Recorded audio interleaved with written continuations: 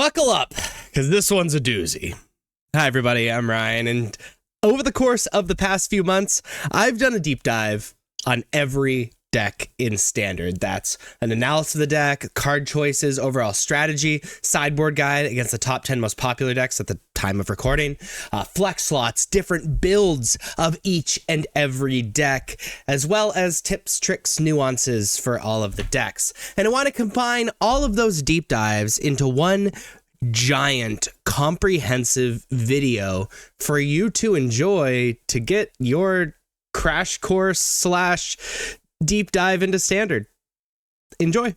This is the Esper Self-Bounce deck, and what this deck is attempting to do is utilize permanents that do something beneficial when they enter the battlefield, and then sit there, and then use other cards to return those permanents to our hand so that we can replay them. And you do this enough times, and you can reuse cards over and over, eventually wildly outcard our opponent, and win the game. This deck is divided up into a few categories, so let me split those up right now. So these are the categories I would kind of define in the deck. We have cards that return stuff to our hand. We have cards that do stuff when they enter the battlefield and we want returned to our hand. And then two miscellaneous categories. We're playing some Go for the Throat just as removal, and then Mockingbird to copy any of the creatures in either of these categories. So let's go through the permanents that we want to keep returning first. We have Defiled Crypt and Cadaver Lab. Cadaver Lab we're going to play in most of the time. When you unlock this door, return target creature card from graveyard to your hand. Being able to do this over and over because we keep returning Cadaver Lab to our hand is great because it means when they deal with the creatures, they are not dealt with forever. Nowhere to Run is a flash enchantment. When it enters, target creature gets -3/-3 till end of turn, and creatures our opponent control can be the target spells or abilities, although they didn't have hexproof, and ward abilities of those creatures don't trigger. That line of text isn't hyper relevant, though it is a little relevant sometimes, but mostly -3/-3 kills most creatures. Hopeless Nightmare, when it enters, each opponent discards a card and loses 2 life, which recurring that over and over is pretty solid. And when it's put in the graveyard from the battlefield, scry 2.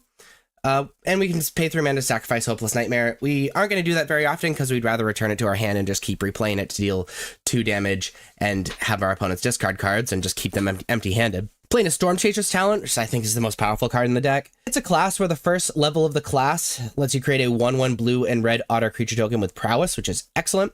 So a lot of what this is going to do, we're going to keep returning Storm Chaser's Talent, keep creating 1/1s with prowess, and because most of the cards in our deck cost so little, these 1/1s are very often 3/3s or 4/4s when we actually attack with them. However, we can level it up from 4 mana and have it become level 2, return target instant sorcery card from a graveyard to our hand. Pretty good. And it's level 3 for 6 mana is whenever you cast an instant sorcery spell, create a 1/1 blue and red otter creature token with prowess. Again, most of the time, we're just going to keep it on level 1, sometimes level 2, and extremely rarely level 3. Playing Optimistic Scavenger is a 1 mana 1/1 with Eerie whenever enchantment you control enters. And whenever you fully unlock a room, put a +1/+1 counter on target creature. So we're not going to be bouncing this super often, but we have so many enchantments in our deck that we're going to be returning to our hand and then replaying. This lets our creatures just get ridiculously large. And we're playing a single Sheltered by Ghosts. Returning this is fine if it hits a token. However, Sheltered by Ghosts, very, very good against the red deck, which is important to have some play against the red deck because we run a lot of pain lands in the Esper version, and it's like quite decent removal. Now, we're going to be returning these cards with these cards. So Kaido allows us to ninjutsu, where when a creature is not blocked, we can turn that creature to our hand and have Kaido entered attacking, and it's a 3/4 ninja and with hexproof. And then it's also a planeswalker where you get to do all these things. However, returning these creatures like Fear of Isolation, Nurturing Pixie, and Optimistic Scavenger, sometimes Mockingbird certainly, allows us to reuse those effects and then also just have a planeswalker for only 3 mana, which is excellent. This Town Ain't Big Enough is a 5 mana spell that says return up to 2 target non-land permanents to their owner's hands. However, it becomes 2 mana if it targets a permanent you control. Sometimes you want to target 2 permanents you control, but very often you're going to return like a threat your opponent has on the battlefield, return 1 of these things to your hand and then replay it, or return 2 of these things to your hand and replay it. Playing Fear of Isolation. As an additional cost to cast a spell, return a permanent you control as owner's hand. You see how that interacts. And it's a 2/3 with flying. And Nurturing Pixie is a 1-mana 1/1 with flying. When Nurturing Pixie enters, return up to 1 target non-fairy, non-land permanent you control to its owner's hand. If a permanent was returned this way, put a +1/+1 encounter on Nurturing Pixie. So it gets bigger, it becomes effectively a 1-mana 2/2, and we return these things and replay them again, and things just get absolutely insane. And remember, like, this town ain't big enough, Fear of Isolation, you know, all that stuff. They can return each other as well, so you can continue to benefit off of these bounce effects. And you see how this deck just kind of combos with itself. Is able to recur most of its cards and reuse its cards over and over and just completely outcard and outvalue the opponent just by returning these enchantments over and over. Now, as far as the sideboard goes, Destroy Evil, very good against enchantments and things with toughness 4 or greater. I'm thinking like Shieldred or like Leyline Binding decks. Rest in Peace, important graveyard hate. Sheltered by Ghosts, mostly for the red deck. It giving lifelink is a really, really big deal. Negate. Pest control decks can be kind of annoying. Really, it's kind of obvious when Negate comes in. Cut down again for the aggressive decks, because aggressive decks can be rough, because again, we're running a lot of pain lands, and they don't really care about the value we're getting. Witch's Vitality is a pretty decent recurring removal spell for decks that play creatures with mana value 2 or less, like aggressive decks. And then Normalize just as some more counter magic against decks with very high impact cards. So this is Esper's Self Bounce. As far as the sideboard goes, Destroy Evil, great for these like large creatures and also mostly enchantments. Rest in Peace as our graveyard hate. Sheltered by Ghosts really as our aggressive deck hate. Negate is just a solid card against decks like Domain or Mono White or things like that. Cut Down, great aggressive deck hate for 1 mana. Same thing with Wish's Vanity. And then we're playing 2 Normalize just as a catch-all counterspell. We're going to start with Dimir Midrange, which is the most popular deck in Standard. Against Dimir Midrange, we are bringing in our Cut Downs and Wish's Vanity. Whoops. Because if they're unable to get Kaido on the battlefield or draw extra cards off of Enduring Curiosity, then we're sitting pretty. We're going to be cutting Shelter by Ghost because it's for the aggressive decks. And then Mockingbird and Defiled Crypt are really our flex slots. So this is how we're going to sideboard against Dimir. The second most popular deck in Standard is the Mirror Match. In the Esper Self-Bounce Mirror, we are bringing in Negate. We're bringing in No More Lies. Really, it's really important to make sure this town ain't big enough, like, just never, ever, ever resolves. And then I'm a fan of these removal spells for the little things. We're going to be bringing out our flex slots right off the bat. Then I really think Optimistic Scavenger is just our next worst card, so we're going to be shaving on Optimistic Scavenger, and that's how I'm going to sideboard in the Mirror Match. The third most popular deck is Golgari Midrange. Against Golgari, I like Destroy Evil because, you know, it deals with Shieldred, deals with Preacher. If they're playing the Demon package, it deals with the Demon Rooms. And really, I'm all set with the rest of these cards. We're bringing out Sheltered by Ghosts, just, again, because it's for the aggressive decks. And we're bringing out Mockingbird, and that's how we're going to sideboard against Golgari. The fourth most popular deck is the Gruul Aggro deck. And we're going to sideboard the same against Gruul Aggro as we do with Gruul Prowess and Mono Red Prowess. And that's the 4th, 5th, and 6th most popular decks. We're going to combine all of those into one. Bringing in Sheltered by Ghosts, giving lifelink and removing a creature is exactly what we want to do against those decks. Bringing in Cut Down, and we're bringing in Witch's Vanity. We're going to be bringing out all of the cards that require some work to get going. So Defiled Crypt, Mockingbird, and then I'm not a fan of Kaido, and I like everything else. So this is how I'm going to sideboard against the red aggressive decks. The 7th most popular deck is Azorius Tempo. Against Azorius Tempo, I love Destroy Evil, deals with the creatures that we care about. Maybe. Here we go. We're bringing in Rest in Peace, because it means they can just never, ever get an Oculus on the battlefield. Haughty Jin's always really, really small. You know, all that stuff. I'm loving Negate. And then we're going to be cutting Nowhere to Run because it doesn't actually kill any of the opponent's creatures. We're going to be cutting Sheltered by Ghosts, Defiled Crypt, and then a single Mockingbird, and this is how I sideboard against Azorius Oculus. The 8th most popular deck is Domain. Against Domain, Destroy Evil is insanely good. We're bringing in Negate as well, and No More Lies is awesome too, just being able to counter their high value threats. Nowhere to Run is just awful. Same thing with Sheltered by Ghosts. Defiled Crypt is too slow, and that's how we're going to sideboard against Domain. The 9th most popular deck is the Jeskai Convoke deck. Against Jeskai Convoke, we're bringing in this removal just to try to keep them off of their combo as long as possible. And we're going to be bringing out these cards that just don't do anything. So that's how I sideboard against Jeskai Convoke. And then the 10th most popular deck is Mono White. Against Mono White, bringing in Negate, we're bringing in our Destroy Evils, and then we're going to bring in our No More Lies. Basically, we're trying to keep them off of their draw engines. Nowhere to Run does simply nothing. Shelter by Ghost does very little, and then we're going to shave a Mockingbird. This is our sideboard against Mono White. So these are the non-flex slots in Esper Self-Bounce. If you are playing this deck, you're pretty much bought into playing these cards. These 55 cards in the main deck and these 6 cards in the sideboard. Now, when you pick up this deck, you have to make the decision, what are the 5 cards you're going to play that are flex slots that are missing in the main deck? And what are the 9 cards you're going to play that are missing in the sideboard? And then you'll have your own Esper Self-Bounce flex slots. So let's look at it. So these are your options for cards to play in those flex slots. These 11 cards in the main deck and these 19 cards in the sideboard. So let's talk about each of these cards and why you would want to play them in the 5 slots in the main deck and the 9 slots in the sideboard. So Spiteful Hexmage is a 1 and a 3/2. When it enters, create a curse roll token attached to target creature you control. Curse basically just makes them a 1/1. And that's actually okay because a lot of cards are 1/1s in this deck anyway. So this actually ends up being a very, very powerful card, and we can just bounce the curse roll and it's like totally fine. And then we have a 3/2 for 1. So you'd want to play this card if you want to be even more aggressive with your deck. Shelter by Ghost, we could play a 1 of Shelter by Ghost. Shelter by Ghost is a 2 mana enchantment. When it enters, exile target non-land permanent opponent controls until Shelter by Ghost leaves the battlefield. Enchanted creature gets +1/+0 and have lifelink and ward 2. This is mostly just good against the aggressive decks if you want a better aggressive deck matchup. Go for the Throat, we could play Go for the Throat 3 and 4. It is a 2 mana instant, destroy target non-artifact creature. It's a pretty unconditional removal in case we wanted more removal in our deck. Mostly just spot removal that doesn't really combo with our deck though. Speaking of removal that combos with our deck, we could play Tithing Blade. It is a 2 mana artifact. When it enters, each opponent sacrifices a creature of their choice, and we can craft it with creature to flip it into an artifact that says at the beginning of your upkeep, each opponent loses 1 life and you gain 1 life. Now, a sacrifice effect is not as powerful as spot removal in most situations. However, we can bounce this to our hand with, the combos in the deck. And be able to play it a whole bunch of times, so it could be a removal on a stick. We could play Kaido number 3. Kaido is a 4 mana planeswalker that says during your turn, as long as Kaido has 1 or more loyalty counters on him, he's a 3/4 ninja creature and has hexproof, and notably is no longer a planeswalker. It's +1, you get an emblem that says ninjas you control get +1/+1. It's Zera's Surveil 2, then draw a card for each opponent who's lost life this turn.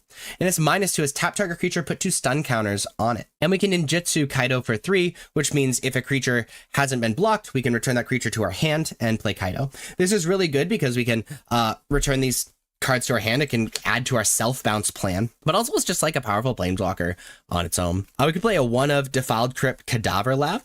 Defiled Crypt says whenever 1 or more cards leave your graveyard, create a 2/2 black horror enchantment creature token. This ability triggers only once each turn. That's not really the room that we're playing it for. We'd be playing it for Cadaver Lab, which says when you unlock this door, return target creature card from your graveyard to your hand. You'd want to be playing this card if you want a better super long game and you're playing against a deck that answers your creatures by non-exile means. We could play 2 Mockingbird. Mockingbird is blue X, flying 1/1. You may have Mockingbird enter as a copy of any creature on the battlefield with mana value less than or equal to the amount of mana spent to cast Mockingbird, except it's a bird in addition to its other types and has flying. So this is just really solid because we're able to copy the effect of a lot of the creatures that we already have that we're playing because they have great end of the battlefield effects because we're self-bouncing. The issue with Mockingbird is it requires the ball to already be rolling and can't really do much on its own, but we could play 2 Mockingbird. So you're going to select 5 of these 11 cards to add to your main deck. As far as the sideboard goes, we're going to be selecting 9 of these sideboard cards. We could be playing 2 Break the Spell. Is a 1 mana instant, destroy target enchantment. If a permanent you controlled or a token was destroyed this way, draw a card. So what's kind of cool about this card is a 1 mana destroy enchantment instant that's already like pretty solid, but also it combos in a really cute way with Spiteful Hexmage. And very often in the late game, we're going to have a lot of permanents that we're just never going to bounce to our hand and just aren't really doing anything. And we can cash those into draw a card with Break the Spell. We could play 4 Destroy Evil. Destroy Evil, 2 mana instant. Choose 1, destroy target creature with toughness 4 or greater, or destroy target enchantment. Very good against enchantment decks, but also we can side it in against like Shieldred and Demon decks and things like that. We could play another Rest in Peace for additional graveyard hate. We could play additional Shelter by Ghosts in the sideboard for a better aggro matchup. We could play 2 Shrouded Shepherd. Shrouded Shepherd is an adventure card. Its adventure side is a sorcery. Creatures your opponent control get -1/-1 until end of turn. And its creature side says when Shrouded Shepherd enters, target creature you control gets +2/+2 until end of turn. Now, really, what reason we'd be playing this card is against decks where the -1/-1 is good, as you can do -1/-1, play it as a creature, deal a little bit of damage, and then if you need the -1/-1 again, return Shrouded Shepherd to your hand and be able to play the adventure side again. So this is things like Jeskai Convoke, mostly, if you're really worried about that deck. We'd be playing Lorn of the Third Path, just like a different way to like deal enchantments and also bounce. It is a 3-mana 2/1 with Vigilance. When it enters, destroy up to 1 target artifact or enchantment, and you can tap it to have you and target opponent each draw a card, which is kind of cute, but really we're playing it for the artifact or enchantment destruction, which we can then return to our hand and then play again. The issue is 3 mana is quite a bit. It could be playing more Cut Down. Cut Down a straight target creature with total power and toughness 5 or less. It's really good against the aggressive decks. We could be playing Tithing Blade in our sideboard. We've already talked about Tithing Blade, but mostly it's just removal on a stick, though it's sacrifice. Could be playing the Defiled Crypt in our sideboard. Again, we're mostly playing it for Cadaver Lab. If we want a better matchup against decks that go really long. We could be playing No Moralize in our sideboard to deal with these decks that have these big payoffs. And we could be playing Pest Control, which while is good against us, it's also really decent against the aggressive decks, decent in the mirror match, and stuff like that. And if it ends up not being good for us, we can just cycle it, which is really solid. So again, you're going to select 9 of these cards in the sideboard to join the 6 non-flex slots.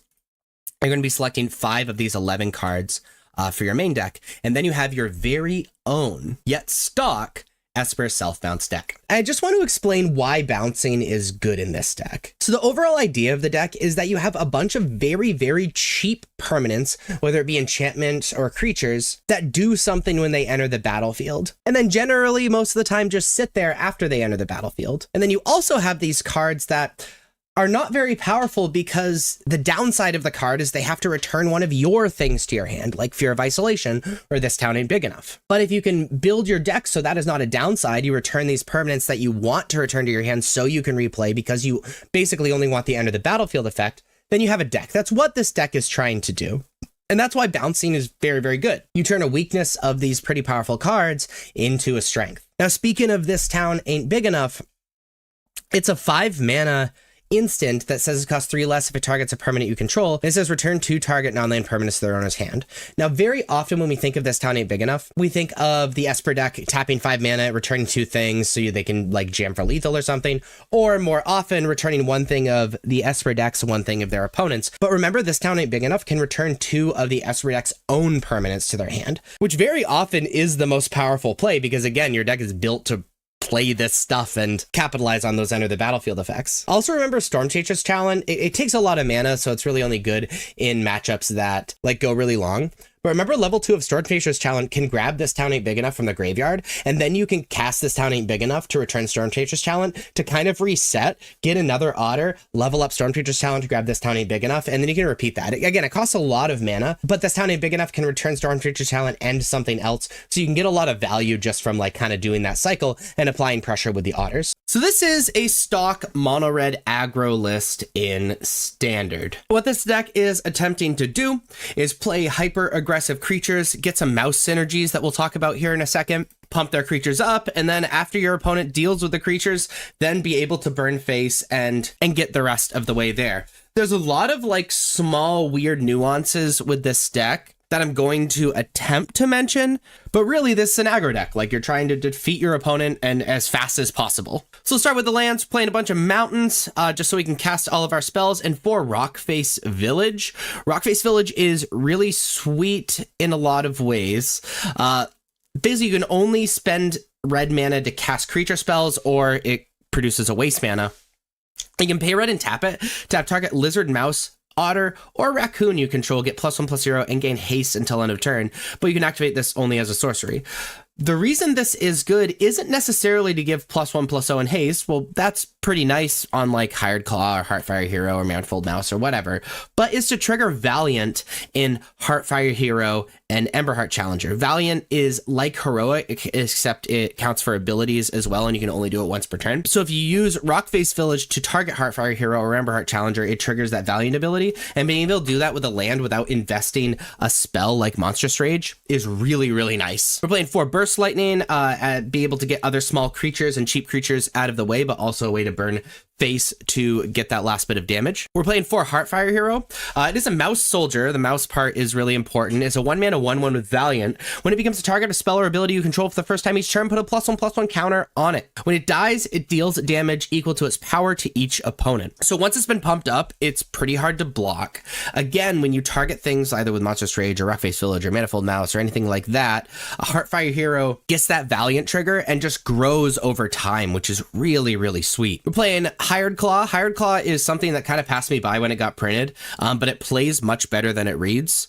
It is a 1-mana 1/2 Lizard Mercenary. So again, you can target with Rockface Village, but it doesn't have Valiant. Whenever you attack with 1 or more lizards, Hired Claw deals 1 damage to target opponent. You can pay 2 mana to put a +1/+1 counter on Hired Claw. Activate only if an opponent lost life this turn and only once each turn. So it's a way to dump mana. It's a way to deal damage. It's a solid 1-drop. It's effectively a 2-power 1-drop. It's just the damage is separated. And if you have extra mana, it can grow over time, which is really solid. We're playing 4 Monastery Swiftspear. It is a 1-mana 1/2 with haste and prowess. It is modern playable, so of course it's standard playable. It deals damage quick, deals damage effectively, and we have a lot of non-creature spells to be able to trigger that prowess. We're playing 4 Monstrous Rage, which might be the best card in the deck.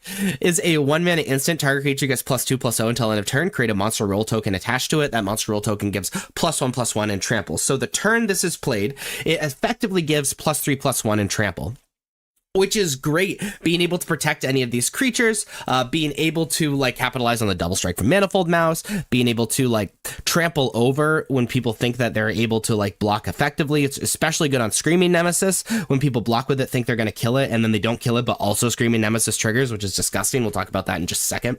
But also the monster roll token stays on the creature. It is a absolute disgusting card. Also triggers Valiant, which is pretty relevant as well. Speaking of Valiant, the other Valiant card in our deck, the Emberheart Challenger, is a 2-mana 2/2 with haste and prowess. Already really solid and really aggressive, but also is Valiant, where when it becomes a target of spell or ability you control for the first time each turn, exile the top card of your library. Until end of turn, you may play that card. So this is a way for us to get card advantage. We can use Monstrous Rage, we can use Rockface Village, we can use Manifold Mouse to target Emberheart Challenger and be able to dig through our deck while being super, super aggressive. Played 4 Lightning Strike, same role as Burst Lightning, just 1 more mana, sometimes better, sometimes worse. Playing 4 Manifold Mouse, and this is where a lot of the nuances with the deck sort of come in. It's a 2-mana 1/2, but it has Offspring for an additional 2 mana, so you can pay 4 mana for this card to also have a 1/1 token that's a copy of Manifold Mouse, or you can pay 2 mana for it just to be a 1/2. And at the beginning of combat in your turn, target mouse you control gains your choice of Double Strike or Trample till end of turn. Almost always you're going to be selecting Double Strike. So this is already really good in an aggressive deck, especially on top of a Heartfire Hero that's really big, or a prowessed up guy, Hired Claw, maybe something we Monstrous Rage, a Double Striker. Like, those are kind of obvious synergies. But also remember, this is an ability, so it triggers Valiant on Emberheart Challenger and Heartfire Hero. Manifold Mouse can have you draw an additional card every single turn if you just target Emberheart Challenger with it. It can make Heartfire Hero get bigger every single turn, and also have Double Strike, so it makes it even harder to block every single turn if they just sit there. So it makes your other mouse creatures a must answer, or Manifold Mouse to must answer, which if you pay 4 mana for it, it's really hard to must answer 2 cards. The card is absolutely excellent. A really common 1/2 is Heartfire Hero into Manifold Mouse, target Heartfire Hero, trigger Valiant, swing for 4, which is crazy. It's crazy good. Screaming Nemesis is a 3-mana 3/3 with haste. Whenever it's dealt damage, it deals that much damage to any other target. If a player is dealt damage this way, they can't gain life for the rest of the game. That last little bit, you know, it's a Boros Reckoner with haste and easier to cast, besides the can't gain life for the rest of the game. That is disgusting, which means you can really aggressively attack with it, especially if your opponents have really big creatures, because if they have that demon that's 6/6 and you jam with it, they block, your thing dies, but also you're dealing 6 damage to not only your opponent, but any other target. It could be a creature, a planeswalker, or anything that is really, really scary. And if you deal it to the opponent, they can't gain life for the rest of the game, which is exactly what the mono red deck wants. Something very relevant is that, remember, you can target Screaming Nemesis with your own stuff. So if you want to Burst Lightning your opponent for damage, you might as well Burst Lightning the Screaming Nemesis and make the opponent never gain life, because the 2 damage still goes to the opponent. They'll just never ever gain life. Another really relevant play is Witchstalker Frenzy in your own Screaming Nemesis to deal 5 damage to your opponent, and turn Witchstalker Frenzy into a 1 mana deal 5, which is also really, really gross. Kills Screaming Nemesis, but often kills your opponent as well. Speaking of Witchstalker Frenzy, it is a 4 mana instant. The spell costs 1 less to cast for each creature that attacked this turn, and deals 5 damage to target creature. So we're going to be attacking with a lot of creatures. We have a lot of creatures. This is a way to get big things out of the way. It is just a really solid card. Also, that combo of Screaming Nemesis is gross. As far as the sideboard goes, we're playing 2 Lithomantic Barrage. Really good against the Dimir deck and the different white decks, being able to deal 5 damage to a white or blue creature or planeswalker. We're playing 4 Torch the Tower, a really good answer to the white Enduring, but also just a solid answer to other aggressive decks. Playing 3 Twisted Fealty for those big, stupid demons. Playing 3 Urbrass Forge for decks that answer our aggression easier than other decks. And so you're able to play this on turn 3 and have it go really long, and it's really hard to answer. The 4th Witchstalker Frenzy for decks that have a lot of blockers that Witchstalker Frenzy can kill. And 2 Sunspine Links, a 4 mana 5/4. Players can't gain life, damage can't be prevented. And when Sunspine Links enters, it deals damage each player equal to the number of non-basic lands that player controls. Really good against decks that are looking to gain life. Really good against decks that don't play a lot of basics like Domain. I think I meant solely focus on the sideboard, but that's okay. So as far as sideboard goes, Lithomantic Barrage is good against these white and blue creatures and planeswalkers, obviously. Torch the Tower, very good against the aggressive decks, and the exile can sometimes really matter. Twisted Fealty, when your opponent is casting a bunch of very powerful big boy creatures. Urbrass Forge against decks with board wipes or a lot of removal or looking to go really long with you. Witchstalker Frenzy, really good against decks that have 5 or less toughness blockers and they plan on blocking us. And then Sunspine Links is very good against decks that don't play a lot of basic lands, but also against decks that are looking to gain life. With that being said, the most popular deck in Standard is Dimir Midrange. Against Dimir Midrange, Lithomantic Barrage is awesome, especially since it can't be countered. Torch Tower is pretty good as well, being able to take out all of their creatures, and especially taking out Enduring Curiosity like forever. That being said, we don't want to overdo it with our removal, so I like taking out the Witchstalker Frenzy, and they have an insane amount of removal as well, and they're really not looking to block a lot of the time, so we're going to take out Summon of Monstrous Rage, and that's how I sideboard against Dimir. The second most popular deck in Standard is Golgari Midrange. Against Golgari Midrange, Witchstalker Frenzy is a little bit better, and Torch the Tower is, and Lithomantic Barrage obviously, are a little bit worse. I like Sunspine Links, because while they have pretty large amount of basics, they are looking to gain life, and that can kind of stop it. Stops the Crazy Gix command, things like that. Or I guess it can stop the Crazy Gix command. It can just make you sacrifice it. And I like Urbrass Forge. It's kind of hard for them to deal with, especially if they're looking to gain life or just deal with our stuff. Monstrous Rage is coming out first and foremost. They have even more removal than Dimir. And I'm actually not a big fan of Screaming Nemesis because they have an insane amount of removal and they can just remove it. And that's kind of bad, because if they're just removing it with non-damage, Screaming Nemesis kind of loses his point. So that's how I sideboard against Golgari Midrange. The third most popular deck is Gruul Prowess, and just to let you know, the mono red deck is also the 8th most popular deck, and we're going to sideboard the same against Gruul Prowess and mono red. And the Gruul Aggro deck, which is the 6th most popular deck, we're going to sideboard the same against essentially all 3 of them. So Gruul Prowess, Gruul Aggro, and mono red Prowess being the 3rd, the 6th, and the 8th most popular decks. The way we're going to sideboard against that is the 4 Torch the Tower, obviously. Need as much removal as possible.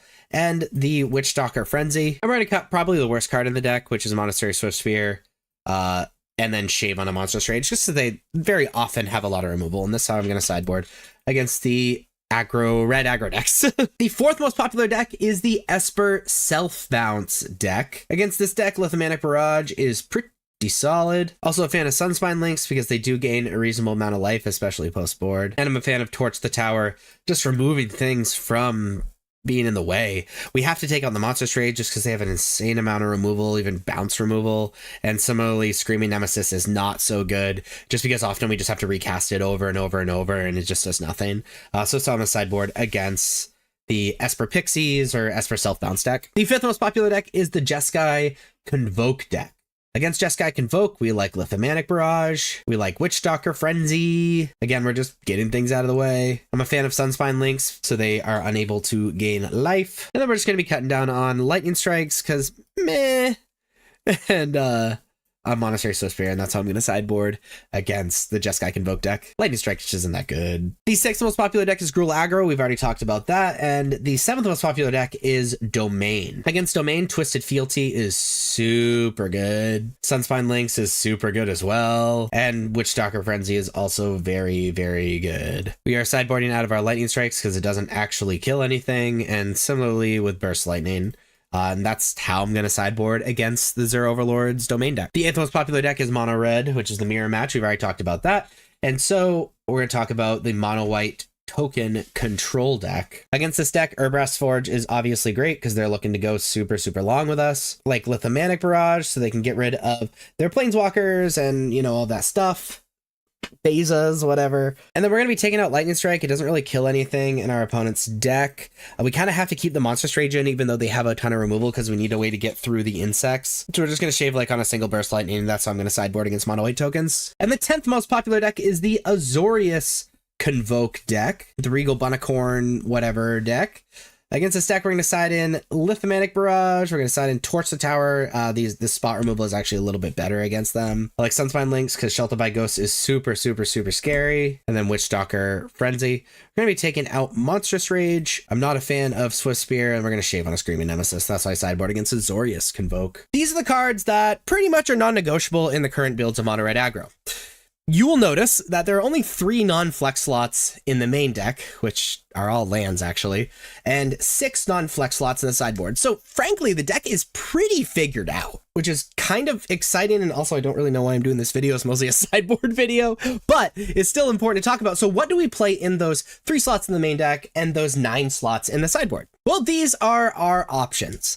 In the main deck, you can play any combination of 3 more mountains or 3 Soulstone Sanctuary. Now, the reason you would play the mountains is to just have better colors. Having too many colorless lands can be kind of scary, especially since Rockface Village is colorless for non-creatures. You will, if you play Soulstone Sanctuary, you will inevitably get some hands where you can't really cast your spells, which is really scary. But Soulstone Sanctuary, being a man land, is very, very good and can kind of finish out the game. So some are playing like 1 Soulstone Sanctuary, 2 mountains.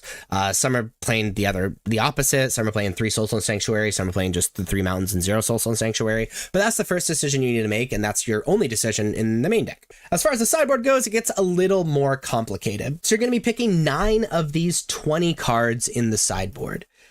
You'd play Lithomanic Barrage. It's mostly for the Dimir decks. Also really decent against the new Azorius Convoke deck and whatnot. Tectonic Hazard being really good against the 2 Convoke decks as well. Torch the Tower, mostly for aggression, like dealing with that aggression. Obliterating Bolt, also decent against the aggressive decks, but mostly for the enduring cards and the blue enduring card, Enduring Curiosity, in like the Dimir deck and the Azorius deck. Case of the Crimson Pulse is a case that when it enters, you discard a card, then draw 2 cards. And if you have no cards on hand, it's solved. And at the end of your upkeep, you discard a hand and draw 2 cards. This is really good against decks that are really good at answering what we're attempting to do, and you expect the game to go very long. And so it's an opportunity to totally outcard your opponent. Twisted Fealty is gain control of target creature until end of turn, and tap that creature, gains haste until end of turn, and then put a Wicked Roll token attached up to 1 target creature. This card's really good against decks that play a bunch of big creatures, something in like Domain and stuff like that. Urbrass Forge fulfills a similar role as Case of the Crimson Pulse.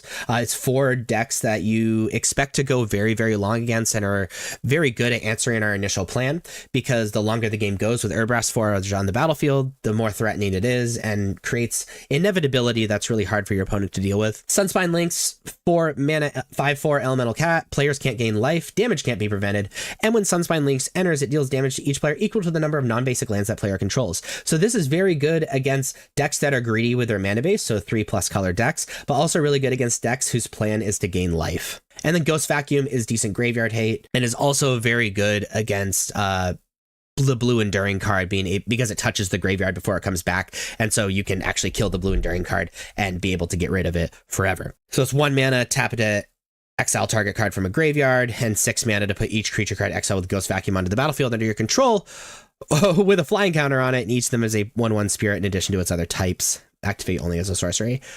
The issue with Ghost Vacuum is it doesn't really work towards our initial plan of like getting blockers out of the way or just dealing more damage. So you'd really only want to play this card if you really think you need Graveyard Hate. But you're going to be selecting 9 of these 20 cards and 3 of these 6 cards to add to your non-flex slots main deck. And then you have, and then you have created your very own but stock mono red aggro list. So Valiant triggers when you target a creature with Valiant for the first time each turn. There are 2 Valiant cards we play in this deck. It's Heartfire Hero and Emberheart Challenger. Both of them do very powerful things. We talk about it in the deck tech. But understand that abilities trigger Valiant as well. That includes Manifold Mouse triggering every single turn. The Manifold Mouse giving double strike triggers Valiant on both Emberheart Challenger and Heartfire Hero. And activating Rockface Village as a land will trigger Valiant on Emberheart Challenger and Heartfire Hero. You don't need a spell to trigger Valiant. You can do it with abilities, and not devoting a card to it makes it even more powerful. Also remember, Screaming Nemesis will deal damage to the opponent even with your own spells. So if you're going to Burst Lightning for damage for your opponent and you have a Screaming Nemesis, you might as well Burst Lightning the Screaming Nemesis and then redirect the damage to your opponent, because then they won't gain life for the rest of the game. And then also, if you're playing Witchstalker Frenzy, which if you're playing mono red, you are playing Witchstalker Frenzy, even though Witchstalker Frenzy can't target the opponent, you can target your own Screaming Nemesis, which will kill the Screaming Nemesis, but you can redirect that 5 damage to the opponent. And 5 damage to the face for sometimes 1 mana is insane. So this is a pretty stock Dimir mid-range list. Now what this deck is basically attempting to do is remove your opponent's creatures with these black removal spells, attack with these really cheap, hard to block creatures, tap down creatures so that you can keep attacking, counterspell the important stuff, and then capitalize on these really cheap, sometimes flash creatures and being able to get blockers out of the way with Enduring Curiosity and Kaido. So let's go by mana costs and talk about these cards. So we're playing Dimir lands, obviously, with Restless Reef and Soulstone Sanctuary. Both of them are decent man lands. There's not a ton of synergy as far as like the mill thing with Restless Reef or anything, but they're just powerful man lands to continue that attacking, because we're a tempo deck. Our cards are not super powerful, but we can be significantly more mana efficient. Playing Spygrass Siren is a 1 mana 1/1. When it enters, create a map token. So we can capitalize on the map, and when we return it to our hand with something like Kaido, then we can replay it and keep capitalizing on the map. It's hard to block, so it capitalizes on Enduring Curiosity as well. And then we have Cut Down, mostly for aggressive decks and kind of the mirror match to be able to take out those small creatures. Playing Fairy Mastermind, it's a 2 mana 2/1 with Flash Flying. Whenever opponent draws their second card each turn, you draw a card, and you can pay 4 mana to have each player draw a card. So obviously the ability capitalizes on itself, but this is also excellent against the Unholy Annex. Like, it's so good against that. It's really good in the mirror match, you know, to counter Enduring Curiosity. It's even better in multiples because each individual Fairy Mastermind has its own trigger, and it's hard to block, and it has flash, so it plays at instant speed very well. Something else that has flash is Floodpit's Drowner, is a 2 mana 2/1 with flash and vigilance. When it enters, tap target creature and opponent controls and put a stun counter on it. And you can pay 2 mana and tap it and shuffle Floodpit's Drowner and target creature with a stun counter into their owner's libraries. So it is a way to deal with an opponent's creature. It costs 4 mana total, so that's pretty tough. It's a way to stop things from attacking so much, and it's a way to get things out of the way to continue to attack, and it has vigilance in and of itself. So it can attack and then also still activate the ability, which is very strong. And its main job is to get things out of the way, even if it's not evasive. Playing Spell Stutter, a 2 mana counter target spell, and this controller pays 2, plus an additional 1 for each fairy you control. And we only have 1 fairy in our deck and Fairy Mastermind. So it's kind of like a mana leak sometimes. Anoint with Affliction, exile target creature, mana value 3 or less, or if the corrupted thing doesn't matter, it's just a 3 or less thing. Just solid removal spell, especially something that doesn't trigger Heartfire Hero and whatever. Go for the Throat, just pretty unconditional removal. And then Shieldred's Edict is a way to cleanly deal with like planeswalkers and whatnot. We're playing 1 Fabloom Trick as a 3 mana instant, create 2 1/1 blue fairy creature tokens with flying, which, by the way, combos with Spell Stutter. When you do, tap target creature and opponent controls, so you're able to tap things down so you keep attacking. Also creates these fairies to be able to have these evasive threats. Tishana's Tinebiter is a 3 mana 3/2 with flash, so it plays at instant speed really well, which this deck already wants to do. Counter up to 1 target activated or triggered ability. If the ability of an artifact, creature, or planeswalker is countered this way, that permanent lose all abilities for as long as Tishana's Tidebinder remains on the battlefield. So a great way to counter more things on the stack, just not necessarily spells. And again, plays at instant speed and is a good creature on its own. And then here are the two big payoffs, Enduring Curiosity and Kaido. Enduring Curiosity is a 4-mana 4/3 with Flash. Again, Flash, instant speed. Awesome. Whenever a creature you control deals combat damage to a player, draw a card. When Enduring Curiosity dies, if it was a creature, return to the battlefield under its owner's control. It's an enchantment. So this is really, really good alongside all these evasive threats and these things that get rid of blockers, whether they be removal spells or Floodpit's Drown or a Flabrum Trick that tap things down. Evasiveness like Spyglass Siren and Fairy Mastermind. Hitting your opponent, even with really small creatures, allows you to draw more cards and be able to just have a fistful of either removal spells or more creatures to drive in more cards or blockers or things like that to interrupt what your opponent's doing is so good. And Enduring Curiosity is very hard to answer because one of the best block removals for the Enduring cards is Anoint with Affliction, doesn't hit Enduring Curiosity, and it'll come back and just be an enchantment that like Biden of Thassa. And then Kaido, which is a 4-mana planeswalker that starts at 4 loyalty, and it has ninjutsu, which means if there's an unblocked creature, you can return that creature to your hand, and Kaido enters tapped and attacking, and it has hexproof during your turn. And he's a 3/4 ninja. So you're able to do that, but that already combos with things. Already that's a pretty powerful thing. You can get him out on turn 3 by ninjutsuing Kaido, but also you can capitalize on these enter the battlefield effects again by returning Spyglass Siren. You can get another map when you replay it. You can get another Tishana's Tidebinder trigger off of it. You can get another Floodpit's Drown trigger off of it. It is just very, very good. And then its abilities are very good as well. You know, the emblem and ninjas you control get +1/+1, which means it gives itself +1/+1. 0 Surveil 2, then draw a card for each opponent who lost life this turn, which kind of already happens because you're attacking so much and you have evasiveness and getting things out of the way like we've already talked about. And then it's -2 tap target creature, put 2 stun counters on it, which works with the strategy of the rest of the deck, especially good against Archfiend of the Dross because it means they're not killing you with Archfiend of the Dross, which means they might die to Archfiend of the Dross. So that's the overall strategy of the main deck. As far as the sideboard goes, we're playing 2 Negate to tackle these non-creature spells, another Tishana's Tidebinder for really scary things. I'm thinking like Atraxa and whatever. The 4th Cut Down to be able to deal with those aggro decks of small creatures. Duress for non-creature spells. Preacher of the Schism as a 4/of kind of changes the tone of the deck. It lets us be a little bit more mid-range where we need to be.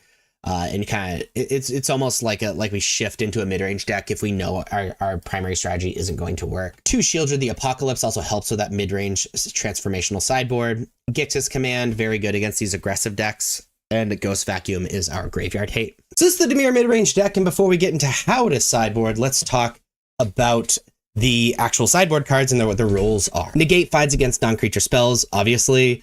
Tishana's Tidebinder is to attack these cards that have triggers, obviously, and good against decks that we want to play instant speed at. Cut Down for these aggressive decks. Duress for these control and decks that have a lot of targets. Preacher of the Schism when we want to do a little transformative thing where we turn into like a more focused mid-range deck rather than doing tempo stuff. Same thing for Shieldred. Gix's Command is mostly for aggressive decks, being able to give lifelink and kind of turn the corner. And then Ghost Vacuum is our graveyard hate.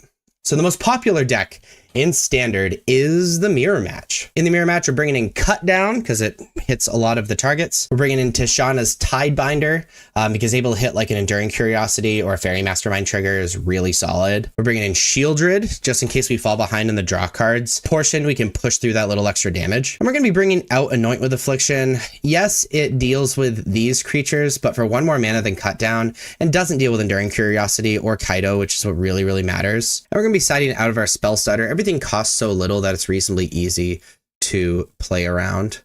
And so I sideboard in the Mirror Match. The second most popular deck, is Golgari mid-range. Against Golgari, again, we're a fan of Tishana's Tidebinder, being able to hit Shieldred or Preacher or Glissa, or there's so many things. I'm also a fan of doing a little bit of that transformative thing, bringing in Preachers and Shieldred to be able to keep up with their mid-range plan.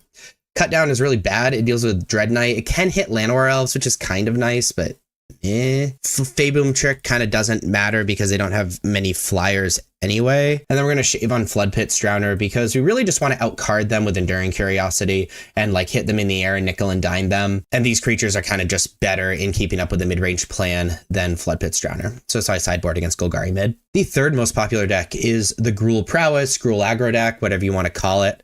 Obviously, we're bringing in the cut downs, we're bringing in the Shieldreds, we're bringing in Preacher the Schisms.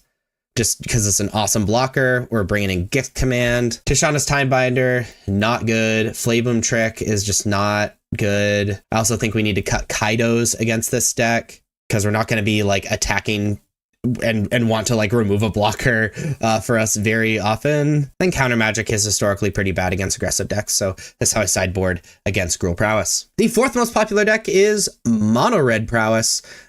We're going to sideboard the same as we did with Gruul Prowess. Okay, bye. And also the same with Boros Burn, which is the 10th most popular deck. I'll mention that when we get there.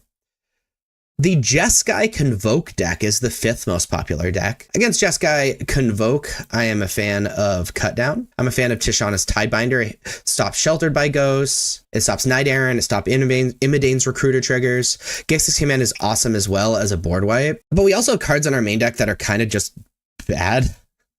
So for example, Flood Pits Drowner, don't really care about that card. They have way too many blockers. There aren't many key individual cards that we want to make sure we get rid of. Also, I'm not a big fan of Shieldred's Edict for kind of similar reasons. And similarly, because they're an aggressive deck, I like cutting Kaido, which gives us room to bring in all of these mid-range hate cards. And so this sideboard against Jeskai Convoke. The 6th most popular deck is the Domain Zur Overlords deck. Against this deck, we're bringing in Negate, being able to hit things like Leyline Binding or, Get Lost or Sunfall, all very important. Also, Tishana's Timebinder is pretty excellent, being able to turn off all of those triggers and Zur activations. Similarly, also a fan of Duress. And then we're cutting the cut downs and the Anoint with Affliction. Anoint with Affliction only hits Zur exclusively. And really, our main strategy is very good against Domain already. So that's how I sideboard against Domain. The 7th most popular deck is Mono White Tokens, the Mono White control deck. Bringing in Negates because it's mostly non-creature spells. Bringing in Tishana's Tidebinder, good against Enduring Innocence, Beza, Overlord, the Planeswalker, Elspeth, all very good. Duress as well. And I don't have a lot of flyers, so our primary game plan is actually pretty decent. So we're going to be bringing out our cut downs, only really deals with a token here or there, and Anoint with Affliction.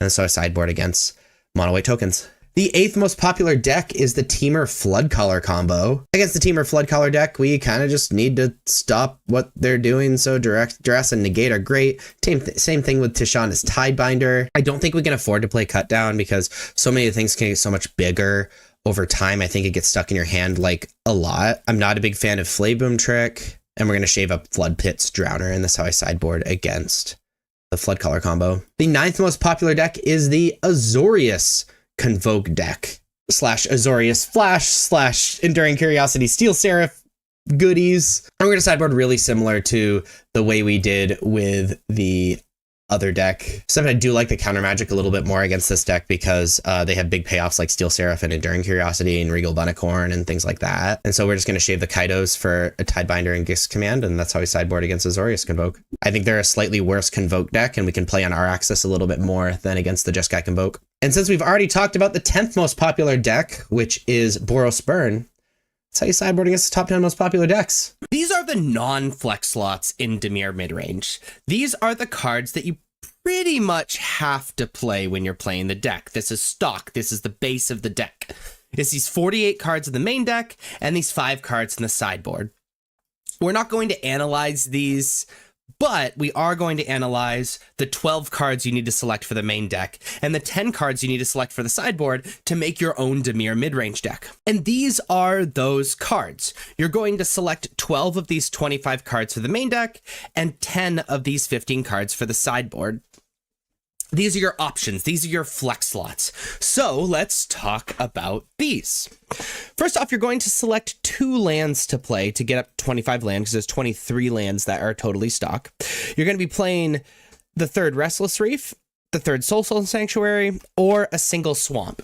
Now, the Restless Reef gives good mana, but entering tapped is definitely a problem, and having a man land is really nice. Soulstone Sanctuary is really cool because it has vigilance. It stays a creature when you activate it, and it enters untapped. The issue is you have worse mana, obviously. And then the swamp is slightly worse mana, is kind of in the middle as far as the mana color issues go, but it enters untapped, which is pretty solid. So you're going to select 2 of these lands to play, and then 10 of these other cards. And let's go over these other cards. So option of playing up to 2 Phantom Interference. It is a 1 blue with Spree, so you can pay an additional 3 to create a 2/2 white spirit creature token with flying. You can pay an additional 1 to counter target spell unless controller pays 2. So it's a slightly worse mana leak with a little bit of extra upside. Having the sheep counter magic to protect your creatures and to defend against powerful spells that your opponent is playing is pretty strong. You can play the 4th Cut Down if you're worried about aggressive decks or the mirror match kinda. You can play up to 2 Saiba Cryptomancer if you are worried about removal spells. Also plays really well with like Kaido and stuff. You can play up to 2 Spell Stutter for a slightly better counterspell than Phantom Interference, but doesn't have the upside of being able to create a 2/2. You can play a 2nd Anoint with Affliction, very good against things like Mosswood Dread Knight, is a cheap-ish answer to aggressive strategies, really good against Enduring Innocence, etc., etc. You can play the 4th Go for the Throat, just as a reasonably unconditional removal. You can play a Nowhere to Run. Nowhere to Run is really cool against like ward abilities, also pretty solid against hexproof strategies. Also, again, just like a really cheap removal spell that removes a lot of different things. You can play 1 Shieldred's Edict as a pretty unconditional removal for Planeswalkers. I think that's really the only reason you would play this card. You can play up to 2 Fabloom Trick to get more things out of the way. Also creates more creatures to capitalize on that Enduring Curiosity stuff. You can play up to 2 Tishana's Tidebinder if you're worried about like Atraxas or Leyline Bindings or want to turn off an opponent's Enduring Innocence or things like that. Play up to 2 Preacher of the Schism to slant a little bit more towards that mid-range strategy. You can play the 4th Enduring Innocence to really lean into that tempo plan where you're just dealing a bunch of damage and getting a ton of cards in your hand. 1 Shieldred, very good against aggressive decks and mid-range decks alike. Again, just kind of slants towards the mid-range plan rather than tempo plans, similar to Preacher of the Schism.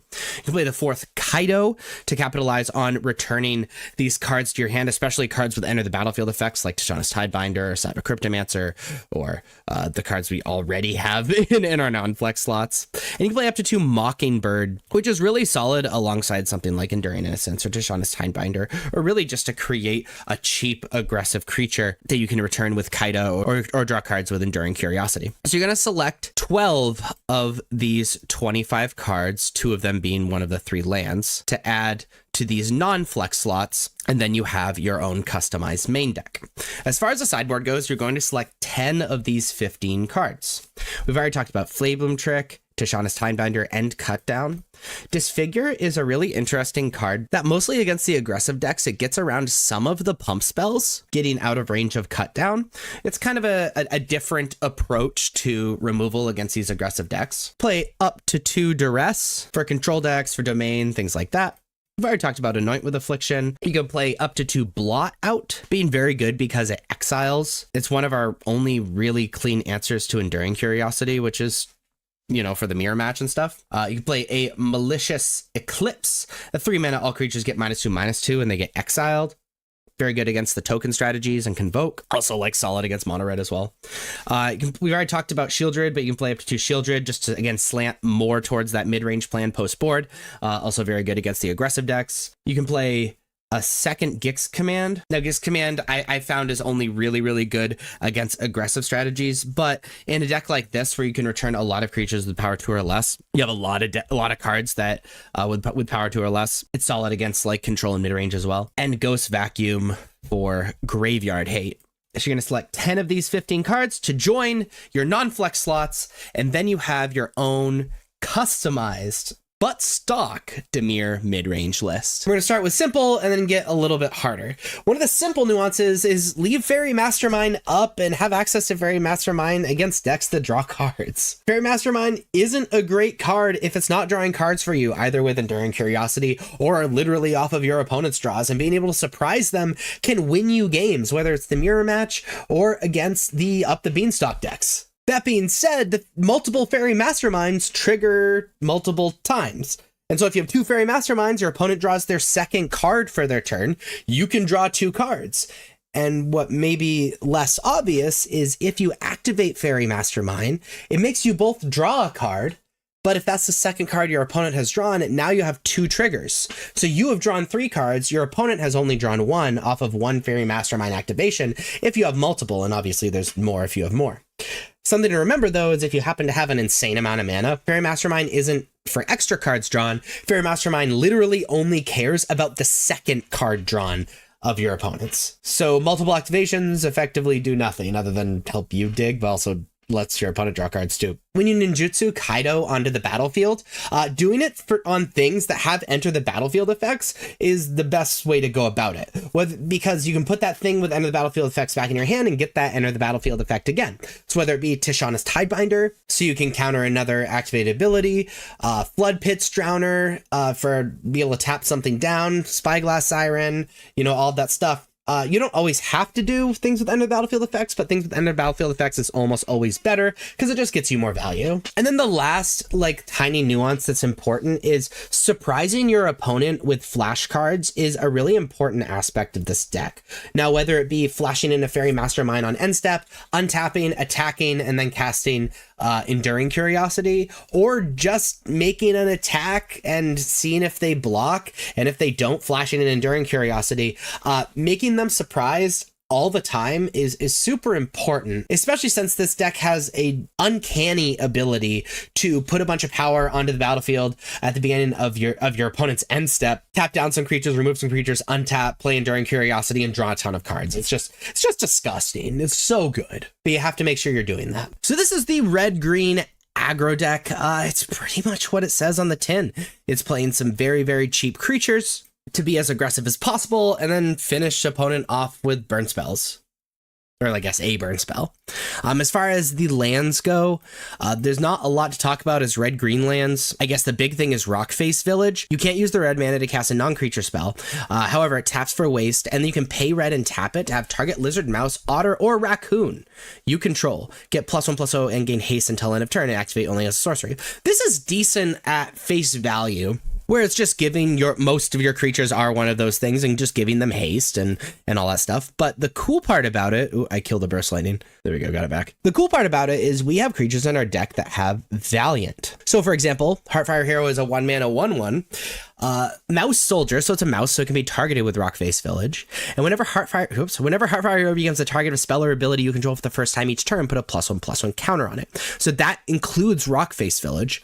And when it dies, it deals damage equal to its power to each opponent. So if you have the mana for it, you can target Heartfire Hero every turn and have it grow every turn. Similar to Emberheart Challenger. Emberheart Challenger is a 2-mana 2/2 with haste and prowess. Already a decent card, but it has Valiant. When it becomes a target of spell or ability you control for the first time each turn, exile the top card of your library until end of turn. You may play that card. That includes Rockface Village, so you can just draw an extra card every single turn when you have Emberheart Challenger and Rockface Village. So there's combos alongside combos with that card. As far as other aggressive creatures we're playing Hired Claw. It's a 1-mana 1/2 lizard, so that counts with Rockface Village. Whenever you attack with one or more lizards, Hired Claw deals 1 damage to target opponent, and you can pay 2 mana to put a +1/+1 counter on Hired Claw. Activate only if an opponent has lost life this turn and only once each turn. Just a very aggressive creature. Remember, it triggers on attack, so you can activate in blockers, because if something's blocking it, that means it has attacked and has dealt a damage. So it's a little bit bigger than it is on face value, and just having mana up and threatening that means your opponent sort of has to respect it.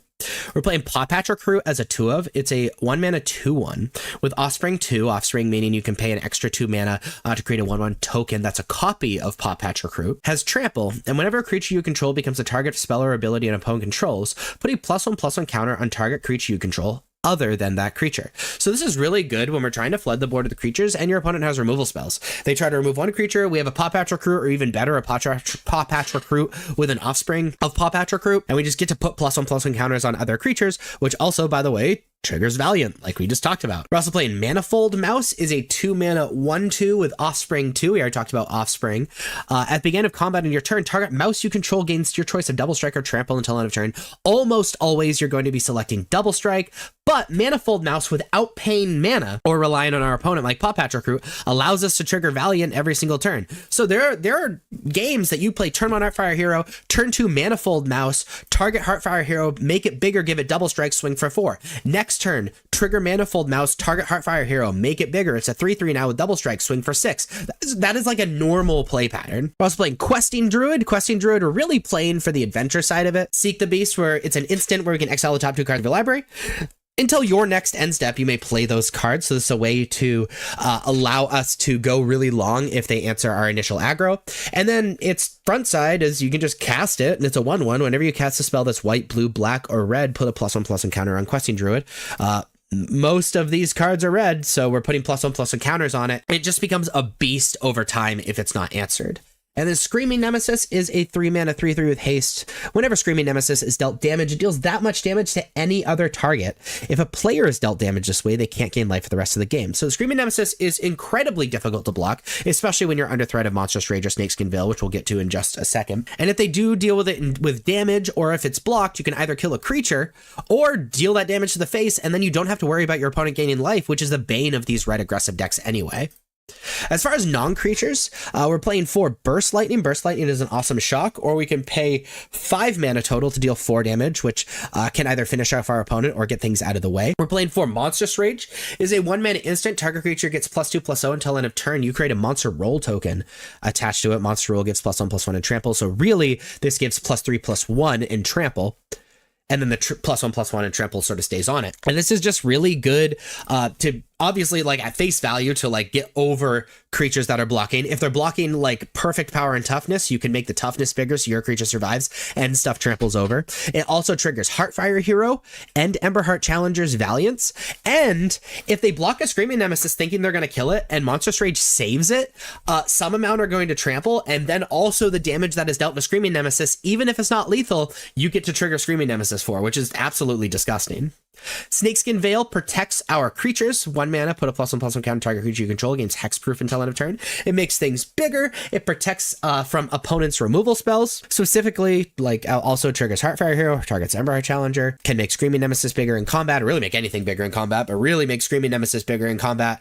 So can it survive? It can survive and then still deal damage to stuff. We're playing 3 Innkeeper's Talent. Innkeeper's Talent is a 2-mana enchantment. At the beginning of combat on your turn, put a +1/+1 counter on target creature you control.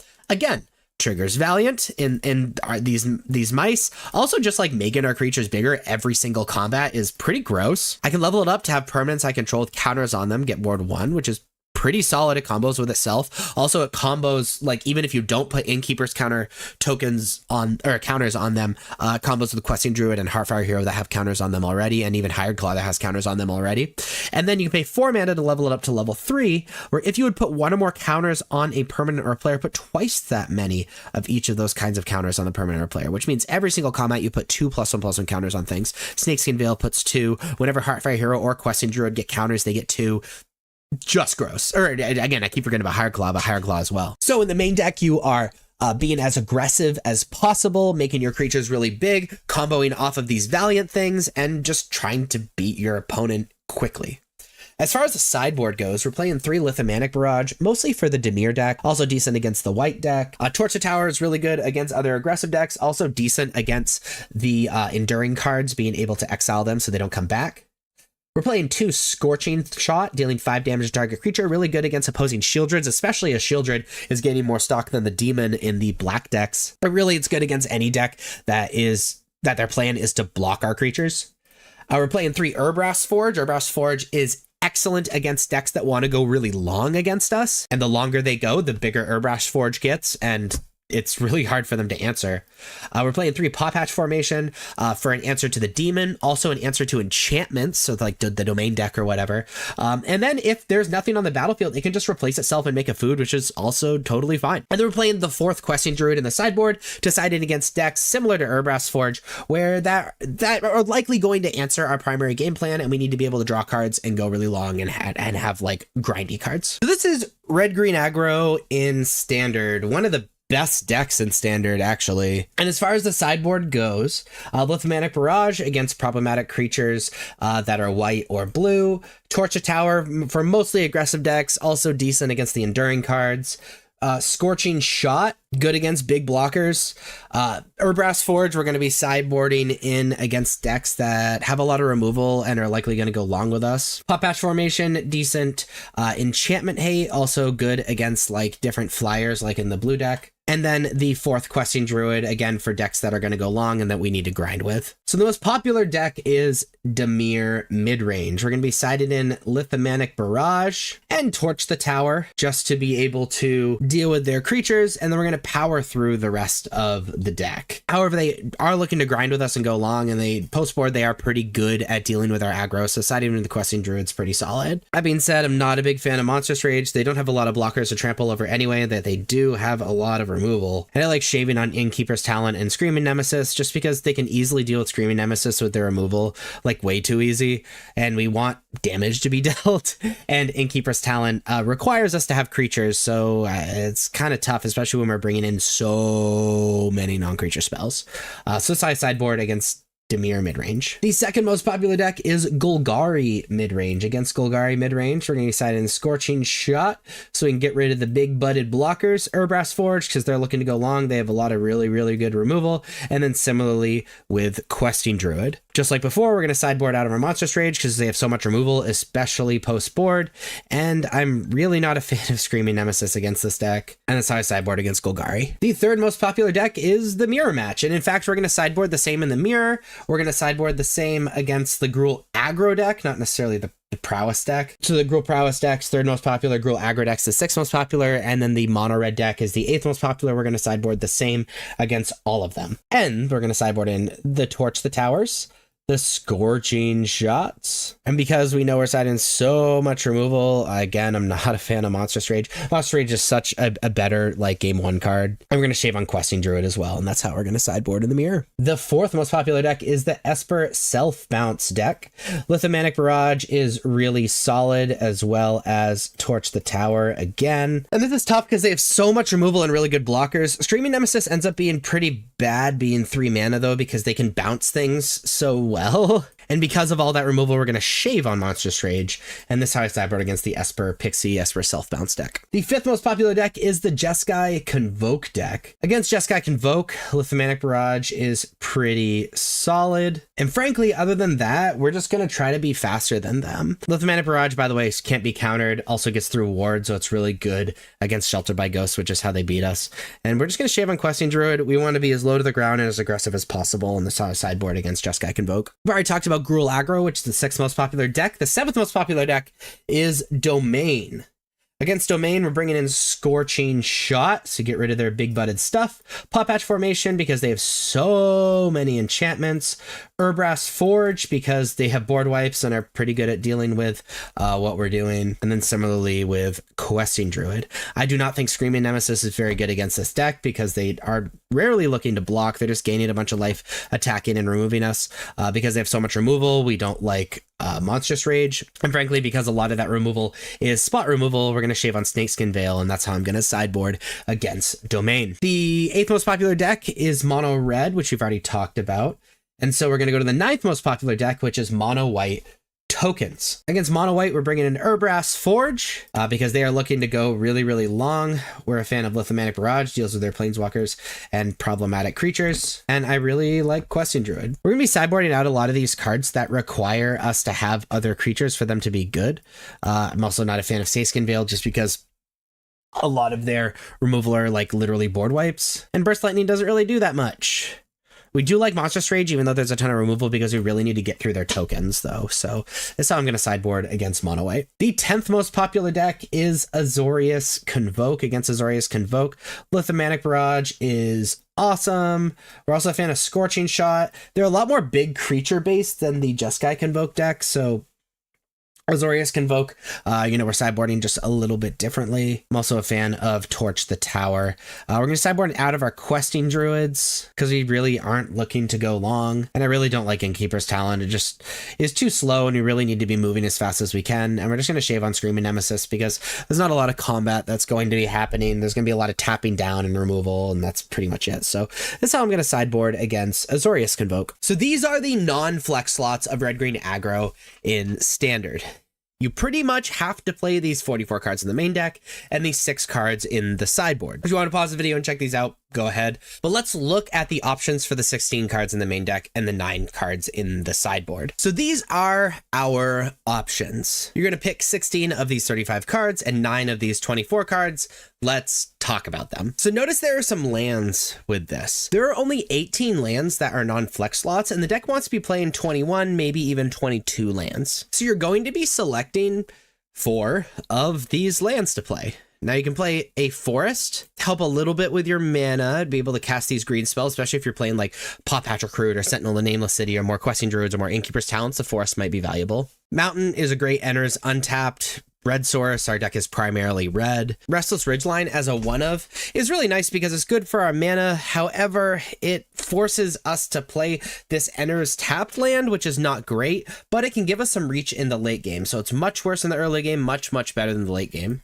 Up to 4 Rockface Village. Rockface Village has target lizard, mouse, otter, or raccoon you control get +1/+0 and gain haste until end of turn. However, the drawback is that you can only spend red mana with this land to cast creature spells, so it can make our mana much worse for non-creature spells. But by targeting Heartfire Hero and Emberheart Challenger, it activates their abilities and can turn Emberheart Challenger into a Howling Mine and can turn Heartfire Hero into just getting an extra +1/+1 counter every single turn without devoting a card to it. Plus the haste is pretty nice as well. And then Soulstone Sanctuary is just kind of another man land. I would put this in a similar category as Restless Ridgeline.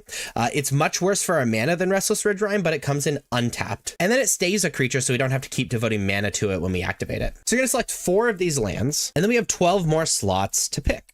You can play Burst Lightning number 3 and 4. Burst Lightning is pretty cool because it automatically triggers prowess and can get small blockers out of the way. Up to 4 Hired Claw. Hired Claw is kind of nice, especially if you play some Rockface Village, because it can gain haste, but also it's effectively a 2-power 1-drop because it deals a damage on attack and deals a damage during combat damage, and it can become bigger over time, so it can be kind of a mana sink, which is really nice.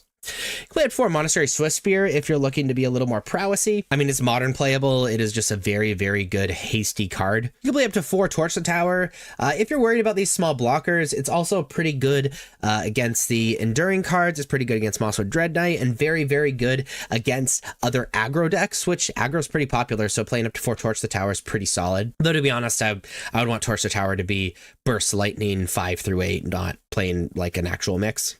Play up to 3 Paw Patrol Root. Paw Patrol Root is just a 2-power 1-drop with an Offspring, and it says whenever a creature you control becomes the target of a spell or ability an opponent controls, put a +1/+1 counter on target creature you control other than that creature. It's very good against removal spelly decks, which are going to exist as almost every deck can capitalize off of Paw Patrol Root, but it's just not hyper aggressive if your opponent is not removing your creatures, so we don't really want to play a playset. You can play Snakeskin Veil to protect directly protect your creatures from these removal spells. The issue with that is we're kind of a tap out deck, so it's a little hard to leave that mana up. You can play an Obliterating Bolt, pretty good against the Enduring cards, and can get a lot of stuff out of the way. Deals with Zur, stuff like that. You can play Innkeeper's Talent 3 and 4. Innkeeper's Talent is a really good long-term card, also triggers Valiant, which is really relevant. If you level it up, it can make your creatures really difficult to remove because a lot of our creatures are getting +1/+1 counters from other things anyway. And it's just a great long-term card, even if it just stays at the first level. Speaking of long-term card, we could play Questing Druid number 3 in the main deck. It allows us to effectively draw cards at instant speed, and then also if Questing Druid goes unremoved, it can get absolutely massive and just win the game on its own. Play up to 3 Sentinel of the Nameless City. Sentinel of the Nameless City is just a very good blocker if you're going to be playing against aggro decks and can apply pressure while it's blocking. They could play up to 2 Witchstalker Frenzy, which can get large things like Shieldred out of the way if we have creatures. So you're going to pick 12 of these non-lands and 4 of these lands to be added to your deck, because these are the flex slots.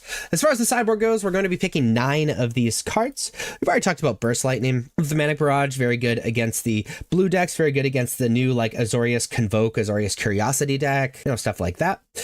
We've already talked about Torch the Tower, but mostly for these aggro decks. Obliterating Bolt, just a way to get these things out of the way, especially these Enduring cards.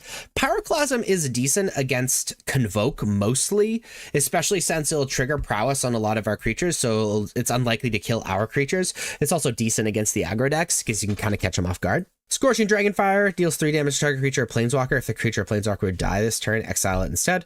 Very good against the enduring cards and can just get things out of the way. Scorching Shot is 2 mana sorcery, deals 5 damage to target creature. Can get things like Shieldred and other stuff out of the way. Urbrash Forge is for that long game. They board into answering your creatures 1/1. We can play Urbrash Forge and just embrace the long game because Urbrash Forge gets better and better as time goes on. We could play an additional Witchstalker Frenzy in the sideboard, again, to get these big things out of the way if we are a very creature-heavy variant of the deck. We can play up to 2 Snakeskin Veil to continue to protect against these removal spell-heavy decks. We can play a Paw Patch formation to be able to remove enchantments, also really good against Archfiend of the Dross and like other flyers like Sir. We can play Questing Druid 3 and 4 in the sideboard instead, for similar reasons that we would play it in the main deck. And Ghost Vacuum is decent for Graveyard Hate. However, it's like the only card that actually doesn't contribute to our primary game plan. It's just Graveyard Hate. So keep that in mind if you decide to play Ghost Vacuum. So you're going to select 9 of these 24 cards to add to your sideboard and 16 of these 35 cards to add to your main deck. And you have your very own red-green aggro deck, but stock deck thing.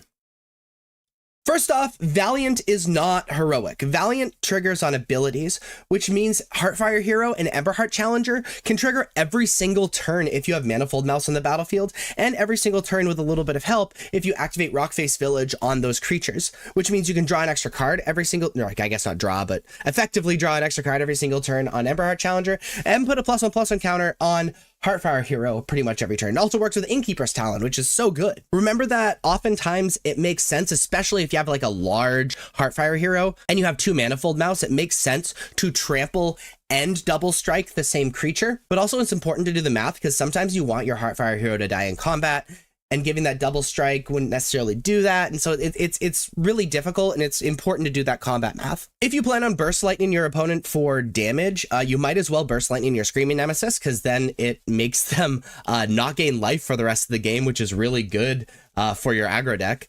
But also remember, cards like Scorching Shot that are meant to get rid of opponent's creatures can also just be used on your own Screaming Nemesis to deal 5 direct damage to your opponent for 2 mana, which is very good and can often finish the game. I don't talk a lot about bluffing on this channel, but when you have a deck that famously has cards like Snakeskin Veil in their deck, leaving a green up for what seems like no reason can scare your opponent into thinking you have Snakeskin Veil and can cause them to play in suboptimal ways to play around Snakeskin Veil even if you don't have it. And so that's important to remember as well. So this is the current version of Golgari midrange. It's gone through quite a few iterations recently, responding to the meta mostly, and its overall strategy is exactly what a black midrange deck strategy is. It's attempting to 1-for-1 their opponent, come out on top in major exchanges, and play creatures that are just higher card quality and more threatening and do a little bit more than what they do on face value, so the 1-for-1s are worth it. It is fair Magic in a nutshell, so let's talk about the cards.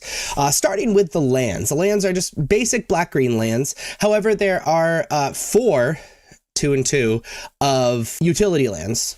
First off, in Fountain Port. Fountain Port, you can tap to add a waste mana, or 2 mana and tap it to sacrifice token and draw a card, 3 mana and tap it to pay 1 life, create a 1/1 blue fish creature token, and 4 mana and tap it to create a treasure token. Fountain Port's just a really good way to use that extra mana to create fish, draw a few extra cards, maybe create a treasure. And Soulstone Sanctuary is, you can tap it to add a waste mana. You can pay 4 mana, and this land's become a 3/3 creature with vigilance, and all creature types, it is still a land. What's cool about that, and maybe not cool about that if you're playing against board wipes, I guess, is that it does not stop being a creature at end of turn like a lot of cards like this do. So you only have to invest mana into it once, and then you can keep attacking with it, and it's very, very strong. As far as 1 mana cards go, we're playing Cut Down just against these aggressive decks, destroying a creature with total power and toughness 5 or less, and we're playing 4 Llanowar Elves to ramp our mana and just get out ahead of our opponents, which is another way that these 1-for-1 decks can win the game. Anoint with Affliction is very good, again, against these small creatures, but also is a really clean answer to the white Enduring creature. Gother is pretty much an unconditional removal because there's not a lot of playable artifacts. Mosswood Dread Knight on one side is Dread Whispers, where you draw a card and lose a life, and then it goes on an adventure, and then you can play Mosswood Dread Knight, which is a 2-mana 3/2 with trample. When it dies, you may cast it from your graveyard as an adventure until the end of your next turn. So this is a card that if they don't exile or play a card like Anoint with Affliction, you can just keep casting over and over, keep drawing cards, keep providing threats. This is kind of exactly what a deck like this needs, where if the rest of the deck is 1-for-1ing, this is the kind of card that can get you ahead of it, where it can 1-for-0 your opponent, continue to draw cards, continue to be a threat. Terra Sunder as a 1-of just has artifact or enchantment hate, and it's also fine to play in the main deck because even if they don't have artifacts or enchantments, you can pay extra mana and have it exile just an online permanent. Blot Out is a really cool card, 3-mana instant. Target opponent exiles a creature or planeswalker they control with the greatest mana value among creatures or planeswalkers they control. It's a reasonably clean answer to planeswalkers, because a lot of the time planeswalkers are the highest mana cost. It's also a reasonably clean answer to opposing Thruns, and it's just a decent card, especially to play at instant speed. Playing 3 Preacher, the Schisms. Playing this on turn 2, especially with Llanowar Elves, is so strong.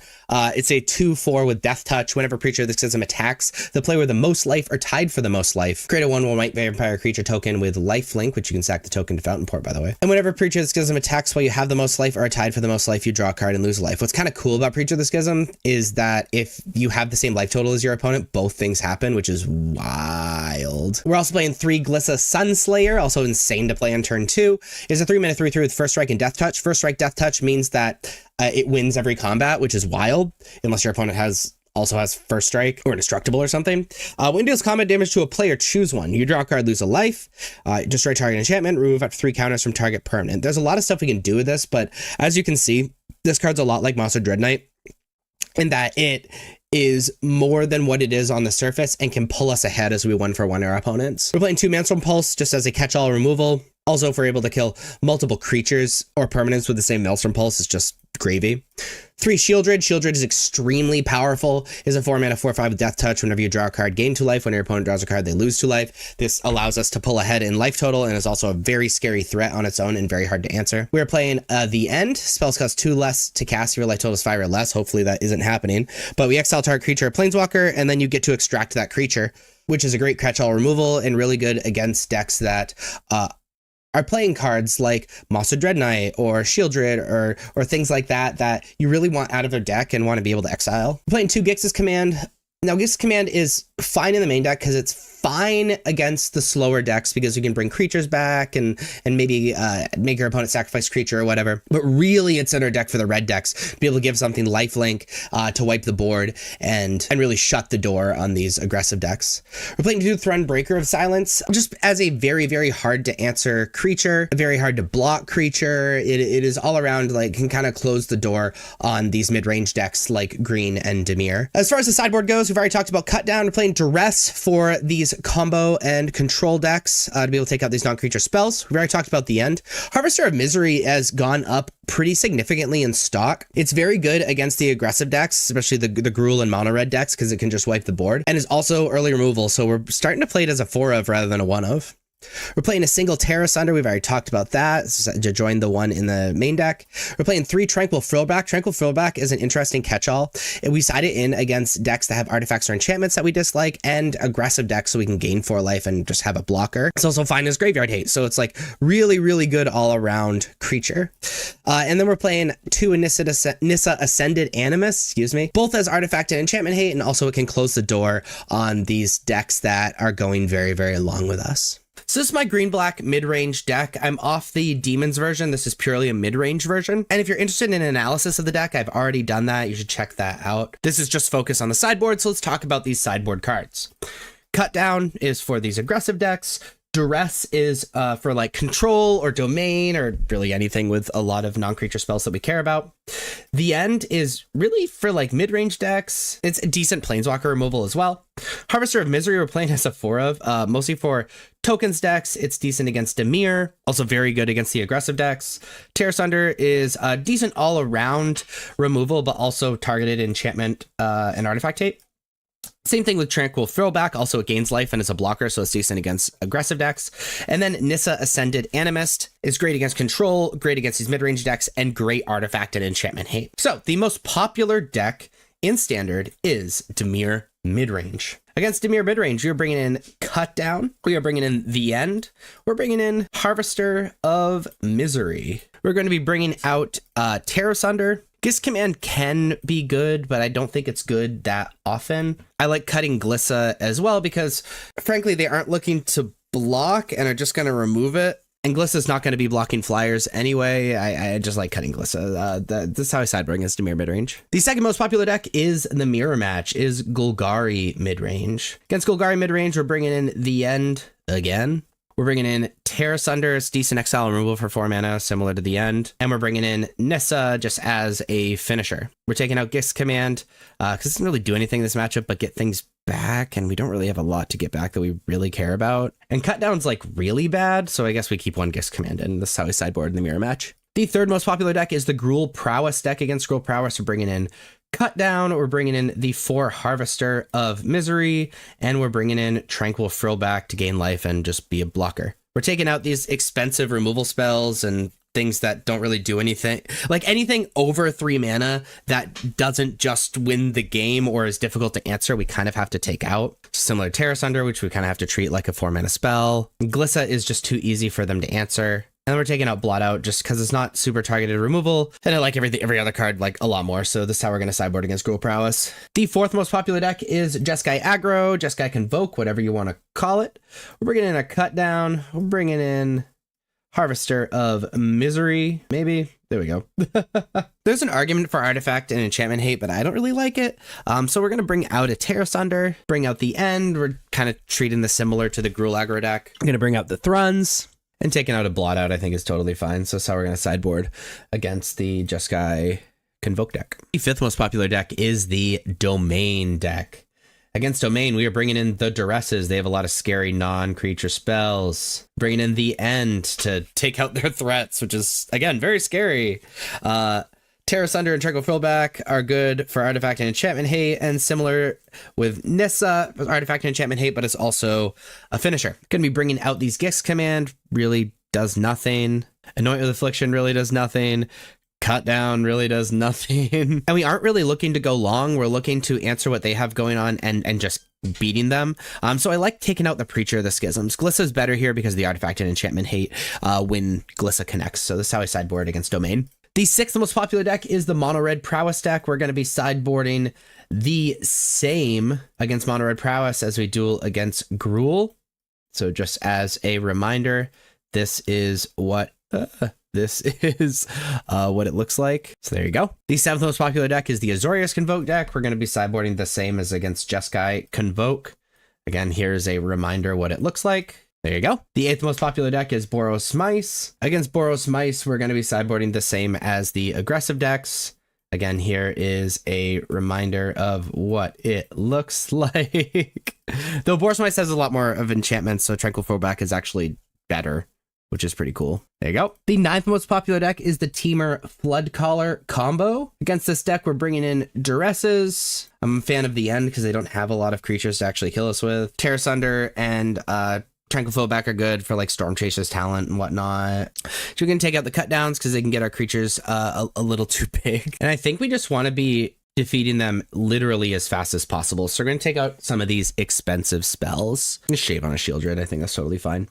So sorry, sideboard against Temur Floodcaller combo. And then the 10th most popular deck is the Mono White Token Control deck. We're going to bring in Duress. They have mostly non-creature spells. Being able to selectively take those out feels really good.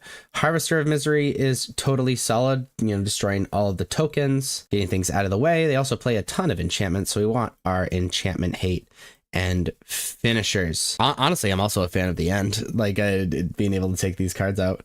We're going to be bringing out Gix's Command, and then we're going to be bringing, actually, when we want Anoint with Affliction, we're going to be bringing out most of these removal spells that just really don't do anything. You can take out Blot Out as well. And then while it's important to get like a really fast start, the games are often going to go long, and so Llanowar Elves is just an awful top deck, and I'd rather have all my top decks be insane. So that's how I'm going to sideboard against Mono White Token Control. We're going to start with the non-flex slots. These are the non-negotiables in green-black mid-range in Standard. These 42 cards in the main deck, and these 4 cards in the sideboard. You can pause and look at them if you would like, but we have to talk about the 18 cards we need to pick for the main deck and the 11 cards we need to pick for the sideboard. And it's really surprising to me that this is like this, because frankly, green-black mid-range is the second most popular deck in Standard at the moment. And the fact that there isn't a more solid stock list is really surprising to me, but it's also really cool that you can do almost anything with the deck. But these are the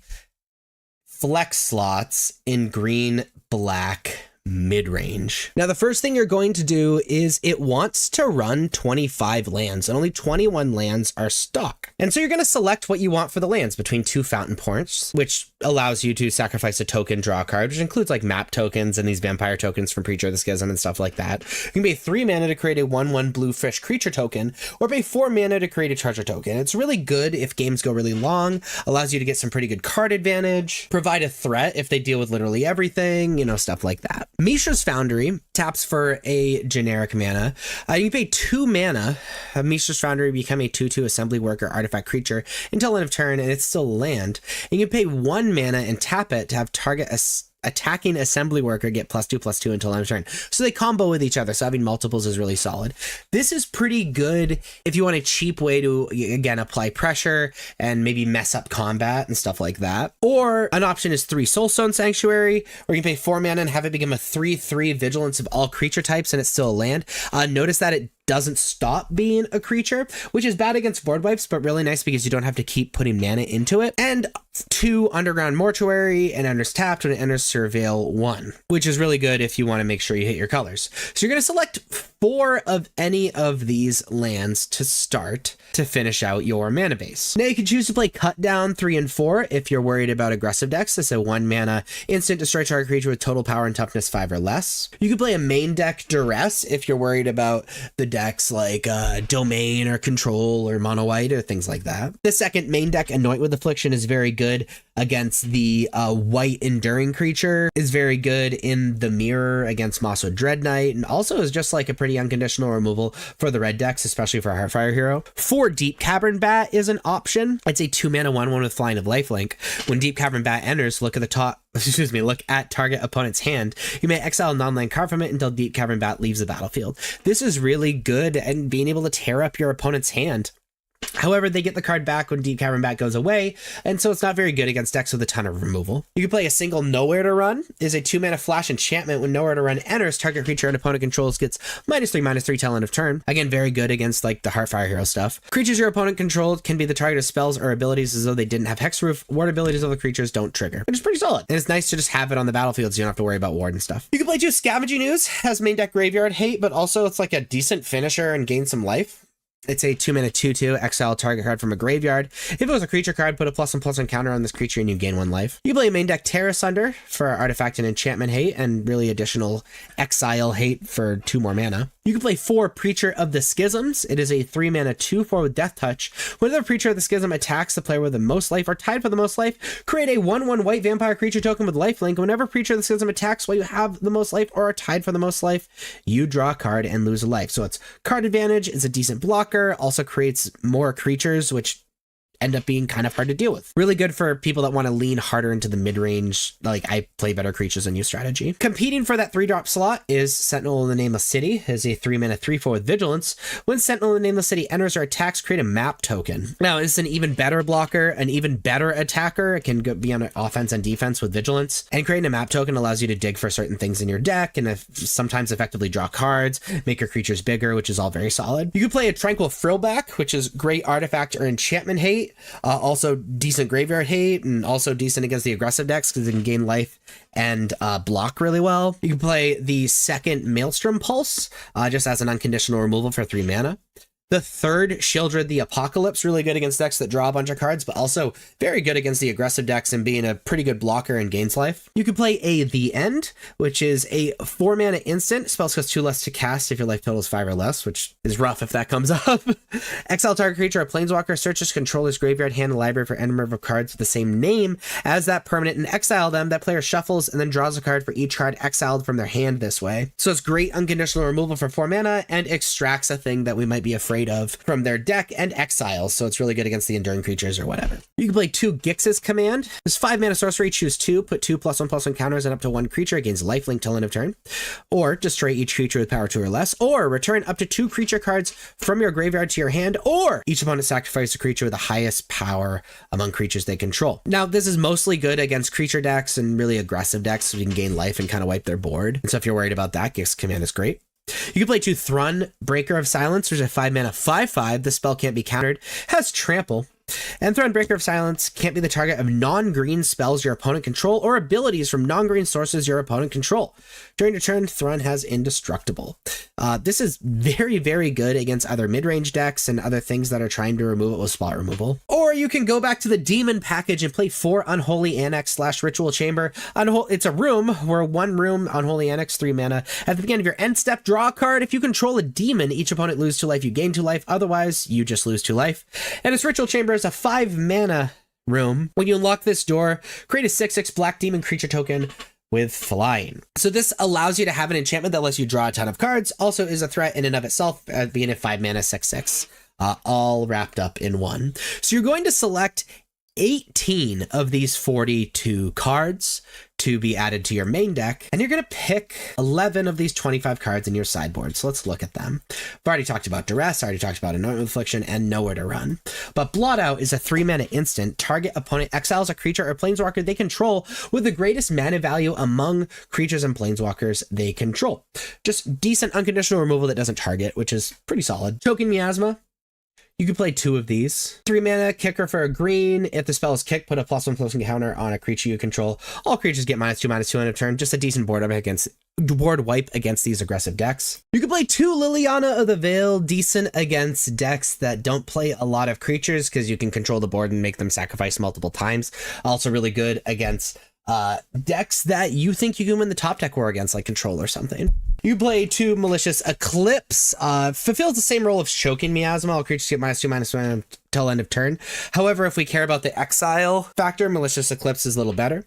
We already talked about the end, but you could play 4 Harvester of Misery. It's a 5 mana 5/4 with Menace. When Harvester of Misery enters, other creatures you get -2/-2 until end of turn. And you pay 2 mana and discard Harvester of Misery to have target creature get -2/-2 till end of turn. Really good against the aggressive decks because it can wipe their board for 5 mana or be early removal. We've already talked about Terror Sunder, just artifacts and enchantment hate, and Tranquil Fillback, just kind of a jack of all trades situation. We can play up to 3 Obstinate Baloth as a 4 mana 4/4. When it enters, you gain 4 life. If a spell or ability opponent controls causes you discard Obstinate Baloth, put it on battlefield instead of put it into your graveyard. That part is not super relevant in Standard. However, being a 4/4 body that gains 4 life is very good against the aggressive decks. You can play a Vivian Reed, a 5 mana planeswalker that starts at 5 loyalty. Its +1 look at the top 4 cards of your library, may reveal a creature, a land card from among them, and put them into your hand. Put the rest of the bottom of your library in a random order. Its -3 is destroy target artifact, enchantment, or a creature with flying. Its -8 is you get an emblem with creatures you control, get +2/+2, and have vigilance, trample, and indestructible. Really good against decks that go really long. Also really solid against decks with artifacts and enchantments that we care about.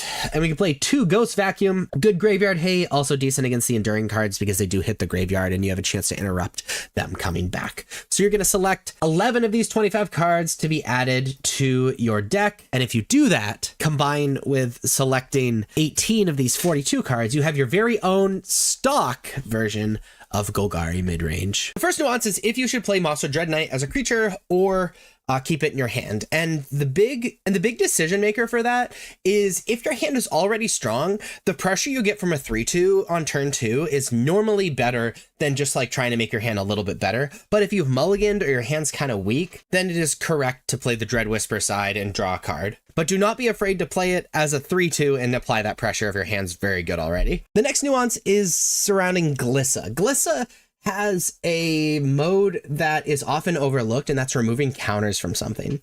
Remember that removing counters from a planeswalker can often kill a planeswalker. And if you remove counters from Archfiend to the Dross, it can win you the game. People forget about that.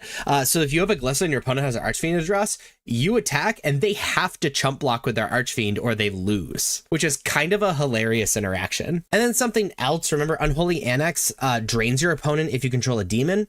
Remember, Soulstone Sanctuary is a demon, and so manning up that man land has a Mutavault effect, where it's every creature type, which includes demon, which lets you drain. This is Dimir Bounce in Standard, and I wanted to tackle that last question first before we start talking about this deck. The Esper Bounce deck is the hotness of Standard right now, so why would you play the Dimir version? So there are two things that pop up into my head when I think about that question. First off, the Esper version deals a lot of damage to itself with pain lands, and so while the aggro matchup is leaning good, it can just lose by dealing 4 or 5 damage to itself and then not being able to keep up with the aggro. The Dimir version solves that issue. It really shores up the aggro matchup, makes the aggro matchup truly excellent rather than just good. The other reason is consistency. The white cards, while powerful, aren't really needed in this bounce archetype, and so you're giving up a little bit of power for being able to cast all your spells all the time and being a more focused version of the bounce deck. That being said, let's talk about this deck. As far as the lands go, it's just blue-black lands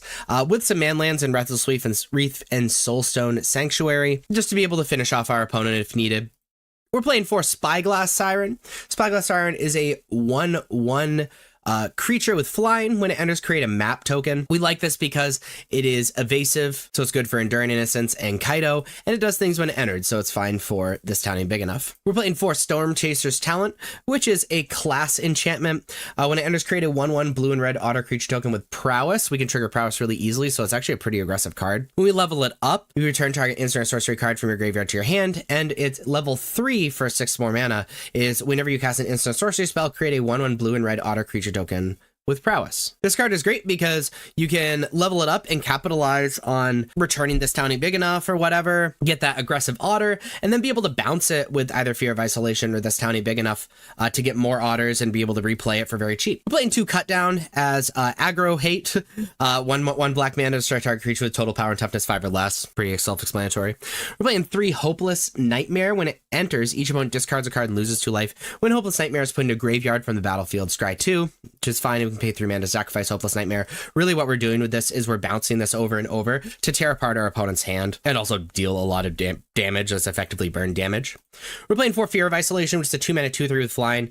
As an additional cost to cast a spell, return a permanent you control to its owner's hand. So this is one of our 2, I guess 3, Kaido's kind of a bounce enabler too.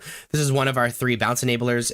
It's also evasive, so very good for Enduring Curiosity. We're playing for Flood Pit's Drowner, which is a 2 mana 2/1 with Vigilance and Flash. When it enters, tap target creature an opponent controls and put a stun counter on it. And we can pay 2 mana and tap Flood Pit's Drowner to have target creature with a stun counter on it and Flood Pit's Drowner be shuffled into their owner's libraries. So this gets more blockers out of the way so that we can keep capitalizing on Enduring Curiosity and Kaido. And it has that very powerful enter the battlefield effect, so returning it is pretty solid. And we can tap it and pay that 2 mana to permanently get rid of something. Playing Go for the Throat as unconditional removal. Playing 4 Nowhere to Run, which is a 2 mana enchantment. When Nowhere to Run enters, target creature an opponent controls gets -3/-3 till end of turn. And the creatures your opponent control can be targets of spells and abilities, although they didn't have hexproof, and ward abilities of those creatures don't trigger. So this is our removal spell on a stick, being able to play Nowhere to Run, kill a creature, either play Fear of Isolation or this town ain't big enough to return Nowhere to Run, take out another creature. Very powerful. And now let's get to our real payoff cards. We're playing 3 Enduring Curiosity. Enduring Curiosity is at 4/3 with Flash. Whenever a creature you control deals combat damage to a player, draw a card. And when it dies, if it was a creature, return to the battlefield under its owner's control is if it's an enchantment. And so we have all of these evasive creatures, and we hit our opponent with those evasive creatures. We get to draw cards, which is extremely powerful. Kaido is another one of our payoffs. It is a 4 mana planeswalker. However, it has an ninjutsu for 3, which means it can enter the battlefield for 3 mana by returning a creature that had not been blocked and it's tapped and attacking. And during your turn, as long as Kaido has 1 or more loyalty counters on him, he's a 3/4 ninja and has hexproof. Its +1 is you get an emblem with ninjas you control get +1/+1. Its 0 is Surveil 2, then draw a card for each opponent who lost life this turn. And its -2 is tap target creature, put 2 stun counters on it. This gets things out of the way, is a very, very scary threat and allows us to draw even more cards and returns these creatures to our hands so that we can continue to get those enter the battlefield effects. And then we're playing 4 This Town Ain't Big Enough. This Town Ain't Big Enough is a 5 mana instant. However, it costs 3 less if it targets a permanent you control, and you can return up to 2 target non-land permanents to their owner's hands. So effectively, it's 2 mana to return 2 of our permanents to our hands, or 2 mana to return like one of our permanents and get something out of the way of our opponents. or 5 mana to return 2 things of our opponents. This is our really, really big enabler. It allows us to keep bouncing our stuff and keep capitalizing on all of that stuff. And so we're playing these cards with enter the battlefield effects. We're dealing damage to our opponent with our evasiveness and drawing cards with enduring curiosity. And then we're returning stuff over and over with discounting big enough and fear of isolation to keep capitalizing on those enter the battlefield effects. As far as the sideboard goes, negate is really solid to stop, our opponent's non-creature spells that are relevant. It's not really more to get into it. Get Out is pretty interesting. It's a 2 mana instant. Counter target creature and enchantment spell, or return 1 or 2 target creature and enchantments you own to your hand. So really good if we want to return something to our hand, but also really decent when there are creatures and especially enchantments that we want to make sure we have counter magic for. We're playing 2 Shoshana's Tidebinder to deal with cards like Temporary Lockdown, which end up being pretty good against us. Cut down 3 and 4 against the aggro decks. Duress against things with non-creature spells that we care about. Preacher of the Schism and Shieldred are in a similar category. Sometimes the bounce version of our deck isn't very good, and we have to side out a lot of cards because they're not good. Like, there's a lot of decks that, like, No Order Run's bad against and Cut Down's bad against and all that stuff. And so Shieldred and Preacher of the Schism allows us to lean a little bit heavier into the mid-range version of the deck. And then Gix's Command is mostly for the aggro decks, being able to kill creatures and give big creatures lifelink and, all that stuff. So this is Demir's Self Bounce. As far as the sideboard goes, Negate is for decks that have non-creature spells that we care about. Get Out is for decks that have creatures and enchantments that we care about. Shoshana's Tidebinder for triggered abilities that we care about, mostly for like temporary lockdown and stuff like that. Cut down for the aggro decks. Dress, we're going to side in against similar decks as we do Negate, tear up the non-creature spell hand. Preacher of the Schism and Shieldred exist together when we need to transform into a mid-range deck. We have just too many cards to take out. We just need to bring in value. And then Gix's Command is a board wipe and a just game ender against the aggro decks. Now, the most popular deck in Standard is Esper Self Bounce. Against Esper Self Bounce, we are bringing in the negates. We are bringing in Duress. I also like Get Out against this deck.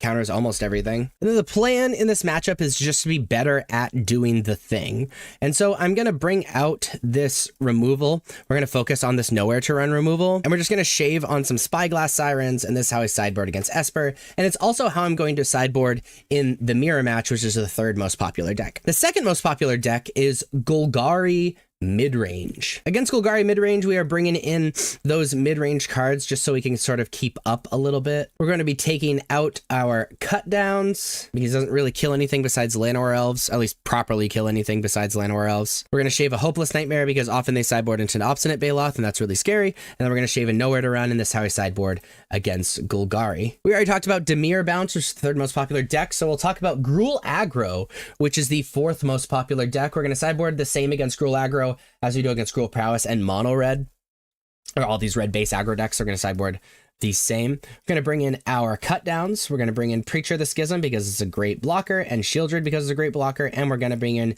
Gix's Command. And we'll be sideboarding out a lot of these cards that need help and just like aren't removal, like Hopeless Nightmare, Enduring Innocence, and then we're going to be shaving on Kaido. I like everything else, so this is how I sideboard against those 3 red decks. The 5th most popular deck is Dimir Midrange. Against Dimir Midrange, I actually do like the cut downs, being able to take out the Fairy Masterminds and things like that. I think is really powerful. Also like Shieldred, really funny against Enduring Curiosity. Shoshana's Tidebinder, also very good against Enduring Curiosity. In fact, making it textless and then killing it is really hilarious. That being said, we're really going to focus on doing our thing. We're going to shave on Hopeless Nightmare, shave on Enduring Curiosity, and a Spyglass Siren. That's how I'm going to sideboard against Dimir Midrange. Before I talked about Gruul Prowess, the 6th most popular deck. So the 7th most popular deck is Azorius Tempo, which is like the Oculus Reanimator Haughty deck. Against this deck, Negate is very, very powerful. So is Duress. And that's really all I'm interested in sideboarding in. And we kind of have to take out Nowhere to Run because it doesn't really kill anything. Unfortunately, also Cut Down doesn't really take out anything. So we need to find other cards to bring in.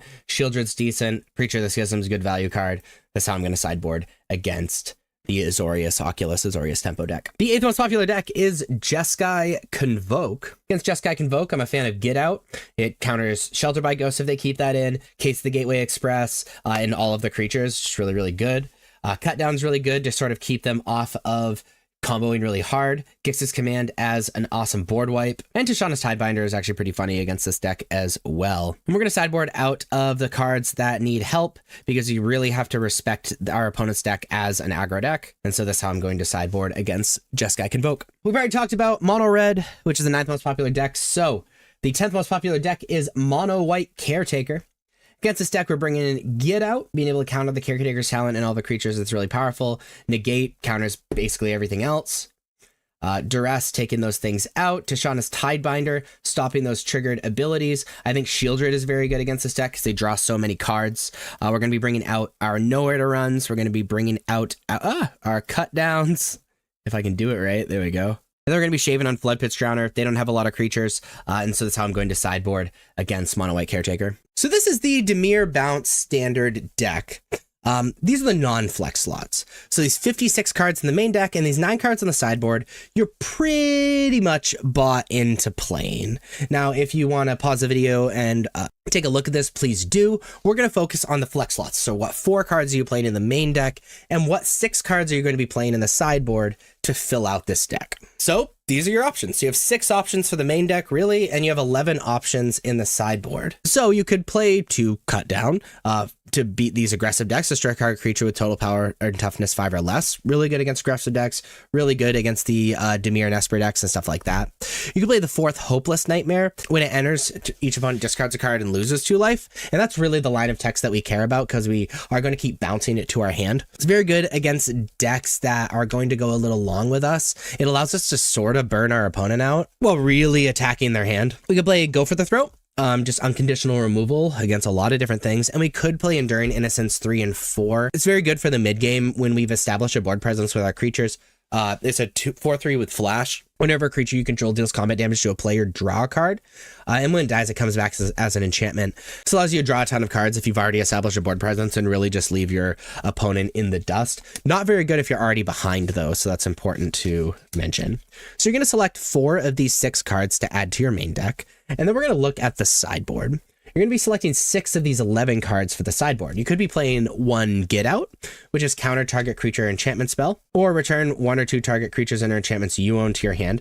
Both sides of this are very good. We would be siding this in for the counter target creature enchantment spell, really good against creature decks, especially big creature decks like the Domain deck, which also happens to be really good against the enchantment side as well. But if we end up not having a target for it, using the second mode is really good because we're a self-bounce deck anyway. You can play the second Duress for decks with a lot of non-creature spells. You can play a Witch's Vanity, which is also really good against these like aggressive decks and bounce decks and things like that, where its first level is destroy target creature an opponent controls a mana value 2 or less. And that's the big one we actually care about because it's only 2 mana and then we can keep bouncing it so we can have another removal on a stick similar to Nowhere to Run. We can play up to 3 Preacher of the Schism to lean into a little bit more this mid-range plan. Sometimes the self-bounce stuff is a little too cute against some decks, and we just have to bring out a lot of cards. And bringing in Preacher of the Schism is just a really, really solid card. It blocks really well. It's a 2/4 Death Touch. When it attacks, the player with the most life or tied for the most life, create a 1/1 white vampire creature token with lifelink. And when it attacks, when you have the most life or tied for the most life, you draw a card and lose 1 life. So it's just a really solid mid-range card, decent against the aggressive decks and stuff like that.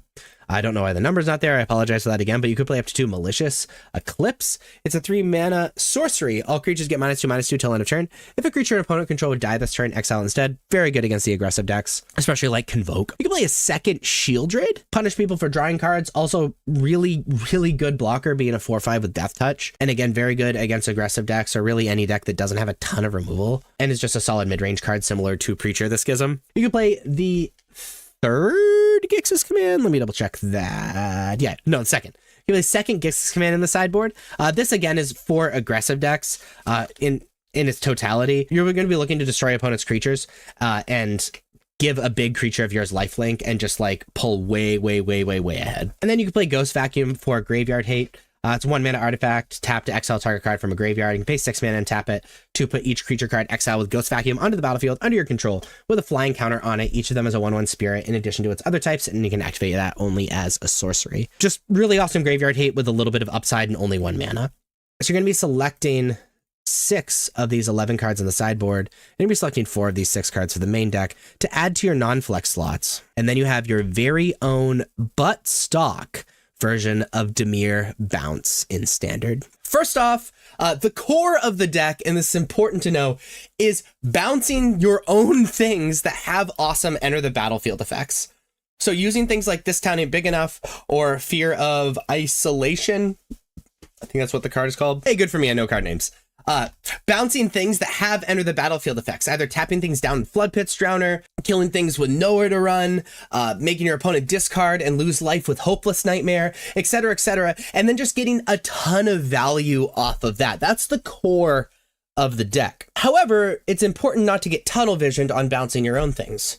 Remember, this town ain't big enough. You can pay 5 mana and just bounce 2 of your opponent's things. I've won plenty of games where you just like have a bunch of creatures, your opponent have blockers, and you just go 5 mana, get rid of your blockers, kill you. It happens all the time. So don't get tunnel visioned on needing to bounce your own thing with this town ain't big enough. Remember, you can pay 5 mana and just get stuff out of the way. And then lastly, there's a pretty mana intensive but important to know loop with Stormchaser's Talent and this town ain't big enough. So if you play Stormchaser's Talent, you get an otter. Maybe you've played it this town ain't big enough, or you use this town ain't big enough for value, so it's in your graveyard. You can level up Stormchaser's Talent with 4 mana to get this town ain't big enough back to your hand. And then you can pay 2 mana to bounce Stormchaser's Talent and something else, either your opponent's thing or your own thing or whatever, to return that to your hand. Replay Stormchaser's Talent for 1 mana, get another otter. Then you can level up Stormchaser's Talent to get this town ain't big enough from the graveyard, etc., it loops. This loop is really important to know in these very, very long games, because like massing otters and just having a ton of prowess triggers and stuff like that is really how you nickel and dime and win those super, super long games. So that's important to know. So this is the standard domain deck. Effectively, what this deck is attempting to do is just play very powerful, sometimes undercosted cards in order to draw a ton of cards off of Up the Beanstalk. And the way we do that is by casting Overlord of the Hauntwoods, Overlord of the Flood Pit, and Overlord of the Mistmoors, because even if we pay the impending cost, it's still considered to be a card that costs 5 or more, because Up the Beanstalk says when it enters and when you cast a spell mana value 5 or greater, draw a card. So even if I'm paying 3 mana for Overlord of the Hauntwoods, it is still a 5 mana card, so I still draw a card off of Up the Beanstalk. So Overlord of the Hauntwoods is a 5 mana 6/5 with impending 4, meaning that it enters as an enchantment with 4 impending counters on it. You take impending counters off of it at the beginning of each end step. Or actually, I guess they're called time counters, but whatever. And when the last one is removed, it becomes a creature.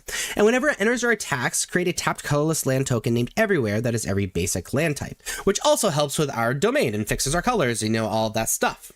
Overlord of the Flood Pits is a 5 mana 5/3 with impending 4 with flying, and when it enters or attacks, draw 2 cards and discard a card, because again, it will trigger Up the Beanstalk. And Overlord of the Mistmoors is a 7 mana 6/6 with impending 4 for 4 mana, and whenever Overlord of the Mistmoors enters or attacks, create 2/2/1 white insect creature tokens with flying.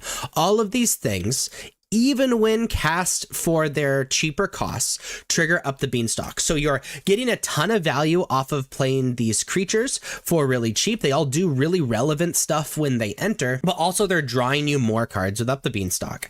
In addition, similar thing with Leyline Binding. Leyline Binding is a 6 mana card that's enchantment with flash that when it enters, exile target non-land permanent an opponent controls until Leyline Binding leaves the battlefield. It's effectively a flash O-ring. However, this spell costs 1 less to cast for each basic land type among lands you control. And so that means if we have Overlord of the Hauntwoods, then Leyline Binding costs 1. But even if we're paying 1 mana for Leyline Binding, it still triggers Up the Beanstalk. And so we're drawing a ton of cards and getting a great amount of value off of all of these cards. In addition to that, there is an additional combo with these cards with Zur Eternal Schemer. Zur Eternal Schemer is a 3 mana 1/4 with flying. Enchantment creatures you control have Death Touch, Lifelink, and Hexproof. Okay, that's on its surface, that sounds really good. Overlord of the Hauntwoods, Overlord of the Mistfords, and Overlord of the Flood Pits are all enchantment creatures. So having Death Touch, Lifelink, Hexproof with Zur Eternal Schemer on the battlefield is great. However, there's an additional ability. It's for 1 white and 1 generic, target non-aura enchantment you control becomes a creature in addition to its other types and has base power and base toughness equal to its mana value. So way this works is if you impend one of these creatures, it is not a creature, it is just an enchantment. However, it can be targeted with Zur. So for example, if you have an Overlord of the Mistmoors, you pay its impending, you get those 2/2/1 insects, and then you play a Zur Eternal Schemer and target the impended Overlord of the Mistmoors, it will become a 7/7 creature that still has that text that when it enters or attacks, create 2/2/1 white insect creature tokens with flying. Also, as long as Xur is on the battlefield, creatures you control have Death Touch, Lifelink, and Hexproof. So you'll be able to target this enchantment with Xur and attack with Overlord of the Mistmores and trigger its attack trigger as well. That's also true with Overlord of the Hauntwoods and Overlord of the Flood Pits. And if Xur is dealt with, then these creatures remain creatures even if they still have impending counters on them. The reason I put Leyline Binding into this category as well is creating a 6/6 out of like no creature is pretty good. The issue with doing it to Leyline Binding is if Leyline Binding's dealt with, then they get the thing back, so it's a little bit harder. But they effectively have to, unless they have a board wipe, I guess, they effectively have to deal with Xur first because it also gives these enchantments hexproof, which is pretty powerful. So that's the core of the deck, and the rest is to sort of support that. So we have removal in Get Lost. It's a pretty unconditional removal for planeswalkers, enchantments, and creatures. However, when it destroys those things, it creates 2 map tokens. We have a single Elspeth Smite. Some decks are playing 2 in the main deck. This is mostly for the aggressive decks. It's a 1-mana instant. Elspeth Smite deals 3 damage to target attacking or blocking creature. If that creature would die this turn, exile it instead. We're playing a single split up. Choose one, destroy all tap creatures, destroy all untapped creatures. Against the aggressive-ish decks that you might be playing against, this normally wipes the board for 3 mana. And then we're playing 2 Sunfall. Sunfall, 5 mana, exile all creatures, incubate X, where X is the number of creatures exiled this way. And when you incubate, you get an incubator token with X+1/+1 counters on it, and 2 mana transform it into a 0/0 Phyrexian artifact creature. So these are all of the removal. And then to support the rest of the deck and add additional power, we're playing 2 Analyze the Pollen. Analyze the Pollen is a 1-mana sorcery. As additional cost to cast a spell, you may collect Evidence 8, which is just exile cards with a total mana value of 8 or greater from your graveyard, which is pretty easy because we have a lot of cards that cost a lot. Plus, we have a ridiculous amount of Surveil lands because those are the dual lands that are domain colors. And it says, search your library for a basic land card. If evidence was collected, instead search your library for a creature or land card. Reveal that card, put it into your hand, then shuffle. So this fixes our mana, which is awesome. That's important in effectively a 4-color deck. But also if we collect evidence, we can grab a creature. Grabbing that creature, it could be a Xur, it could be one of these overlords. If you're grabbing it with Analyze, it's normally the white overlord because that's the most powerful. But also we're running a 1 of Atraxa that we can grab with Analyze the Pollen. That is a 7-mana flying vigilance, death touch, lifelink. When enter, reveal the top 10 cards of your library. For each card type, you may put a card of that type from among the revealed cards into your hand. Put the rest in the bottom of your library in a random order. So this can just kind of end the game all at once, which is so good. And we're playing a 1 of Herd Migration. Herd Migration is a 7-mana spell with domain. Create a 3/3 green beast creature token for each basic land type among basic lands you control. And you can pay 2 mana and discard Herd Migration. Search your library for a basic land card, reveal it, put it into your hand, then shuffle, and you gain 3 life. So it's mana fixing, and it can sort of end the game in the deep late game.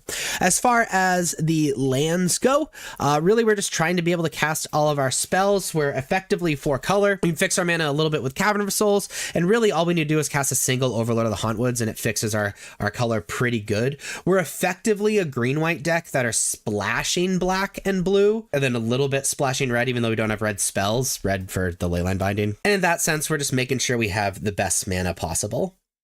As far as the sideboard goes, we have Authority of the Consuls for these aggressive decks and Convoke decks. Also Smite again for these aggressive decks. Rest in Peace is our Graveyard Hate. Split Up is mostly for aggressive decks, but really things that have a lot of creatures that end up tapped and they plan on attacking with. Beza is pretty solid against mid-range, but is mostly for aggro and gaining life and being a blocker. Negate for decks that have non-creature spells we care about. Tear Asunder for enchantment hate. Also like fine if we want additional hate for other permanents, because it only costs 2 more mana and this is a big mana deck anyway. We're playing Tranquil Frillback for enchantment hate. Also decent against aggro because it's a blocker and can gain life, and it's decent graveyard hate. We're playing Anissa Ascended Animus. Most of the time we're siding this in for enchantment hate, or we're siding it in just as a finisher against decks that go really, really long. And then we're playing a single Doppelgang for super, super slow decks, which frankly, if we do this for X is 2 even, it normally ends the game because you can target your opponent's stuff and your stuff. So this is Domain, and before we start talking about the top 10 most popular decks, we should start looking at the sideboard. So Authority of the Consuls is for the super aggressive decks, especially the hasting decks. Elspeth Smite similarly for those type of decks as well, but also is a little bit more of a diverse removal spell. Rest in Peace is mostly for like the Tolarian Terror decks and any weird Reanimator decks hanging out. Split Up is a cheap, though conditional board wipe, but very good against these aggressive strategies where we really need the earliest board wipe possible. Beza is decent against mid-range, but is mostly in our deck for aggro, being able to gain life, be a blocker, and possibly produce even more blockers. Negate, again, for non-creature spells, we're talking like the Mirror Match or Control or anything like that. Obstinate Baloth is starting to be played in these domain sideboards. One, because it's good against the aggressive decks as a blocker and gains life, but also the Esper Self Bounce often has you discard cards with Hopeless Nightmare, which is very good against our deck. And then playing turn 1 Hopeless Nightmare and us just putting Obstinate Baloth on the battlefield can just win us the game against those Esper Self Bounce decks, which I found to be kind of a bad matchup. Nissa Ascended Animist is very good against any deck that plays a lot of artifacts or enchantments, I'm thinking like the Mirror Match, but also really good against any slow deck because it's a great finisher.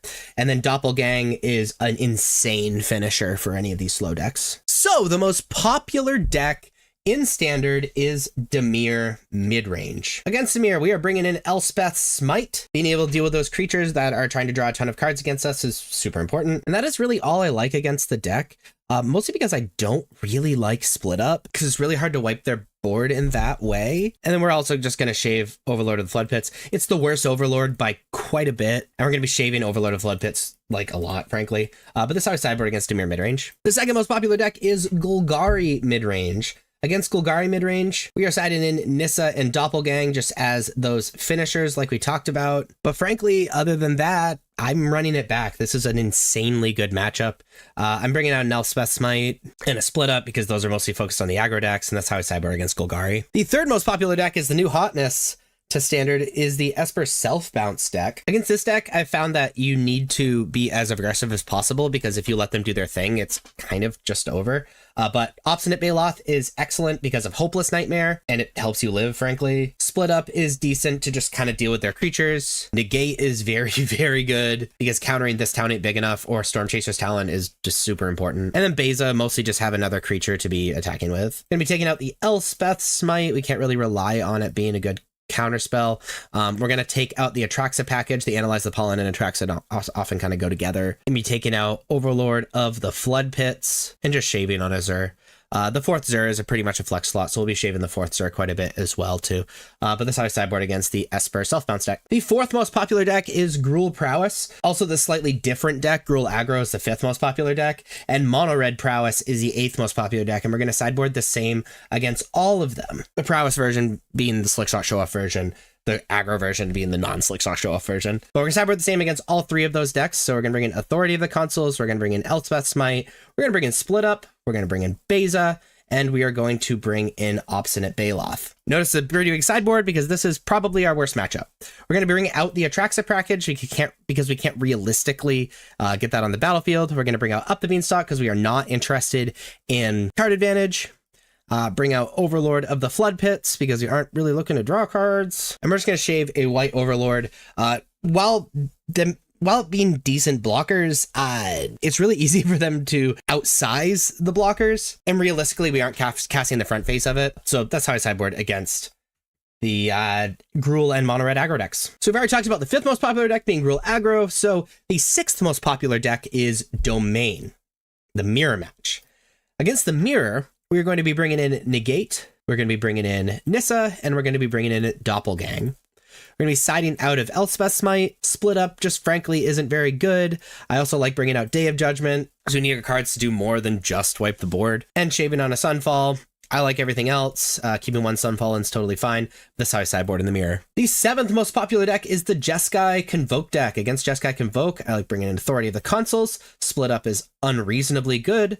I really like Beza just because it's an aggro deck. And similarly with Obstinate Baloth, we're going to be bringing out the Atraxa package and Up the Beanstalk for similar reasons, right? I'm not looking to play that long game. I'm looking to answer what they're doing and move on. This is how I sideboard against Jeskai Convoke. We've already talked about the eighth most popular deck, which is Mono Red Prowess. So the ninth most popular deck is the Mono White Token Control deck. Against this deck, we are bringing in Negate, we are bringing in Nissa and Doppelgang, just mostly as finishers. We are siding out of Elspeth Smite. I don't like Split Up, but I do like the other board wipes being able to just kind of reset after the control craziness. And we're going to just be shaving on Zur and Blue Overlord, and that's how I sideboard against mono white. And then the 10th most popular deck is the Azorius Convoke deck, Azorius Aggro, Azorius Curiosity, whatever you want to call it. I really like Authority against this deck. I also like Elspeth Smite more against this deck than the Jeskai deck. Being able to deal with Enduring Curiosity forever is really nice. Split Up is very good, and Obstinate Bale is very good, and Beza is very good. We're going to side out of our Atraxa package, get rid of Overlord of the Flood Pits. I'm not looking to grind, so I'm going to shave on cut up the Beanstalk, excuse me. And then we're going to cut a single Zur, and that's how I sideboard against the Azorius deck. So these are the non-flex slots in Domain. Is these 41 cards in the main deck, including a bunch of lands, and these 5 cards in the sideboard. So when you decide to pick up Domain, you're certainly playing these 41 cards in the main deck and these 5 cards in the sideboard. So the decision you have to make is what 19 cards are you filling these slots in the main deck, and what 10 cards are you filling these slots in the sideboard? These are your options. You have 45 cards to pick from in the main deck and 27 cards to pick from in the sideboard. Now, I think this is kind of obvious to say that there's no major stock list for Domain at the moment, which is a little rough, but also very good because you can kind of twist it to be able to support whatever you think the meta is going to be. So let's start with why you would pick any of these cards. So you're going to pick 7 of these lands to finish out your main deck suite. And really, I would love to provide insight on the lands, but I'm going to be totally real with you. I'm not good at building mana bases. But you have 16 options to play in those 7 slots. And so, yeah, I suggest playing plenty of green because hitting your green Overlord is super important. And if you're playing the Pest Control version, or like you're playing a bunch of Zur, making sure you have black mana that isn't the basic or Cavern of Souls is pretty important as well. But you're going to pick 7 of those lands. To kind of move further along, the reason you would play up to 3 Analyze the Pollen, most decks are only playing 2 though, is it allows you to fix your mana. Being an essentially 4-color deck is pretty important. And then in the late game, you can collect evidence. We don't use our graveyard, so we can collect evidence pretty easily to grab powerful cards from our deck, whether it be Zur, White Overlord, or Atraxa are our normal targets. You can play Get Lost 3 and 4. Get Lost is a great unconditional removal spell, really good against enchantments. The issue is it gives maps, and maps are really good alongside the Valiant cards in the red deck. So while Get Lost is good against the red deck, being able to trigger Valiant while not using their cards and just like popping a map on their own creature, a map that you gave them, can be kind of rough. So people are going a little bit down on Get Lost. You can play up to 2 Pest Control. Pest Control, destroy all non-land permanents with mana value 1 or less, and more importantly, it has cycling too. So the reason this is playable in the main deck, even though it's obviously targeting very specific decks, is because it has cycling. You can just have it replace itself. And the reason you'd be playing these in the main deck is it's decent against the red decks. It's like fine, but mostly for the bounce decks, because things like Hopeless Nightmare and stuff like that are really rough, and Pest Control deals with most of the cards in their deck for just 2 mana. You can play up to 2 Split Up. Now, Pest Control has kind of taken the Split Up slot recently, but Split Up being a 3-mana board wipe that doesn't take out your own Up the Beanstalk like Temporary Lockdown does is really solid. It can be a little conditional, but frankly, the decks that you want Split Up against are the decks that are either going to have like all their creatures tapped like Convoke or Aggro. So Split Up is totally solid. Speaking of Temporary Lockdown, you can play up to 3 Temporary Lockdown. It is a less conditional removal spell than Split Up against the decks that you want these cards against. However, it takes out Up the Beanstalk and like any tokens you have, so that's a little awkward as well. You can play Zur number 3 and 4. Now, Zur is excellent because you can man up the giant enchantments that you have, especially the Impended Overlords, and when they attack, you can still get their attacking triggers. You know, they have Death Touch, Lifelink. It can be total game ender a lot of the time. The issue is Zur doesn't really do anything on its own, so it's a little weird, and people are going down from the original 4. You play 1 Beza. Beza is decent against pretty much every deck but the combo decks. It gains life, it's a blocker, it's a threat. Sometimes it can draw cards or ramp you mana. It's just all around decent against super aggressive decks and super slow decks. You can play a single Day of Judgment, just more unconditional removal than Split Up or Pest Control, though notably Pest Control deals with non-creatures where Day of Judgment doesn't. Seized from Slumber is really interesting cards that a lot of decks are playing. They're playing up to 3. Seized from Slumber is a 5-mana instant that says destroy target creature. However, it only costs 2 mana if it targets a tap creature. So it's a 2-mana, pretty unconditional removal for these aggressive decks. And so people are going down on Get Lost for that because of that map thing I was talking about. I'm not sure if it's good, but it's working for people. You can play Sunfall 3 and 4. Sunfall is destroying or exiling all creatures, which is notably important, especially against the Enduring cards. But also it creates an Incubator token, which is a threat in and of itself. Very good. However, 5 mana is a lot of mana if you plan on using it against the aggressive decks, so it's kind of rough. You can play 3 Overlord of the Flood Pit. Overlord of the Flood Pit being a pretty powerful card if the game's going long. It does absolutely nothing if the game is short. Being able to draw 2, discard 1 with the Overlord impending stuff is definitely excellent in some situations and totally awful in others. You can play the 4th Overlord of the Mistmoors, which is probably the most powerful, like raw power Overlord. However, 7 mana is a lot of mana, and sometimes the tokens just do nothing. So people have been going down to 3, and casting 1 in the matchups that it's good against is normally enough. You can play up to 3 more Herd Migration, so Herd Migration 2 through 4. Herd Migration fixes your mana, kind of like Analyze the Pollen, and then it's also a finisher, and gaining life is pretty relevant as well. You can play a 1 of Atraxa. 1 of Atraxa is pretty nice against those decks that go really long, and pairs really well if you happen to be playing the Analyze the Pollen version, because the 1 of turns into maybe a 3 of or a 4 of or whatever, depending on how many Analyze the Pollen that you're playing. And so in the deep late game, you could just play Analyze the Pollen, grab Atraxa from your deck, and win the game. So you're going to be selecting 19 of these 45 cards to be putting into your main deck. And then let's look at the sideboard. So you're going to be selecting 10 of these 27 cards to put in your sideboard. You can play 3 Authority of the Consuls. These are mostly for, again, the aggressive decks. Aggressive decks are kind of a rough matchup, to be totally real with you. And so there's a lot of cards in the sideboard that are slanted towards these aggressive decks. Authority lets it gain life, makes your haste stuff can't attack the turn it comes out. It's pretty great. You can play up to 2 Elspeth's Smite in the sideboard. Again, mostly for the aggressive decks. Also fine against like Mosso Dread Knight and dealing with like the blue Enduring card and stuff like that. You can play Destroy Evil, dealing really well with like Shieldred, which can be kind of rough if we have a multiple up the Beanstalk hand, but also really awesome enchantment hate. I've already talked about Get Lost, being unconditional removal. However, giving map tokens is kind of awkward. You can play 1 Not on My Watch. Exile target attacking creature. Really solid against, again, the blue Enduring creature, but also decent against the aggro decks. Exiling's pretty relevant against like Heartfire Hero and stuff. You can play 2 Beza in your sideboard. We already talked about Beza, but Beza being very good against the aggressive decks and very good against the super slow decks, being a threat, can draw cards and gain life. You can play Negate number 3. Negate number 3, solid against these slower decks that are playing these non-creature spells that we care about. You play up to 2 Tishana's Tidebinder. Tishana's Tidebinder is an awesome threat, but countering these triggered abilities is really solid, especially against these Overlord decks. Also turns off the blue Enduring card and all that stuff.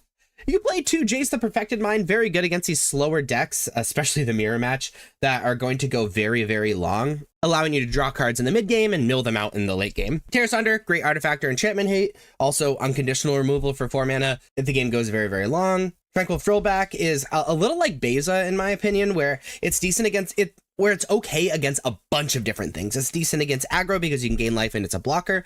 It can deal with artifacts and enchantments and it's a threat. It's graveyard hate, but not great graveyard hate.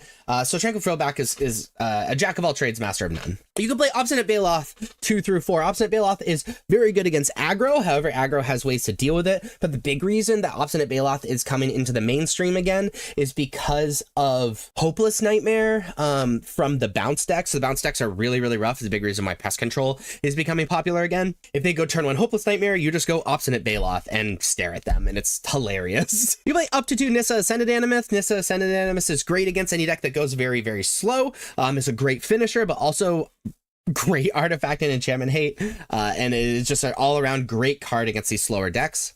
We've already talked about Pest Control, but again, it's mostly for these aggressive decks and the bounce decks.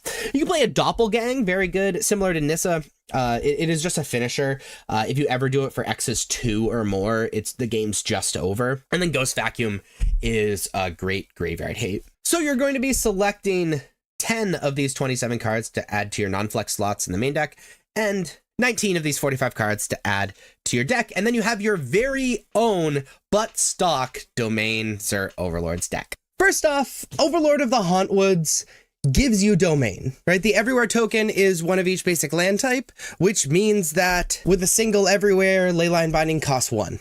Period. That's really important to remember. Also, with a single everywhere, you get 5 beast tokens. With herd migration, everything that might have to do with domain, you get with 1 Overlord of the Huntwoods trigger. Second off, and the big reason you're playing this deck in the first place, so I hope you already know this, but it's important to mention, is that Zur combos with the Overlords incredibly well. If you activate Zur on an impended Overlord and then attack with it, you still get the attack trigger. You don't have to wait for the thing to be unimpended. By it being impended, it doesn't remove the text on the card. That is a creature enchantment that is attacking. It also gives us this Death Touch, Hexproof, Lifelink, the things that Zur normally gives an enchantment it activates on. And speaking of those Zur activations, if your opponent is attempting to remove one of your enchantments, whether it be an impended Overlord or a Leyline Binding or Up the Beanstalk, you can activate Zur on it to give it Hexproof in response and have that spot removal for your enchantment fizzle. And also remember that Up the Beanstalk doesn't care if a cost is reduced for it being mana cost 5 or greater. So your Overlords being impended will still trigger Up the Beanstalk, and you casting Leyline Binding for 1 mana is still going to trigger Up the Beanstalk. It's kind of what makes the deck very good. So this is the Omniscience combo deck in Standard. Essentially, I'll explain the combo and then talk about these supporting cards. These are all definitely just like supporting cards, trying to draw into the combo. Essentially, what you're trying to do is put Omniscience into the graveyard and then reanimate that Omniscience with Abdullo's Awakening. And it's a 1/1 spirit in addition to its other types, but it's still an Omniscience, so everything is free now. We get Omniscience into our graveyard with basically every card we have. Picklock Prankster, Moment of Truth, the Archaeologist, Chart a Course, Confounding Riddle, Ifara's Dispersal, all put cards in your graveyard. And also let us select Abdullo's Awakening and Invasion of Arcavios. We're then going to spend all of our free spells to hit the invasion, play the invasion, for free, remember, to grab Season of Weaving. We then choose an artifact or creature you control, create a token that's a copy of it, and return each non-land, non-token permanent to its owner's hand. So we decide to copy the 1/1 Omniscience to create another 1/1, this time it's a token, and then everything returns to our hand as even Invasion of Archaeavos. We can replay the Omniscience if we want to, but then we just replay that invasion, grab Season of Weaving this time from our graveyard, because it was when it enters, search your library, graveyard, and or outside the game for an instant or sorcery card you own, reveal it, put into your hand.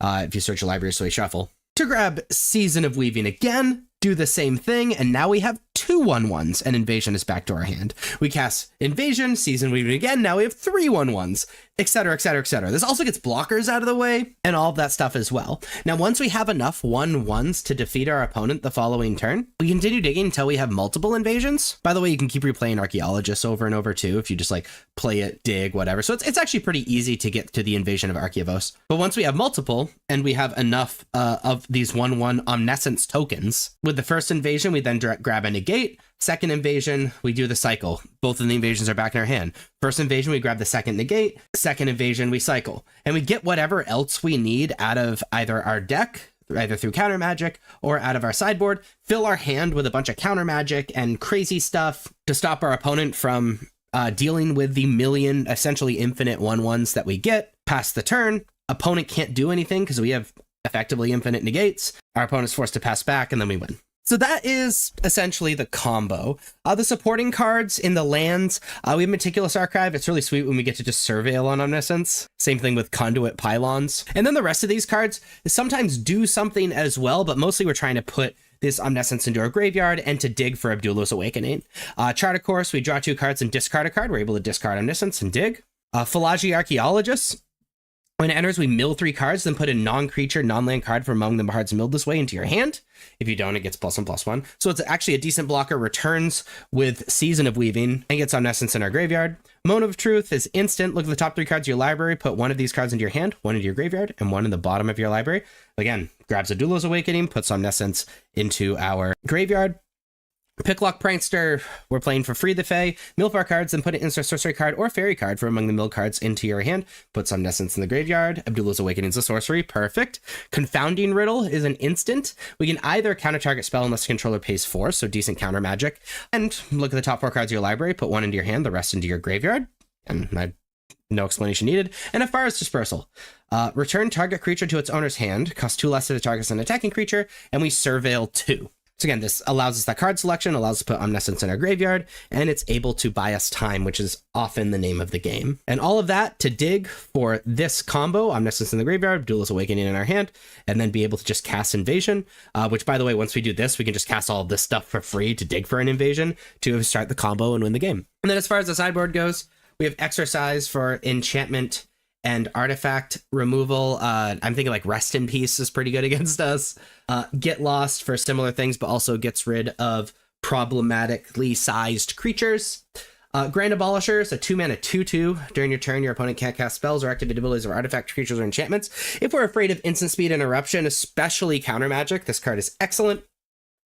Temporary Lockdown for these aggressive decks. Exile each non-land permanent mana value 2 or less until it leaves the battlefield. Minor Misstep, also pretty decent against these aggressive decks. Counter target spell with mana value 1 or less. Negate, we've already talked about. But remember, Invasion of Archivios, I can never say it, allows us to grab stuff from our library too, so it's totally fine to side in. But it's really to kind of lock things down. Unnerving Grafts, return up to 1 target non-land permanent to its owner's hand. Manifest Dread, it puts something in the graveyard and also deals with problematic permanents. Again, Rest in Peace immediately pops into my head the turn we want a combo. And then Season of Weaving, again, is that combo piece we grab with Invasion that stays out of play. So as far as the sideboard goes, Exercise we like against, great artifact, enchantment hate, good against the enduring creatures, great against domain, etc., etc. Especially against decks that are sided in Rest in Peace against us. Same thing with Get Lost, but it's also pretty good against creatures that are going to hit us pretty hard. Grand Abolisher is a 2-mana 2/2. During your turn, opponent can't cast spells or activate abilities of artifact, creatures, or enchantments. This is very much our answer to things like counter magic. Temporary Lockdown, we're playing for these aggressive decks. Also, it's a fine answer to Rest in Peace.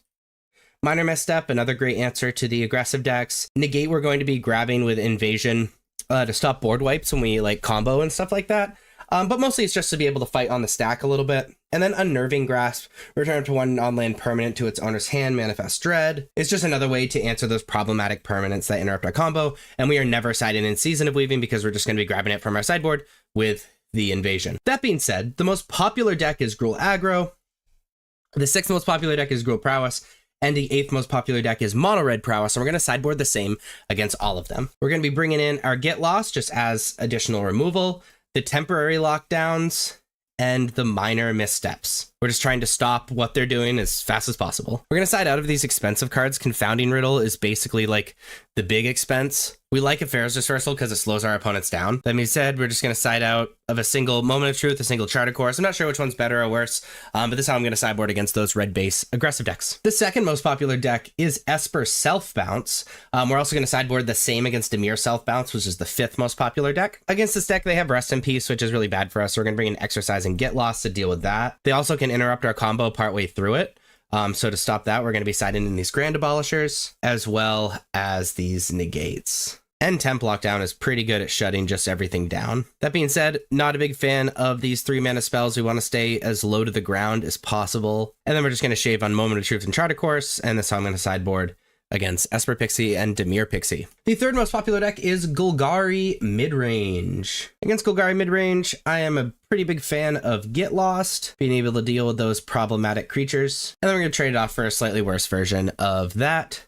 This time is sideboard against Golgari. The 4th most popular deck is Domain. Against Domain, we're loving this enchantment hate. We have to be really, really aware of Rest in Peace. In addition, they often have ways to interrupt us, so Grand Abolisher is pretty okay, as well as, Negate. That being said, we're probably going to combo before they actually start attacking. So we're going to sideboard out of these Dispersals, and then generally just shave on these Charter Course and Moment of Truths, and that's how I'm going to sideboard against Domain. We've already talked about the 5th most popular deck, which is Dimir Self Bounce. We've already talked about the 6th most popular deck, which is Gruul Prowess. So the 7th most popular deck is Dimir Midrange. Against Dimir Midrange, we're a fan of Get Lost. I'm a fan of Unnerving Grasp, being able to return the bat, the turn you're going to combo or whatever, seems pretty powerful. And then we're going to bring in some Minor Missteps because they just really flood up on the Duresses and Ghost Vacuum and things like that. That being said, Grand Abolisher is pretty powerful because of the Ghost Vacuum. Going to be siding out of the Ifara's Dispersal and then shaving on the Confounding Riddle, just because staying as far low to the ground as possible is really important. So I'm going to sideboard against Dimir Midrange. We already talked about the 8th most popular deck, which is Mono Red Prowess. The 9th most popular deck is the Vorcolor Zur deck, which is just a slightly different version of Domain, which brings us to the 10th most popular deck, which is Jeskai Convoke. Against the Jeskai Convoke deck, obviously Temporary Lockdown is excellent. Also have to bring in Grand Abolisher for Protect the Negotiators, Exercise, and Get Lost for the Rests and Pieces. And we're just going to be siding out of Confounding Riddle. Unfortunately, they're attacking, so we really like the Afar's Dispersal. And so we're just going to bring out the Moment of Truths and just a single Chart of Course. And that's how I'm a sideboard against Convoke. So these are the non-flex slots in the Omniscience combo deck. If you're playing the Omniscience combo deck, these are pretty much the cards that you have to play. You're pretty much bought into playing. It's these 54 cards in the main deck and these 5 cards in the sideboard. So the question is, when you go to build this deck and tune this deck, is what 6 cards are you playing in the main deck and what 10 cards are you playing in the sideboard? Well, these are your most common choices. For the 6 cards in the main deck, you can choose from these 12 cards. And for the 10 cards in the sideboard, you can choose from these 22 cards. So let's talk about that. We can play the 4th Chart of Course. Is a 2-mana sorcery. Draw 2 cards, discard a card unless you attack this turn. It's great to fill up your hand, get that card selection, and get that Omniscience into the graveyard. You could play Picklock Prankster 3 and 4.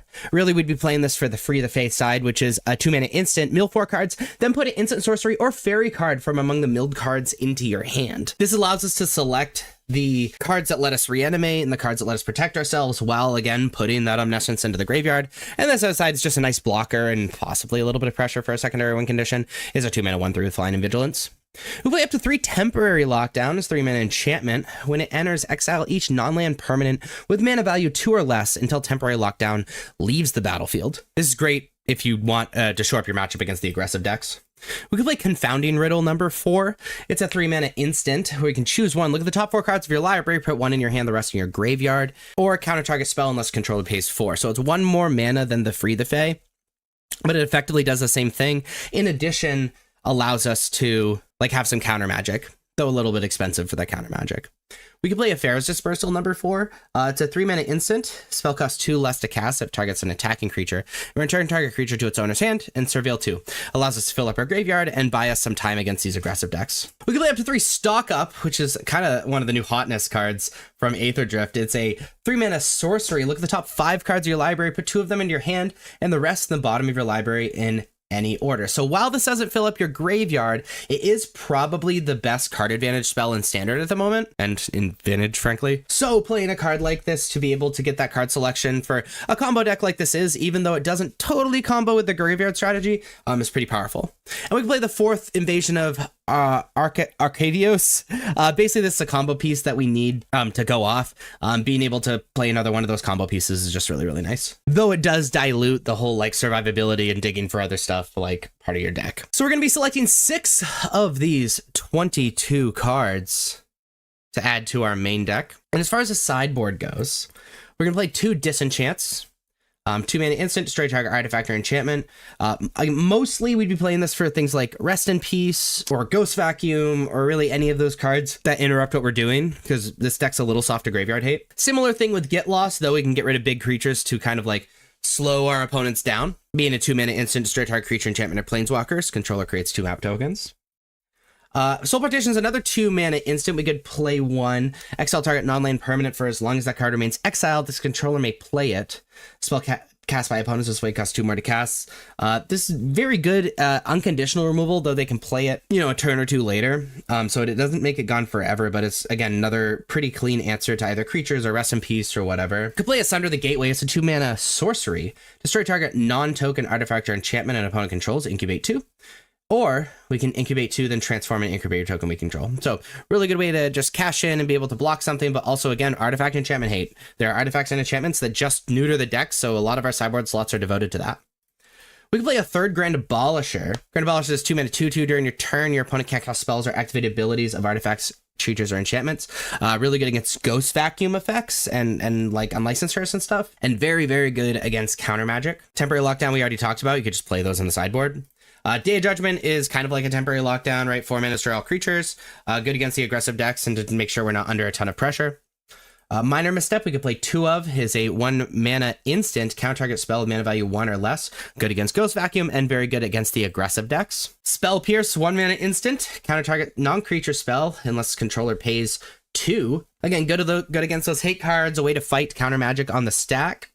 We can play 2 Defabricate. It is a 2 mana instant, choose 1 counter target artifact or enchantment spell.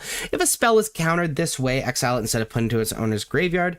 And counter target activated or triggered ability. So fulfilling the role of, choosing your artifact and enchantment hate suite is really important in this deck, and is fulfilling that role as well. Negate would fulfill a similar role as Spell Pierce, 2 mana counter target non-creature spell. Costs 1 more mana, but it's just a straight up counter to stop all those hate cards. Unnerving Grasp, 3 mana, return up to 1 target non-land permanent to its owner's hand, Manifest Dread. Manifesting Dread is kind of cool because, we effectively get to select a card to mill, but also we can return problematic hate permanents the turn before we want to go off. We could play a Mana Stopgap, which is a 4 mana sorcery with Bargain. Spell costs 2 less cast of its Bargain, so it can cost 2. Return target non-land permanent to its owner's hand, draw a card. So effectively, really similar to Unnerving Grasp, though it could cost less. Notice most of these sideboard cards are just different ways to stop things like Rest in Peace and Ghost Vacuum. We play up to 3 Riptide Gearhulk. It is a 5 mana artifact creature. Double strike prowess, and when this creature enters, for each opponent, put up to 1 target non-land permanent that player controls into its owner's library, 3rd from the top. Again, another way to go about it, but also acts as an alternate win condition against decks that are going to have a lot of hate pieces, while also attacking those hate pieces, which is kind of fun. So you're going to be selecting, 10 of these cards? So you're going to be selecting 10 of these cards in the sideboard to add to your deck, 6 of these cards in the main deck, and then you have your very own but stock version of Blue-White Omniscience combo in Standard. So to reiterate the combo, you're trying to put Omniscience in the graveyard with all of these awesome instants and sorceries. Reanimate it with Abdullah's Awakening, so you have an Omniscience on the battlefield, except it's a 1/1 spirit in addition to its other types, and then use that Omniscience to cast all these dig spells for free to eventually hit an Invasion of Archaeavos, to eventually hit an Invasion of Archaeavos, to eventually hit an Invasion of Arcavios, which I have no clue if I'm pronouncing right. That was my 3rd attempt at that line. To grab a Season of Weaving from the graveyard, to return everything to your hand, copy the Omniscience, but now there's a 1/1 Spirit Omniscience token on the battlefield, so it does not return with Season of Weaving. And then you can replay all of these things, notably Invasion of Archaeavos to grab Season of Weaving again, return everything again, make another 1/1 token, and then you make infinite 1/1 Omniscience tokens. And then at the end of the combo, and here's where an important tip and trick is, once you have enough to kill your opponent the following turn, it's really important to grab things from your graveyard that can interrupt that.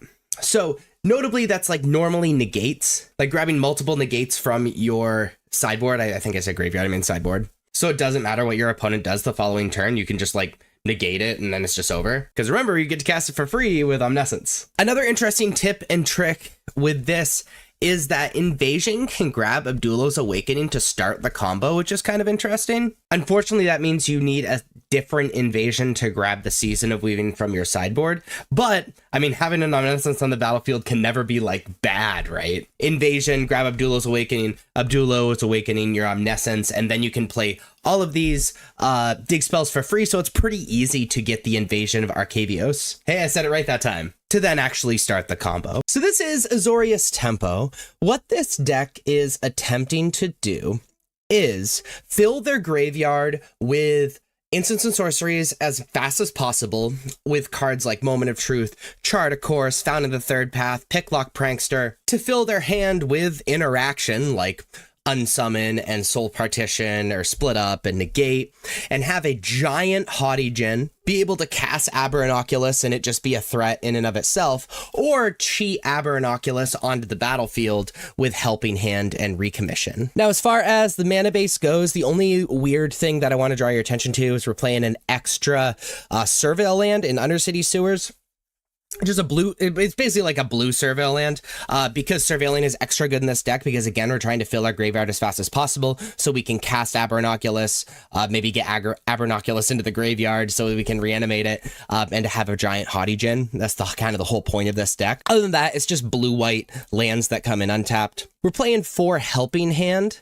Helping Hand is 1 mana, return target creature card with mana value 3 or less from the graveyard to the battlefield, tapped. The cool part about this card is, yeah, we have kind of a scam hand with Aberranoculus or whatever, but also we only have 8 actual threats. Picklock Prankster's only kind of a threat. We only have 8 actual threats in Haughty Djinn and Abernoculus. And so when our opponent answers those threats, we can Helping Hand to just like bring back those threats. So really we have 12, 15 threats with Recommission as well. We're playing 2 Unsummon, return target creature to his owner's hand. This is great to protect our very few threats, but also to get other flyers out of the way or scary stuff out of the way. We're playing 3 Recommission. Recommission is 2 mana, return target artifact or creature card, mana value 3 or less from your graveyard to the battlefield. If a creature card enters this way, it enters with additional +1/+1 counter on it. So 1 more mana for a slightly better effect than Helping Hand to reanimate Abernoculus and Haughty Djinn from the graveyard after we mill them. Playing 3 Soul Partition as a pretty unconditional removal. It is a 2 mana instant, exile target non-land permanent for as long as that card remains exiled. Its owner may play it. A spell cast by opponent this way costs 2 more to cast. This is just for problematic permanents, things like Rest in Peace, flyers to get out of the way. Remember, we're a tempo deck, so really we're just trying to make our opponent spend way more mana than we are. We're playing 4 Chart a Course. Chart a Course says 2 mana sorcery, draw 2 cards, and discard a card unless you attack this turn. We don't mind discarding a card because we can reanimate stuff. We want instant sorceries in our graveyard to make Haughty Djinn giant, and all that stuff. And also we're able to kind of filter the cards in our hand. We're playing Founding of the Third Path. It is a 2 mana saga where its first chapter has read ahead. And its first chapter is you may cast an instant sorcery spell with mana value 1 or 2 from your hand without paying its mana cost. So that's kind of an interesting one. Its second chapter is target player mills 4 cards. We obviously want to target ourselves with that. And its third chapter is exile target instant sorcery spell from your graveyard, copy it. You may cast that copy. And remember this, you have to cast it. So you do have to spend the mana on the third chapter. But that's just like very powerful, being able to reuse these instant sorcery cards we put in our graveyard, be able to fill our graveyard and cast spells, which is kind of what this deck is attempting to do. We're playing 4 Moment of Truth. Moment of Truth is a 2 mana instant. Look at the top 3 cards of your library, put 1 in your hand, 1 in your graveyard, and 1 at the bottom of your library. So we fill our graveyard and we get that decent card selection at instant speed. We're playing a 1 of Negate to deal with non-creature spells. We're playing 4 Picklock Prankster. Picklock Prankster being a 1/3 with vigilance and flying, but on its adventure side, it's mill 4 cards and put an instant sorcery card or fairy card, so it can pick itself if you mill it, from among the mill cards and put them into your hand. So again, we're milling, we're getting that card selection of instant sorceries so that we can kind of select what we want to do.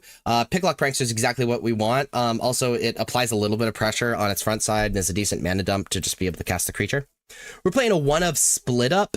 The interesting part about this is we don't have a lot of creatures and we can reanimate our creatures, and it's really easy to get our creatures to be tapped or untapped, whichever we want it to be, because our creatures are evasive. So Split Up can often be just a one-sided board wipe, but we can play in the main deck. We're playing 4 Abernoculus. Abernoculus, 3 mana, 5/5 with flying. As an additional cost to cast a spell, exile 6 cards from your graveyard, where that's pretty easy for this deck because we're filling our graveyard so much already.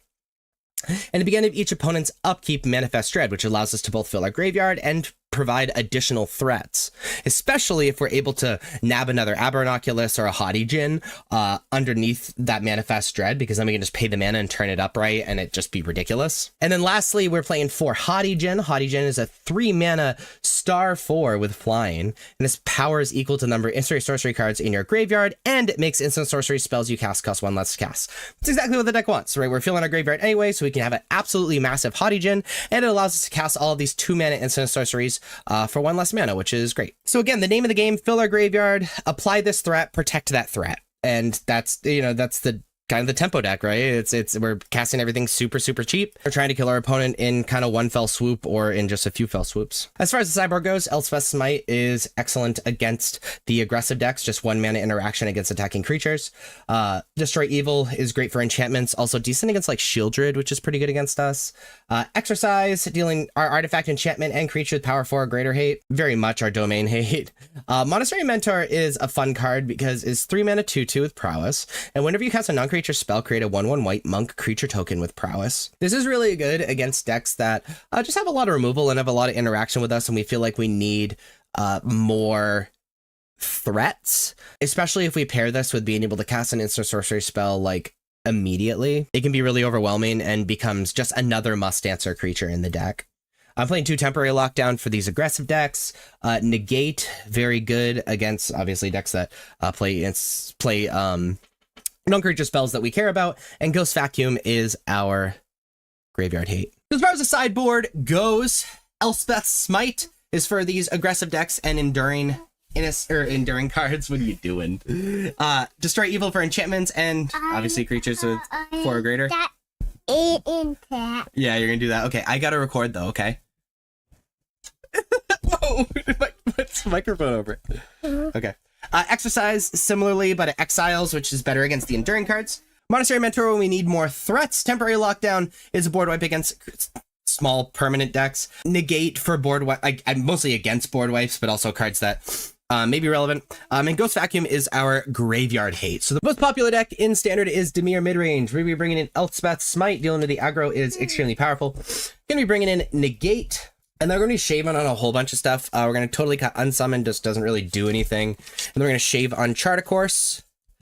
And then we're going to shave on Moment of Truth. I like shaving a split on that. You're going to see that pretty often. But it's how I sideboard against Dimir Midrange. Hey, could we not mess with the microphone? Yeah. Okay, thank you. I will not miss it. Especially not the cord. Don't touch the cord, okay? The second most popular deck in Standard is Esper Self-Bounce. Against Esper Self-Bounce, Temporary Lockdown is very powerful. Being able to deal with all the stuff that they are bouncing. Also a giant fan of Negate, being able to deal with the sounding big enough. We're taking out Unsummon just because we don't want to help them bouncing. And then we're going to shave really, really similar things as the last deck. And so this is how I sideboard against Esper Self-Bounce. Golgari Midrange is the third most popular deck in Standard. Against Golgari, we're bringing a Monastery Mentor just because we want more threats. We're going to be siding out of Negate just because it doesn't do too much. Okay. And we're going to be shaving on the things that we normally shave. And that's how I sideboard against Golgari Midrange. Fourth most popular deck is Gruul Aggro, but also the fifth most popular deck is Gruul Prowess, and the eighth most popular deck is Mono Red Prowess. So we're going to sideboard the same against all of those. I'm going to be bringing in Elspeth's Smite to deter the aggro. Going to bring in Temporary Lockdown similarly. Then I'm a fan of Monastery Mentor just to provide more blockers, especially profitable blockers. We're going to be taking out Unsummon because all their stuff is all so cheap. And then we're going to be cutting on Chart a Course and also cutting on Negate. And that's how I sideboard against Gruul Prowess and Gruul Aggro and Mono Red Aggro. So skipping ahead to the sixth most popular deck is the Mirror Match, is Azorius Tempo. I'm going to be siding in Negate. And we're going to be siding in Ghost Vacuum for that graveyard hate. And also Destroy Evil is pretty powerful against this deck as well. Because of graveyard hate and like a bunch of other ways to deal with stuff, we're going to side out of this some number of the reanimation package. And then we are going to side out of our flex slots. And so sideboard in the Mirror Match. The seventh most popular deck is Jeskai Convoke. Against Jeskai Convoke, I like Elspeth's Smite just to snipe some attackers here or there. Temporary Lockdown is also very, very solid.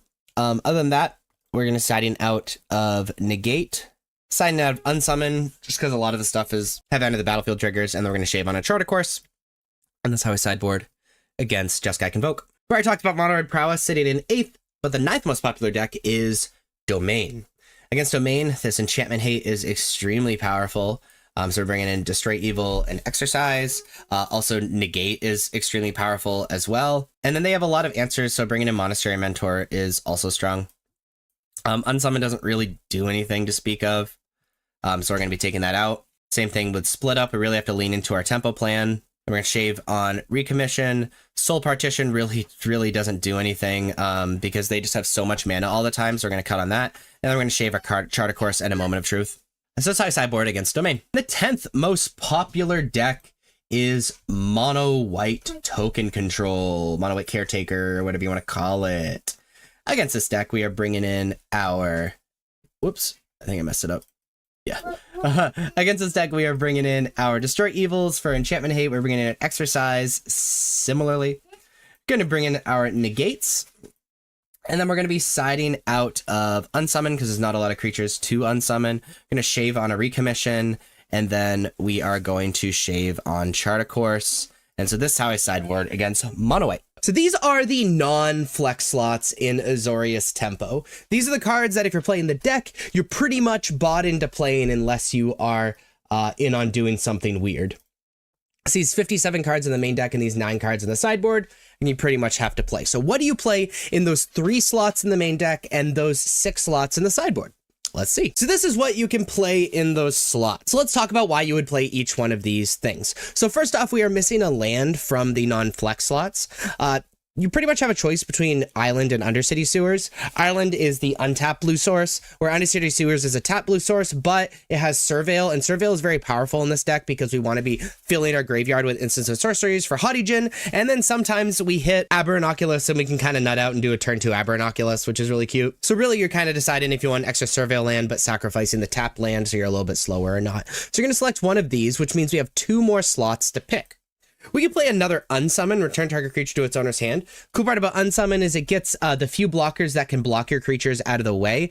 And then they also, the big issue with this deck is that you don't have a lot of threats. It's just that your threats are very powerful and your entire deck is centered around your threats.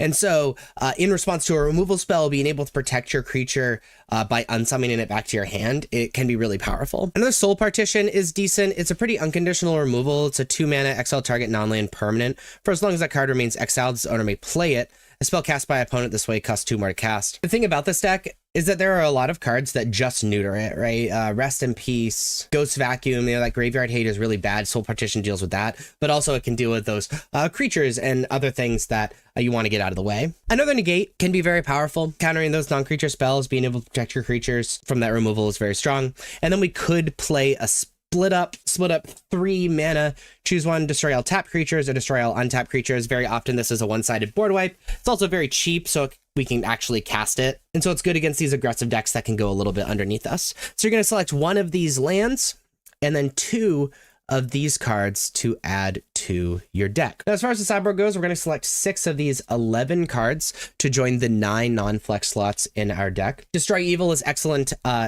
against enchantments. Also being able to deal with things that are toughness 4 or greater, also very, very powerful. Exercise, also dealing with enchantments and things with power 4 or greater.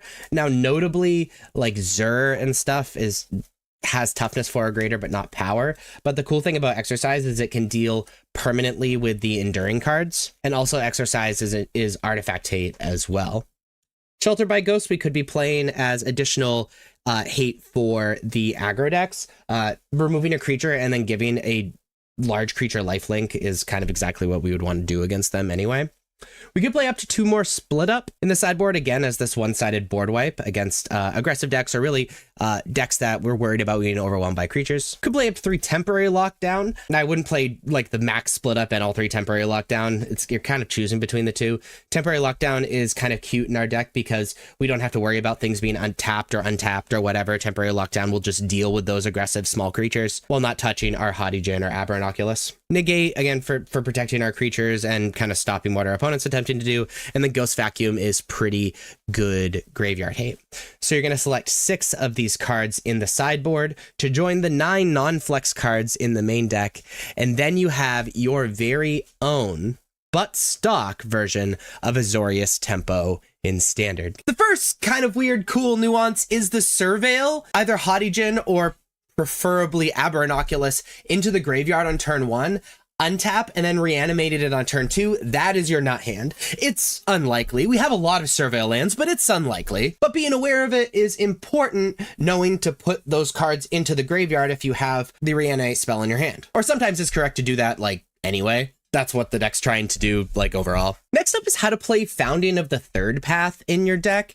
And generally, you don't want to read ahead with this card. Normally, you just want to start on chapter 1, cast something like Chart a Course or whatever from your hand with Founding of the Third Path, mill yourself the 4 cards, because remember, we want instants and sorceries and those creatures and all that stuff in our graveyard, and then do the third one where we exile target instant sorcery card from a graveyard, copy it, you may cast the copy. Now, understand that you don't get to cast it for free. You actually have to pay the mana on the copy in the 3rd chapter. That's very important to remember remember. And the situations where you might want to read ahead is if you really need a creature and have a reanimation in your hand and have the mana, you might want to read ahead to chapter 2, see if you can mill a creature so you can reanimate it. And then the only time you would want to read ahead to chapter 3 is if you're so far ahead you don't need the value, and an insert or sorcery card in your graveyard would seal up the game. Because remember, when you read ahead, you're kind of hemorrhaging that value. Next up is we have situations where we exile cards from our graveyard. Namely, Aberranoculus is the big one. We have to exile cards from our graveyard to cast it from our hand. When you do that, make sure you're exiling all the non-instants and sorceries in your graveyard and the non-Aberranoculuses in your graveyard first. Because we want instants and sorceries in our graveyard so our Haughty Djinn's very, very big, and we want Aberranoculuses in our graveyard, and actually sometimes Haughty Djinn in our graveyard, so that we can reanimate him and cheat him on the battlefield. So I know it feels obvious, but I've seen people mess it up. Just do the lands first, do the creatures first, even if you don't have a Haughty Djinn on the battlefield already. So this is blue-white control. As far as the lands go, we have some pretty exciting stuff going on. First off is Blast Zone. It is a colorless land. It comes in untapped. XX and tap it to put X charge counters on Blast Zone, and it enters with a charge counter as well. And you can pay 3 mana and tap it and sacrifice it to destroy each non-land permanent with mana value equal to the number of charge counters on Blast Zone. So it's a land, produces mana, and it is a removal as well. Playing a single Demolition Field, which is a colorless untapped land as well. We can pay 2 mana and tap it to sacrifice it, destroy target non-basic land an opponent controls. That land's controller may search a library for a basic land and put it on the battlefield. Then shuffle. You may search your library for a basic land, put a card, put it on the battlefield, then shuffle. So great hate against other good lands, like Fountain Port.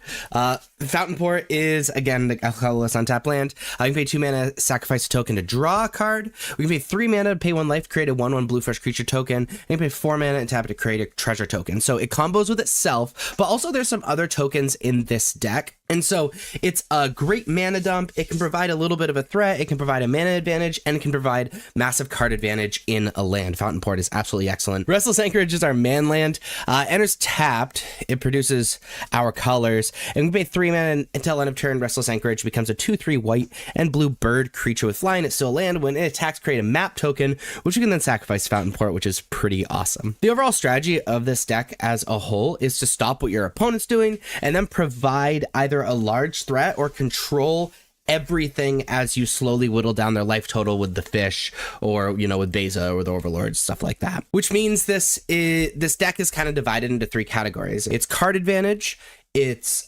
control, and then it's like threats. So to kind of talk about a bunch of the control cards, Get Lost is our big premium removal. It's a 2 mana instant, destroy target creature, enchantment, or planeswalker's controller creates 2 map tokens. So it's a little bit of a downside, but it's reasonably unconditional, which is really nice. We're playing Change the Equation as a counter spell, 2 mana instant.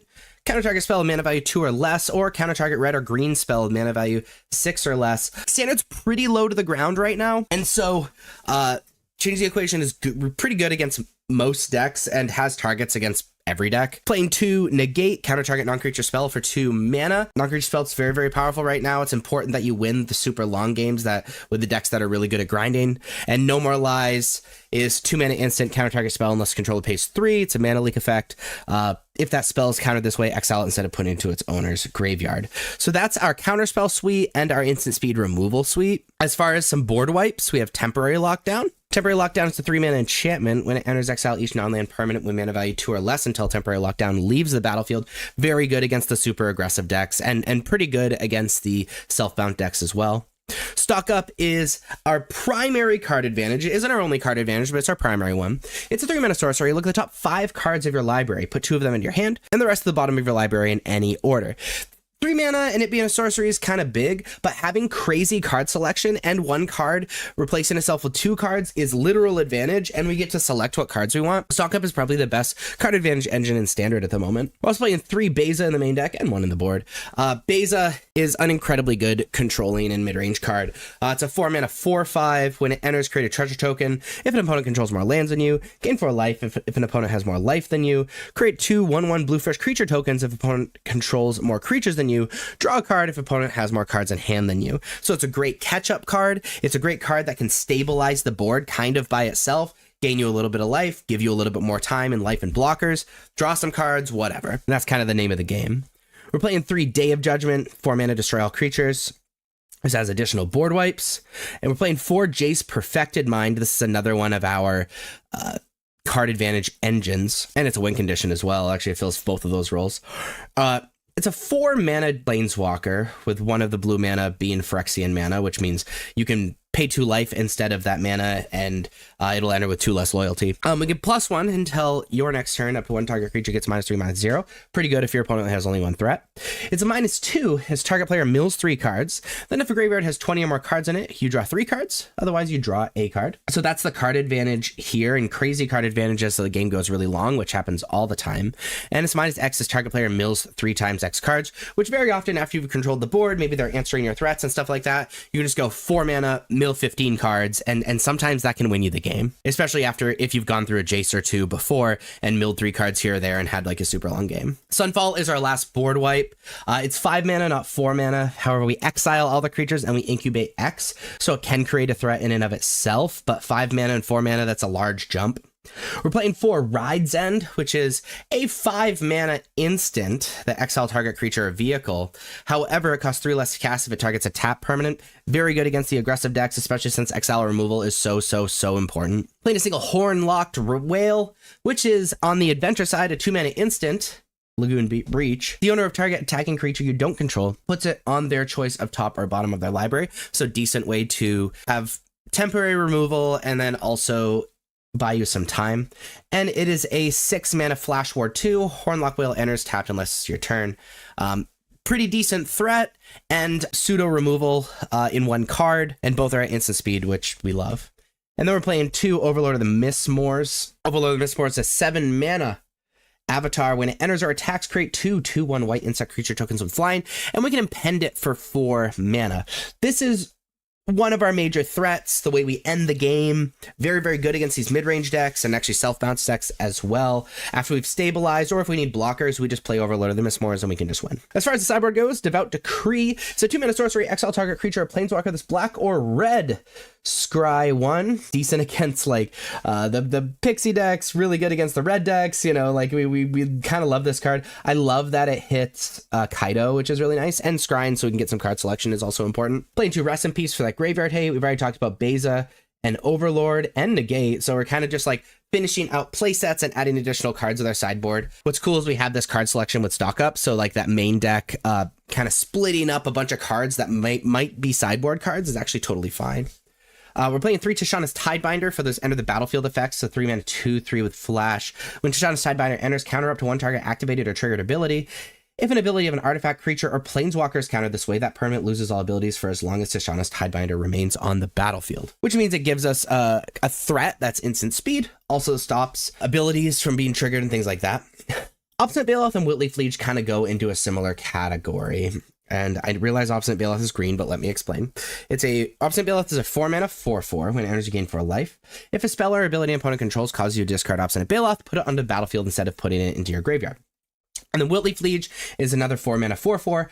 Green creatures get +1/+1, white creatures get +1/+1, and it has that discard ability as well. We're siding this in against the bounce decks because Hopeless Nightmare tears our deck apart. And if we have Obstinate Baloth and Whitley Fleege, Obstinate Baloth is a little bit better than Whitley Fleege if we can have the Hopeless Nightmare thing happen because gaining 4 life is just so powerful. And so we side these in against those decks, essentially because we can just win the game if we have that in hand and they Hopeless Nightmare us. Cool additional thing about Whitley Fleege too is it pumps up all of our white creatures and the tokens from the insects and stuff like that as well. And we're playing 2 Dissection Tools, a 5 mana artifact. When Dissection Tools enters, manifest Dread, then attach Dissection Tools to that creature. Equip your creature gets +2/+2 as Death Touch and Lifelink, and we equipped it by sacrificing a creature. This can kind of slam the door on aggressive decks and stuff like that. Death Touch and Lifelink is just so powerful. This is blue-white control as far as the sideboard goes. We have Devout Decree for red or black permanents. Rest in Peace for graveyard hate. Beza catches us up in a lot of different situations, whether it be super slow decks or like the fast decks or anything like that.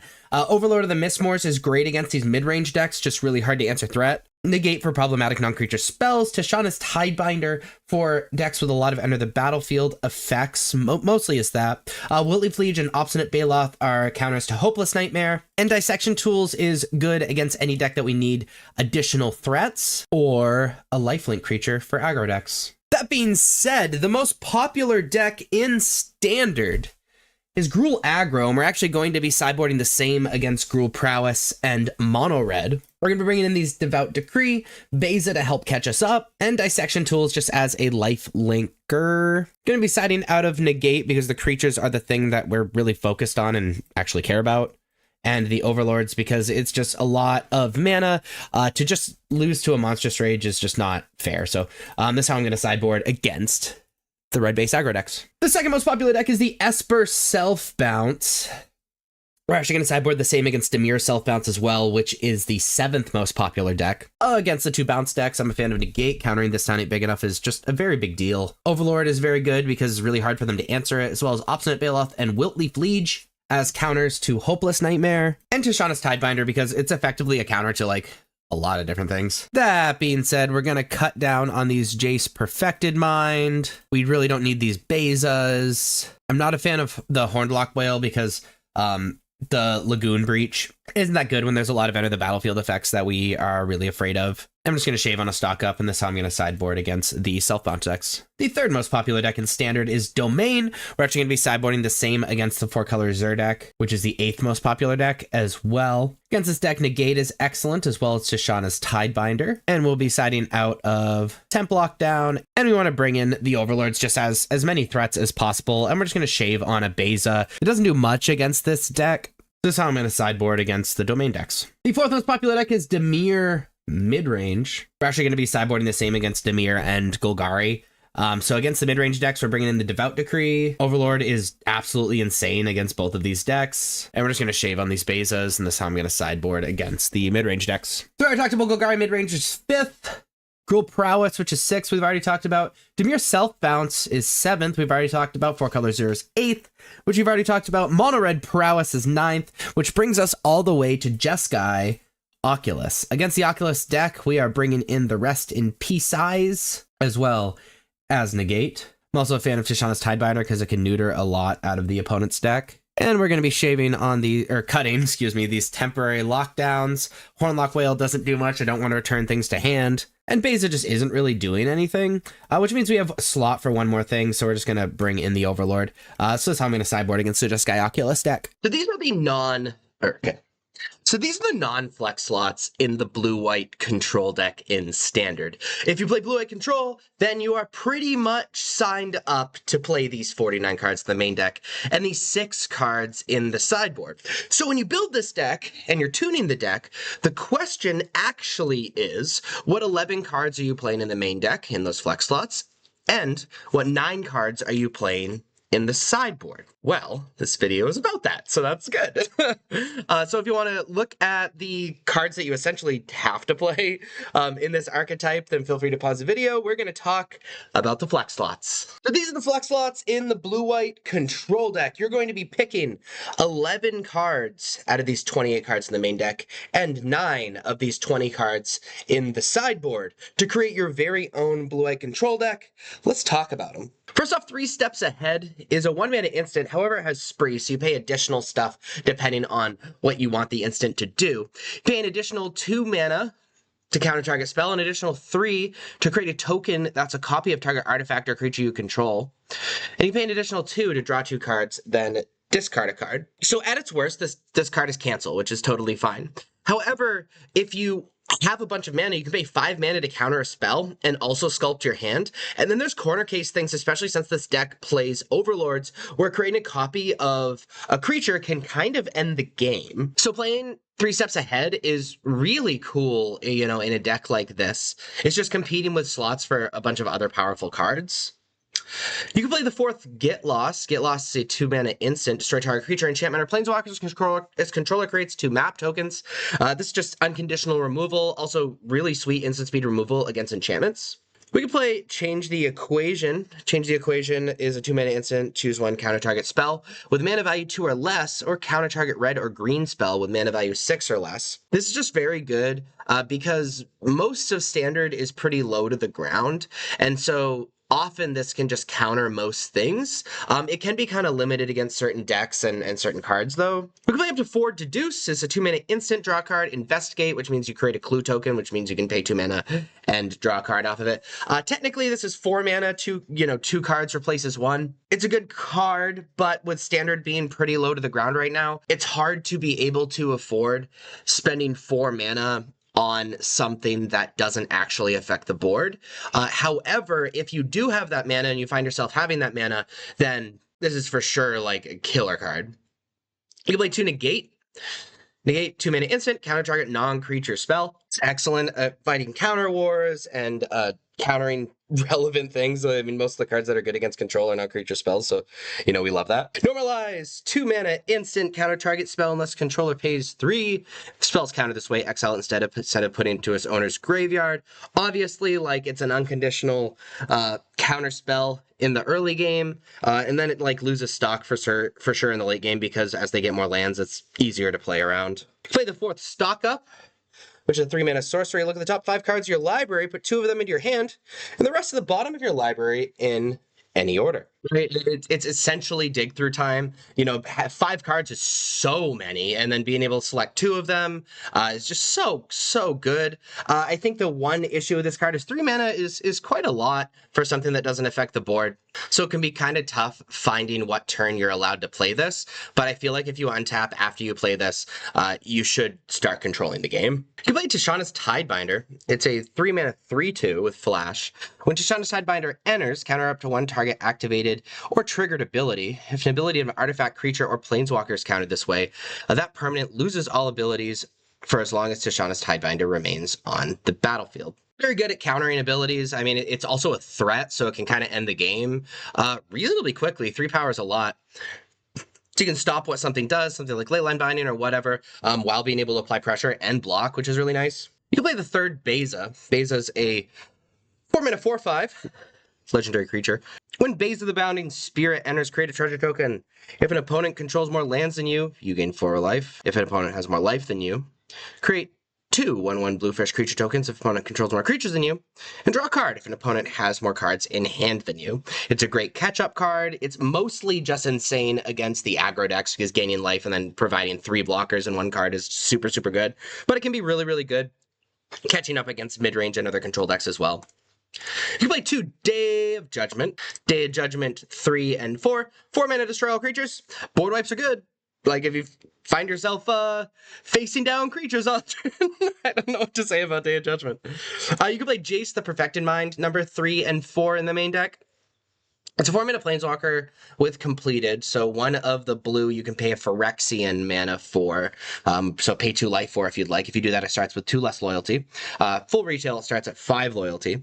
And its +1 is, until your next turn, up to 1 target creature gets -3/-0.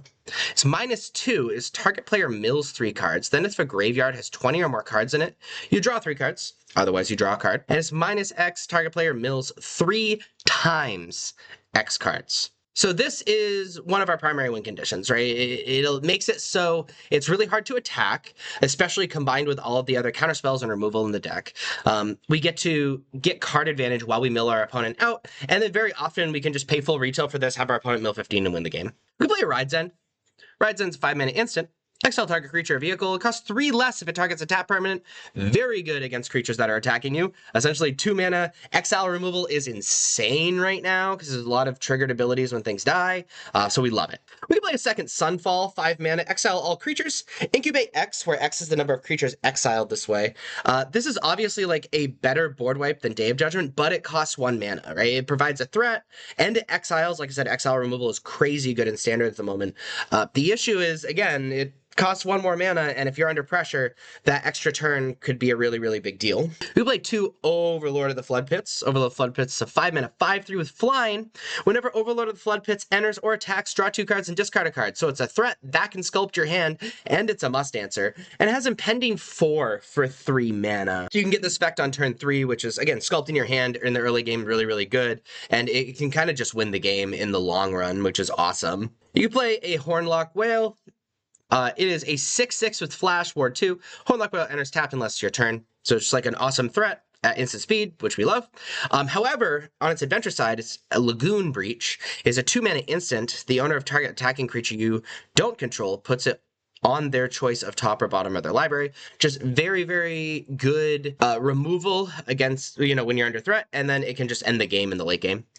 We can play Overlord of the Mistmoors, number 3 and 4. It is a 7-mana 6/6. When Overlord of the Mistmoors enters or attacks, create 2/2/1 white insect creature tokens with flying, and it has Impending 4 for 4 mana. So great threat, decent blockers, and something we can get out on turn 4, and then also without devoting extra mana to it, it be a threat in the late game. So you're going to be selecting 11 of these 28 cards in the main deck. And then if we look at the sideboard, you're going to be selecting 9 of these 20 cards. So let's talk about them. Authority of the Consuls is a 1-mana enchantment. Creatures your opponent control enter tapped, and whenever a creature an opponent control enters, you gain 1 life. This is just good against the red base aggro decks, and Convoke, I guess, if you have room to side it in. But mostly it's the red base aggro decks. You're gaining life. Haste isn't a thing anymore. We love it. Elspeth's Might is a 1-mana instant. It deals 3 damage to target attacking or blocking creature. Creature would die this turn. Exile it instead. Again, this is mostly for the red base aggro decks, or aggro decks in general. Exile removal is excellent, and it kills most things that are attacking you. We can play 2 Devout Decree as a 2-mana sorcery. Exile target creature or planeswalker that's black or red. Scry 1. Really good against Kaido and, again, the red base aggro decks. One thing is icky about it is that it's sorcery speed. So, you can play up to 1 Kutziel's Flanker. It's a 3-mana 3/1 with flash. When it enters, choose 1. Put a +1/+1 counter on Kutziel's Flanker for each creature that left the battlefield under your control this turn. You gain 2 life. Scry 2. Exile target player's graveyard. So you get to choose one of those things. Kutziel's Flanker, I always have mixed feelings about. It's kind of like the Jack of all trades, Master of none card, because frankly, it's not very good at anything that it does, but it's one card that you can play in the sideboard that you can sideboard against a lot of different things. Now, the first ability you're rarely going to use, that'll be a corner case ability, but gaining 2 life and Scry 2 is pretty good against aggressive decks, and frankly, even control decks. Being able to sculpt your hand and also provide a threat at instant speed. And exiling target player's graveyard is graveyard hate, again, while being able to provide a threat. It's not super good at either of those things, but it's both of those things, which is really nice. You can play an Elishnorn, Mother of Machines. It's a 5-mana 4/7 with Vigilance. If a permanent entering causes a triggered ability of a permanent you control to trigger, that ability triggers an additional time. Permanents entering don't cause abilities of permanents your opponent control to trigger. Mostly just insane against domain. Just things not triggering is ridiculous. It's just insane. Also it makes our overlords better, which is really silly. We can play Overlord of the Mistmoors 3 and 4 in the sideboard instead of the main deck. We've talked about why that's good already. Same thing with Negate. We could play a Negate in the sideboard, and Tishana's Tidebinder we could play in the sideboard. Play up to 2 Jace Perfected Mind 3 and 4 in the sideboard rather than the main deck if we would like. Obstinate Baloth and Whitleaf Liege are in the same category. So Obstinate Baloth is a 4-mana 4/4. When it enters, you gain 4 life. If a spell or ability an opponent controls causes you to discard Obstinate Baloth, put it onto the battlefield instead of putting it into your graveyard. Whitleaf Liege is a 4-mana 4/4 as well. Other green creatures you control get +1/+1. Other white creatures you control get +1/+1. And if a spell or ability an opponent controls causes you to discard this card, put it onto the battlefield instead of putting it into your graveyard. So they have that same line of text there. The reason you would play these cards is Hopeless Nightmare. The big difference between the two is obviously you can't cast Obstinate Baloth at all in a normal game. So really you're just hoping they Hopeless Nightmare you. The thing is they have to keep Hopeless Nightmare in because that's how they beat the control deck. If they aren't tearing apart your hand, they don't apply enough pressure to be able to beat the bounce decks to be able to beat you that quickly. So it's likely you'll get to put Obstinate Baloth on the battlefield if you have it in your opening hand. Whitleaf Liege can pump up the Overlord and Beza and all that stuff, which is really cool. And you can do a similar thing, and you can actually cast it, which is all very, very, very, very nice. The issue is 4 life is probably better than that additional pressure, so make that decision wisely. And then we can play Dissection Tools up to 2. It's a 5-mana artifact. When Dissection Tools enters, Manifest Dread, then attach Dissection Tools to that creature. Equip your creature gets +2/+2, has Death Touch and Lifelink. And we can equip by sacrificing a creature. Putting this on an Overlord or a Beza or whatever can just end the game, or it just being a blocker can, again, just end the game. The beauty of it is it doesn't require mana to equip, so you can, turn 4 Beza turn 5 dissection tools, sack the creature that manifested or a Beza fish, put it on Beza, gain 6 life, and it's kind of just over against aggressive decks, which is really, really cool. So you're going to be selecting 9 of these 20 cards to add to your sideboard. You're going to be selecting 11 of these 28 cards to add to your main deck. And then you have your very own but stock version of Blue-White Control in Standard. And frankly, this Blue-White Control deck is pretty straightforward as far as a Blue-White Control deck goes. One, it's important to understand how Fountain Port exactly works, though. So Fountain Port is a colorless land. We can tap it to add a colorless mana. We can pay 2 mana and tap it to sacrifice a token and draw a card. We can pay 3 mana and tap it to pay 1 life, create a 1/1 blue fish creature token. And we can pay 4 mana and tap it to create a treasure token. So really, this is a mana dump for us. And it's really cute being able to sacrifice like Beza tokens and stuff like that, or like map tokens from Lester's Anchorage to draw cards, and that's super, super good. However, the way we're going to be using this most of the time is comboing it with itself. If we have an untapped Fountain Point and 3 more mana at the end of our opponent's turn, you know, if we didn't counterspell something or it's deep in the late game or whatever, we can just make a fish. We can then apply pressure with that fish, and then when we want to, sacrifice it and draw a card. And so it allows us to benefit from having so many lands and have the games go super, super long, because we can just bury our opponent in pressure and card draw. Second off, the biggest reason we're playing Jace is for card advantage, but also it's a win condition. We don't need to be using the Overlord and Beza and Hornlock Whale and stuff like that. Jace is a 4-mana planeswalker that is completed. One of the blue is Phyrexian mana, so we can pay 2 life rather than blue if we want to. If we do that, it enters with 2 less loyalty. Its +1 is until your next turn, up to 1 target creature gets -3, -0. That most of the time doesn't really do anything.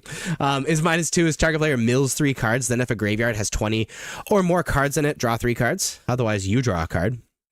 It's -X as target player mills 3 times X cards. So the first Jace that we play on a clear board, normally we're just gonna be like, hey, my opponent mill 3 cards, I'm gonna draw a card, and it's that card advantage. You kind of have to answer it, because once every few turns, I'm going to draw cards off of it. If I activate it too many times and the game goes too long, I get draw 3 cards out of it, and then the game's just over. But after a few Jace activations, the game goes a little long, maybe our opponent draws some cards, whatever.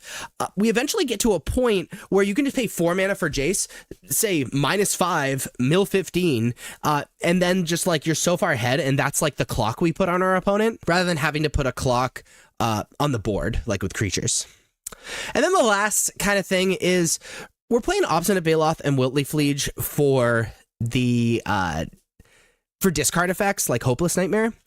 Wiltly Fleege has other modes. One, we can actually cast it as opposed to Obstinate Baloth, but also it pumps up Beza, it pumps up Overlord and the insects it creates. And so it can very much be lethal, you know, when we play it, pump everything up, make blockers much, much, much, much bigger. And if we have multiple Wiltly Fleeges on the battlefield, they pump each other up twice, so they're both 6/6s, so it's just disgusting. So this is Jeskai Convoke. What this deck is essentially attempting to do is play a bunch of cheap creatures that you can either capitalize on or make artifacts, so you can Gleeful Demolition them to be able to get a bunch of creatures very, very early in the game, to then use Warden of the Inner Sky to get really, really big and apply a ton of pressure and be able to select your draws, to be able to play Knight Errant of Eos to be able to dig through your deck, and to be able to play Imitating's Recruiter to attack for a ton. It's all about getting a ton of small creatures and then using those 3 cards to be able to just like capitalize on that. The lands, there's not much to look at. They're just a bunch of lands that enter untapped in the first few turns, because those are the turns that matter. But let's start with Novice Inspector.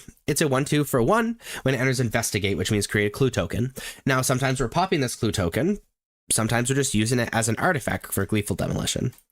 Spyglass Siren, I'm skipping over Warden on purpose. Spyglass Siren is a 1-mana 1/1 with flying. When it enters, create a map token. Again, for a similar reason we're playing Novice Inspector, it creates an artifact which we can then Gleeful Demolition. Clockwork Percussionist is a 1-mana 1/1 with haste. When it dies, exile the top card of your library. You may play it till end of your next turn. So this allows us to dig through our deck, but also it's an artifact in and of itself. Again, for you guessed it, Gleeful Demolition. Gleeful Demolition says destroy target artifact. If you controlled that artifact, create 3 1/1 red Phyrexian Goblin creature tokens. All of these cards allow us to play a bunch of creatures for really cheap and sometimes a 3 creatures for 1, being able to destroy one of the artifacts that are made with Novice Inspector, Spyglass Siren, or Clockwork Percussionist itself. The other card we're using to sort of flood the board is Resolute Reinforcements, which is a 2-mana 1/1 with Flash, which is kind of interesting. It actually works really well with Protect the Negotiators in the sideboard and other instant speeds things that we could be doing. But when it enters, create a 1/1 white soldier creature token. So this just allows us to create 2 creatures for 1 card. It's 2 mana, so meh, but also it creates 2 creatures for 1 card, which is excellent. So between all of these cards, we're putting a ton of creatures on the board. So we capitalize on that by playing Warden of the Inner Sky, which is a 1 mana 1/2. When it has 3 or more counters on it, it has Flying and Vigilance, which is cool. So how do we get counters on it? Well, you can tap 3 artifacts and or creatures you control, put a +1/+1 counter on Warden of the Inner Sky, and scry 1 activate only as a sorcery. So what's cool about Warden of the Inner Sky is you can tap itself for it, but also you can tap the clue with Novice Inspector. You can tap the map with Spyglass Siren. You can tap all these tokens on Gleeful Demolition, etc., to make Warden of the Inner Sky very big and scry 1 a whole bunch of times so you can sort of control the top card of your deck. And notice it has Vigilance when it has 3 or more +1/+1 counters. So it's a really good blocker and attacker. What's relevant about that as well is notice that clues don't require tapping to sacrifice it and draw a card. So there are times that you can tap the clue to pump up Warden of the Inner Sky and then still draw a card off the clue. That comes up quite a bit. Another way that we sort of capitalize on this is Imidane's Recruiter. Imidane's Recruiter has an adventure called Train Troops, which is pretty solid, creating 2 white knight creature tokens with Vigilance. If we're casting this, that means things have gone a little wrong, but I've won games by casting this, so don't worry about it.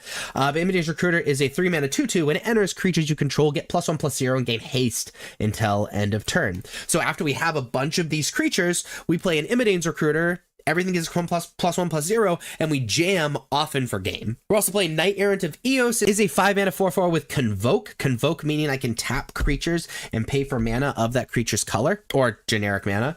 When it enters, look at the top 6 cards of your library. You may reveal up to 2 creature cards with mana value X or less from among them, where X is the number of creatures that convoke Knight Errant of Eos. Put the reveal cards in your hand and then shuffle. So especially because a lot of cards in our deck are not very powerful in and of themselves, it's really important we're able to dig through our deck either with the Scries with Warden or digging through with Knight Errant of Eos in order to capitalize on these really cheap creatures with these 3 payoff creatures, and Knight Errant of Eos does that really well. Also, being a 4/4 body for effectively 0 mana very often is super relevant.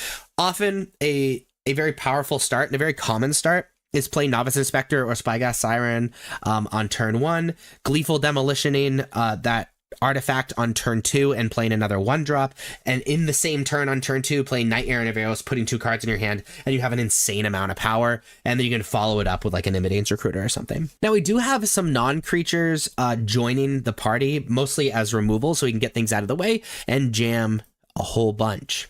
We have Case of the Gateway Express. It is a 2 mana case. When it enters, choose target creature you don't control. Each creature you control deals 1 damage to that creature. What's beautiful about that is that often we have a lot of creatures, so often this just gets rid of a creature. Also, the case gets solved when you attack with 3 or more creatures, and then once it's solved, creatures you control get +1/+0, which is another anthem and a way to pump up these creatures and make these really cheap, kind of poopy creatures very good. We're also playing 4 Sheltered by Ghosts, again as removal. It is a 2 mana aura. We enchant a creature you control, and when it enters, exile target non-land permanent an opponent controls until Sheltered by Ghosts leaves the battlefield. And the enchanted creature gets +1/+0, has lifelink and ward 2. So main deck hate for these aggressive decks, already very good in this format. The red-based decks are insane, but also it gets things out of the way so that we can jam. It allows us to race other aggressive decks and pumps up the creature it's on, which is relevant, especially if it's like an evasive creature or something, or a big creature like Knight Errant. As far as the sideboard goes, we're playing 2 Destroy Evil, both as enchantment hate and as like Shieldred hate and stuff. We're playing 1 Split Up. Split Up is really good in the mirror match, especially after they convoke for a whole bunch, or really against these aggressive decks that are going to be attacking and we're kind of racing against. Any deck that we race against, we want to be siding Split Up. Playing 2 Disdainful Stroke for these big mana decks like Domain. 2 Protect the Negotiators, mostly for slower decks that have cards that are a really big deal, like Sunfall or Split Up or Temporary Lockdown, that we need to be countering or we just lose. Playing a Lithomantic Barrage, mostly for the Dimir deck. Being able to take out those creatures for 1 mana is super relevant. And then we're playing 4 Torch the Tower, mostly for these aggressive decks, also really good against Mosso Dread Knight, and there's a lot of applications for Torch the Tower here, especially since we often have the artifact to be able to sacrifice to bargain, which is not true for a lot of Torch the Tower decks. So this is a Jeskai Convoke deck, and let's look at the sideboard. Destroy Evil is 4 creatures toughness 4 or greater. I'm thinking like demons or Shieldred, but also really good against enchantments. Split Up, we're playing mostly for other aggressive decks that are going to be have tapped creatures against us, or the mirror match if they're convoking. It can kind of get people. It's pretty awesome. We're playing 2 Disdainful Stroke for these domain decks or board wipes or things like that. We're playing 4 Protect the Negotiators, mostly to protect ourselves against board wipes. Or if you know the opponent's deck has cards that are just insane against us. We have to remember these 4 Protect the Negotiators kind of dilutes our primary game plan, so it's really important to understand that if we're bringing that card in, it needs to be for like a really good reason. Lithomantic Barrage, mostly for the Dimir and the white deck, but it's just like a solid card, decent in the mirror match too. And then we're playing Torch the Tower for these aggressive decks, but also really good against the enduring cards because it exiles and makes it so they can't come back. So the most popular deck in Standard is Dimir Midrange. Against Dimir Midrange, we are bringing in Lithomantic Barrage. We are bringing in Torch the Tower. The cool part about Torch the Tower, specifically in this deck too, is that we have a lot of artifacts to bargain. So we can deal 3 damage really, really often. So we can deal Enduring Curiosity reasonably easily. So the big thing here is I'm not a giant fan of Sheltered by Ghosts because they run a reasonable amount of removal. They have to tap out to do it, but like it'd be kind of devastating if we Sheltered by Ghost something. And then we're just going to bring out 2 Clockwork Percussionists because it's sort of the flex slot in the deck. This is how I sideboard against Dimir. The second most popular deck is the Golgari Midrange deck. Against Golgari Midrange, we're bringing in Destroy Evils so that we can get rid of those really big blockers like either Demon or Shieldred. And then we're really looking at cards in our main deck that we don't want in our deck, and really the only card is Sheltered by Ghosts, just because they have a bunch of removal. We just can't afford to use that card. So then I kind of alternate between Torch the Tower and Protect the Negotiators.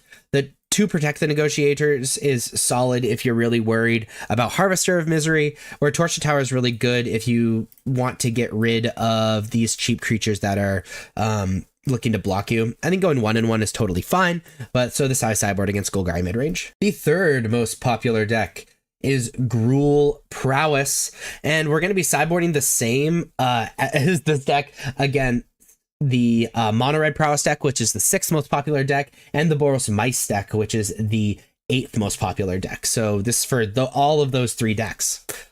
Against those decks, we're bringing in Split Up because they're going to be attacking a bunch and we can kind of get them. We're bringing in Torch the Tower as that creature removal. And then we're going to be bringing out some of these weaker creatures. Sheltered by Ghosts is disgusting because it gives lifelink. I think Resolute Reinforcements is probably our worst card besides that. So we're going to shave on that. And this is how I sideboard against those 3 red decks. The 4th most popular deck is Jeskai Convoke / Aggro, the Mirror Match. It's also good against the Azorius Convoke deck, so we're going to be sideboarding similarly with both. I'm a fan of bringing in Split Up because you can kind of get them after they do their Convoke stuff. Lithomantic Barrage is solid. Torch the Tower is pretty good. I don't think Sheltered by Ghosts is super worth it because there's plenty of removal and we're looking for cheaper removal or literal board wipes. And then we're going to shave on our flex slots. That's how I sideboard in the Mirror Match and against Azorius Convoke. The 5th most popular deck is Domain. Against Domain, we're bringing in these Destroy Evils. We're bringing in these Disdainful Strokes. We're bringing in Protect the Negotiators because they have board wipes. It is big boy scary. They have plenty of removal, especially board wipes, so Sheltered by Ghosts just kind of does nothing. We're going to shave on some flex slots as well. Whoops. And so that's how I sideboard against Domain. Now we already know how to sideboard against the 6th most popular deck because it's Mono Red Prowess. We already know how to sideboard against the 7th most popular deck being Azorius Convoke. We talked about that when we talked about Jeskai. We know how to sideboard against the 8th most popular deck, Boros Mice. And so the 9th most popular deck is the Temur Floodcaller combo. Against Temur Floodcaller, Destroy Evil solid. It can take out some creatures sometimes, but mostly being able to take out those enchantments we're super duper worried about. Lithomantic Barrage takes out most of the creatures. And I'm a fan of Torch the Tower against nearly all of the creatures as well. I like Shelter by Ghosts as a removal spell against this deck because it's really important we remove the creatures in general, and they don't have a ton of removal themselves. So we just are going to bring out our flex slots. And then because we're bringing out so many creatures and not bringing in any, we're going to shave on these payoffs as well. So this is how I sideboard against the Temur Flood Collar combo. And then the 10th most popular deck is the mono white control deck. Mono white tokens, whatever you want to call it. We're going to be bringing out Destroy Evil. They have a bunch of really scary enchantments, also Beza and that stuff. We're bringing in Disdainful Stroke for big, scary, like board wipes, Sunfall, all that stuff. Same thing with Protect the Negotiators. And then we got to take out this removal. Removal just generally isn't that good unless it's like very cheap and always gets rid of the stuff. And so this high sideboard against mono white. So these are the non-flex slots in Jeskai aggro. These are the cards you pretty much have to play when you're playing the deck. These 51 cards in the main deck and these 7 cards in the sideboard, which means there are 9 flex slots in the main deck and 8 flex slots in the sideboard. So what do we play in those slots? Well, these are the options for our flex slots. So of these 18 cards, you're going to select 9 for the main deck. And of these 18 cards in the sideboard, you're going to select 8. So let's talk about these cards. So you're going to select 3 of these lands. Any of these lands, they kind of depend on what list you look at. It's pretty feels random depending on what land is selected. Really, you want to be playing your colors or be cutting one of these 3 colored lands for a Mirex. Mirex being able to pay 3 mana to create a 1/1 colorless Phyrexian Might artifact creature token with Toxic 1. The big thing here is that it's an artifact, so it can be the target of Gleeful Demolition, but also it's just another creature, and it can fix mana the turn Mirex comes on the battlefield. I'm not sure if it's totally worth it cutting one of these colored lands, but it totally could be, depending on what you want to cut. I don't think it really matters. Seachrome Coast notably doesn't enter untapped after turn 3, assuming you hit all your land drops. So I'm not sure why decks would cut that, especially since it's unconditional in early turns, and with aggressive decks being so good right now. But those are the 3 options to cut. So that leaves 6 more cards as far as flex slots go in the main deck. You could pick 2 Clockwork Percussionist as a 1 mana 1/1 with haste. It's an artifact, notably. When Clockwork Percussionist dies, exile the top card of your library. You may play it till the end of your next turn. This card's pretty good because it allows you to dig deeper after you Gleeful Demolition. It also can apply a little bit of pressure the turn it comes out, and it's hard to block because you get to dig deeper when it dies. You can play 2 Torch the Tower if you're really worried about the aggressive decks. Just additional removal isn't that bad. Torch the Tower just also happens to be decent against decks that are looking to block us, like Golgari, for example. Case of the Gateway Express, we could play the 4th case. This is just mostly removal. When it enters the battlefield, choose target creature you don't control. Each creature you control deals 1 damage to that creature. And then we can solve it if we attack with 3 or more creatures this turn. And when it's solved, creatures you control get +1/+0 till end of turn. So this is really good because it's removal on one side and then it pumps our creatures on the other, which is exactly what this deck is attempting to do, which is why we're already playing 3 as far as non-flex slots go. We're playing 1 Sheltered by Ghosts already, but we could play up to an entire playset. Sheltered by Ghosts is a 2 mana enchantment aura. You can enchant a creature you control. When Sheltered by Ghosts enters, exile target non-land permanent an opponent controls until Sheltered by Ghosts leaves the battlefield. So it's an O-ring effect, essentially, for creatures. Enchant a creature gets +1/+0, has lifelink, and ward 2. This is very, very good against the aggressive decks, mostly for like the lifelink and also getting rid of one of their creatures and them having to point a burn spell at this creature and pay extra mana to get rid of it. But generally good against decks that are playing a lot of creatures, maybe not have a lot of removal for us, but really we want it for the aggressive decks. War Leader's Call we could play as a 2 of as a 3 mana anthem that says whenever a creature you control enters, War Leader's Call deals 1 damage to each opponent. It's just really solid. I think the reason this is getting cut from a lot of decks is that it doesn't do anything on its own, but when War Leader's Call is good, it is absolutely excellent and can give you some reach after you've stopped attacking. We could play 2 Painter's Studio Defaced Gallery. Painter's Studio is a 3 mana room or door. When you unlock this door, exile the top 2 cards to your library. You may play them till the end of your next turn. Or a 2 mana door. Whenever you attacking creatures you control get +1/+0 till end of turn. So it's effectively an anthem for 2 mana on one side, and on the other side we can dig deeper. The issue is, again, it doesn't do too much totally on its own. It doesn't remove, it isn't a threat in and of itself. It's just an anthem effect and a dig effect. And then we can play 2 Mockingbird. Is a 1 blue and X is a 1/1 bird bard with flying, you may have Mockingbird enter as a copy of any creature on the battlefield with mana value less than or equal to the amount of mana spent to cast Mockingbird, except it's a bird in addition to its other type, and it has flying. This is good because you can copy things that have enter the battlefield effects that are very good. So I'm thinking mostly Imidane's Recruiter, but copying something like Resolute Reinforcements to get multiple creatures to then convoke more or whatever is also very, very solid. So you're going to be selecting 3 of these 4 lands and then 6 of these other cards to join the non-flex slots in the main deck. As far as the sideboard goes, we have 8 slots. We could pick to Get Lost just as a pretty unconditional removal. Creature, enchantment, planeswalker at instant speed. We don't really care that they get map tokens because we're the aggressive deck. We could play Rest in Peace for Graveyard Hate. When Rest in Peace enters, exile all graveyards. If a card or token would be put into a graveyard from anywhere, exile it instead. We've already talked about Sheltered by Ghosts, but really it's for the aggressive decks, and you should probably be playing the playset in the 75, whether it be between the main deck or the sideboard. 2, Split Up. Split Up is pretty good, especially against the other aggressive decks or other convoke decks, because if they're attacking, their creatures are going to be tapped. You untap and then play Split Up and say tapped creatures. It can very often be a one-sided board wipe. Disdainful Stroke for non-split up board wipes and like the Overlords and stuff. Protect Negotiators, mostly for board wipes. People are leaning more towards Protect Negotiators because Split Up is very good against us specifically, because we're going to be convoking and attacking as much as possible, and we tap our creatures at sorcery speed. So having Protect the Negotiators to protect our creatures is super important. Lithomantic Barrage for problematic creatures, or I guess planeswalkers that are white or blue. Torture Tower we've already talked about, mostly for aggressive decks, or really decks that are looking to block with toughness 2 or 3. And then 2, Obliterating Bolt.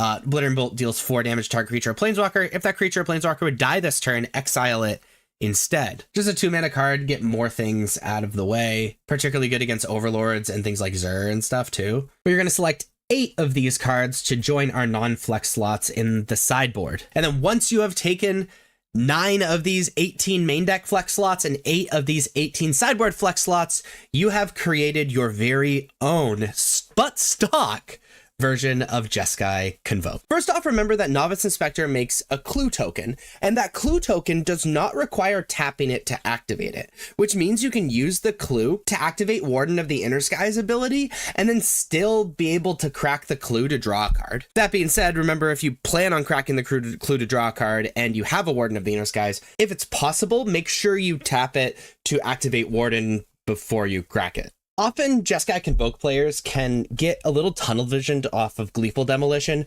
really only treating it as a destroy your own artifact and get 3 1/1s. But remember, you can target your opponent's artifacts as well, and they don't even get the 1/1s. So it's main deck artifact hate.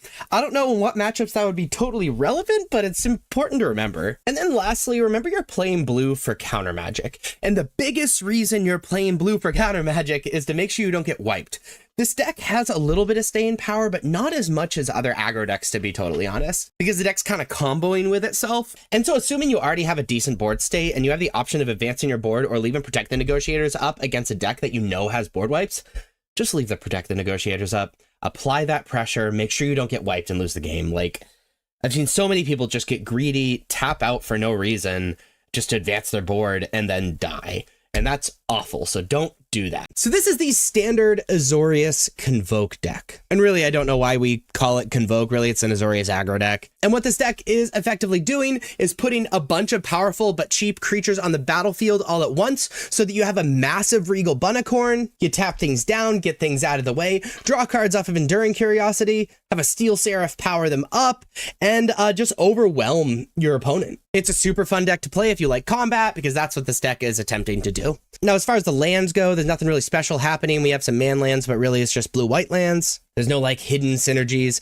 Besides, I guess we can, when you make the thing with Restless Anchorage, you can then tap it with Warden of the Inner Sky, or if you man up Soulstone Sanctuary, you can do a really similar thing. And really, this deck is divided up into creatures and non-creatures. And I'm just going to talk about the creatures first. First off, we have Novice Inspector. It's a 2/1 for 1 when it enters Investigate, which means create a clue token, which is an artifact. This card's decent because, 1, it's just a 1 mana body, and we can cash in the clue for an extra card. But there's also extra synergy with Warden of the Inner Sky, which is another 1 mana 1/2.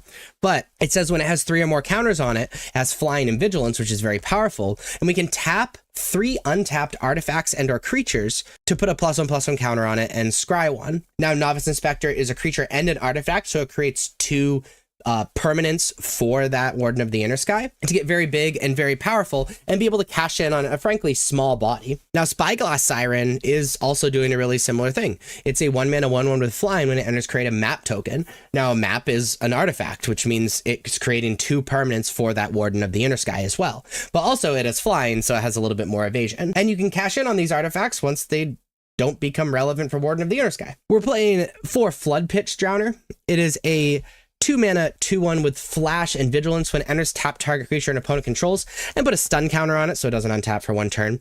And we can pay 2 mana and tap it to shuffle Flood Pitch Drowner and target creature with a stun counter on it into the owner's library. So for 4 mana, it can get rid of a permanent forever, which is really sweet. But really, it's just getting things out of the way so that we can jam with our massive creatures or flood the board with our creatures. Speaking of massive creatures, a lot of what we're trying to do is capitalize on Regal Bunnicorn. Regal Bunnicorn is a 2 mana star, where its power and toughness are equal to the number of non-land permanents you control. The cool part about this card is that enchantments, the artifacts we get from Spyglass Siren and Novice Inspector, all count as these non-land permanents. And so, we play Spyglass Siren or Novice Inspector on turn 1, Regal Bunnicorn on turn 2, and it's already a 3/3, and really only gets bigger from there, especially if we kind of give it lifelink with Sheltered by Ghosts and stuff like that. And so getting things out of the way, often we can just alpha strike with a giant Regal Bunnicorn, which we absolutely love. As far as continue to talk about the creatures, we're playing 3 Enduring Curiosity. It's a 4 mana 4/3 with flash. Whenever a creature you control deals combat damage to a player, draw a card. And when it dies, if it was a creature, return it to the battlefield under its owner's control, and it's an enchantment, and it can still has that curiosity effect. Cool part about this card is that a lot of our cards are evasive or absolutely massive or get blockers out of the way or make other things evasive or things like that. And so being able to draw a bunch of cards in a deck where our plan is just to flood the board with creatures is super powerful. Steel Seraph is a 6 mana 5/4 with flying. At the beginning of combat on your turn, target creature you control gains your choice of flying, vigilance, or lifelink until end of turn. However, has prototype for 1 white, and it's a 3/3 when you prototype it. So this can give evasion, this can give lifelink so that we don't die to the red decks. This can give vigilance so that we can block, which is probably the least common thing. Giving evasion to that Regal Bunnicorn or really any creature when Enduring Curiosity's out is very powerful. Also has flying in and of itself, and we can cash in and make it a 5/4 if we have 6 mana instead of 3, which is super strong as well. And then we're playing 4 Mockingbird. Mockingbird is blue and X, has flying. You may have Mockingbird enter as a copy of any creature on the battlefield with mana value less than or equal to the amount of mana spent to cast Mockingbird, except as a bird in addition to its other types, and as flying. So we have that evasiveness, which is really important for flooding the board and just dealing a bunch of damage, and Enduring Curiosity. But also we can copy any card we already have on the battlefield. We can draw 2 cards for every creature that lands, if we have if we want to copy an Enduring Curiosity, or maybe more likely copying a Warden of the Inner Sky or a Regal Bunnicorn or anything like that, or getting things out of the way by copying a Flood Pitch Drowner, and now it has vigilance and flying. It's just a very, very powerful card. Now, as far as non-creature spells go, we're playing 4 Sheltered by Ghosts. It's a 2 mana aura where you enchant a creature you control. When it enters, exile target non-land permanent an opponent controls until Sheltered by Ghosts leave the battlefield. And then the enchanted creature gets +1/+0, has lifelink and ward 2. Putting lifelink on a giant thing like a Regal Bunnicorn is very strong. Again, this is a way to get things out of the way. Playing 4 of these main deck means that you're like 90% against the aggressive decks, which is really cool. And just all around a very powerful card. And then the rest are some flex slots, but cards that I really like. Unidentified Hovershift is a 3 mana vehicle that is 2/2. When it enters, exile up to 1 target creature with toughness 5 or less, and when it leaves the battlefield, the exiled card's owner manifests dread. So it doesn't actually give something back, it just has the manifest dread, which is we're totally okay with. The cool part about this is 2/2 with crew 1, so it removes something and creates an evasive way to cash in something like Novice Inspector. And they're paying a single Raise the Pass in the main deck. It's a 4 mana sorcery. Return all creature cards with mana value 2 or less from your graveyard to the battlefield. This is very good against the decks that wipe the board, especially with cards like Split Up or have a lot of removal, and that's how they want to deal with our many, many creatures. So really, we're just We have a couple combos within the deck, but the essence of the deck is we're putting a bunch of creatures on the battlefield and trying to overwhelm our opponent. As far as the sideboard goes, we're playing Elspeth's Smite to deal with these aggressive decks. A 1-mana instant deals 3 damage target attacking or blocking creature, and it would die that turn, exile it instead. Also happens to be very good against the Enduring cards as well. We're playing 3 Destroy Evil, destroying any problematic enchantments, like I'm thinking like Temporary Lockdown or something like that, but also getting rid of creatures with toughness 4 or greater. Rest in Peace as our graveyard hate.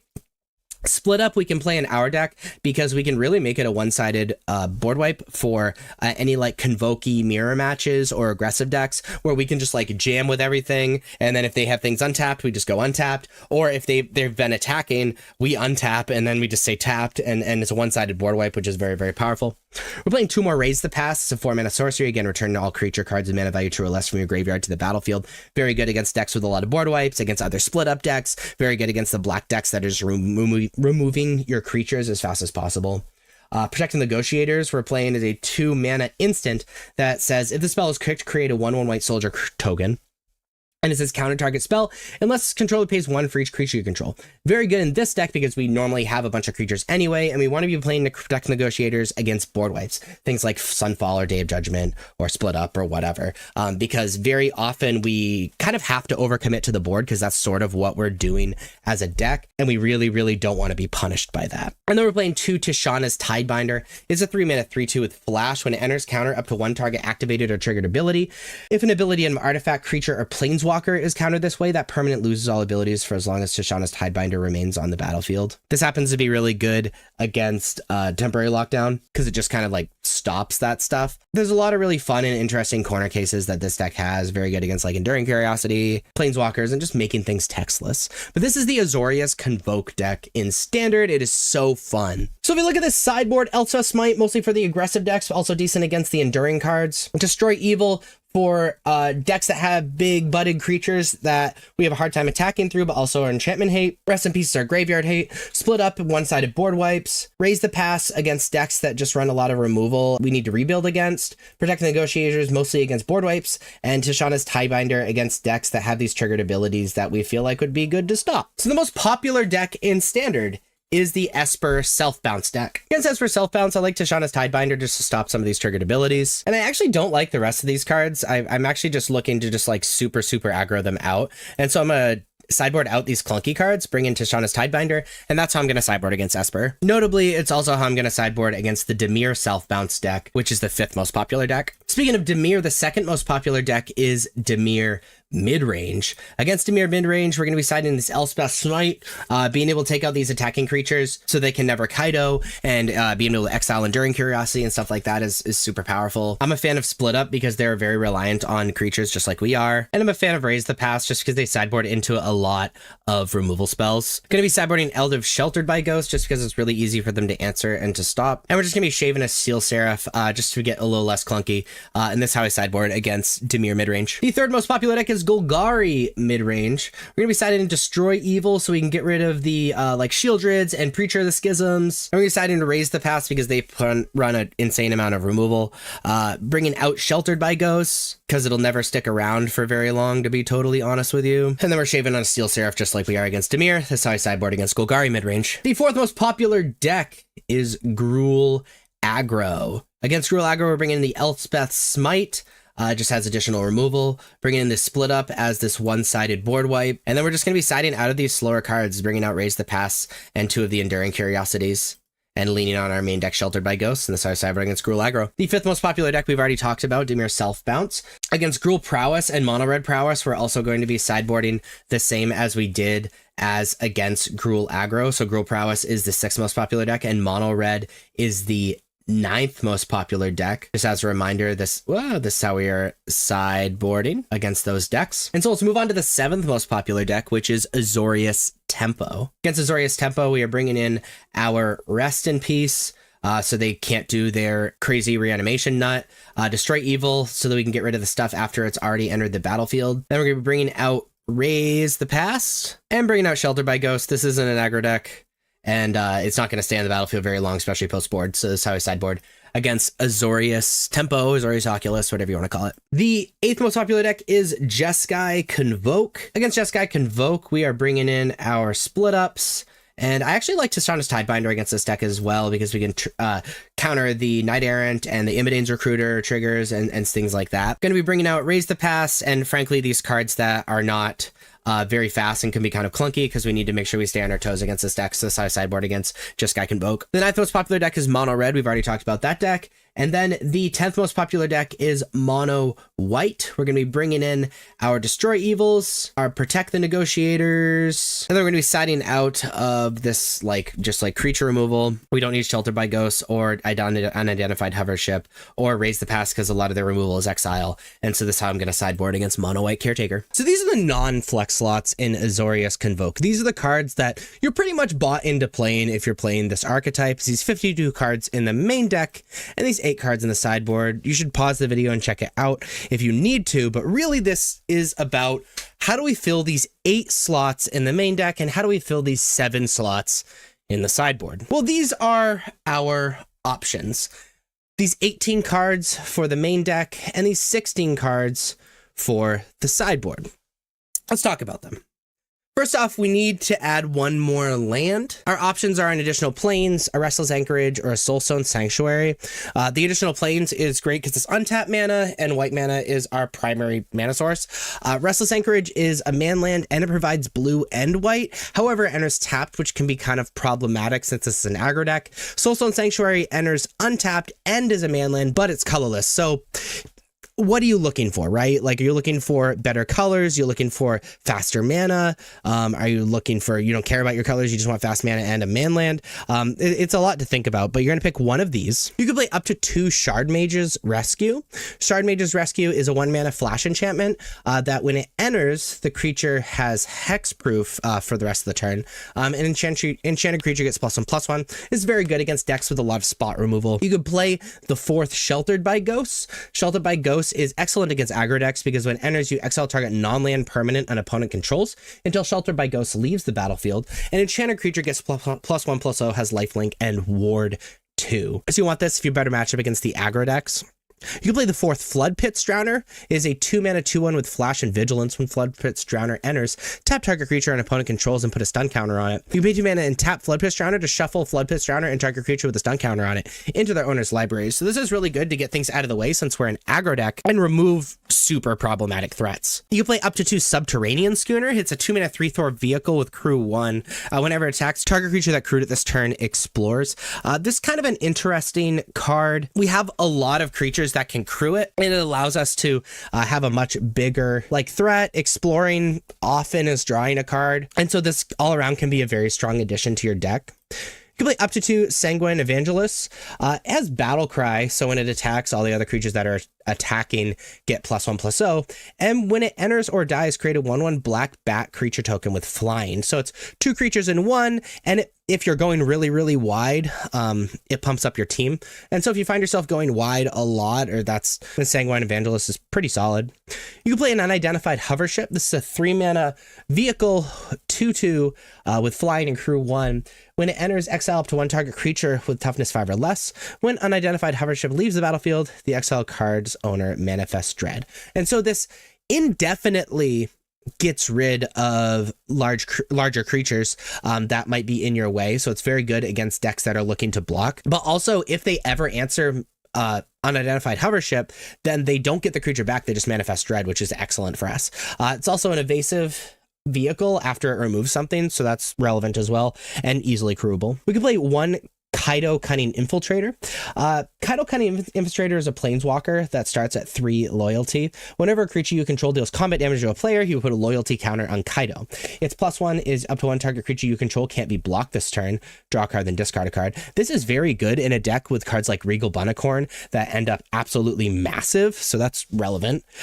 Is -2 is create a 2/1 blue ninja creature token, and -6 you get an emblem that says whenever a player casts a blue spell, you get a 2/1 blue ninja creature token. It's very good against decks that are looking to block but aren't playing a ton of removal. Raise from the Pass. We can play up to 2 of those in the main deck. It's a 4 mana sorcery. Return all creature cards mana value 2 or less from your graveyard to the battlefield. Very good against decks that are playing a lot of removal spells. Allows us to essentially reset. You can play the 4th Enduring Curiosity.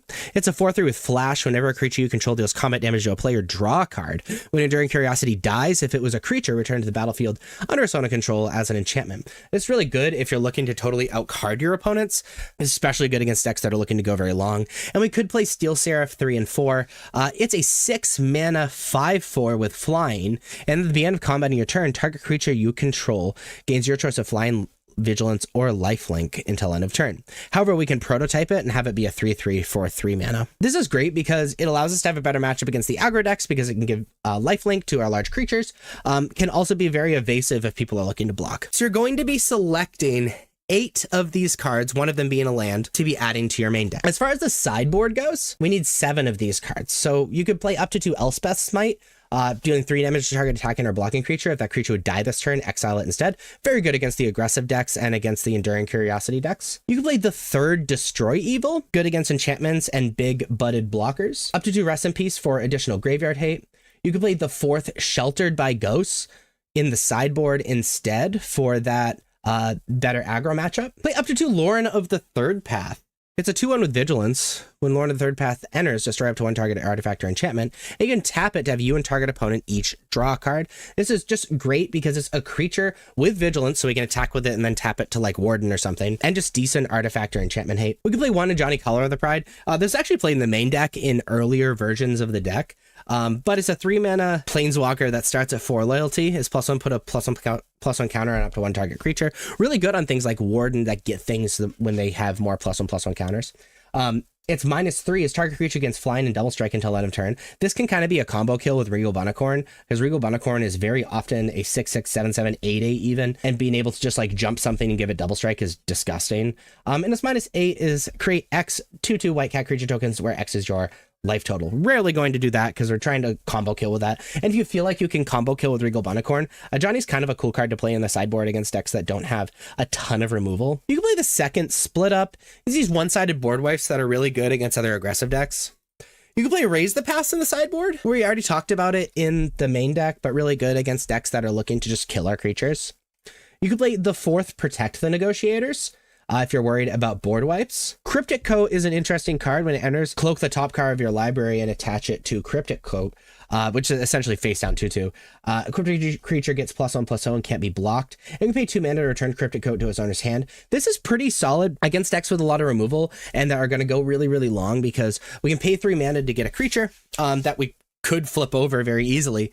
If they answer that creature, we just return Cryptic Coat, replay it. That creature can't be blocked, so effectively it's a must answer, etc., etc. And we could play up to 2 Tishana's Tidebinder. Answers dozens of cards. Zur, temporary lockdown, stuff like that immediately pop into my head, but it's so much we could play in the sideboard for this.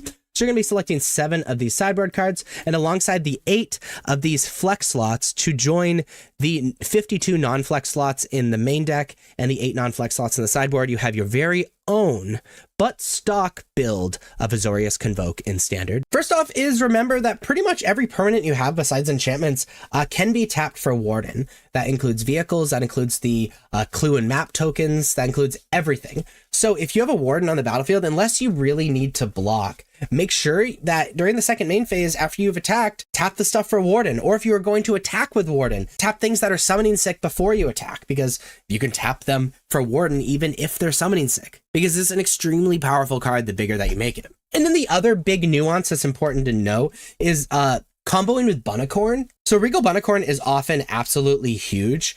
And if you can play a Steel Seraph and give it Vigilance, it becomes very difficult to block. If you give it Flying, literally can't block it. And if you give it Lifelink, it's a way for you to keep up with the aggro decks. In addition to that, if you happen to be playing the Ajani Color of the Applied version, that can just be kind of a combo kill, where you play a big Regal Bunnicorn, play Ajani, jump it to give it Flying and Double Strike, and very often you can defeat them in just one turn, which is pretty sweet. So this is the Gruul Delirium deck.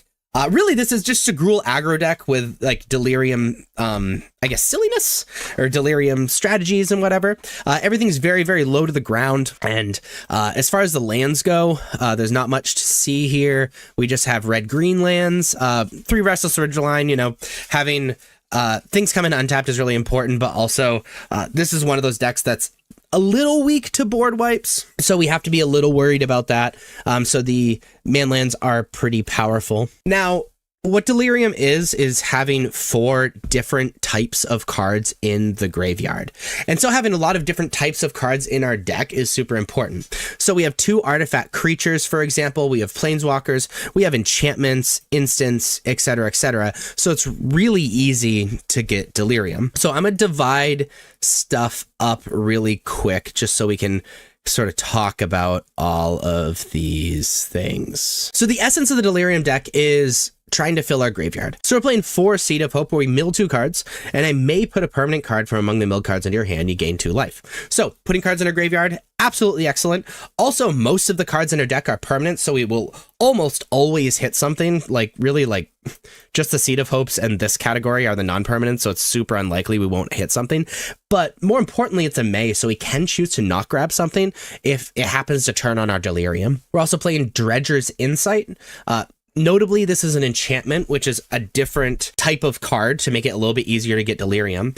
And whenever one or more artifact and or creature cards leave your graveyard, you gain 1 life. So if you have Dredger's Insight or multiple Dredger's Insight, and then you like Seed of Hope, you can gain extra life because it's leaving your graveyard. And when this enchantment enters, mill 4 cards. You may put an artifact, creature, or land card from among the mill cards into your hand. So really, that's just like all the permanents in our deck besides like Wrenn and Realmbreaker. It's just another way to fill our graveyard and give us a little bit of card selection. Now, why are we trying to fill our graveyard? Well, a lot of these cards have Delirium and get a lot better with Delirium. For example, the 3 big ones are Patchwork Beastie, Wildfire Wickerfolk, and Fear of Missing Out. Patchwork Beastie is a 1-mana 3/3, which is disgusting. However, it can't attack or block unless you have Delirium, unless you have 4 or more card types among cards in your graveyard. However, it can help itself get Delirium by milling a card at the beginning of your upkeep. So it's just like very little mana investment for a very large creature.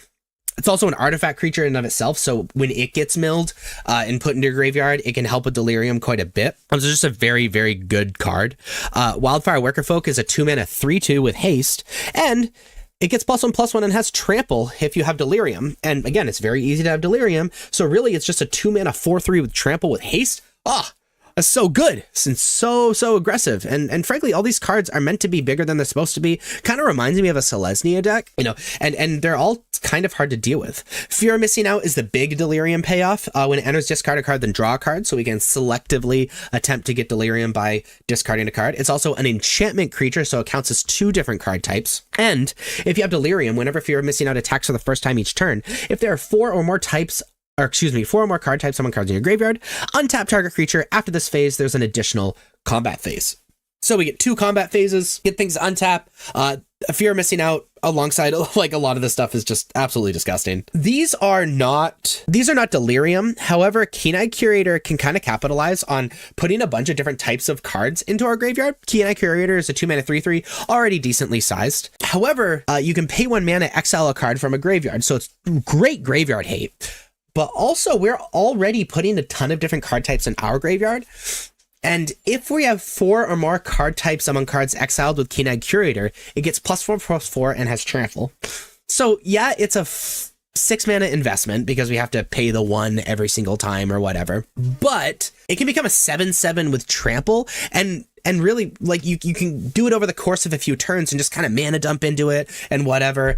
You can also do it at instant speed, so like threatening it with those cards in your graveyard as well is just like really, really disgusting. And then we have a little bit of a combo here. So Afterburner Expert wants to be in the graveyard because whenever you activate an exhaust ability, which is a new thing from Aether Drift, return this card from your graveyard to the battlefield. Basically for free. And itself, it has exhaust, so it combos with itself.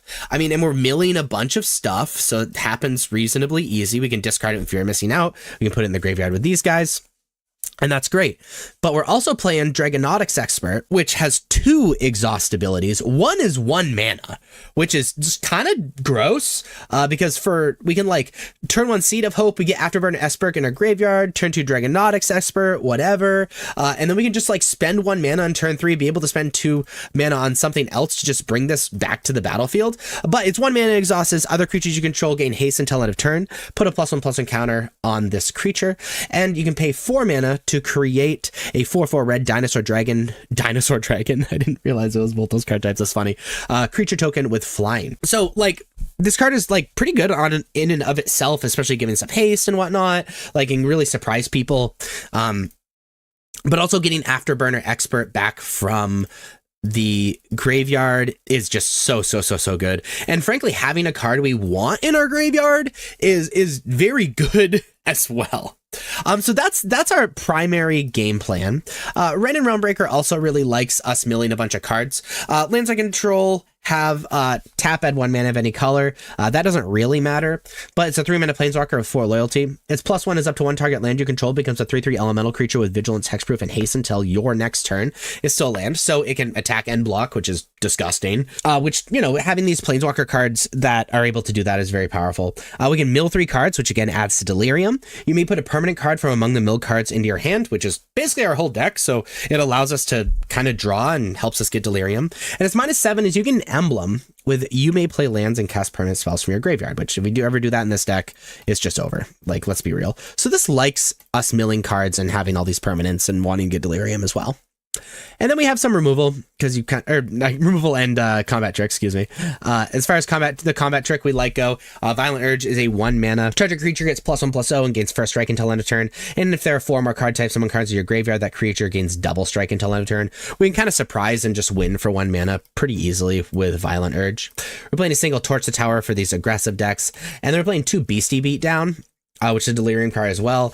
Target creature you control and target creature opponent controls. It's a bite, right? It deals the creature you control deals damage to the creature opponent controls. However, if you have Delirium, you get to put 2 +1/+1 counters on the creature you control, so it can make your guy bigger, can get things out of the way, and attack even more. And so really, this is just a red-green aggro deck with some graveyard synergies, which is just really fun and good. As far as the sideboard goes, Torch Tower for these aggressive decks. A Braid, decent against the aggressive decks. Also having that artifact hate is pretty important, especially while we're trying to figure out what artifacts and vehicles and stuff are good after Aether Drift comes out. Obliterating Bolt, get things with big butts out of the way.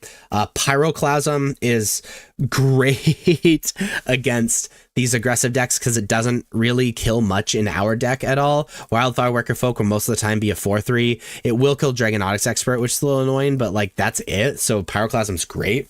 Screaming Nemesis is great against decks that are looking to block. Chandra Spark Hunter is just another planeswalker that is difficult to answer that can just apply a ridiculous amount of pressure by creating vehicles and discarding cards to put things in our graveyard to get better Delirium and all that stuff. Played a Witchstalker Frenzy for against decks with big butts that like blocking, like Shieldred and Golgari and things like that. A single Paw Patch formation just as enchantment hate, and there's not really a lot of flyers that we really care about, so really it's just enchantment hate that we can cash in to draw a card. Tranquil Fillback as a creature for artifact enchantment hate, also great graveyard hate, especially mass graveyard hate. And then Haywire Might is for these artifacts and enchantments we care about as well. Also decent against aggro because you can gain 2 life. So this is Gruul Delirium. We've already talked about the main deck, so we're just going to leave that. But as far as the sideboard goes, Torch Tower, very good against aggressive decks. Also Exiles, which is good against Enduring and Heartfire Hero. A Braid is a 2-mana instant, deal 3 damage to target creature, destroy target artifact. Good against aggressive decks, decent removal. Also main deck Artifact hate, which is a little bit, artifacts are a little bit more popular after Aether Drift. Playing Obliterating Bolt gets things with big butts out of the way. Also, again, Exiles, so really good against the Enduring creatures. And decent against the aggressive decks. Pyroclasm's a board wipe that doesn't really kill that many of our creatures, but allows us to deal 2 damage to each creature to be able to wipe the board of these weenie decks, these Convoke decks or red decks. Screaming Nemesis is excellent against decks that are looking to block or have damage-based removal. It's a 3/3 with haste. Whenever Screaming Nemesis is dealt damage, it deals that much damage to any other target. If a player is dealt damage this way, they can't gain life the rest of the game. Just a good hasty threat that's really hard to block to answer. Playing a 1 of Chandra Spark Hunter. This is a 4-mana planeswalker which starts with 4 loyalty. At the beginning of combat on your turn, choose up to 1 vehicle you control. Until end of turn, it becomes an artifact creature and gains haste. That doesn't really matter, except for its own 0 ability. +2 is you may sacrifice an artifact or discard a card. If you do, draw a card. So this allows us to fill up our graveyard a little bit more with Delirium, allows us to sort of have card selection. Its 0s, we create a 3/2 colorless vehicle artifact token with Crew 1, which remember, Chandra can mana up by herself, especially the turn it comes out because it gives a haste. As my 7 is you get an emblem with whenever an artifact you control enters, this emblem deals 3 damage to any target. So that just says win the game in this deck. Like, let's be totally real. So really we're playing this against decks that are really good at answering what we're doing or go super, super, super long because this is much harder to answer permanent. We could play a Witchstalker Frenzy in the sideboard for things with big butts to get out of the way. Also fine for racing against aggressive decks. It costs 1 less for each creature that attack this turn. So in this deck, it very often costs 1 and deals 5 damage to target creature. So perfect size for Shield Druid, etc., etc. Could play a Paw Patch formation. It's a 2-mana instant. Destroy target enchantment, destroy target creature with flying, draw a card, create a food token. It can replace itself, which is awesome, but great enchantment hate. The flying thing doesn't really matter in standard right now. We could play a single Tranquil Frillback. So this is one of those Jack of all trades, Master of none cards. It's a 3-mana 3/3, and when it enters, we can pay green up to 3 times, and each time we get to choose one of these effects. Destroy target artifact or enchantment, exile target player's graveyard, or you gain 4 life. So decent against aggro because you gain life, really good artifact and enchantment hate, good graveyard hate. The thing is, it's not excellent at any of these things, but it can come in a lot of matchups. And we're playing 2 Haywire Might, which is a 1-mana 1/1. When it dies, you gain 2 life, and we can pay green, sacrifice Haywire Might to exile target non-creature artifact or enchantment. Decent artifact and enchantment hate, decent against aggro because you gain life, and it's a creature and an artifact, so it's good for delirium. So let's talk about the top 10 decks and how to sideboard against them. The most popular deck is the Gruul aggro deck, basically mono red splashing green. We're gonna decide all this removal, Torch the Tower of Braid, Obliterating Bolt, Pyroclasm. I like Screaming Nemesis too. Trickle Fillback to block and gain life. And Witchstalker Frenzy just has additional removal. We have 11 card sideboard for the Gruul aggro deck. Again, not the mirror, the aggro deck. We'll be sideboarding the same against Gruul Prowess and mono red Prowess as well. And we're going to be siding out anything that's slow or doesn't just directly attack on its own. Just important that it is good nearly entirely on its own. We're going to side out of these exhaust combos because we often don't have time to activate them, and they're bad blockers. Side out a single run and Realm Breaker, even though it can create a 3/3. Like, I'm not super interested in that compared to everything else in our deck, and that's how I'm going to sideboard against those 3 red-based aggro decks. The second most popular deck is Esper Self Bounce. We're going to sideboard the same as Dimir Self Bounce as well. A Braid is super good, is able to kill every creature, especially Fear of Isolation, so they can never Kaido. Witchstalker Frenzy, also a fun card. I'm also a fan of Obliterating Bolt, and Paw Patch Formation is actually pretty decent for the Destroy a Flying and not. And we're going to decide out of things that are miserable when they're sent back to our hands, because remember, they have a lot of removal. I'm not a fan of Torch the Tower, though, to start. Violent Urge is just too easy for them to interact, so I'm not a giant fan of it. And we're going to side out of a few Afterburner Expert, because getting that sent back to my hand is really miserable. So this is how we're going to sideboard against Esper Pixie and Dimir Bounce. Which brings us to the 4th most popular deck, which is Golgari Midrange. Against Golgari, they're trying to kill our creatures. Like, that is just straight up what is happening. And they have decent blockers. So we're going to be siding in Chandra Spark Hunter, the 2 Obliterating Bolt, and Witchstalker Frenzy. These guys to get blockers out of the way. And this to go, and Chandra to go long and have a more difficult to answer permanent if it's needed. We side now Torch Tower. We just don't need it. Violent Urge, they have too many removal spells. And a Beastie Beatdown. We can't rely on having a creature all the time. This is how I'm going to sideboard again. And a lot of stuff has Death Touch too, but this is how I sideboard against the Golgari midrange deck. The 5th most popular deck is Domain. Against Domain, I'm a fan of Obliterating Bolt. It deals with a lot of the Overlords and also deals with Zur pretty cleanly. Similar thing with Witchstalker Frenzy. We hate enchantments with Paw Patch Formation. We hate enchantments with Tranquil Frillback. We hate enchantments with Haywire Might. However, this game's going to go really long, and they have a lot of removal spells, so we're going to side out this Torch the Tower and Violent Urge again. Alongside Beastie Beatdown, we have cleaner answers that are coming in. And they don't really use their graveyard, so we're going to shave on Keen-Eyed Curator, and this is how I'm going to sideboard against Domain. The 6th most popular deck is the Dimir midrange deck. Often now sporting Oil Deep Gear Hulk. So it's started to attack your hand a lot more, which means I like Torch the Tower. Deals with a bat pretty easily. Similar thing with a Braid, being able to take out the Gear Hulk. Obliterating Bolt deals with pretty much everything in the deck as well, and definitely Witchstalker Frenzy, similar experience. And we're going to be siding out a lot of the same cards as the Golgari deck. So this is how I'm going to sideboard against Dimir. The 7th most popular deck is Gruul Prowess, we've already talked about. 8th is Mono Red Prowess, which we've already talked about, which brings us to Jeskai Convoke as the 9th most popular deck. We're bringing a bunch of this removal, especially Pyroclasm. Pyroclasm, so good. Screaming Nemesis. Yeah, we're just gonna bring all of this removal in. Keep them off being able to combo and convoke and just apply a ton of pressure. They're an aggro deck, so we're gonna get rid of a lot of the stuff that doesn't really do anything when it by itself. And that's how I'm gonna sideboard against the Jeskai Convoke deck. And the 10th most popular deck is Azorius Tempo, Azorius Oculus, the Reanimator deck, whatever you want to call it. Sideboard and Screaming Nemesis because their things are huge very often, so it's kind of hard to block. Wishtalker Frenzy answers both of their major threats. Pop-Out Formation kills those major threats. And we're siding out of Torch the Tower. We'll be siding out of Violent Urge and take out a Beastie Beatdown again, just because they have a lot of ways to bounce and all that stuff. So it's on the sideboard against Azorius Oculus. So these are the non-flex slots. If you plan on playing Gruul Delirium, you are pretty much bought into playing these cards. Now, I've already done a deck tech on this deck, and you should check that out. That was posted 2 weeks ago, I think. There's some pretty good explanations in there. But really, what we're talking about is what cards do we play in the 9 flex slots in the main deck and the 9 flex slots in the sideboard. Well, there's actually quite a few options for flex slots. As you can see, there's 21 options for the 9 slots in the main deck and 17 options for the 9 slots in the sideboard. So let's talk about these. Number 1, you can play the 22nd land. Some versions of the deck are playing 22 lands. If you were to play that another land, it would probably end up being a forest.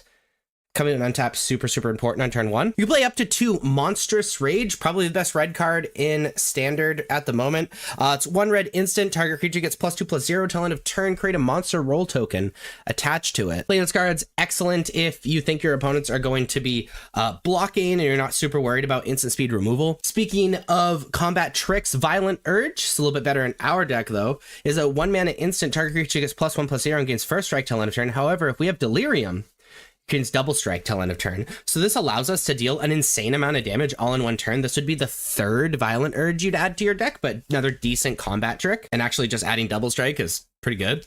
We can play the 2nd Pawpatch Recruit. Pawpatch Recruit is a 1 mana 2/1 with Offspring 2, creating a 1/1 copy of it with Trample. Whenever a creature you control becomes a target of spell or ability an opponent controls, put a +1/+1 counter on target creature you control other than that creature. So this card is awesome against other removal rather than being bad against other removal because it allows us to pump up our creatures, especially creatures that aren't necessarily being removed. Play a single Bitter Reunion. Bitter Reunion enters, you discard a card. If you do, draw 2 cards. This allows us to fill up our graveyard and fill up our hand at the same time. And we can sacrifice Bitter Reunion to have creatures you control gain haste until end of turn, which puts an enchantment in the graveyard, which is excellent and also can surprise your opponent with a ton of extra damage.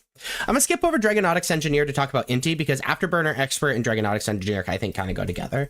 Inti is a 2 mana 2/2. Whenever you attack, you may discard a card. When you do, put a +1/+1 counter on target attacking creature against Trample until end of turn.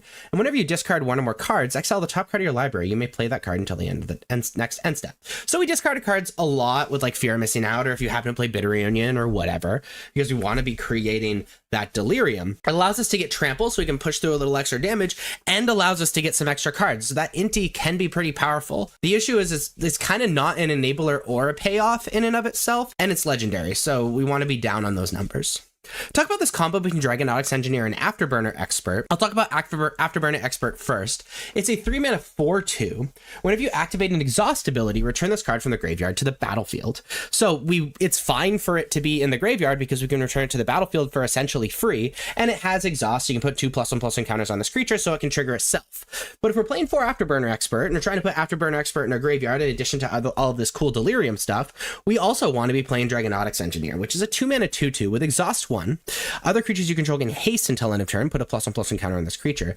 And exhaust 4. Create a 4/4 red dinosaur dragon creature token with flying. The cool part about this is it has 2 exhaust abilities, 1 for extremely cheap, so it becomes very, very easy to bring back Afterburner Expert. And frankly, both of these exhaust abilities are pretty solid. So if we're playing these cards, you're probably playing a playset of both to make both of them better. You can play up to 2 Omnivorous Flytrap. It's a 3 mana 2/4 with Delirium. Whenever it enters or attacked, if you have Delirium, distribute 2 +1/+1 counters among 1 or 2 target creatures. Then if there are 6 or more card types among cards in your graveyard, double the number of +1/+1 counters on those creatures. This is an amazing way to just like make your creatures insanely tall and call for specifically a black or white removal spell or the game's just over. You could be playing Thunderous Velocipede. It's a 3 mana 5/5 with Crew 3, which is pretty easy for to do and Trample. And it's a vehicle. Each other vehicle and creature you control enters with an additional +1/+1 counter on it if its mana value is 4 or less. Otherwise, it enters with an additional 3 +1/+1 counters on it. Just an excellent way to have our creatures be huge, frankly. And we can play Wrenn and Realmbreaker number 3 and 4. It's a 3-mana planeswalker with starting loyalty 4. Lands you control become rainbow lands, which don't really matter in this deck. However, +1 is target land you control becomes a 3/3 elemental creature with vigilance, hexproof, and haste until your next turn. It's still a land, so it can attack and block. It's really good against these decks that are looking to board wipe. It allows us to kind of survive that. Its -2 is mill 3 cards, then put a permanent card from among the milled cards into your hand. Most of our deck is permanent, so really it's like we get a card out of the top 3, and then also we're able to fill our graveyard to get Delirium even faster. And its -7 is you get an emblem with you may play lands and cast permanent spells from your graveyard, which essentially says you win the game in this deck because our deck is nearly all permanents. So you're going to select 9 of these 21 cards to add to your main deck. And then let's look over at the sideboard. We're going to be selecting 9 of these 17 cards. We could be playing 2 Lithomanic Barrage. Very good. It's 1 mana sorcery, can't be countered, deals 1 damage to target creature. Planeswalker deals 5 instead of white or blue. Really good against the white or blue decks, Azorius Tempo, the Esper and Dimir, Self-Bound, stuff like that. Torch the Tower is a 1 mana instant with Bargain. Torch Tower deals 2 damage to target creature or planeswalker if the spell is bargained. Instead, it deals 3 damage to that permanent, and you scry 1, and you exiled if something dealt damage by it dies. This is just simply excellent against Heartfire Hero because damage isn't dealt to you because it gets exiled when it dies. Really good against the Enduring cards, stuff like that. We could play a Braid. It's a 2 mana instant. Choose 1, it deals 3 damage to target creature or destroy target artifact. Good incidental artifact hate, especially since we don't know how good these vehicles are going to be in the new standard format. And decent creature destruction. Could play Obliterating Bolt number 3. It's a 2 mana sorcery. Obliterating Bolt deals 4 damage to target creature or planeswalker. If that creature or planeswalker would die this turn, exile it instead. Great to get stuff out of the way so that we can continue attacking. Also perfectly sized for a lot of the scary black cards our opponent would be playing. We can play Pyroclasm number 3. It's a 2 mana sorcery. It deals 2 damage to each creature. Very good against the aggressive decks, obviously, especially good Convoke. Could play 2 Screaming Nemesis. Screaming Nemesis, a 3/3 for 3 with haste. Whenever Screaming Nemesis is dealt damage, deals that much damage to any other target. If a player is dealt damage this way, they can't gain life for the rest of the game. It's excellent if your opponent's looking to block or is using red base removal. Chandra Spark Hunter is a 4 mana planeswalker. Starts at 4 loyalty. At the beginning of combat in your turn, choose up to 1 target vehicle you control until end of turn becomes an artifact creature and gains haste. It's not super relevant except to its own abilities, except for if we're playing Thunderous Vorpede, or Velocipede, excuse me. But it's +2. You may sacrifice an artifact or discard a card. If you do draw a card, that's great. We want to discard cards. We want to fill up our graveyard for that Delirium. Its 0 is create a 3/2 colorless vehicle artifact token with crew 1. Very good to survive these board wipes and stuff that are excellent against our deck. And its -7 is you get an emblem with whenever an artifact you control enters, this emblem deals 3 damage to any target. That's a little less relevant. Mostly we'd be playing Chandra to possibly make this Thunderous Velocipede in the main deck even better, or just survive these insane board wipes. If you play an up to 2 Witchstalker Frenzy, it's a 4 mana instant that costs 1 less for each creature that attack this turn and deals 5 damage to target creature, just gets blockers out of the way, especially big butted blockers. We can play in 2 Paw Patch Formation, just a 2 mana instant. Choose 1, destroy target creature with flying, or destroy target enchantment, or draw a card, create a food token. So it's something we can cash in, which is really nice. It deals with scary flyers, and more importantly, deals with enchantments like the Leyline Bindings or Temp Lockdowns and things like that. We could be playing a Tranquil Frillback as 3 mana 3/3. When it enters, you can pay green up to 3 times and choose that many things. We can destroy target artifact or enchantment, exile target player's graveyard, or gain 4 life. This is one of those like Jack of all trades, Master of none sideboard cards where it's a decent graveyard hate. It's decent against aggro because you can gain life and then block. It's good artifact or enchantment hate, but it's kind of expensive. This is one of those cards that covers a lot of bases. And then we could play a single Sword of Once and Future. It's a 3 mana sword. Equipment. You can equip 2. Equipped creature gets +2/+2, has protection from blue and from black. And whenever equipped creature deals combat damage to a player, surveil 2. Then you may cast an instant sorcery spell with mana value 2 or less from your graveyard without paying its mana cost. If that spell be put in your graveyard, exile it instead. Allows us to fill up our graveyard. Really good against blue and black, which, you know, some of the best decks are blue and black at the moment. And if we're playing something like Violent Urge or Monstrous Rage, it can just be the end of the game by pumping our creatures up. So we're going to be selecting 9 of these 17 cards to add to our sideboard and 9 of these 21 cards to add to our main deck to create our very own yet stock version of Gruul Delirium. And the first one I feel like is obvious, but this feels like a red-green aggro deck, but remember Delirium matters. Pay attention when you discard stuff. Sometimes you're going to be discarding things that aren't like the weakest card in your hand just to get Delirium in the graveyard, and that's okay. And pay attention to what you pick when you mill off of things like Seed of Hope or Dredger's Insight, because you don't want to take Delirium from yourself, even if it means not grabbing the most powerful card that you milled. And alongside that, remember there's a lot of things that are multiple types, like Patchwork Beastie and Wildfire Wickerfolk are artifact creatures. That counts as 2 types as far as Delirium goes. Or Fear of Missing Out is an enchantment creature, again counting as 2 separate types. So those cards being in the graveyard are even more powerful. Also, if you plan on playing the Afterburner Expert Dragonautics Engineer combo, Afterburner Expert being in the graveyard is excellent because whenever we activate an exhaust ability, which is very easy with Dragonautics Engineer or with another Afterburner Expert, we get to bring Afterburner Expert back for free, and then it becomes really difficult to answer if they don't have exile or removal. And then lastly, Keen-Eyed Curator is one of our best threats, but pay attention to what you exile. This is good in this deck because there are so many card types in this deck that we can exile stuff in our graveyard with Keen-Eyed Curator and of course our opponent's graveyard. But sometimes we're going to take Delirium away from ourselves to make this thing a 7/7. And sometimes that's okay, but you need to be smart about it and understand your role in the matchup and the situation as a whole. So this is Boros Mice in Standard, and it is decidedly different than the Mice synergies in Gruul, which is like the premier aggro deck. This leans even further into those mouse synergies. And let's talk about the synergies first, and then we'll talk about the supporting cards. So these are all of the mice in the deck. Now, the primary synergies that you should be familiar with if you play Standard at all are the synergies among these cards. So Heartfire Hero is a 1-mana 1/1, has Valiant whenever it becomes a target of a spell or ability you control for the first time each turn. Put a +1/+1 counter on it, which is very powerful. But then when it dies, it deals damage equal to its power to each opponent. So when you pump it up with +1/+1 counters and pump spells like Monster Rage and things like that, and then it dies in combat, it deals a lot of damage, which is amazing. The other Valiant card we're playing that you should be familiar with is Emberheart Challenger, which is a 2-mana 2/2 with haste and prowess, which is already pretty powerful. We'd probably play that anyway, but it has Valiant whenever it becomes the target of a spell or ability for the first time each turn. Exile the top card of your library until end of turn. You may play that card. And so this obviously triggers off of these auras, off of Monstrous Rage, off of Shard Mage Rescue, all of that stuff, but it also triggers off of Manifold Mouse. Manifold Mouse is a 2-mana 1/2 with Offspring, which means you can make a 1/1 copy of it if you pay that additional 2 mana. At the beginning of combat in your turn, target mouse you control gains their choice of Double Strike or Trample until end of turn. So at the beginning of combat, Manifold Mouse can give Heartfire Hero and Emberheart Challenger their Valiant triggers by giving them Double Strike or Trample. Normally you're going to be giving Double Strike. So that's great. This is already played in the red decks in Standard.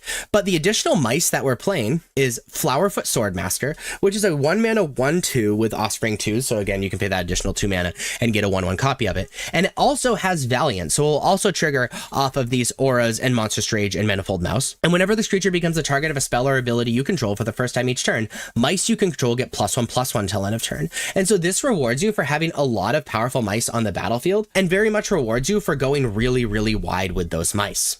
We're also playing Mabel, Heir to the Cragflame, which is a 3-mana 3/3, says other mice get +1/+1, which having a Lord is already great. The issue is it's legendary, but when Mabel, Heir of the Cragflame enters, create Cragflame, which is a legendary colorless equipment artifact token with equipped creature gets +1/+1 and has Vigilance, Trample, Haste, and Equip 2, which having that extra equipment, especially an equipment that gives vigilance, which allows us to block and attack, is very, very good. But really we're playing this as a Mouse Lord. And between the Mouse Anthem, Mouse Lord, and being able to easily trigger those Valiant abilities and having a lot of mice anyway, this is a really, really cool Kindred deck. That being said, we have some supporting cards.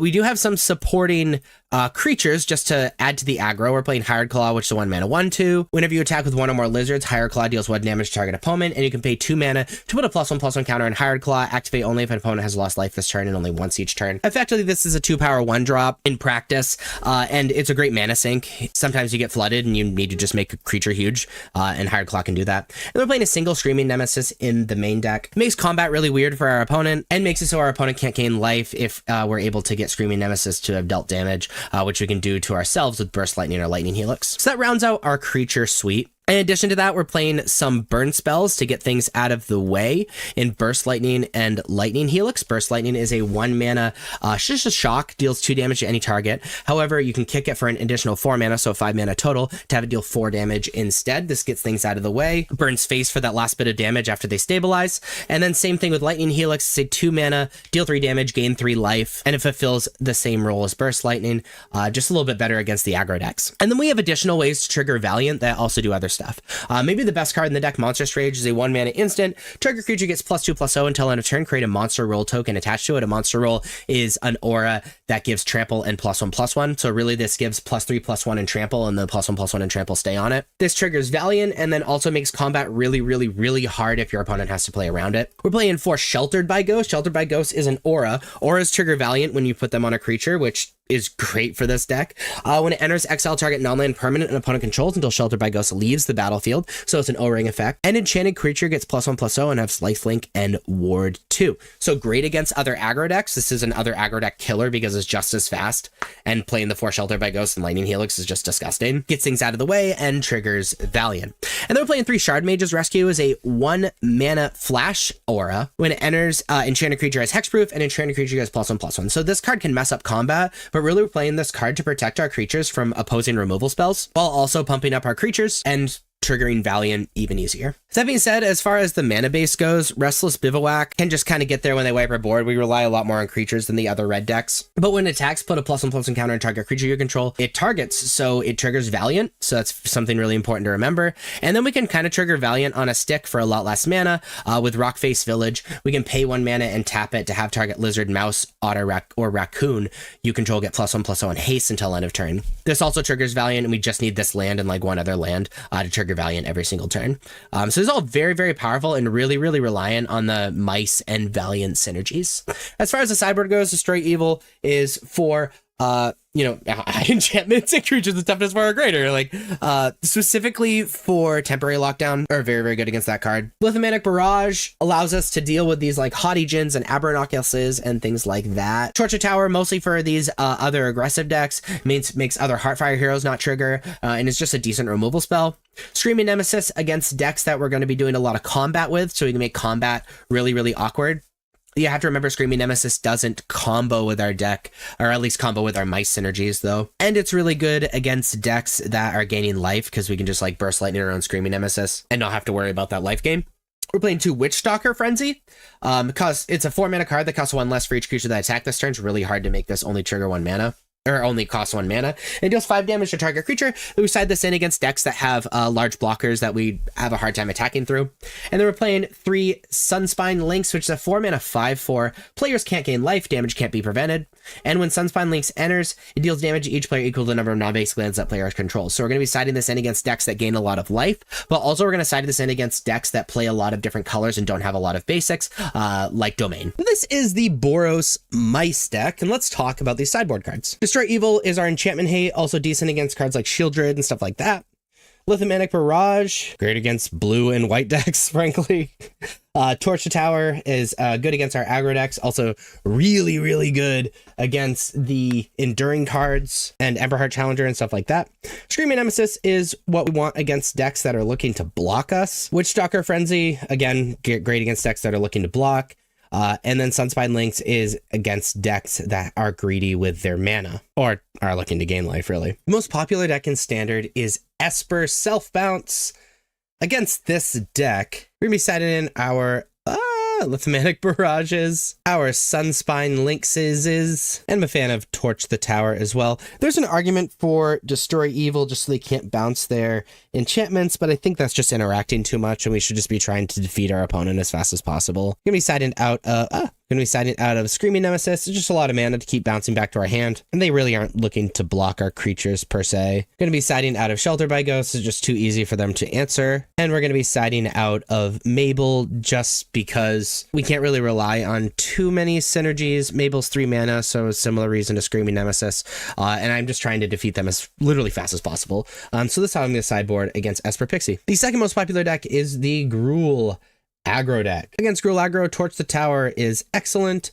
Screaming Nemesis really good because they're looking to block, or really lets us block super profitably. And then Witchstalker Frenzy is good because it rewards us for continuing to attack. We're going to sideboard out of our Hired Claw. Really focusing on these synergies with Manifold Mouse and whatnot. Mabel is just a lot of mana for something that is not super duper fast, which we need to be super duper fast against this deck. I'm gonna side out of some Firepush Swordmaster. They have a lot of removal, so going really wide is a little unrealistic, but we're keeping some in. So this is how I sideboard against Gruul. Against Dimir Self Bounce, we're bringing in these Lithomanic Barrages, the Torch the Towers, and then we're bringing out the Sheltered by Ghosts just because they can so easily answer this stuff, especially with nowhere to run in their deck. But this is how I sideboard against Dimir Self Bounce. The fourth most popular deck is Golgari Midrange. Against Golgari, we're bringing in these Destroy Evils because it answers Preacher of the Schism, Sentinel, Shieldred, the Demon if they play it. Just answers so many cards in the deck. Similarly, I like Witchstalker Frenzy to get that stuff out of the way. Now, there's a few cards we kind of have to bring out because they're bad. Sheltered by Ghosts is just too bad because they can answer it so easily.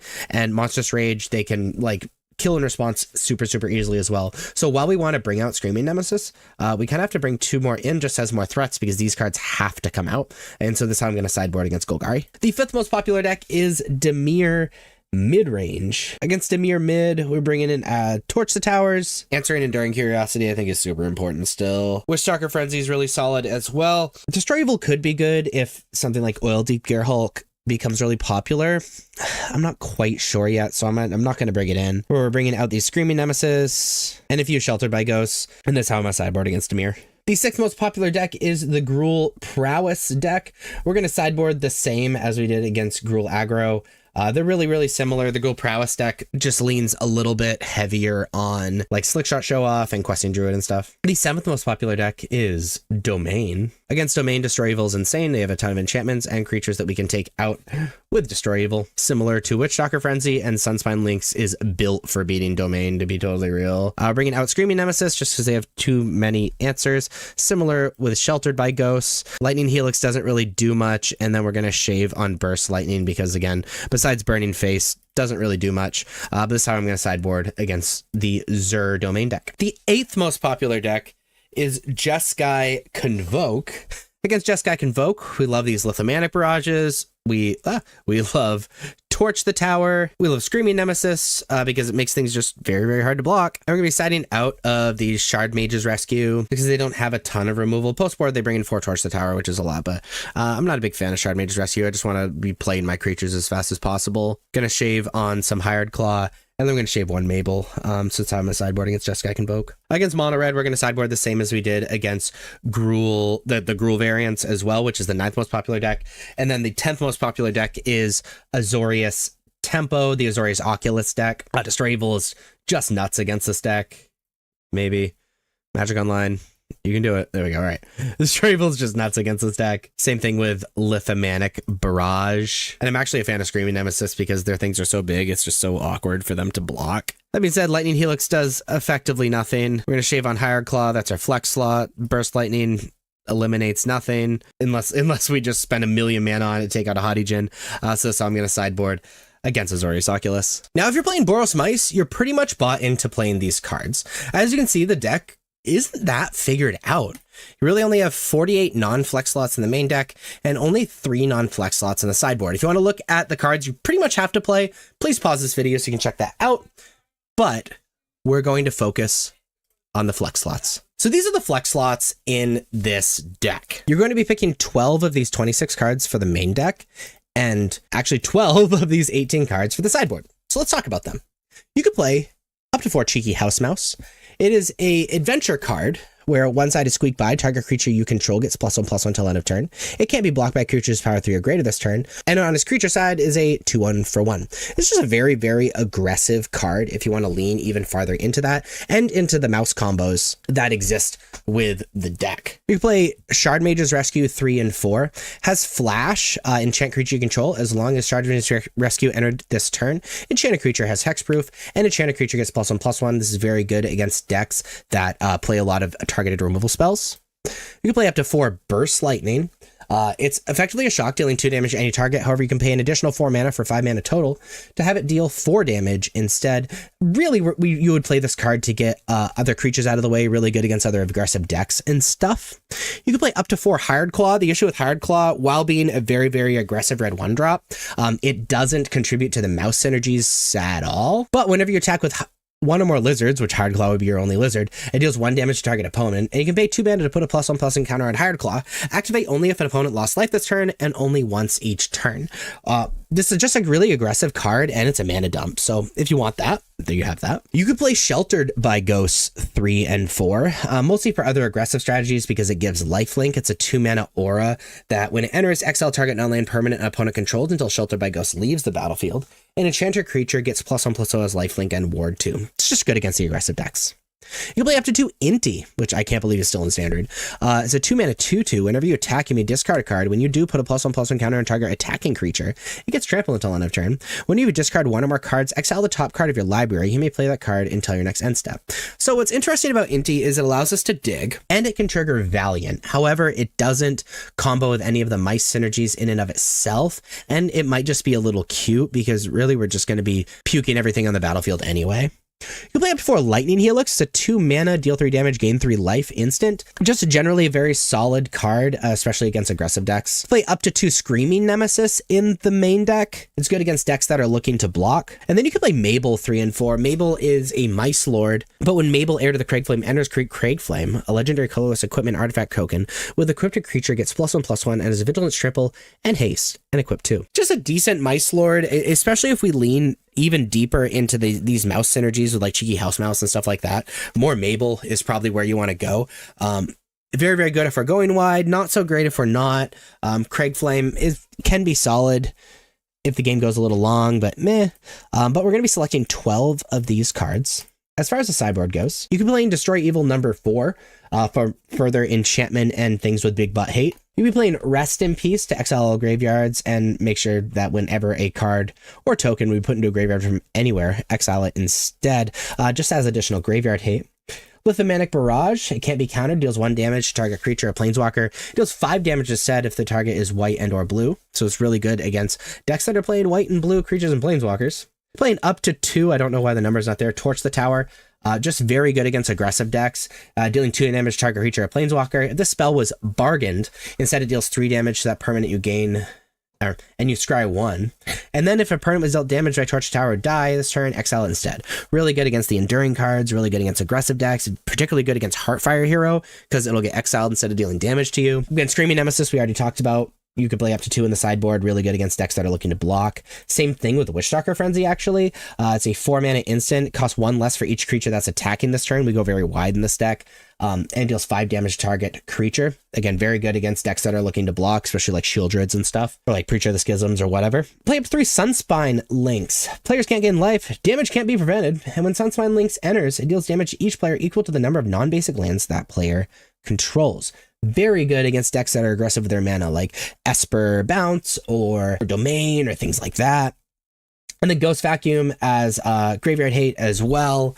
1 mana artifact, you can tap it to exile target card from a graveyard. So Ghost Vacuum, 1 mana artifact, we can tap it to exile target card from a graveyard. And then just as an additional thing, you can pay 6 mana and tap it to sacrifice Ghost Vacuum. Put each creature card, exile the Ghost Vacuum onto the battlefield under your control with a flying counter on it. Each of them has a 1/1 spirit in addition to its other types, and activate only as a sorcery.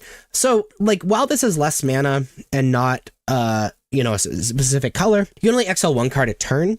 It does have upside, though, or we could just, like, be able to pay 2 mana, forget about it, they never have a graveyard. So it's tough between these 2 pieces of graveyard hate. But you're going to select 12 of these cards for your sideboard and 12 of these 26 cards for your main deck to add to your non-flex slots. And then you have your very own but stock version of Boros Mice in Standard. So the first play pattern is, remember that Mabel creates an equipment, and equipping targets, which we know from Nadu and Modern, but targeting of an ability triggers Valiant. So remember that equipping the equipment triggers the Valiant on Emberheart Challenger and Heartfire Hero and the white 1-drop I forgot the name of, and that kind of stuff. Also remember the insane mouse synergies, alongside Valiant. If we have Manifold Mouse, every single turn Manifold Mouse triggers and targets Emberheart Challenger or Heartfire Hero or that white 1-drop that's right here wherever I put the picture that I forgot the name of. It will trigger Valiant on that card in addition to giving it Double Strike.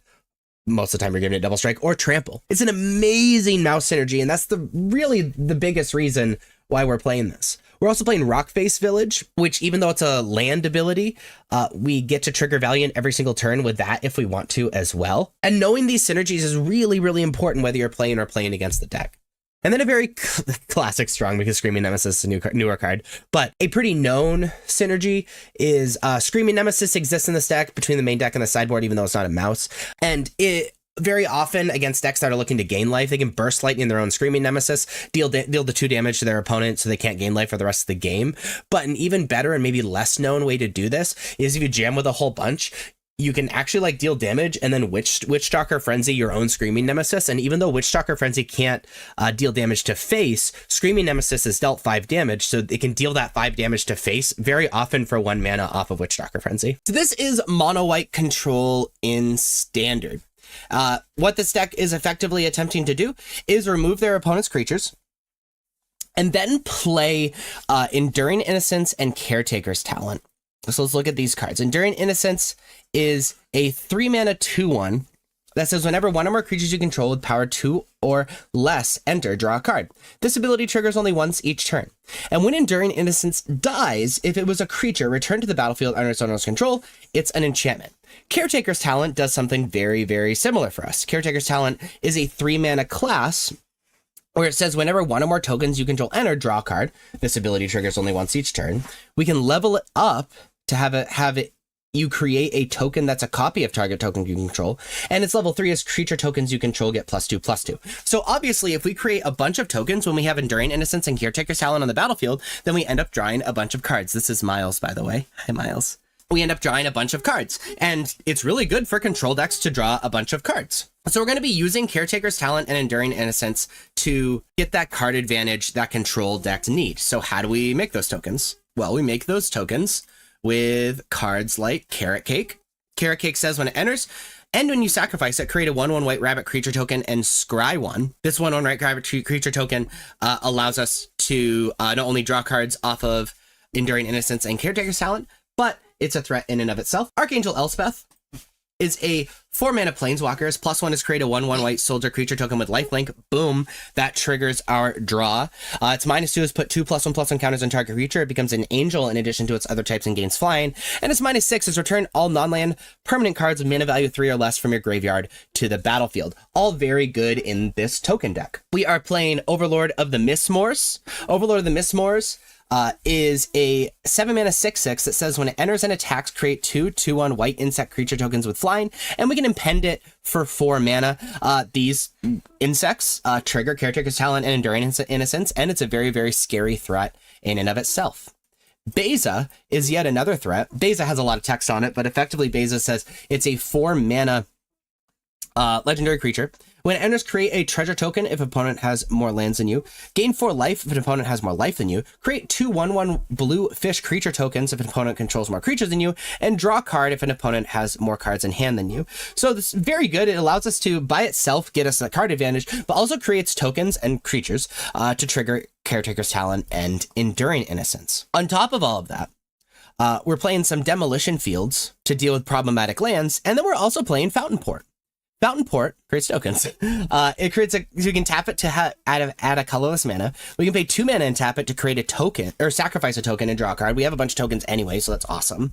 We can pay 3 mana and tap it to pay a life and create a blue fish creature token. That blue fish triggers Enduring Innocence and Caretaker's Talent. And we pay 4 mana and tap it to create a treasure token. Again, it's a token, so it triggers Caretaker's Talent. So this land can have us kind of draw cards on a stick alongside Enduring Innocence and Caretaker's Talent as well. So those are our threats and card advantage engine. And then this is supported by 2 split up, saying destroy all tap creatures, destroy all untapped creatures. Very often this is just a one-sided board wipe.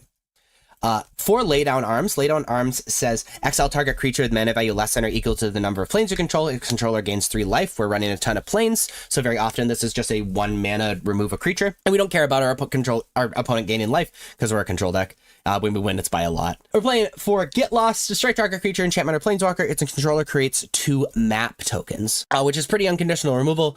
We don't really care if our opponent deals with, takes those tokens. And they're playing for Sunfall, an incredibly good board wipe, 5 mana, exile all creatures, incubate X for X the number of creatures exiled this way. The incubate is a token, so it triggers Caretaker's Talent, which is hilarious.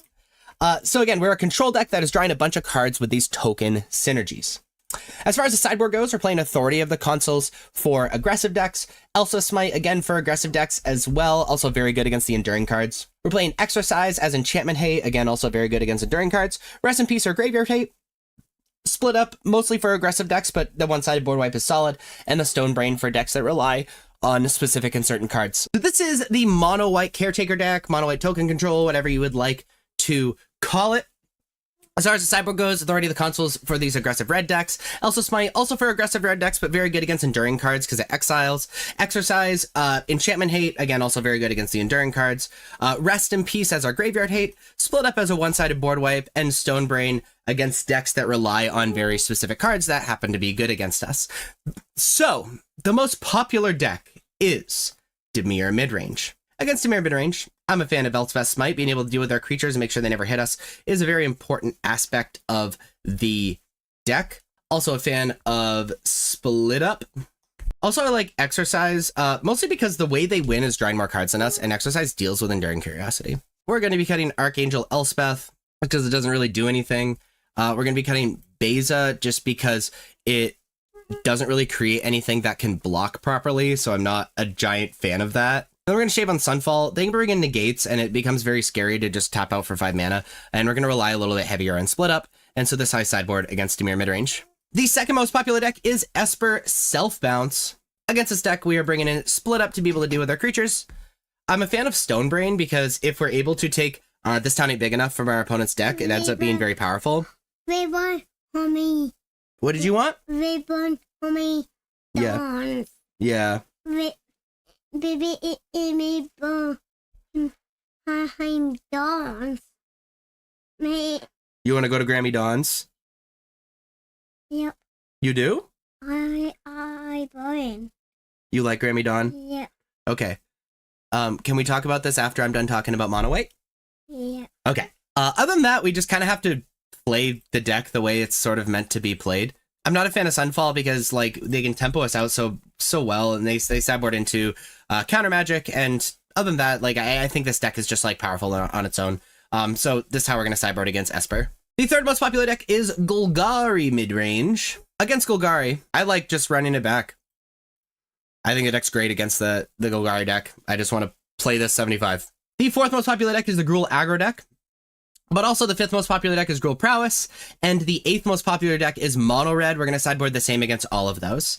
We're going to bring in the Authority of the Consuls. We're going to be bringing in Elspeth's Smite and the Split Up. We're going to be sideboarding out of basically everything that takes some work. I'm not a fan of Caretaker's Talent because it doesn't do anything the turn we play it. We want everything to sort of stop the aggro. And then we're going to shave on Sunfall just because it's 5 mana. That's a lot of mana. We're bringing a Split Up anyway. But this is how I sideboard against both Gruul Aggro, Gruul Prowess, and Mono Red Prowess. That brings us to the sixth most popular deck, Azorius Tempo.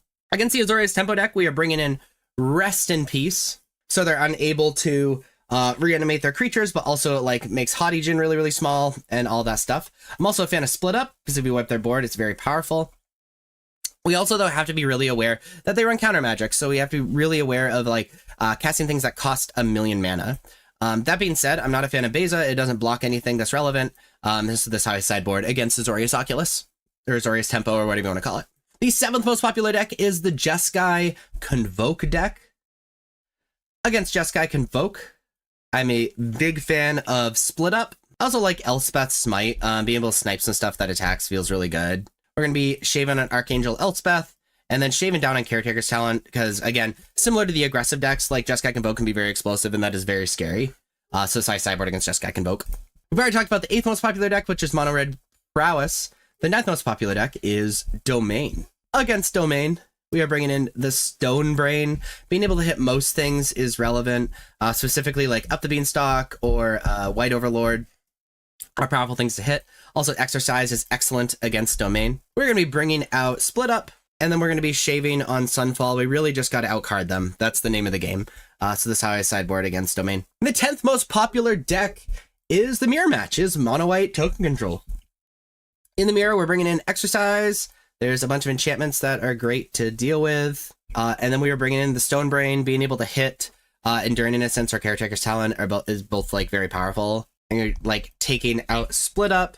I like shaving on a Sunfall because we don't want to have too many of those gumming up our deck. And then we're going to shave on Lay Down Arms as well. So that's how I sideboard in the Mirror Match. So these are the non-flex slots in Mono White. If you are playing Mono White Caretaker Control, this is pretty much what you are bought into playing. These 56 cards in the main deck and these 8 cards in the sideboard. So what cards do you play in these slots? Well, I'm happy you asked. These are the cards that you can play in those slots in the deck. So you're going to pick 4 of these cards to add to the main deck. You're going to be picking 7 of these 15 cards to add to the sideboard. So let's talk about these cards. So you notice some of these are lands. This deck is missing 1 to 2 lands depending on how many lands you want to play. And these are your options to be playing in those 1 to 2 slots. You'd be playing another Demolition Field. Demolition Field very good against like other Fountain Ports or Manlands or things like that. Can also often be really cute if people are being really aggressive with not playing a lot of basics, because you have plenty of basics and you can just, sometimes it's just a wasteland for 2 mana. You could be playing, whoops. You could, sorry. You could be playing another Plains. If you're just worried about your colors, I've seen people have to mulligan because they have too many colorless lands. So being able to play that white mana that comes in untapped is really good. Or you can play up to 2 Sunken Citadel in these spots. Enters tap, you choose a color. You always choose white. You can add 1 mana of the chosen color or add 2 mana of the chosen color to spend it to activate abilities of land sources. This is very good because you're playing 4 Fountain Port, and Fountain Port is really important for the mid to late game of this strategy, and having to devote less lands to activating Fountain Port multiple times is pretty strong. So you're going to select 1 to 2 of these lands, and then you're going to be selecting 2 to 3 of these other cards because you need 4 slots total. You can be playing a single Elspeth Smite, 1 mana instant, dealing 3 damage to target attacking or blocking creature. If that creature would die this turn, exile it instead. Very good against aggressive decks and the enduring creatures mostly. You could be playing an Archangel Elspeth as a 4 mana Planeswalker, where its +1 is create a 1/1 white soldier creature token with lifelink. Its -2 is put 2 +1/+1 counters on target creature. It becomes an angel in addition to its other types and gains flying. Its -6 is return all non-land permanent cards of mana value 3 or less from your graveyard to the battlefield, and it starts at 4 loyalty. This is really strong because it can kind of end the game. It can create tokens kind of on a stick if you already have the enablers, so it can just kind of draw a bunch of cards, because we don't really have anything in our deck like that besides Fountain Port, which we need to devote a bunch of mana to. We could be playing the 4th Beza. Beza being a 4 mana 4/5. When it enters, create a treasure token. If an opponent controls more lands than you, you gain 4 life. Opponent has more life than you. Create 2 1/1 blue fish creature tokens. Opponent has more creatures than you, and draw a card if an opponent has more cards in hand than you. This is mostly really good against the aggressive decks, which is a good matchup anyway, but also is decent if we're falling behind in mirror matches or against other very, very slow decks. So I like this card against both ends of that spectrum. And we could be playing the 4th Overlord of the Mistmoors, which I think is our best threat. It's a 7 mana 6/6. When it enters or attacks, create 2 2/1 white insect creature tokens with flying, and we can impend it for 4. It's a body that creates more evasive creatures that trigger the enablers and Enduring Innocence and Caretaker's Talent, and it can just be an insane late game threat. So you're going to be selecting 1 to 2 of these lands, and then 2 to 3 of these other cards, depending on how many lands you select, to add to your main deck. Now, as far as the sideboard goes, we have 7 flex slots to choose from. We could be playing more Authority of the Consuls. Authority of the Consuls is a 1 mana enchantment. Creatures your opponent control enter tapped, and whenever a creature an opponent controls enters, you gain 1 life. This is good against the aggressive decks because it turns off haste and allows you to have that incremental life gain you don't have to invest in. You'd be playing an additional Elspeth Smite, which we've already talked about. Again, very good against the aggressive decks. You'd be playing up to 2 Destroy Evil, very good against enchantments, and deals with these, creatures that are important to deal with, like Zur or Shieldred or things like that. You're playing up to 3 Dust Animus, is 2 mana 3/2 with flying, and if you have 5 or more untapped lands, Dust Animus enters with 2 +1/+1 counters and a lifelink counter on it. So very good against aggressive decks, mostly. Mostly plotted on 2, and then on turn 3, it's a 4/5 with flying and lifelink, which is kind of ridiculous. We can play 2 exercise in these slots. It's kind of comparable to Destroy Evil. However, it also hits enchantments, and it cares about power instead of toughness, and it exiles, which is really good against the enduring cards in Standard.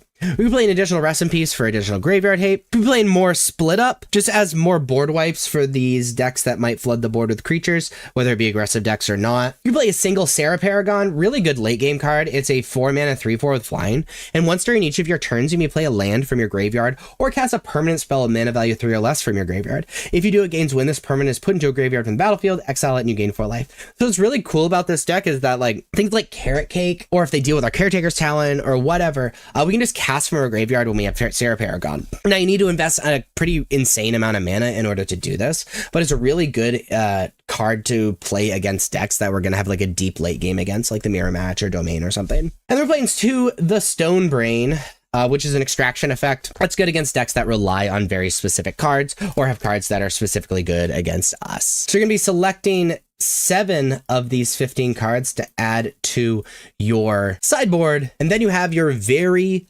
own but stock mono white Caretaker control deck. First off, it's important to understand the engine of the deck. This isn't a 1-for-1 control deck and then there's one big payoff that lets you catch up on cards or whatever. You're trying to outcard your opponent. That is the name of the game of this deck. And the way you do that is by playing Caretaker's Talent and or Enduring Innocence, and then making tokens with things like Caracate, Fountain Port, and Beza, and then use those enter the battlefield effects to draw cards. And then you use the insane amount of cards that you draw to just pull way ahead in the game. You need to do that in your games or you will lose your games. That is really important to understand, and you need to keep hands that do this. However, this brings me to my next nuance, is that if you level up Caretaker's Talent all the way and give tokens +2/+2, those tokens will no longer trigger Enduring Innocence because they will be too big to trigger Enduring Innocence. I actually saw this recently at Narcy and it was a little devastating for the person. Next up, Sunfall does technically make a token.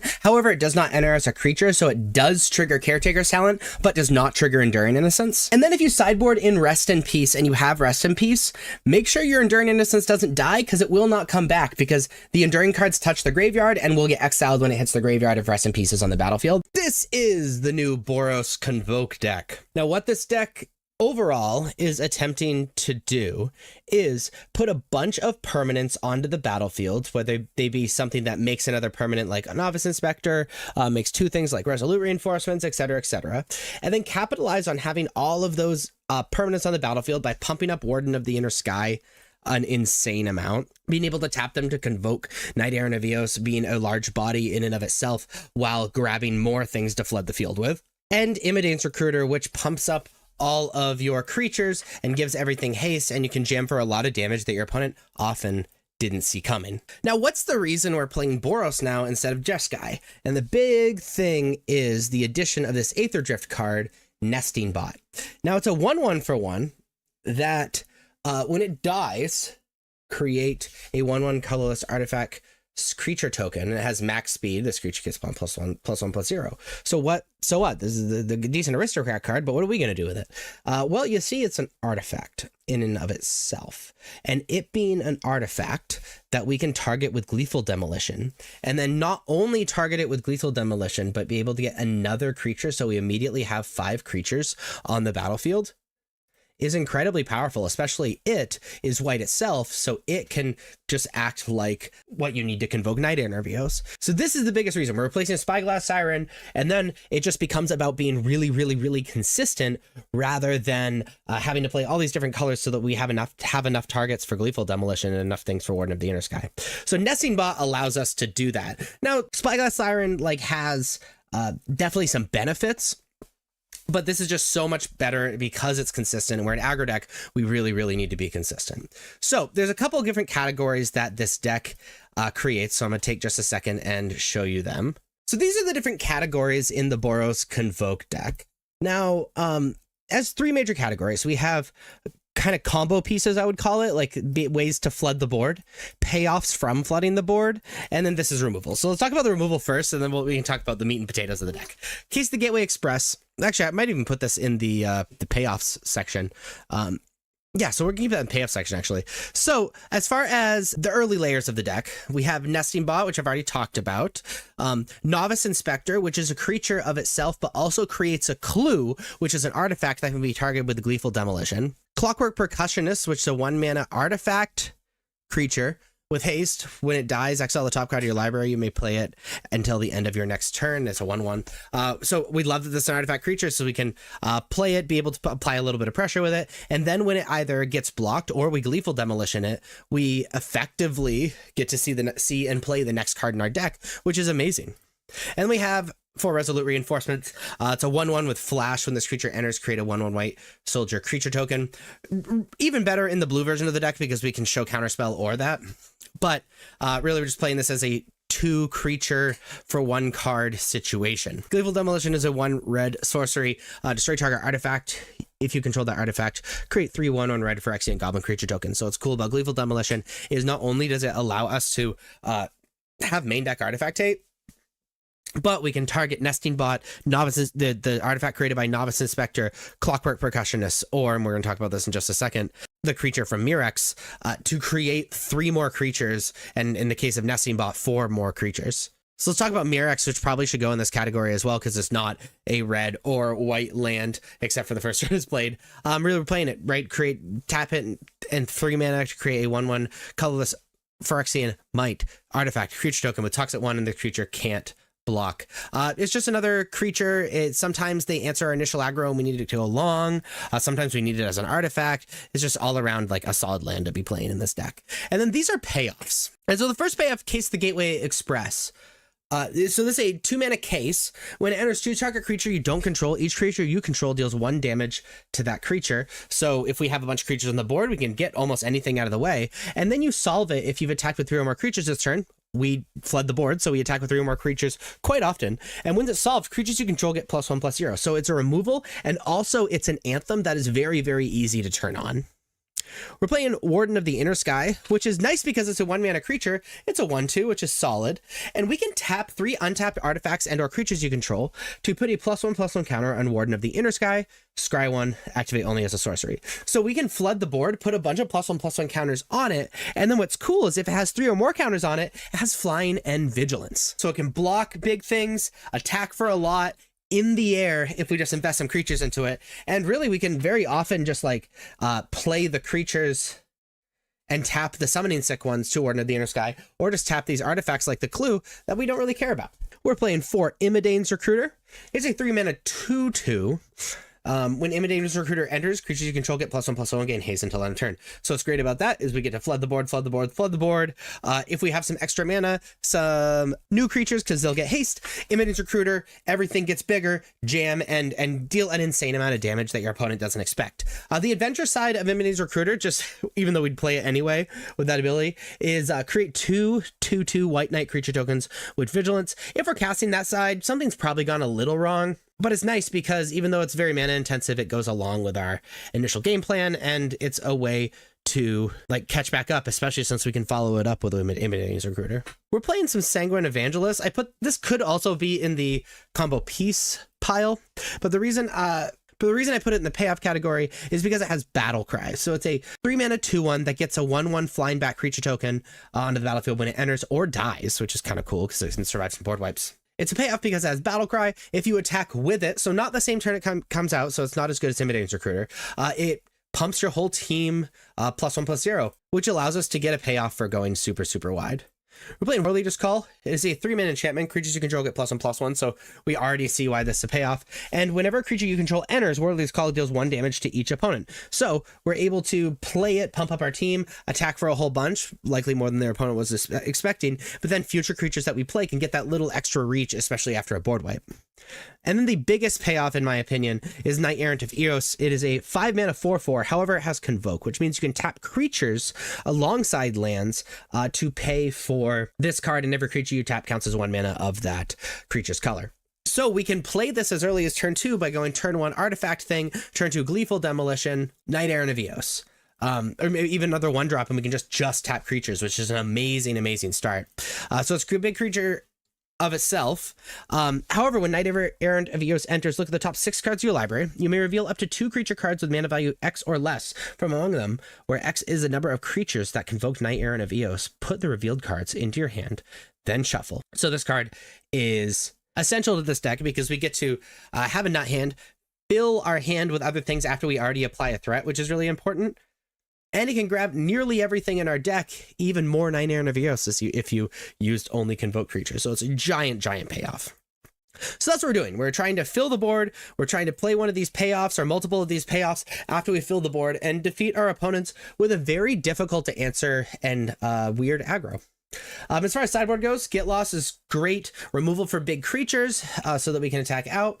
Also deals with planeswalkers really well and enchantments like out of the domain deck. And we can use it on our own thing to create map tokens if we really need a target for Gleeful Demolition or Warden of the Inner Sky or whatever. We're playing 3 Invasion of Gobakhan because board wipes are really rough for this deck. Really, we're playing it for both sides, which is one of the only decks that actually likes both sides very much. When Invasion of Gobakhan enters, look at the target opponent's hand. You may exile a non-land card from it. For as long as the card remains exiled, this owner may play it. A spell costs 2 more this way. So we're able to delay the board wipe with this card. And the best part is the Light Shield Array, where at the beginning of your end step, put a +1/+1 counter on each creature that attacked this turn. So if we're able to defeat this siege, which only starts with 3 defense, it flips into this Light Shield array that will reward us for having a lot of creatures by pumping up our creatures every single turn if we attacked. And we can sacrifice it to have creatures you control gain hexproof and indestructible till end of turn, which allows us to effectively counter some board wipes or counter magic the turn before we kill our opponents. We're playing Rest in Peace for Graveyard Hate. 3 Sheltered by Ghosts. It's a 2-mana enchantment. Enchanted creature gets +1/+1 its lifelink and ward, and when it enters, exile target non-land permanent an opponent controls until Sheltered by Ghosts leaves the battlefield. We're mostly playing this for the aggressive decks. It gets something out of the way, and we're able to gain a lot of life, especially if we put it on something like a Knight Errant of Eos. We're playing 1 Split Up for aggressive decks, as it can be very easily be a one-sided board wipe against decks that are trying to race each other. Playing 2 Torch the Tower, again for these aggressive decks. It gets things out of the way, it kills blockers, and then it exiles the thing. So we're able to have an answer to Heartfire Hero where we don't get dealt damage, which is really nice.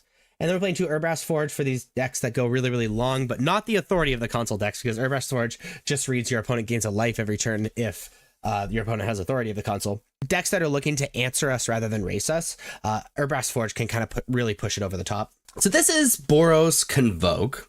As far as the sideboard goes, Get Lost, great enchantment hate, and really good against creatures that kind of have big butts and we're having a hard time attacking through. Invasion of Gobakhan is mostly for board wipes and I guess combo decks. Rest in Peace, great graveyard hate. Sheltered by Ghosts, mostly for aggro decks. Split Up, again, mostly for aggro decks, but really just like heavy creature-based decks. Torture Tower for aggro decks, but also decent against the enduring cards. And Urbrass Forge for decks that go really long. That being said, the most popular deck in Standard is Gruul Aggro, and we're actually going to be sideboarding the same against Gruul Prowess and Mono Red Prowess as well. We will be siding in the Get Lost, the Sheltered by Ghosts, the Split Up, and the Torch the Towers. And we're going to be sideboarding out, first and foremost, these cards that don't really do anything when they enter, or are just like a little expensive. I'm going to shave on Clockwork Percussionist. That's actually going to happen a lot. It's kind of like the flex slot in the deck. And then a split between Immodane's Recruiter and Resolute Reinforcements. Resolute Reinforcements has a really hard time blocking properly, and Immodane's Recruiter, we're going to be blocking enough that it's kind of hard to make Immodane's Recruiter relevant. So that's how I'm going to sideboard against the red base aggro decks. The second most popular deck in Standard is Esper Self-Bounce. We're actually going to sideboard the same against Esper Self-Bounce and Dimir Self-Bounce. Against this deck, I like Torch the Tower and Get Lost. Just as this creature removal. It's really all I want, though. You decide now to these Clockwork Percussionists and some more Leader's Call. Other than that, I want to stick to the primary game plan just with additional removal. So I sideboard against the bounce decks. I already talked about the third most popular deck, which is Dimir Self-Bounce. So the fourth most popular deck is Golgari Midrange. Against Golgari, Get Lost is excellent. I'm actually a fan of Invasion of Gobakhan because of Gix's command. And we're going to be siding out of Resolute Reinforcements. Doesn't really do much. And shaving a Clockwork Percussionist. That's how I'm going to sideboard against Golgari Midrange. The fifth most popular deck is Domain. Obviously, Get Lost is excellent because of all the enchantments and the big-butted creatures. Invasion of Gobakhan is important so you don't get Zer-nutted and to slow down the Sunfalls. Also, I've stopped siding in Urbrass Forge just because of authority of the consoles. It's mostly for like other slower decks, like non-white slower decks. That being said, we're going to take out Case just because it's kind of hard for us to have enough creatures to actually kill something with Case. And we're also going to side out a single Sanguine Evangelist just because it's a little slow and we have to be able to fight through board wipes. So that's how I'm going to sideboard against Domain. The 6th most popular deck is the Dimir mid-range deck. Against this deck, I'm in love with Torch the Tower. Get Lost is excellent. And we're just going to be siding out of these Resolute Reinforcements. That's how I sideboard against Dimir mid-range. We already talked about the 7th and 8th most popular decks, which is School Prowess and Mono Red Prowess. So the 9th most popular deck is Jeskai Convoke, the counterpart to this deck. And we're going to be bringing in the Torch the Towers. We're going to be bringing in the Split Up. I don't think I'm a big fan of Sheltered by Ghosts. And I don't think we can afford to bring in Get Lost as well. It's mostly just going to be who's the faster deck. We're going to bring out the Sanguine Evangelist and then a single Resolute Reinforcements. I actually really like Warley Discall because it makes our creatures just bigger and it makes it easier to block and attack. But this is on my sideboard against Jeskai Convoke. The 10th most popular deck is Azorius Tempo, the Hottie Djinn, Aberranoculus, that stuff. Get Lost is pretty good. Split Up is pretty good. Rest in Peace is pretty good. And our plan is just to go as underneath them as possible. Warley Discall, we're sideboard out of these 3-mana things that don't deal a ton of damage. So I'm going to sideboard against the Azorius Tempo deck. So we're starting with the non-flex slots. If you play Boros Convoke in Standard, you are pretty much bought in to playing these cards. These 51 cards in the main deck and the single card in the sideboard. As you can see, this is a newer archetype that is not totally figured out yet. So if you'd like to look at the cards you pretty much have to play, please pause the video and check it out. This video is about the flex slots, so let's talk about those. So you're going to be selecting 9 of these 17 cards to play in the main deck and 14 of these 30 cards to play in the sideboard. Let's talk about these cards and why you would play them. Yodian Frontliner is a 1-mana 1/1.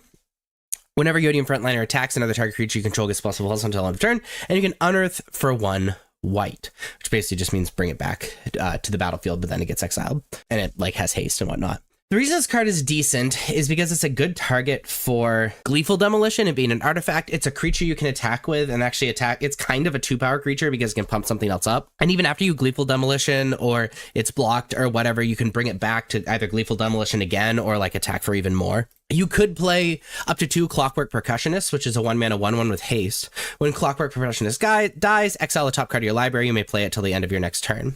So Clockwork Percussionist, is also an artifact creature with haste, so it can attack immediately. It can be targeted with Gleeful Demolition, which we love, and then it digs us even deeper, which can be pretty important in a deck that has a lot of redundant cards, and you need to draw kind of both sides of your deck, the enablers and the payoffs.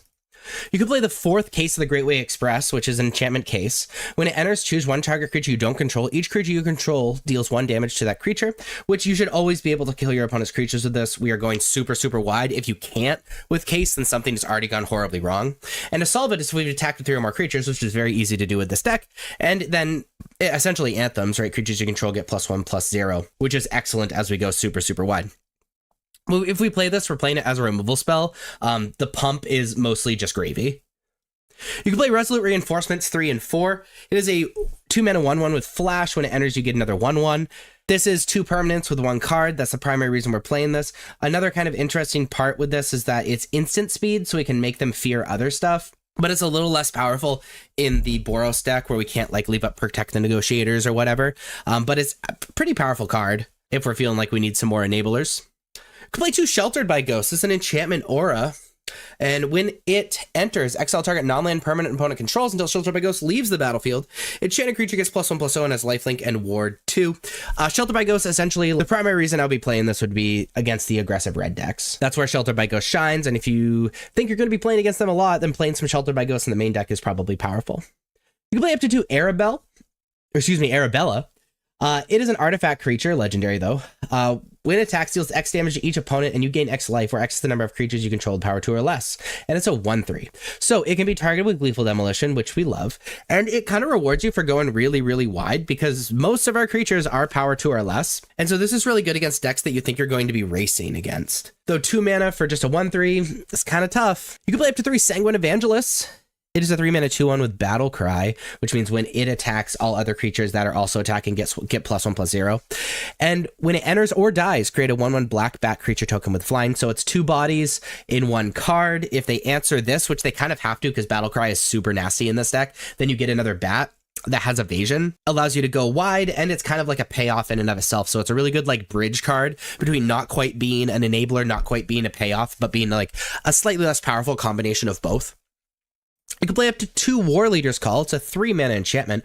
It is an anthem. Creatures you control get +1/+1. And whenever a creature you control enters, War Leader's Call deals 1 damage to each opponent. So this is really good for a lot of surprise damage, just being able to play it, everything get bigger, jam. So it's certainly a payoff, but it's a pretty horrible top deck, you know, in the deep late game if they're already answering your stuff. It doesn't really help you enable or to even help the other payoffs. But it's pretty decent, especially if you're like putting a lot of creatures in the battlefield after you're playing War Leader's Call. But then the game's going super long, so it's kind of tough. Or we can play Painter Studio Deface Gallery. This is an enchantment room. The first room is when you 3 mana. When you unlock this door, exile the top 2 cards of your library. You may play them till the end of your next turn, and the other one is whenever you attacking creatures you control get +1/+0 till end of turn. So it's effectively a 2-mana anthem. Game +1/+0, so it rewards you for going super wide. And then if the game goes longer, we can dig for 3 mana. So you're going to be selecting 9 of these 17 cards to add to your main deck. Let's talk about what we're going to be adding to our sideboard. We're going to be selecting 14 of these 30 cards. You can play up to 2 Requisition Raid, which is 1 white mana with Spree for an additional generic mana, destroy target artifact, for another additional generic mana, destroy target enchantment, and for another additional generic mana, put a +1/+1 counter on each creature target player controls.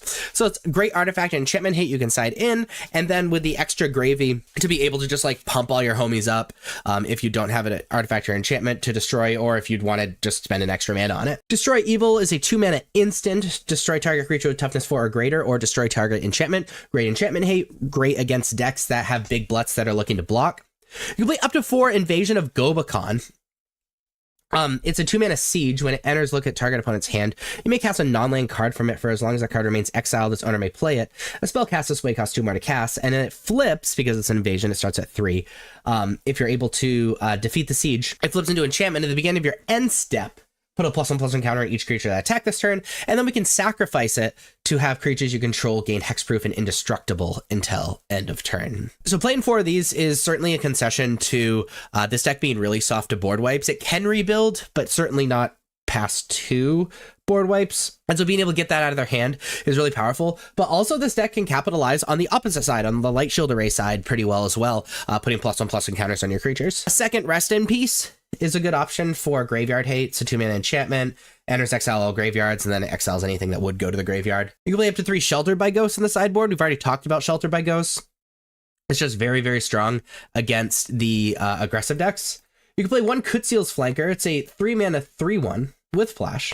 When it enters, you choose one. Put a +1/+1 counter on it for each creature that left the battlefield under your control this turn. You gain 2 life at Scry 2 or exile target player's graveyard. We almost never are going to use the first ability, but it's fine against aggro. We gain life, Scry 2, and then we can block, and we can exile target player's graveyard, so it's fine like graveyard hate and to interrupt. It's one of those like Jack of all trades, master of none cards. It's always fine, but it'll never be as good as any dedicated card to one like strategy. Aven Interrupter is filling a similar slot as Invasion of Gobakon. We can play 4 Aven Interrupter. It's a 3-mana 2/2 with flash and flying. When it enters, exile target spell. It becomes plotted. Spells your opponent cast from graveyard or from exile cost 2 more to cast. This is mostly for the board wipes. It delays those board wipes, which is very powerful against us. It's also decent against combo as well, or even against things that people are casting from the graveyard. What's kind of cool too is it combos with Invasion of Gobakon, because Invasion of Gobakon puts them in exile, and then they have to cast it from exile, and Aven Interrupter makes it cost even 2 more. We can play 2 Lithomanic Barrage. It's a 1-mana red sorcery. It can't be countered, and deals 1 damage to target creature or planeswalker. Deals 5 damage instead if that is white or blue. There's a lot of white or blue decks. Specifically, I'm thinking about the Esper and Dimir bounce decks. This being very, very powerful against. Torch the Tower. As a 1-mana instant with Bargain, and deal 2 damage to target creature or planeswalker. If the spell is Bargain, instead deals 3 damage to target creature and you to that permanent and you scry 1, excuse me. If a permanent dealt damage by Torch Tower would die, exile it instead. Mostly we would be playing this card against the aggressive decks. It can be fine against the bounce decks and whatever, But this is very good against the aggressive decks. It's cheap removal. It removes most of their creatures, and it makes it so Heartfire Hero doesn't deal damage to you when he dies. We can play 2 Urbrass Forge. It's a 3-mana artifact. Being a combat in your turn, put an oil counter on Urbrass Forge. Then create a X1 red Phyrexian horror creature token with trample and haste, where X is the number of oil counters on Urbrass Forge. Sacrifice that token at the beginning of the next end step. This is very good against decks that are going really long. I think one big issue with this card, though, and the reason it's slowly falling out of favor rather than just being an auto include, is that most of the decks that are going really long, like Blue-White Control or the Domain Zur decks or anything like that, are playing Authority of the Consuls in the sideboard. And if your opponent has an Authority of the Consuls, then Urbrass Forge just reads your opponent gains 1 life every turn, which we don't love. You can play up to Chandra Spark Hunter. It's a 4-mana planeswalker. At the beginning of combat in your turn, choose up to 1 target vehicle you control until end of turn it becomes an artifact creature and gains haste. That doesn't really matter except for its own abilities. It's +2 as you sacrifice an artifact or discard a card if you do draw a card. We're going to have plenty of spare artifacts, and we're going to have a lot of cards that just don't do anything that we're going to draw, so that's great. Its 0 is create a 3/2 colorless vehicle artifact token with crew 1, which we can then man up for free at the beginning of combat because of Chandra Spark Hunter's first ability. And it's also very easy to crew it being crew 1. We're going to have a million X1s. And its -7 is you get an emblem whenever an artifact you control enters. This emblem deals 3 damage to any target, which in this deck just means you win the game. So it's very good against decks that are really good at answering our strategy, good against board wipe decks, and allows us to have a little bit more longevity. And you can play up to 2 Lightning Helix. It is a 2-mana instant, deal 3 damage to any target, and you gain 3 life. Mostly for the aggressive decks, gives us that little extra life gain and removal. So you're going to be selecting 14 of these 30 cards, and you're going to be selecting 9 of these 17 cards. And then you have your very own, but stock, version of Boros Convoke in Standard. First off, Gleeful Demolition is a part of our combo, right? Being able to Gleeful Demolition our own artifacts is absolutely great, but remember, you can also use it as artifact hate for our opponents. Now, there aren't a lot of hyper powerful artifacts in Standard at the moment, but it's a very, very relevant mode of the card. Remember, clue tokens don't have tapping as a part of the cost. So we can actually tap our clue token to Warden and then still draw a card off of that clue token if we have enough mana. Can't do that with blood tokens or maps or whatever, but we can with clues. And then lastly, and the last like important thing that you need to know about this deck is that you can tap your creatures without combat, which makes Split Up really, really powerful. If we're in kind of like a stare down situation where you both have a bunch of creatures and they're all untapped and it's kind of just waiting for our opponent to do their thing, we can tap our creatures with Knight Errant of Eos and Warden, and then cast Split Up and say untapped to have a one-sided board wipe without having to kind of like kill our creatures by attacking into a bunch of creatures that they can like block really well with. So this is the Golgari Graveyard deck by Zevin Faust. Look great on camera, like at any point. But essentially what you're attempting to do is put as many creatures in the graveyard as possible, and then you're playing a ton of payoffs that reward you for putting all of those creatures into the graveyard. That's the long and short of it. As far as the lands go, there's nothing special going on. You're playing the Golgari lands and whatnot. We're playing 4 Molt Tender. Molt Tender is a 1-mana 1/1. We can tap it to mill a card, which is great. We want to be filling our graveyard. And we can also tap it to exile a card from your graveyard to add 1 mana of any color. So while it's requires us to have cards in our graveyard in order for it to be a mana dork, it's very easy for this deck to do. So it's a mana dork that also puts additional cards into our graveyard. C-Note Scout is a 1-mana 1/1. However, when it enters, it explores, where you reveal the top card of your library. If it's a land, you put it into your hand. If it's a non-land, you put a +1/+1 counter on C-Note Scout, and you may put it in your graveyard. Great for filling up our graveyard or even digging and drawing. We're playing for 9 Vermin. When it enters, target player mills 2 cards, so it allows us to continue to fill our graveyard. And when it dies, target creature you don't control gets -1/-1 until end of turn. Very good against the aggressive decks and just is a decent blocker. This brings us to a bunch of our payoffs. So we're going to start with Souls of the Lost. Souls of the Lost is a 2-mana star +1. As additional cost to cast a spell, discard a card or sacrifice a permanent, which is fine. We want to be filling our graveyard anyway, and frankly, there's a lot of cards in our deck that just don't do anything when you're not in a certain situations. And Souls of the Lost power is equal to the number of permanent cards in your graveyard, and its toughness is equal to that number +1. Nearly every card in our deck is a permanent card, and literally every card in our deck in the main deck is a permanent card, besides Overwhelming Remorse. So Souls of the Lost gets very, very, very, very big, very, very, very, very quickly. It's a great blocker and can finish out games very quickly. We're also playing 2 Up the Beanstalk. Up the Beanstalk, 2-mana enchantment. When it enters, and whenever you cast a spell with mana value 5 or greater, draw a card. This can give you massive mana advantage and just be an engine in your deck, because even though all of these cards, besides Harvester of Misery, can be cast for less than 5 mana, they're all considered 5 mana. So whether we are playing Overlord of the Bailmark for its impending, Overwhelming Remorse for 1 mana, Chitin Gravestalker for 1 mana, Hollow Marauder for 1 mana, Husband's Forge for 1 mana, all of them trigger up the Beanstalk, and so it can really allow us to leverage our deck in a way that we can pull way ahead. Speaking of all of these cards as well, really the only card that doesn't fall into this category, like I said, is Harvester of Misery. It's a 5 mana 5/4 with Menace. When Harvester of Misery enters, other creatures get -2/-2 till end of turn, very good against the aggressive and the go wide decks. However, we can discard it and pay 2 mana to have target creature get -2/-2 till end of turn. This is a way to put a permanent into the graveyard and by and large a creature into the graveyard while still having a removal spell, which is pretty sweet. And Overlord of the Bailmark is sort of in between being a payoff and not. It's a 5 mana 5/5. Whenever it enters or attacks, mill 4 cards, and you may return a non-avatar creature card or a planeswalker card from your graveyard to your hand. So it can't like return itself. And it has impending 5 for 2 mana. So you can just cast it for 2 mana, trigger that up the Beanstalk, be able to fill your graveyard, and then select one of these payoffs to be able to put into your hand. We're also playing Overwhelming Remorse, so 5 mana instant, exile target creature or planeswalker. Exile removal is so good in Standard at the moment. And this spell costs 1 last for each creature card in your graveyard. We are filling our graveyard anyway, so very often this is 1 mana. We're playing 2 Chitin Gravestalker. 1 last to cast for each artifact and or creature card in your graveyard. Has cycling 2, so if we need to dig, we can just like put that creature in our graveyard and it discounts everything else. But as long as we have 5 creatures in our graveyard, which is very easy to do, this is a 1 mana 5/4. Hollow Marauder has that same text, however it has flying, and when it enters any number of target opponents, each discard a card. For each of those opponents who didn't discard a card with mana value 4 or greater, draw a card. And it's 4/2. For effectively 1 mana very often. This essentially says against everything but Domain, you get to draw a card and your opponent discards a card, because there's not a lot of cards that are being played that are mana value 4 or greater. And specifically against Domain, it is very powerful, because you want to be tearing apart their hand, though be afraid of Obstinate Baloth.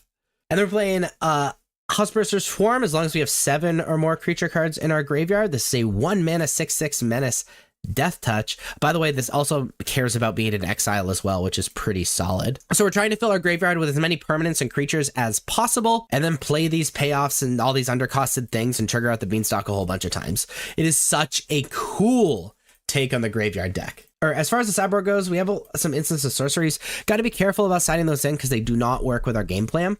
But we're playing Cut Down for these aggressive decks, Duress for things like Domain or Control or whatever.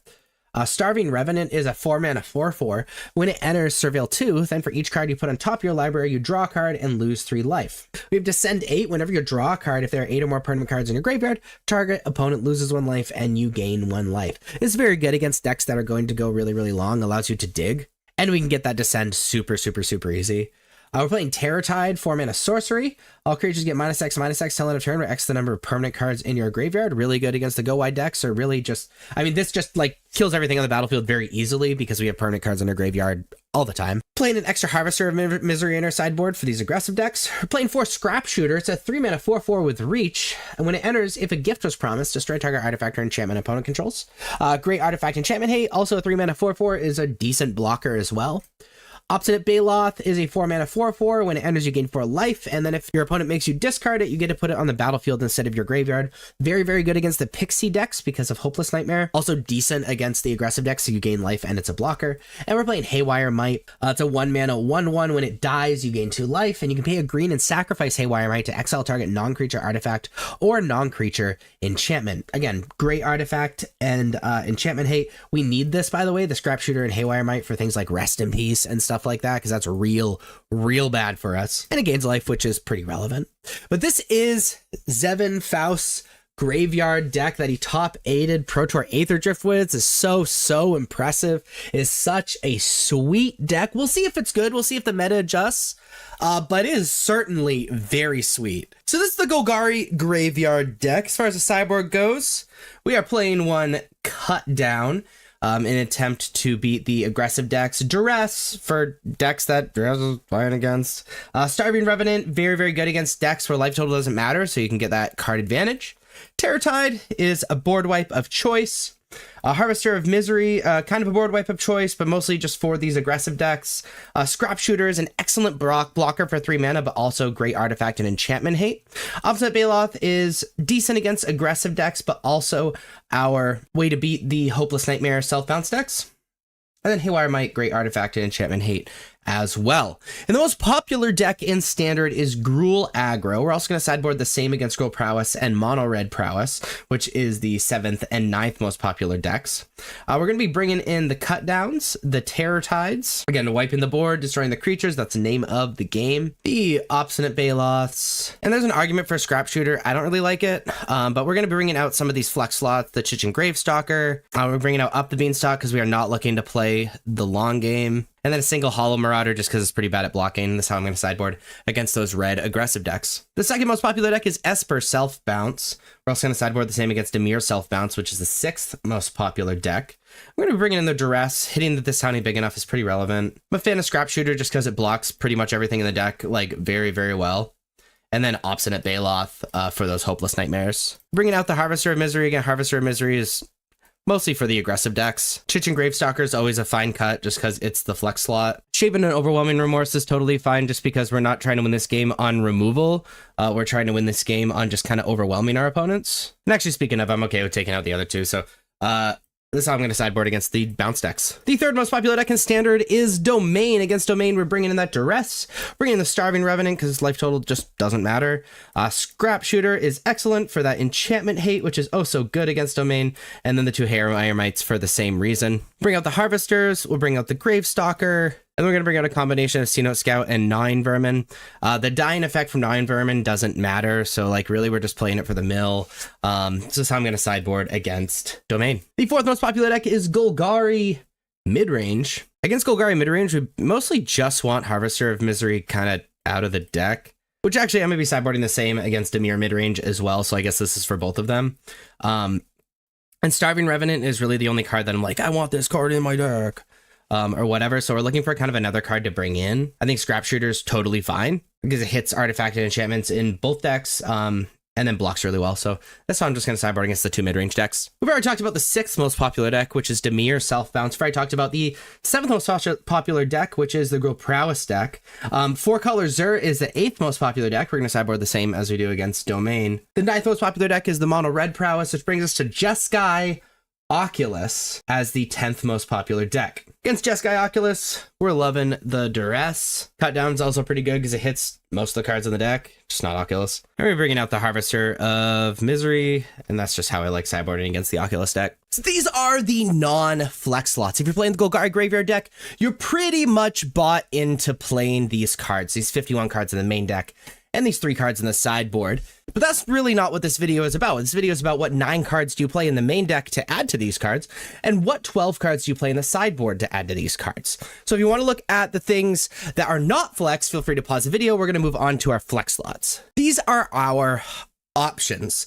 We're going to pick 9 of these 17 cards for the main deck, and we're going to pick 12 of these 28 cards for the sideboard. So let's talk about this.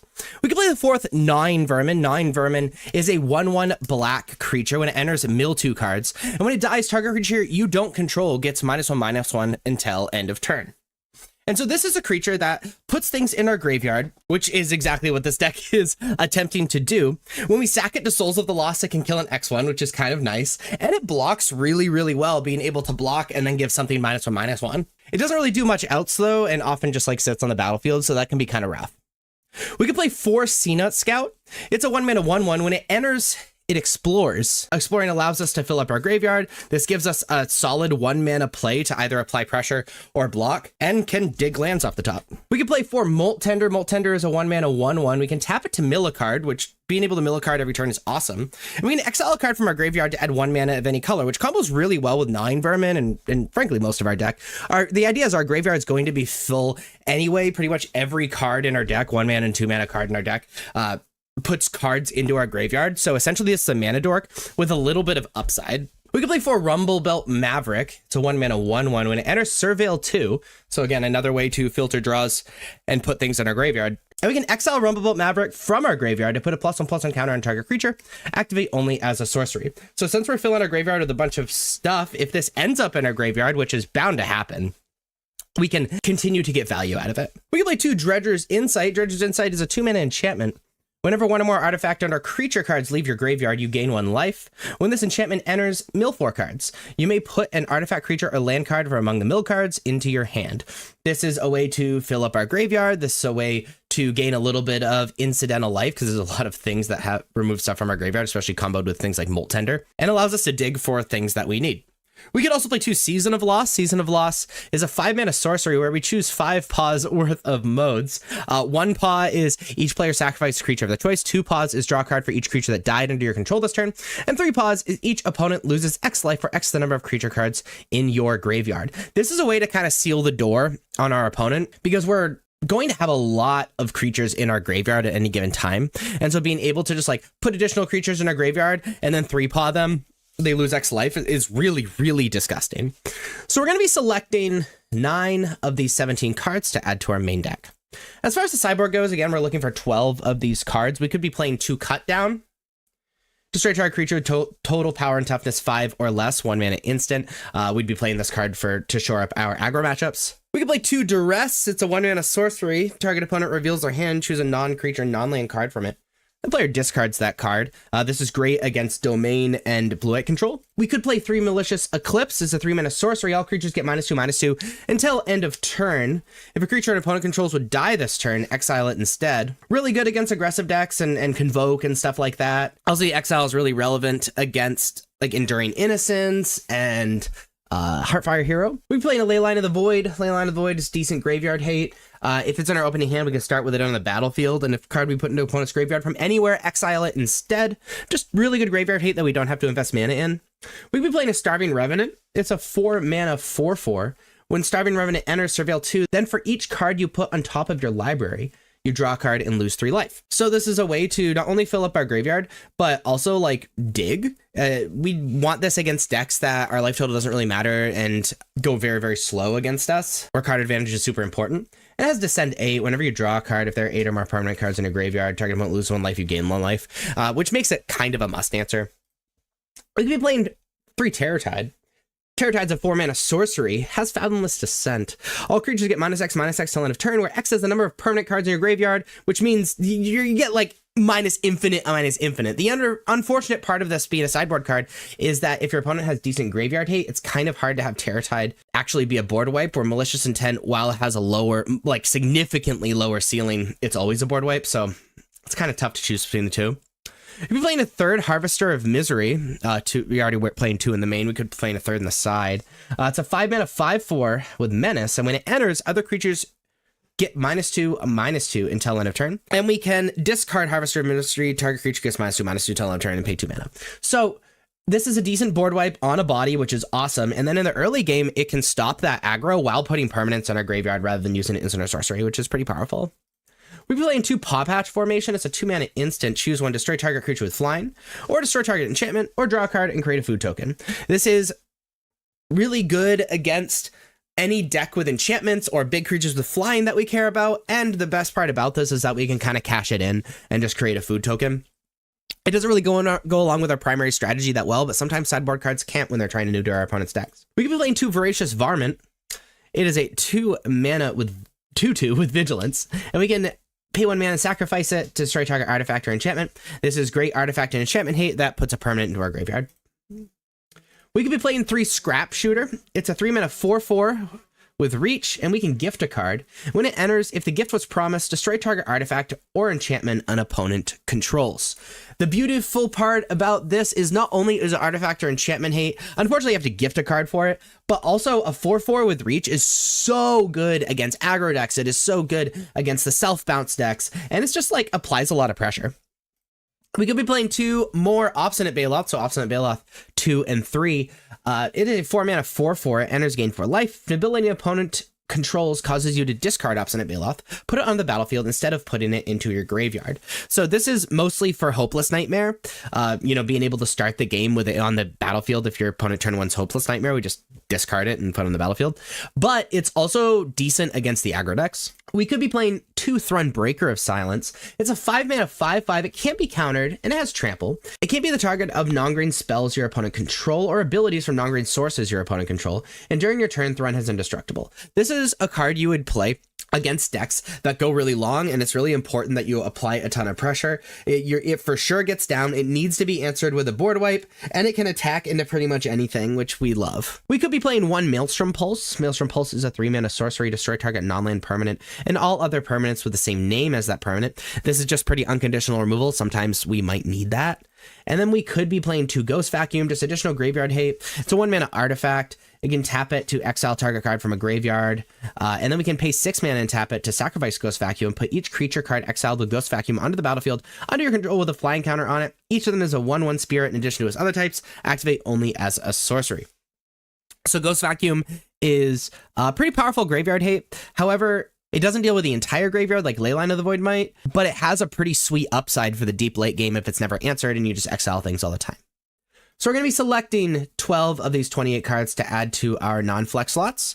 Again, we're going to be selecting 9 of these 17 cards. And once you do that, you have your very own but stock version of Golgari Graveyard in Standard. Now, I want to quickly re-explain how the deck works. Basically, you're filling your graveyard with permanents. Nearly every single card, especially in your main deck, are permanents. And then you're casting a bunch of cards for very low mana, sometimes 1 mana, because they have this effect that reduces cost depending on how many permanents or how many creatures are in the graveyard. And then there's an additional combo.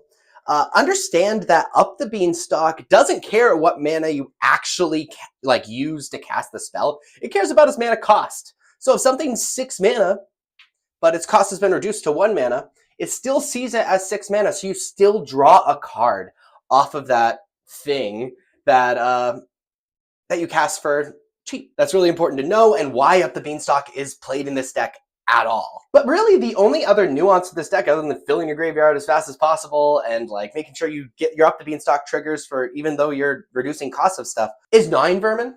9 Vermin says when it dies, it gives -1/-1 to target creature.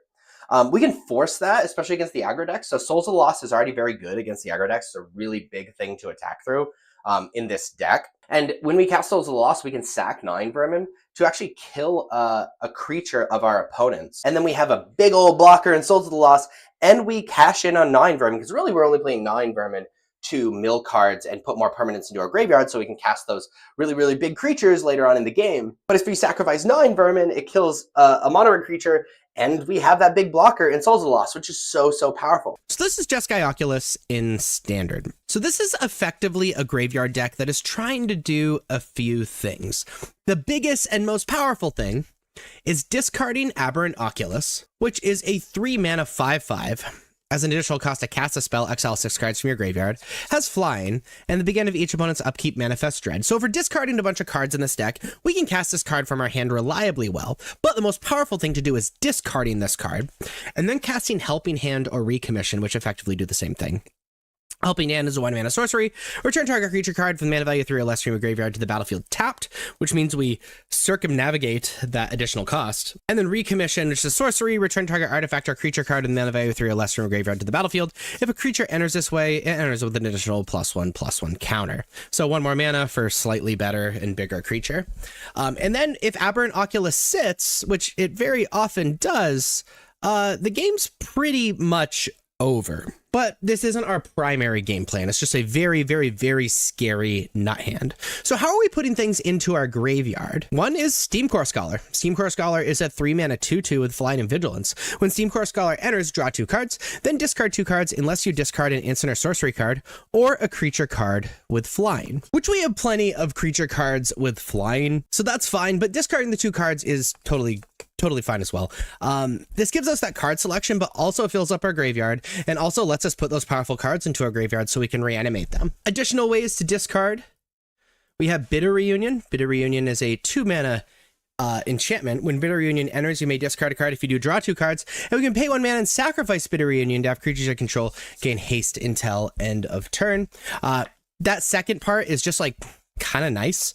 It lets us kill very, very quickly and is always like really, really threatening, and your opponent always has to play around it. But the first part, discard a card, draw 2 cards, already excellent. We're playing For Fear of Missing Out. This is a 2-mana 2/3. When it enters, discard a card, then draw a card. So awesome. We're still filling up our graveyard. However, we can also capitalize on having a lot of cards in our graveyard with Fear of Missing Out, because it has Delirium. Whenever Fear of Missing Out attacks for the first time each turn, if there are 4 or more card types among cards in your graveyard, untap target creature. After this phase, there is an additional combat phase. And so having additional combat phases, especially with giant evasive creatures like Aberrant Oculus in our deck, and maybe even, you know, the Steamcore Scholar is totally fine as well, especially since Steamcore Scholar has Vigilance, so you don't need to untap it, but you still get the additional combat phase.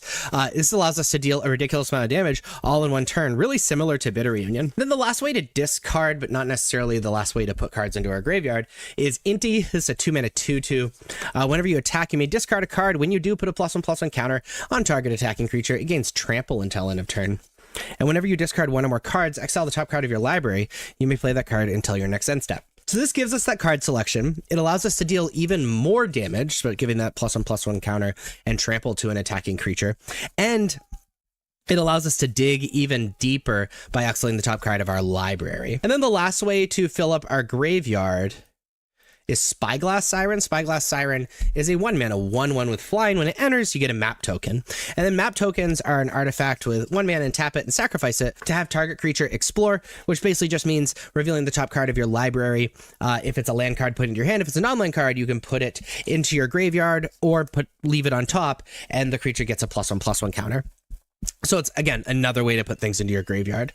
In addition to that, we have those surveil lands like Thundering Falls and whatnot. So again, we're putting as many cards as we can into our graveyard to make sure Fear of Missing Out can get its triggers whenever we attack, and we can get Aberrant Oculus onto the battlefield either from our hand or with Helping Hand and Recommission.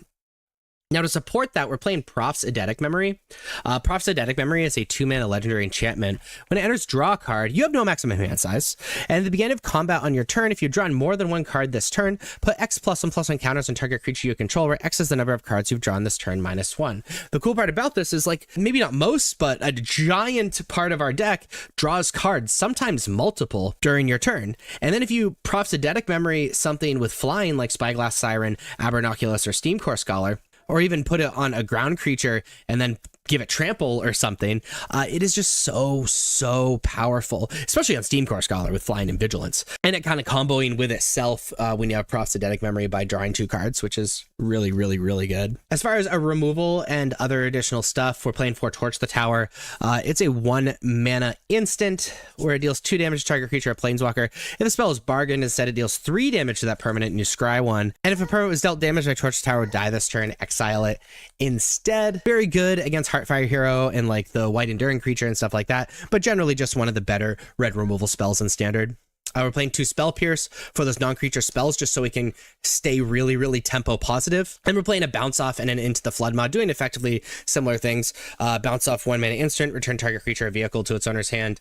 And Into the Flood mod is you can gift a tapped fish, and it says return target creature and opponent controls to its owner's hand. If the gift was promised, instead return target non-land permanent on opponent controls to its owner's hand. I think 2 Into the Flood mods totally fine over the 1 Bounce Off. I just kind of like 1 and 1. This allows us to recycle our end of the battlefield effects if we really want to, and also can get some things out of the way, because very often we're attacking for a huge amount in the air. Besides the Surveil lands, there's nothing really going on with the lands, but as far as the sideboard goes, we're playing 3 Destroy Evil.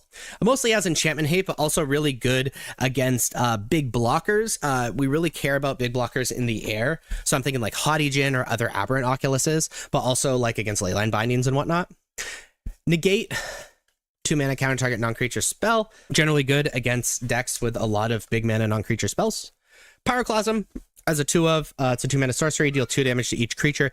Very good against decks that are going wide, like Mono Red and Convoke. Similar thing with Brotherhood's End, though it's also decent against artifacts. It's a 3-mana sorcery where you choose 1, it deals 3 damage to each creature and each planeswalker, or destroy all artifacts with a mana value 3 or less. It's again slightly worse, slightly better in some situations than Pyroclasm. We're playing 3 Chandra Spark Hunter. It's a 4-mana Planeswalker that starts at 4 loyalty. At the beginning of combat in your turn, choose up to 1 target vehicle you control. Until end of turn, it becomes a artifact creature and gains haste. And it's +2. You may sacrifice an artifact or discard a card if you do draw a card. So it's already moving along with the primary strategy of our deck. 0, create a 3/2 colorless vehicle artifact token with crew 1, and its -7 is you get an emblem with whenever an artifact you control enters, this emblem deals 3 damage to any target. So generally you want this card against decks that are decent at answering our primary plan, because this card allows us to have a slightly longer game plan than just trying to tempo them out and kill our opponent really, really quickly. We're playing Ghost Vacuum as our graveyard hate of choice. It's a 1-mana artifact. Tap it to exile target card from a graveyard, and we can pay 6 mana and tap it to sacrifice Ghost Vacuum to put each creature card exiled with Ghost Vacuum onto the battlefield under your control with a flying counter on it. Each of them is a 1/1 spirit in addition to its other types. Activate only as a sorcery. So it has upside if the game goes very long as well, but we're mostly playing it for graveyard hate. My camera just died. Okay, we back. And then we're playing the Filigree Silex. It's a 2-mana artifact. Tap it to put an oil counter on it. We can sacrifice it to destroy each non-land permanent with a mana value equal to the number of oil counters on the Filigree Silex. And we can tap it and remove 10 oil counters from among permanents you control and sacrifice the Filigree Silex. It deals 10 damage to any target. We're almost never going to do that last thing. We're mostly playing this as a Ratchet Bomb. Very good against decks that have low mana permanents that are going really wide with them. So again, like Mono Red or Convoke or whatever, which are this deck's kind of rough matchups. So this is Jeskai Oculus. As far as the sideboard goes, we're playing 3 Destroy Evil, mostly as enchantment hate, but also really good against big flyers that can stop us, like other Oculuses or Haughty Djinn or things like that. Negate is for non-creature spells that may be relevant. Pyroclasm and Brotherhood's End are both decent board wipes against the aggro decks. Brotherhood's End costing 1 more mana, but killing more things, and also having that artifact kind of side synergy. I guess not synergy, just utility. We're playing 3 Chandra Spark Hunter as a planeswalker for these decks that might go very, very long and we need additional threats. Ghost Vacuum as our graveyard hate, and then Filigree Silex against decks that may be going wide with a lot of permanents that cost very little. Now, the most popular deck in Standard is Esper Self Bounce. Against this deck, we are bringing in Negate if we can stop this townie big enough. That is just so, so powerful. I like Filigree Silex as well because a lot of their enchantments and creatures and stuff cost 1 mana, and it, in that sense, effectively wiping the board is pretty cool. I'm taking out my bounce things. Hold on, I guess I can make this a little bit smaller. Taking my bounce stuff, everything has beneficial end of the battlefield effects, so it's just not realistic. And some Bitter Reunion, because that's just like an easy flex slot, and that's how we're going to sideboard against the Esper bounce deck. The second most popular deck is the Gruul aggro deck. We're going to sideboard the same against them as Mono Red Prowess and Gruul Prowess, which is the 3rd and 5th most popular decks, respectively. Against these aggressive decks, we're bringing in the Pyroclasms, we're bringing in the Brotherhood's End. I like Filigree Silex as well. I like Spell Pierce, but not Negate, so that's like really, really relevant. And we're bringing out some of these cards that may not do a lot immediately and aren't a part of our nut hands. Prophet's Eidetic Memory and Bitter Reunion don't do a lot immediately, so I like just siding those out and keeping mostly action in our deck. So this is how I sideboard against those red aggressive decks. 3rd most popular deck we've already talked about is Mono Red. The 4th most popular deck is 4-color Zur. We're going to sideboard the same against 4-color Zur as we do Domain, which is the 7th most popular deck. We bring in the Destroy Evils. It kills Zur, kills all the enchantments that were very, very scary. Negate, you know, things like Leyline Binding and board wipes can be pretty good against us. And Chandra, because they're looking to go very, very long, and we need permanents that may be a little difficult to answer. Torch a Tower gets rid of absolutely nothing. And I'm not a fan of the bounce spells. The things we'd want to bounce are instant speed, and the things we don't want to bounce are like have insane end of the battlefield effects, so it's just, there's really no point. And we're going to bring out some Bitter Reunion. Again, this is the flex slot, so this is how I have a sideboard against 4-color Zur and Domain. The 5th most popular deck we've already talked about is Gruul Prowess. The 6th most popular deck is Dimir Midrange. We're bringing in Ghost Vacuum. It's pretty nice to kind of snipe that Enduring Curiosity, and there's a lot of really good creatures that we wouldn't mind having as a 1/1. I'm also a reasonably big fan of Pyroclasm in this matchup, being able to take out the Deep Cavern Bats and stuff like that, and then Negate, because they just have so many non-creature spells that are Just very, very good against us. And we're just going to be siding out some of this chaff. Unfortunately, the bounces aren't very good against this deck as well, because there's a lot of end of the battlefield effects that are very, very scary. Side note, prosthetic memory, and that's how I'm going to sideboard against Dimir midrange. We've already talked about the 7th most popular deck, which is Domain, which brings us to the 8th most popular deck, which is Golgari midrange. Against Golgari, we're bringing in the Destroy Evils. There's a lot of things with toughness 4 or greater, and then plus some versions of the deck are still in the demon package, and it's nice destroying that enchantment. The big thing I want to be taking out is Torch the Tower. That's really the only card in the main deck that I really hate. So just to fill that 4th slot, we're bringing in the negate, and we're calling it good there. That's how I sideboard against Golgari midrange. The 9th most popular deck is Azorius Control, Blue Eye Control. Obviously, we're bringing in the negates. We are bringing in the Chandras. Being able to just have like additional threats is awesome. And obviously, we're going to be siding out. I can't do it. Magic Online. There we go. Torch the Tower. And we'll be siding out of a bounce off. That's how I'm going to sideboard against Blue Eye Control. Then the 10th most popular deck is the Mirror Match. In the Mirror Match, we kind of need to bring in the Destroy Evils just to make sure they can't nut out on us with the Oculus. Similar thing with Ghost Vacuum. I don't like Negate because often it's tempo negative. So this is the cards I'm bringing in. I'm going to shave on the flex slots in this deck. I really don't like the bounce thing, so we're just going to just take that out. This on a sideboard against Jeskai Oculus, the Mirror Match. So this is Jeskai Oculus. These are the cards you're pretty much bought into playing if you're playing this deck. These 55 cards in the main deck, and these 4 cards in the sideboard. If you want to look at this for a little bit longer and see the cards you pretty much have to play, please pause the video. We're going to be talking about what 5 cards do you play in the main deck to fill out the rest of the deck, and what 11 cards do you play in the sideboard to fill out the rest of the deck. These are our options. The goal of this video is we're going to be selecting 5 of these 14 cards and 11 of these 17 cards to round out our deck and make our very own build. So let's talk about these cards. You can be playing up to 2 Bounce Off. Bounce Off is a 1-mana instant. Return target creature or vehicle to its owner's hand. Very good at getting things out of the way. You can also protect your own creatures and get additional enter the battlefield effects if you would like. Into the Floodmaw is another option, is a 1-mana instant. You could gift a tapped fish if you would like to return target creature an opponent controls to its owner's hand. If the gift was promised, instead return target non-land permanent an opponent controls to its owner's hand. This can be really good against graveyard hate. You know, end step, getting rid of graveyard hate, untapping, do our reanimation stuff or whatever, while still fulfilling the role of getting rid of things. Though you can't protect your own creatures with Into the Floodmaw, so that's pretty relevant. We could be playing up to 3 Scrapwork Mutt. It's a 2-mana 2/1.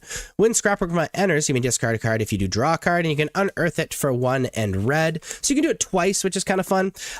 This is a reasonably aggressive card. It allows us to fill up our graveyard, allows us to put things like Aberrant Oculus into our graveyard, allows us to have that card selection. Just all around pretty decent. It just isn't powerful in and of itself, especially compared to the rest of the deck.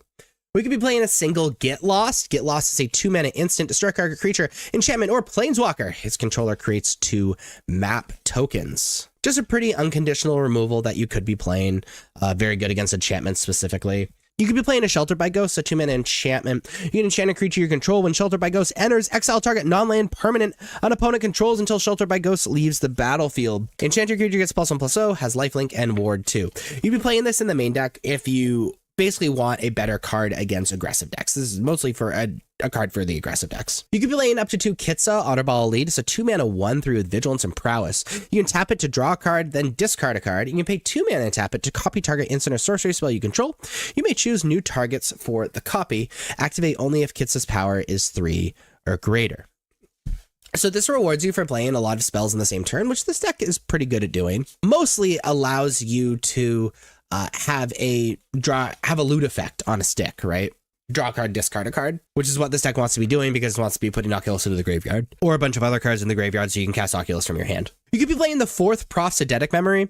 Prosthetic Memory is a 2-mana legendary enchantment. When it enters, draw a card. You have no maximum hand size.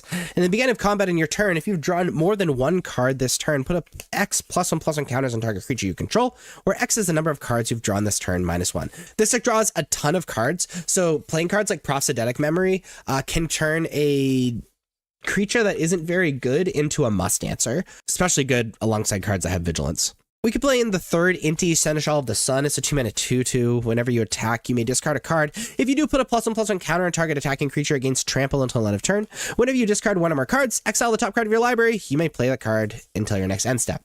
So this effectively allows us to draw cards. Not exactly drawing cards. It just lets us play cards off the top of our deck, but also allows us to help fill up our graveyard and be more aggressive. I think the downside of this card is that it's legendary. So playing a third one is entering the territory of like, not being able to play the second card from your hand.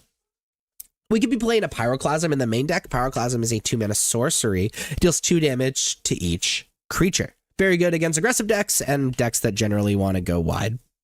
We could be playing one of Lauren of the Third Path. It is a 3-mana 2/1 with Vigilance. When Lauren of the Third Path enters, destroy up to one target artifact or enchantment. You can tap it to have you and target opponent each draw a card. You're not really using for the draw card ability. That is a bit of a last-ditch effort, kind of interesting, like, text, but playing this as a Vigilance creature to combo with Prophetic Memory is nice. Also, entering to destroy target artifact or enchantment is the reason we would be playing it. So you're going to be selecting 5 of these 14 cards. And then if we look at the sideboard, we're going to be looking for 11 cards. So you can be playing Destroy Evil. I believe this is the third Destroy Evil.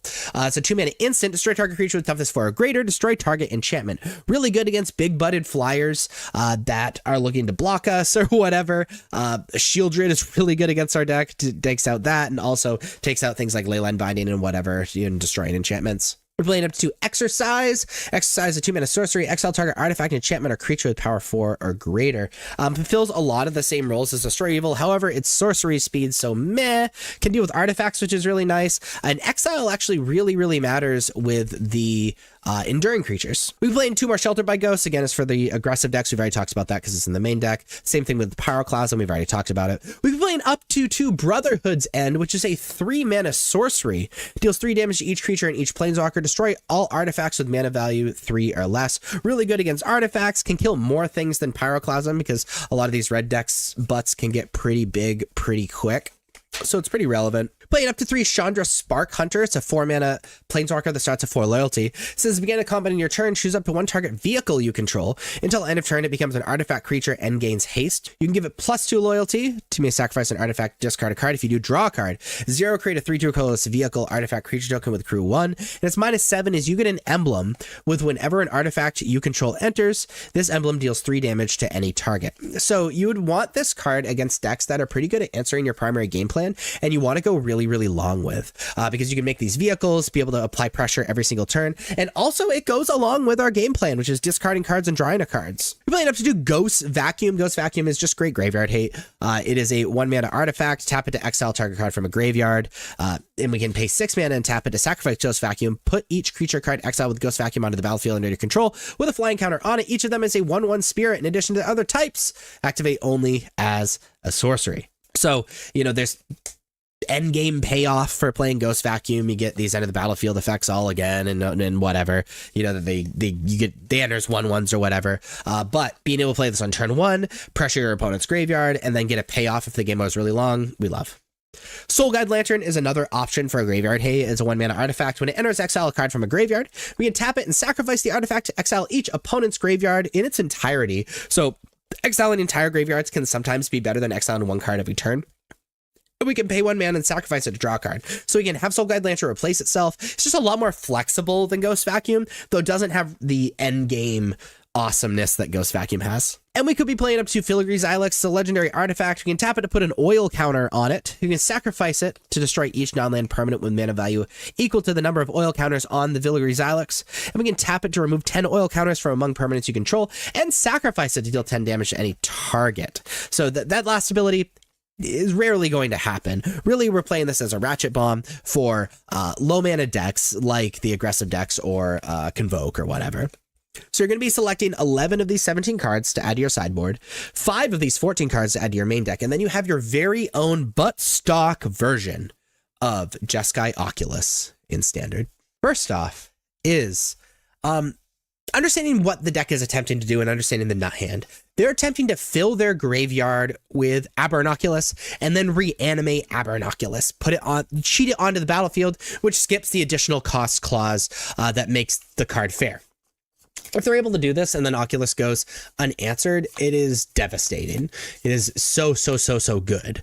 But the deck is also based around filling their graveyard as fast as possible so they can cast Oculus from their hand really easily, because when there's a lot of cards in the graveyard, that additional cost isn't a big deal. So Graveyard Hate is for sure this deck's enemy because it goes against everything this deck is attempting to do. In addition, Bitter Reunion is very good alongside these big, powerful plays, especially alongside big attacks with Prophetic Memory or Reanimate an Oculus and then sacrifice in Bitter Reunion to give it haste in the same turn can really surprise opponents and kill out of nowhere, frankly. Next up is most of the cards in this deck have very powerful and good enter the battlefield effects. And sometimes when we get desperate, we need to replay those enter the battlefield effects. And so playing cards like Bounce Off is really cool because we can target our own creature and then replay those cards for enter the battlefield effects, normally to get more cards into the graveyard, but that is an important tip to remember.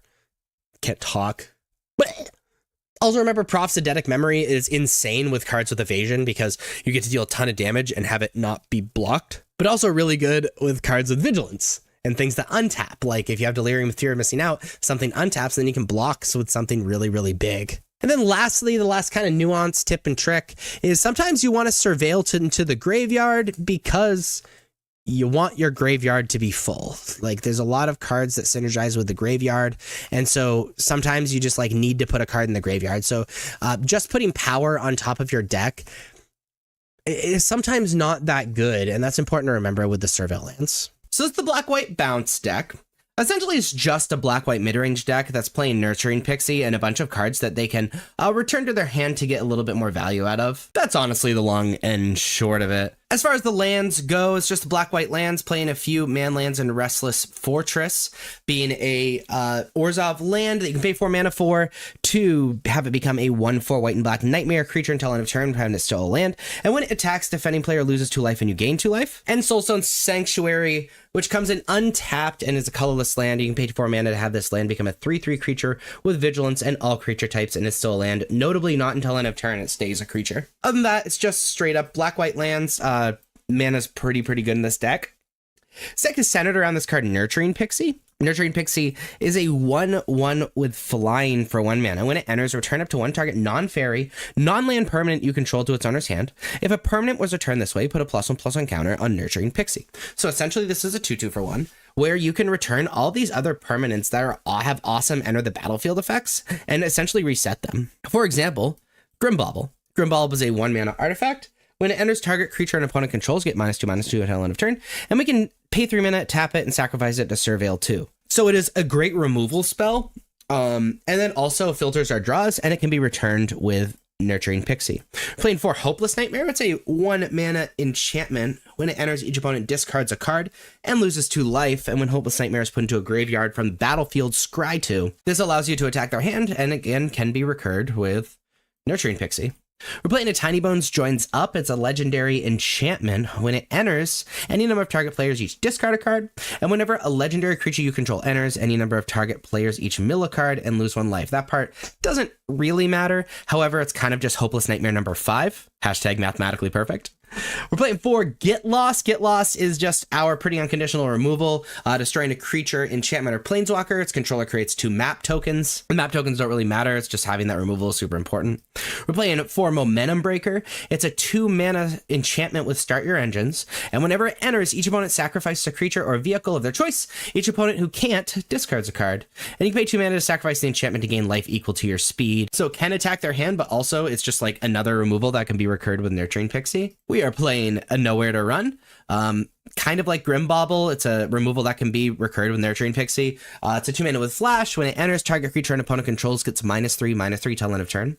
And creatures your opponent control can't be the target of spells or abilities as though they didn't have hexproof. Ward abilities of those creatures don't trigger, which is sometimes relevant, but a little less relevant than just the -3/-3 that can be recurred. Playing 2 Lauren of the Third Path, 3 mana, 2/1 with Vigilance. When Lauren of the Third Path enters, destroy up to 1 target artifact or enchantment, and you and each opponent each draw a card if you tap it. Again, that is another thing that can be recurred. That is just great artifact and enchantment hate. We're playing 4 Temporary Lockdown. It is a 3 mana enchantment. When temporary lockdown enters, exile each non-land permanent mana value 2 or less until temporary lockdown leaves the battlefield. Great against the aggressive decks, but also there's a little bit of a combo here where everything costs very little, and you can temporary lockdown a bunch of stuff away, and then lure in your temporary lockdown to get these end of the battlefield effects again, which is really, really cute. Playing 3 Liliana the Veiled. It's a 3 mana planeswalker starting at 3 loyalty. Its +1 is each player discards a card. Its -2 is target player sacrifices a creature. And the ultimate, which is -6, is separate all permanents target player controls into 2 piles. That player sacrifice all permanents in the pile of their choice. Yet another way to attack the hand alongside these other cards. And more sacrifice removal, which is very powerful. And then we're playing 4 Unholy Annex. Unholy Annex is another one of these rooms. On one side is a 3 mana. At the beginning of your end step, draw a card. If you control a demon, each opponent loses 2 life. You gain 2 life. Otherwise, you lose 2 life. We don't have any normal demons in our deck, but the other side, Ritual Chamber, is 5 mana. When you unlock this door, create a 6/6 black demon creature token with flying. This gives us that card advantage and additional pressure. Really, it's just a mid-range deck with some really cool combos and really hard to play against because you're discarding a lot of cards when you play against this deck. As far as the sideboard goes, we're playing Rest in Peace. When it enters, exile all graveyards. And if a card or token we put into the graveyard from anywhere, exile it instead. It's just our graveyard hate. We've already talked about Lauren. It's just artifact enchantment hate. Just Lauren 3 and 4. Playing 3 Enduring Innocence. Enduring Innocence is a 3 mana 2/1 with lifelink. And whenever one or more creatures you control with power 2 or less enter, draw a card. This ability triggers only once each turn. When Enduring Innocence dies, if it was a creature, return to the battlefield under owner's control. It's an enchantment. Big reason we'd play Enduring Innocence is if we're playing against a deck that is looking to outcard us and we feel like we need to draw more cards. So these super, super long games, we can cast Enduring Innocence and then draw cards off of our Nurturing Pixie and Lauren and even Beza and Tiny Bones out of our sideboard. Playing 2 Beza, the Bounding Spring. This is a 4 mana 4/5. When it enters, create a treasure token. If opponent has more lands than you, gain 4 life. If opponent has more life than you, create 2 1/1 blue fish creature tokens. If opponent controls more creatures than you, and draw a card if an opponent has more cards in hand than you. Great against these mid-range decks, great way to catch up against aggro decks, and great way to draw more cards against like control decks and continue with our outcard our opponent's plan. We're playing 3 Cut Down, 1 mana instant, destroy target creature with total power and toughness 5 or less. This is mostly our answer to these aggressive decks. And then we're playing a single Tiny Bones. The Pickpocket is a 1 mana 1/1 with Death Touch, so great blocker first off. And whenever Tiny Bones Pickpocket deals damage to a player, you may cast target non-land permanent card from that player's graveyard, and mana of any type can be spent to cast that spell. This is really good against decks that we again really need to outcard. Because casting our opponent's cards is pretty powerful. So very often, these Tiny Bones and Enduring Innocence sort of come in together because, they combo off of each other just a little bit. So this is the Black-White Bounce deck. If you wanted to check out the deck overall, you should totally check it out on the channel. I did deck tech earlier. Today, we're just going to focus primarily on the sideboard. Now, as far as the sideboard goes, Rest in Peace is our graveyard hate, Lord of the Third Path, artifact and enchantment hate. Enduring Innocence is great against decks that we need to make sure we draw a lot of cards and we can go really long with. Beza is mostly for aggro, but is really good at catching up in any capacity. Cut Down for the aggro decks. And then Tiny Bones fulfills a similar role as Enduring Innocence. It allows us to kind of keep up and do some card advantage-y things with decks that are going to go pretty long. Now, as far as sideboarding goes, the most popular deck in Standard is Esper Self-Bounce. Now, we're also going to be sideboarding the same against Dimir Self-Bounce, which is the 7th most popular deck. Now, against this deck, I'm going to bring in Tiny Bones, and we're going to take out Lauren. I don't really care about the artifact and enchantment hate. And that being said, Liliana is kind of medium as well. Oops, put that in the wrong pile. Liliana is kind of medium as well, so we're going to bring in the Enduring Innocence. So this allows us to keep up with, frankly, their better bounce plan, and takes out some of the cards that are pretty medium as well. So this time I'm going to sideboard against Esper and Dimir Bounce. Also kind of cool with Tiny Bones that you can take their this tiny big enough and do crazy stuff with our deck. The second most popular deck is Gruul Aggro. We're also going to be sideboarding the same against Gruul Prowess and Mono Red Prowess. Going to be bringing in these Cut Downs and the Bezas. We'll be bringing out the Lawrence. It's just too expensive. Similar thing with Unholy Annex. And we would kind of like to bring out the Lilianas as well. So, I mean, Enduring Innocence is lifelink, so it's probably a little bit better than Liliana. And so we'll just keep one in. So this is how I'm going to sideboard against the red decks. The third most popular deck is Domain. We're going to sideboard the same against 4-color Zur. We're bringing in the Lawrence, bringing in the Tiny Bones, and bringing in Enduring Innocence. Temporary Lockdown is hitting the bin, as well as Nowhere to Run and Grimbauble. We have one card too many, so Beza is just like totally fine. So that's how I'm going to sideboard against Domain and the 4-color Zur deck. The fourth most popular deck is Dimir Midrange. We're actually going to sideboard the same against Golgari Midrange as well. And it's mostly these card advantage-y cards that we care about. So Enduring Innocence, Tiny Bones. These are the cards that are really, really good. We're going to be taking out the temporary lockdowns. Those are the only things that are like actively bad. And then Tiny Bones joins up is totally fine to take out. So it's how I'm sideboard against those mid-range decks. So the fifth most popular deck is Golgari Midrange, we've already talked about. The sixth most popular deck is Gruul Prowess, we've already talked about. The seventh most popular deck, Dimir Self-Bounce, we've already talked about. The eighth most popular deck, 4-color Zur, we've already talked about. The ninth most popular deck is Mono Red Prowess, we've already talked about. Which brings us to the 10th most popular deck, which is Jeskai Oculus. We'll be bringing in the Rest in Pieces, and we'll be taking out the Grimbaubles, and we also need to take out the temporary lockdown, so we need to find a little bit, whoops.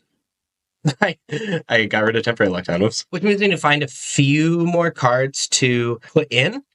Beza is always totally fine, and I'm a fan of Enduring Innocence just to keep up a little bit, so this is how I'm going to sideboard against the Jeskai Oculus deck. So if you're playing Black-White Bounce in Standard, these cards are the cards you are pretty much bought into playing.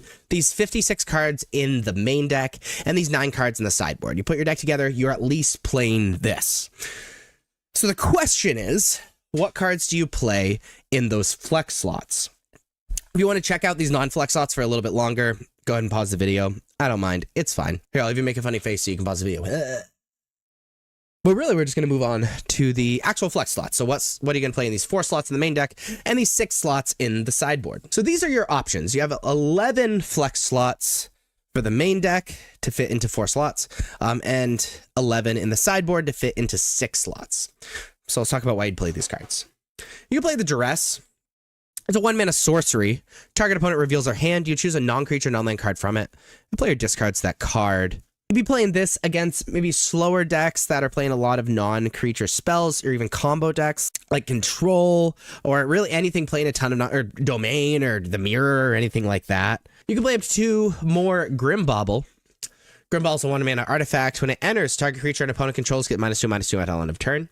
And it's 3 mana and tap it to sacrifice this artifact to Surveil 2. So cool part about Grimbauble compared to Nowhere to Run is Grimbauble is 1 mana. And so it being 1 mana as opposed to 2 is a really big deal, even if it gets -2/-2 and not -3/-3. Also remember, we can bounce Grimbauble, play it again, all that stuff. So really you'd be wanting this if you think you're going to be playing against aggro quite a bit. You can play a Tiny Bones Joins Up.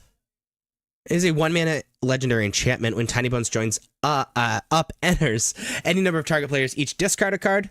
Whenever a legendary creature you control enters, any number of target players each mill a card and lose 1 life. So we have some amount of legendaries in our deck, but really we'd be playing Tiny Bones Joins Up as an additional enchantment that we can return to our hand that makes our opponent discard and tear apart their hand. You'd probably just be playing it as Hopeless Nightmare number 5 if you want that, if you're playing against decks that you want to tear apart their hand. You'll be playing 2 more Nowhere to Run. Nowhere to Run's a 2-mana enchantment with Flash. When it enters, target creature and opponent controls gets -3/-3 till end of turn. Creatures your opponent control can be the target of spells or abilities as though they didn't have hexproof, and ward abilities of those creatures don't trigger. The hexproof and ward thing is kind of nice, but doesn't really matter. This is obviously better against larger creatures. Sometimes things get out of range of Grimbauble and Nowhere to Run can hit them, and that's great. We can return it to our hand with the bounce cards. Also, it has Flash, which is pretty relevant if we want to leave something up and represent some stuff. We have the 4th Temporary Lockdown.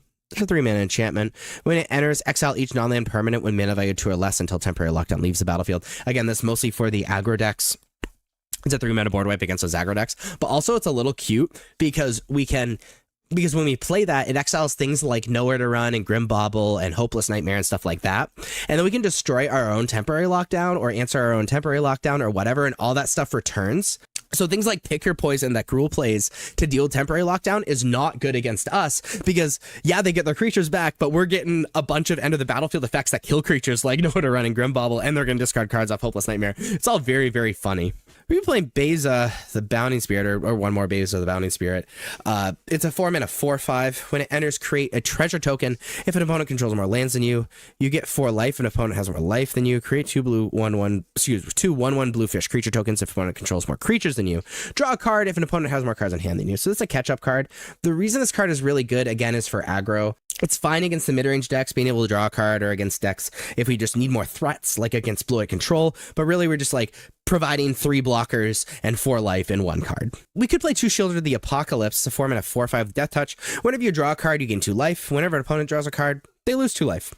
This is an excellent blocker. It punishes decks for drawing a ton of cards, which is amazing, and really just applies a lot of pressure and is a must answer. We could be playing 1 Overlord of the Bale Merc. It's a 5-mana 5/5, and when it enters or attacks, mill 4 cards, then you may return a non-avatar creature card or a planeswalker card from your graveyard to your hand, and we can pay 2 mana to have it impend for 5. Very good against decks that we are going to go really, really long with. I think the issue with Overlord is we're not actually playing that many creatures or planeswalkers. There's a lot of artifacts and enchantments and instant sorceries and stuff like that in our deck, so that's kind of tough. But if the game goes long, our graveyard's going to be full anyway, so that's pretty powerful.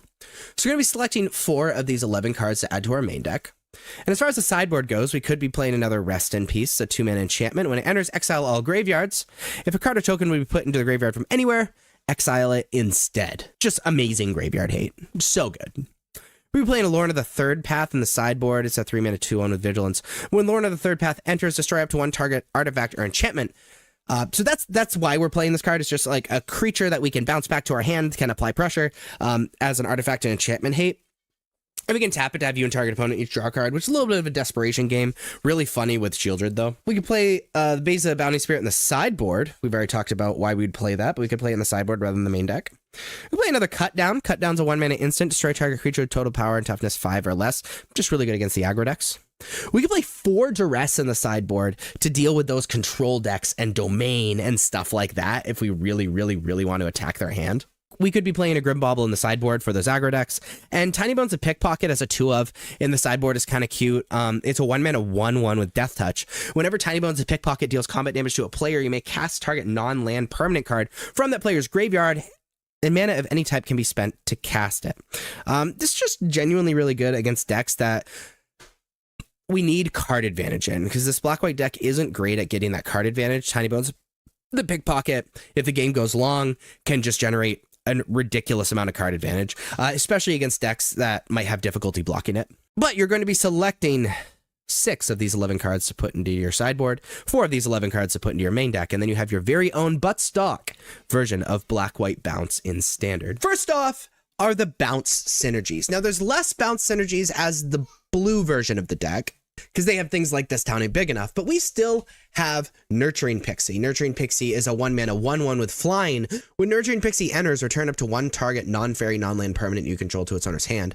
If a permanent was returned this way, put a +1/+1 counter on Nurturing Pixie. So this was written on this card pretty much as a downside to playing Nurturing Pixie and having this essentially 2-power flyer as a 1-drop.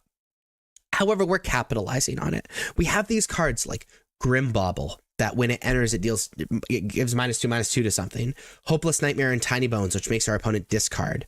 Momentum Breaker, which edicts. Nowhere to Run, which gives -3/-3. Lauren, which destroys artifacts and enchantments. Ritual Chamber, which we can reset. Et cetera, et cetera. All these things that we want to return to our hand so we can replay, which makes Nurturing Pixie an incredible synergy and probably the best card in our deck. My favorite synergy with this deck is with Temporary Lockdown. So Temporary Lockdown is a 3-mana enchantment. When it enters, exile each non-land permanent with mana value 2 or less until Temporary Lockdown leaves the battlefield. So this is, mostly for aggro decks, and it's just generally very good. However, if we play Temporary Lockdown, in turn 5 or 6 or something like that, and put some Hopeless Nightmare underneath it, some Grim Baubles underneath it, even maybe Nurturing Pixie underneath it, maybe some Momentum Breakers, some Nowhere to Run, whatever underneath it, and then we either play Lauren to kill Temporary Lockdown, get Lost to kill Temporary Lockdown, or return temporary lockdown to our hand with Nurturing Pixie, all that stuff re-enters and we re-get the enter the battlefield effects, just like if we bounced with Nurturing Pixie, which means all that stuff happens again. They discard a bunch of cards, things get -2/-2, or they edict. Like, it's so cool and good.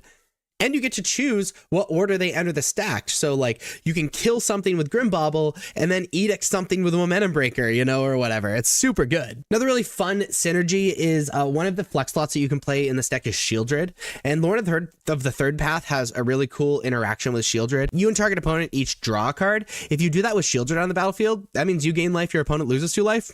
Feels good. Unholy Annex really wants a demon on the battlefield, and it combos with itself, right? You can pay 5 mana on Ritual Chamber and put a 6/6 black demon on the battlefield so you can start draining. But also remember, Soulstone Sanctuary is a demon, and it stays manned up after you man it up. It's not until end of turn. So it's important to understand if you need a demon on the battlefield, you know, and all that stuff, Soulstone Sanctuary is maybe what you need. So this is the Selesnya Cage deck. Effectively, this is a green-white aggro deck that capitalizes on Collector's Cage because we're putting +1/+1 encounters on stuff anyway. Now, the mana base is straightforward. It's just green and white lands, even the green-white man land, and we're playing a single Mirex just for a little bit of additional aggression. But let's talk about the combo in the deck first. It's Collector's Cage. Collector's Cage is a pretty disgusting artifact. It's 2 mana, it has Hideaway 5. So basically you look at the top 5 cards of your library and you put 1 face down underneath Collector's Cage. And then you can pay 1 mana and tap it to put a +1/+1 counter on target creature you control.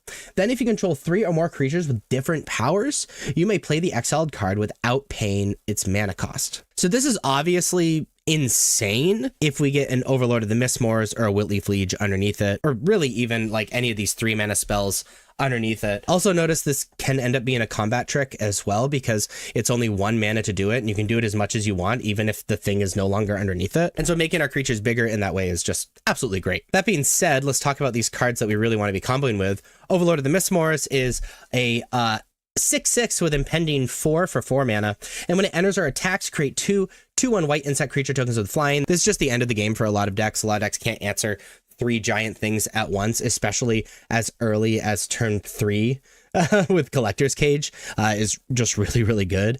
And then Whitley Fleege is really solid. Is a 4 mana. Other green creatures you control get +1/+1. Other white creatures you control get +1/+1. Which, by the way, that means these dual colored cards like Malira and Seraphic Steed get +2/+2 because they're green and white. And if a spell or ability on opponent controls causes you to discard this card, put it onto the battlefield instead of putting it in your graveyard, which is really good against the Esper and Dimir bounce decks. Because they're looking to have you discard. So it's really our combo, but Collector's Cage is good with just really anything in our deck. We're going to be using these alongside Mana Ramp in Llanowar Elves. It allows us to attack and then also be able to get on our creatures much faster, like in any green-white aggro deck.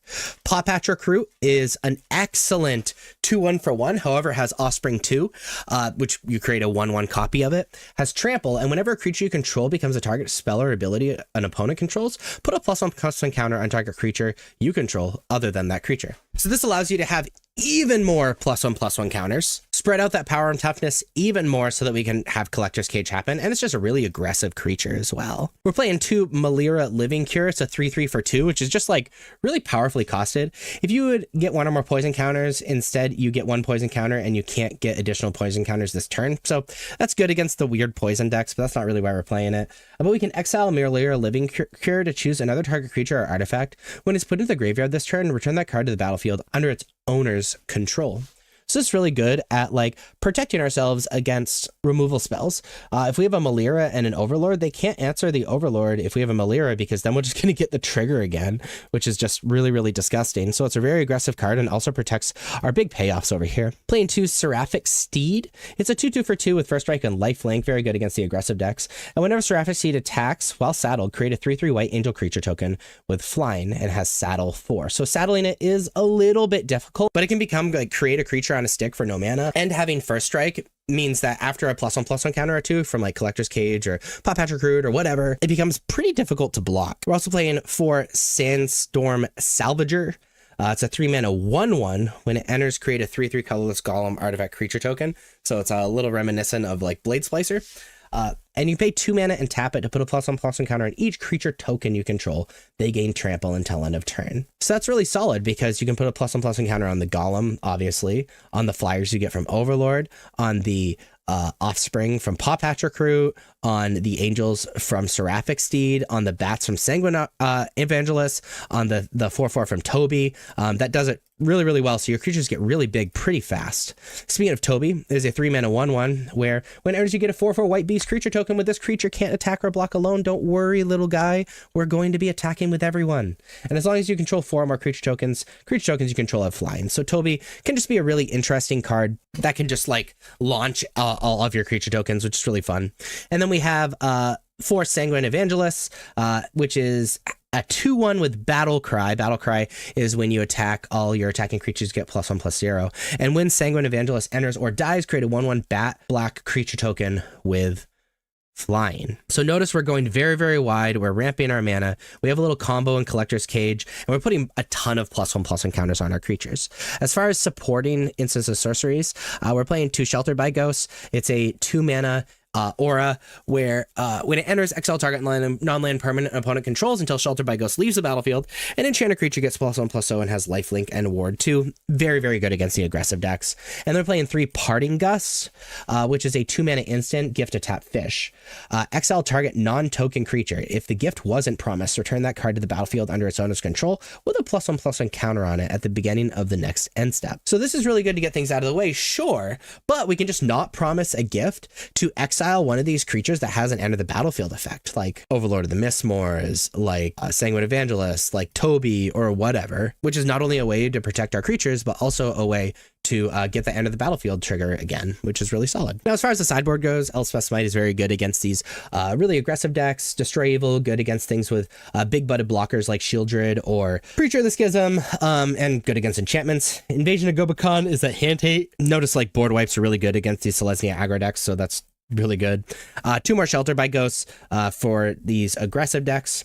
Aven Interrupter for decks that spend a lot of mana on spells that are very impactful. So yes, board wipes are included, which we do with Invasion of Gobakhan, but also against decks that we could counter and be mana positive with the Aven Interrupter. Playing 2 Split Up. I don't know why there's not a number there, but this one-sided board wipe against other creature decks. And we could go up to 4 Wiltleaf Liege for these decks that are making us discard. It's also just like a decent card to bring in and a powerful card to bring in if we have too many cards we need to bring out against a certain deck. So this is Selesnya Cage in Standard.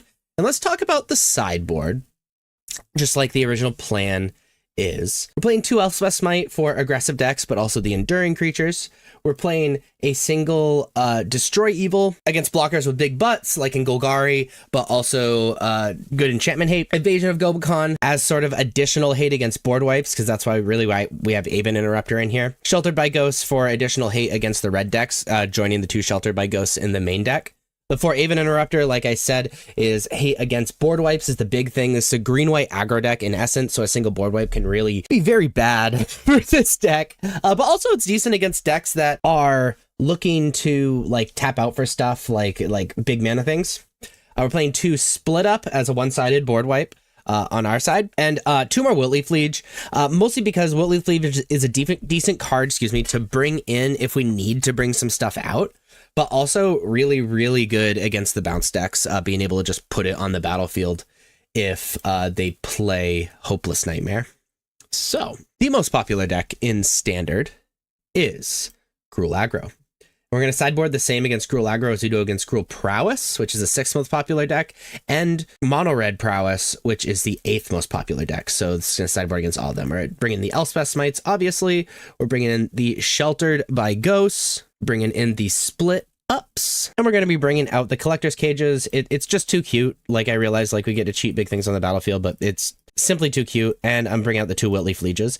I like the Overlords just because we're able to have these 2/2/1s with flying. It's a lot of blockers.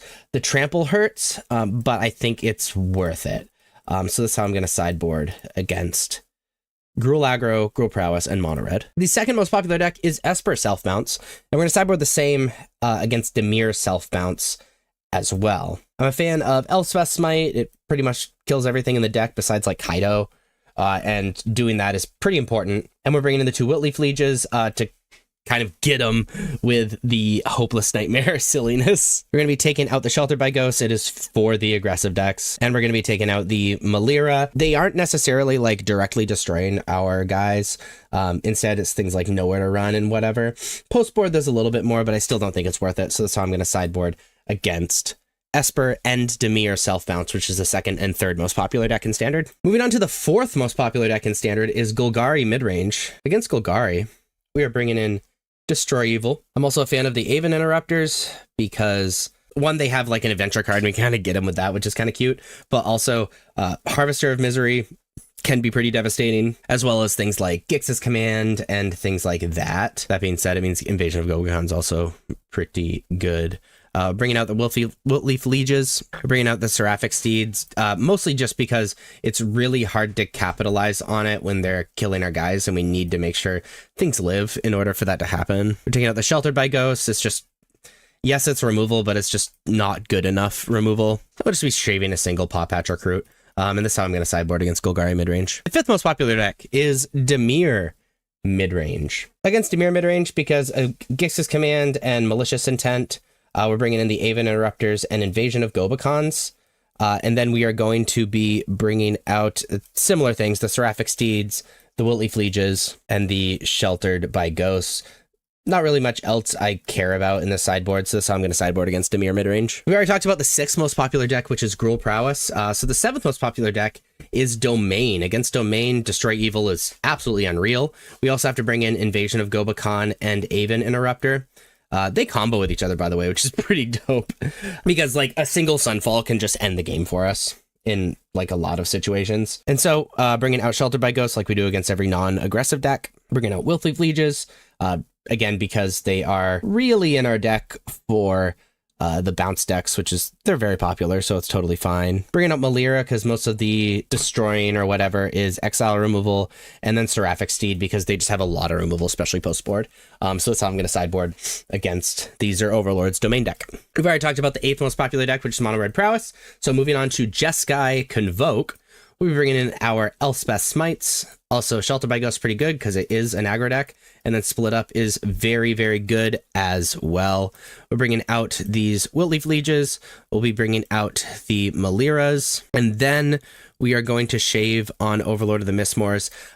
Just because I don't really like this card against Convoke because yes, it can block 2 things for 4 mana. Very rarely do we actually get to kill anything that is relevant, and they're going so wide, just like 2 blockers isn't quite good enough, especially when we have to pay 4 mana for it. So that's how I'm going to sideboard against Jeskai Convoke. And then lastly, the 10th most popular deck in Standard is the Azorius Tempo deck, the Azorius Oculus deck, whatever you want to call it. Destroy Evil is great. It beats up the 2 cards that actually matter.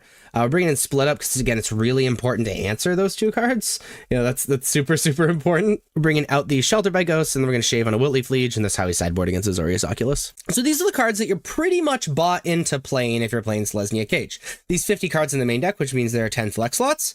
And these, oh wait, 0 cards in the sideboard because this deck's just not figured out yet, especially enough in the sideboard, you know, that nobody's really agreeing on literally anything.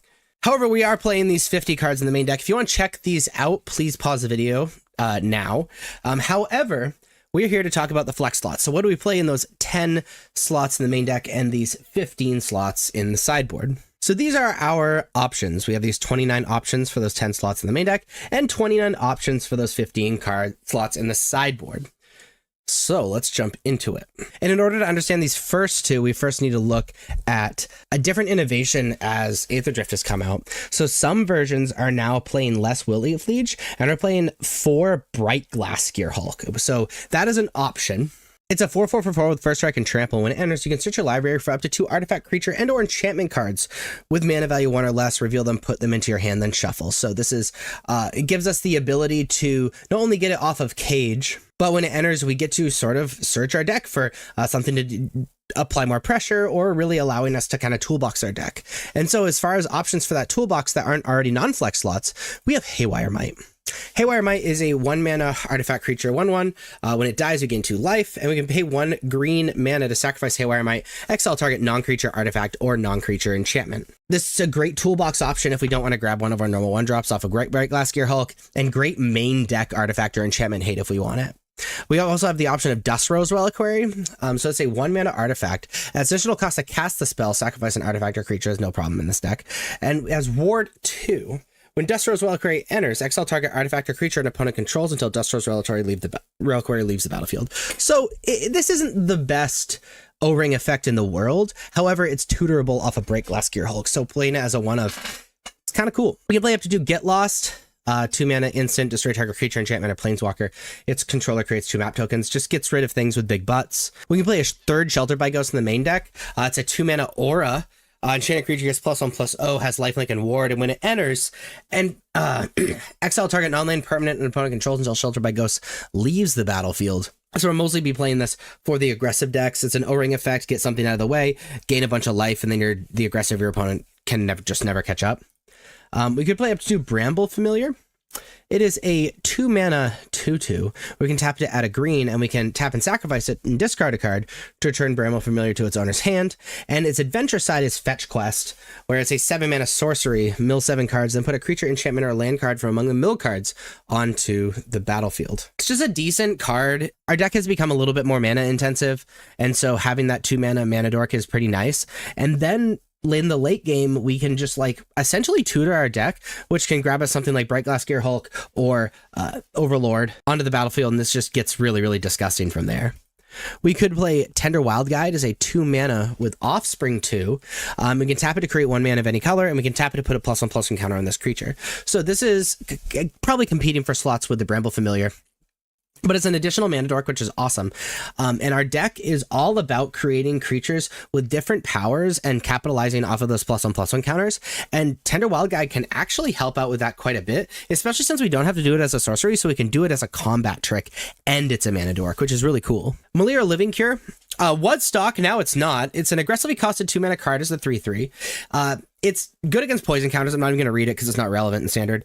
However, we can exile Malira the Living Cure and choose another target creature or artifact. When it's put into the graveyard this turn, return that card to the battlefield under its owner's control. So basically, this allows us to re-trigger enter the battlefield abilities when our creatures are answered, because we can sacrifice Malira and save that creature, which is sweet alongside Overlord or Gear Hulk. Play up to 2 Seraphic Steed. It's a 2 mana 2/2 with First Strike and Lifelink, so already very, very good against these aggressive decks. And we can saddle it for 4, and whenever it attacks when it's saddled, create a 3/3 white angel creature token with flying. So it's really good in the late game, and also pretty solid blocker against the red decks. Could play a single Toby BC Befriender. It's a 3 mana 1/1. However, when it enters, create a 4/4 white beast creature token with this creature can't attack or block alone. And as long as you create 4 or more creature tokens, or as long as you control, 4 or more creature tokens, creatures you control have flying. Pretty easy to get creature tokens in this deck, so it can very often just be something that we play and then immediately win. It's 5 power for 3 mana, which is excellently costed, with upside, we're down with that. Could play Enduring Innocence. It's a 3 mana 2/1 with lifelink. Whenever one or more other creatures you control with power 2 or less enter, draw a card. This ability triggers only once each turn. So this gives, and it has the Enduring text, which when it dies, it comes back as an enchantment. But this is really good if we want to play that super, super long game and draw a bunch of cards out of our deck. We probably can't play this alongside a Malira the Living Cure or anything like that, but we draw cards off of almost everything else besides the things that make us just end the game, like Gear Hulk. We play up to 3 Wiltly Fleege in the main deck. It's a 4 mana 4/4. Other green creatures get +1/+1. Other white creatures get +1/+1. And if a spell or ability opponent controls would cause you to discard this card, put it onto the battlefield instead of putting it into your graveyard. This is a lord for our entire deck. Sometimes it gives creatures +2/+2, which is really fun. So we love that. It's just like a decent creature in and of itself. However, a lot of the bounce decks are playing Hopeless Nightmare, and we can start the game with this on the battlefield if they go turn 1 Hopeless Nightmare, which is really, really sweet. Where I talked about Bright Glass Gear Hulk, so Virtue of Loyalty is a 5 mana enchantment. At the beginning of your end step, put a +1/+1 counter on each creature you control. So really good if we're going live. We get to pump them up to maybe attack through the blockers that we need to attack through. And it's a 2 mana 2/2 with Vigilance on its adventure side. So it's good in the early game and girl in the late game. We love cards like that in our Selesnya aggro deck. So you're going to be selecting 10 of these 29 cards to add to your main deck. And let's look at the sideboard. So we're going to be selecting 15 cards. We do not have anything in our sideboard yet. Elspeth's Smite is a 1-mana instant, deals 3 damage to target attacking or blocking creature. If a creature would die this turn, exile it instead. The reason this card is good is because it's good against the aggro decks. It makes Heartfire Hero go away without doing damage to you, good against the enduring cards, etc., etc. Destroy Evil is a 2-mana instant, destroy target creature toughness 4 or greater, or destroy target enchantment. Really good against decks that are playing problematic enchantments, even better against big-butted blockers we're having a hard time attacking through, like Shield Raid or something. Invasion of Gobekon is a 2-mana siege. When it enters, look at target opponent's hand. You may exile a non-land card from it for as long as that card remains exiled. Its owner may play it. The spell cast this way costs 2 more to cast. So this deck is really weak to board wipes, and so being able to delay those board wipes is super important. However, the Light Shield Array on the other side is good for this deck as well, where it's an enchantment that says at the beginning of your end step, remember you get this if you defeat the siege, which starts at 3, put a +1/+1 counter on each creature that attacked this turn. So it allows us to get pumped up, kind of like the Wiltleaf Liege. And you can sacrifice Light Shield Array to have creatures you control gain hexproof and indestructible until end of turn. So it can stop most board wipes, not Sunfall, but pretty much every other board wipe, which is very, very powerful. Playing 2 Rest in Peace for Graveyard Hate. When it enters exile graveyards, and anything that would go to a graveyard is exiled instead. We're playing 2 Cootseal's Flanker. It's a 3-mana 3/1 with flash, and when it enters we get to choose one. Put a +1/+1 counter on Cootseal's Flanker for each creature that left the battlefield under your control this turn, or you gain life and scry 2, or you can exile target player's graveyard. So it's instant speed Graveyard Hate, allows us to have a blocker, select our card draw, and gain life, and can follow up after a board wipe sometime. Really good all-around card, not really targeting anything specifically though. We could be playing 4 Aven Interrupter. This is a 3-mana 2/2. Flash and Flying. When it enters exile target spell, it becomes plotted. Spells your opponent casts from graveyards or exile cost 2 mana to cast. Really good against combo decks. Even better alongside Invasion of Gobekon to stop board wipes. Play up to 2 Split Up. It's effectively a one-sided board wipe. It's a 3-mana sorcery. Choose one, destroy all tap creatures or destroy all untapped creatures. Very, very, very good against fast decks that we're attempting to race with. Paw Patch Formation is a 2-mana instant. Choose one, destroy target creature with flying, destroy card enchantment, or draw a card, create a food token. Mostly be playing this against the enchantment decks. We could play 3 Obstinate Baloth in the sideboard. It kind of fulfills a similar role as Wiltleaf Liege. It's really for the Hopeless Nightmare decks and applying a ton of pressure to these Hopeless Nightmare decks. However, while Wiltleaf Liege works with your primary game plan, allows you to pump up your troops, Obstinate Baloth gains 4 life when it enters the battlefield, which makes it so you can side it in against the aggressive decks, and it's totally fine as well. We could play 1 Thrun, Breaker of Silence. It is a 5-mana legendary creature, 5/5. It can't be countered, has trample, and it can't be the target of non-green spells your opponent control or abilities from non-green sources your opponent control. And during your turn, Thrun has indestructible, which means you can keep attacking with it. Really good against the hyper slow decks. It's just really hard for them to answer. Nissa is too. Nissa is a 7-mana with 2 Phyrexian mana Planeswalker that is completed, which means you can Phyrexian mana, where you can pay life or pay the green. If you paid life, it comes in with less loyalty. Its +1/+1 is create is X green Phyrexian horror creature token, where X is Nissa Ascended Animus loyalty. Its -1 is destroy target artifact or enchantment, and it's -7 until end of turn creatures you control get +1/+1 for each force you control and gain trample. So this card is super good against decks that we would either like to be destroying artifacts or enchantments that aren't super aggressive decks, or just slow decks because it can provide a threat. We could be playing those 3 Wiltleaf Liege in the sideboard. I've already talked about why it's good, but you could be playing that in the sideboard, especially if you're playing the Bright Glass Gearhulk version in the main deck. And a single Ghost Vacuum, additional Graveyard Hate. It's a 1-mana artifact, SL target card from a graveyard. And we can also pay 6 mana and tap it and sacrifice Ghost Vacuum to put each creature card exiled with Ghost Vacuum onto the battlefield under your control. There are 1/1 in addition. There are other types activate only as a sorcery.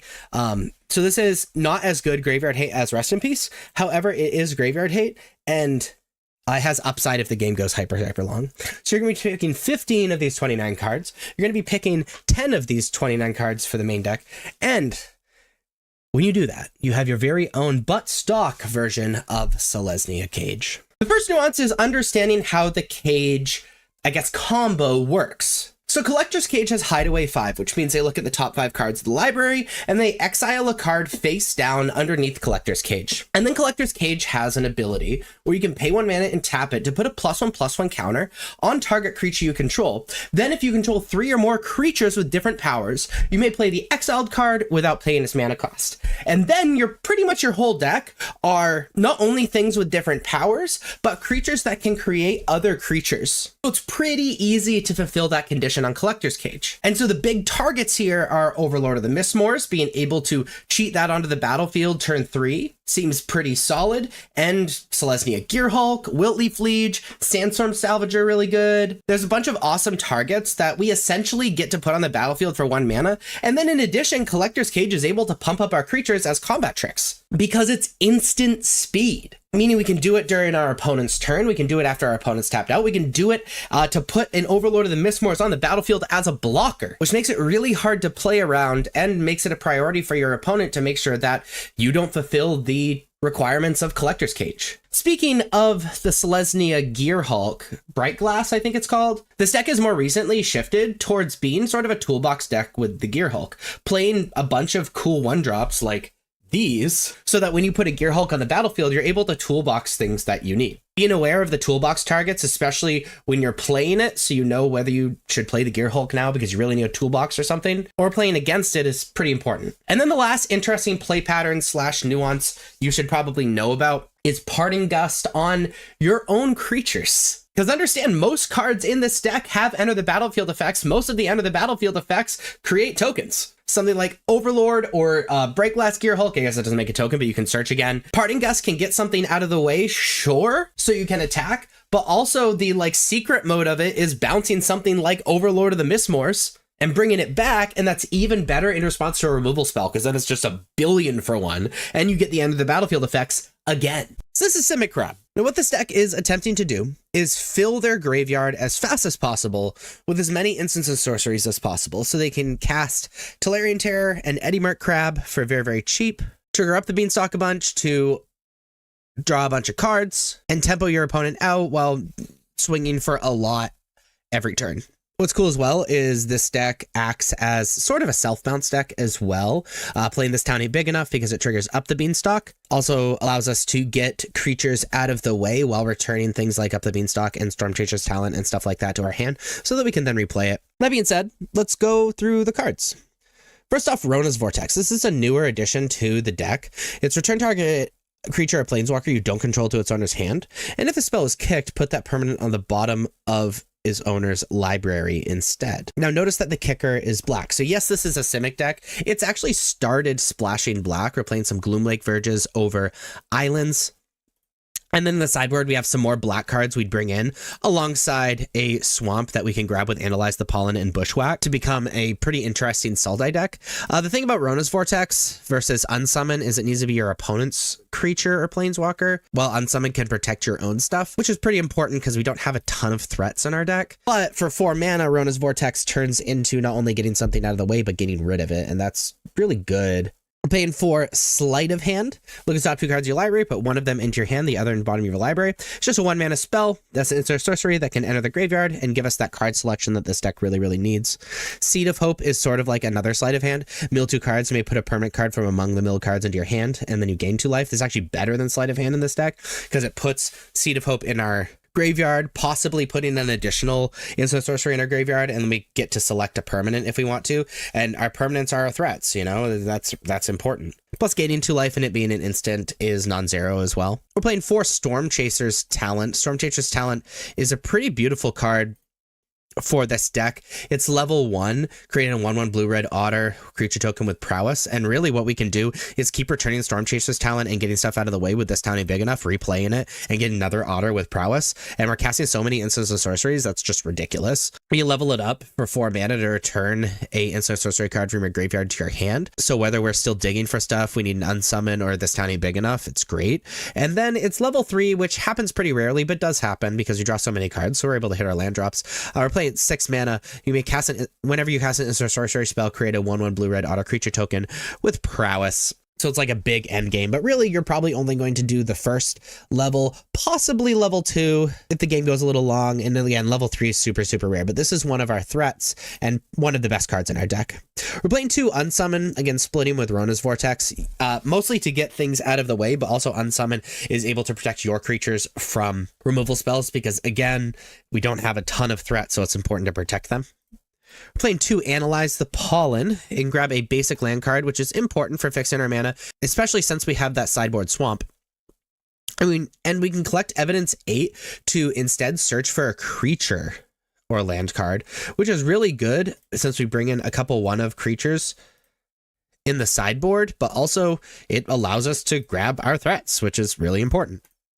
Bushwhack is a fun card where we can search a library for a basic land card, reveal it, put it in your hand, then shuffle, which means, again, we can play less lands.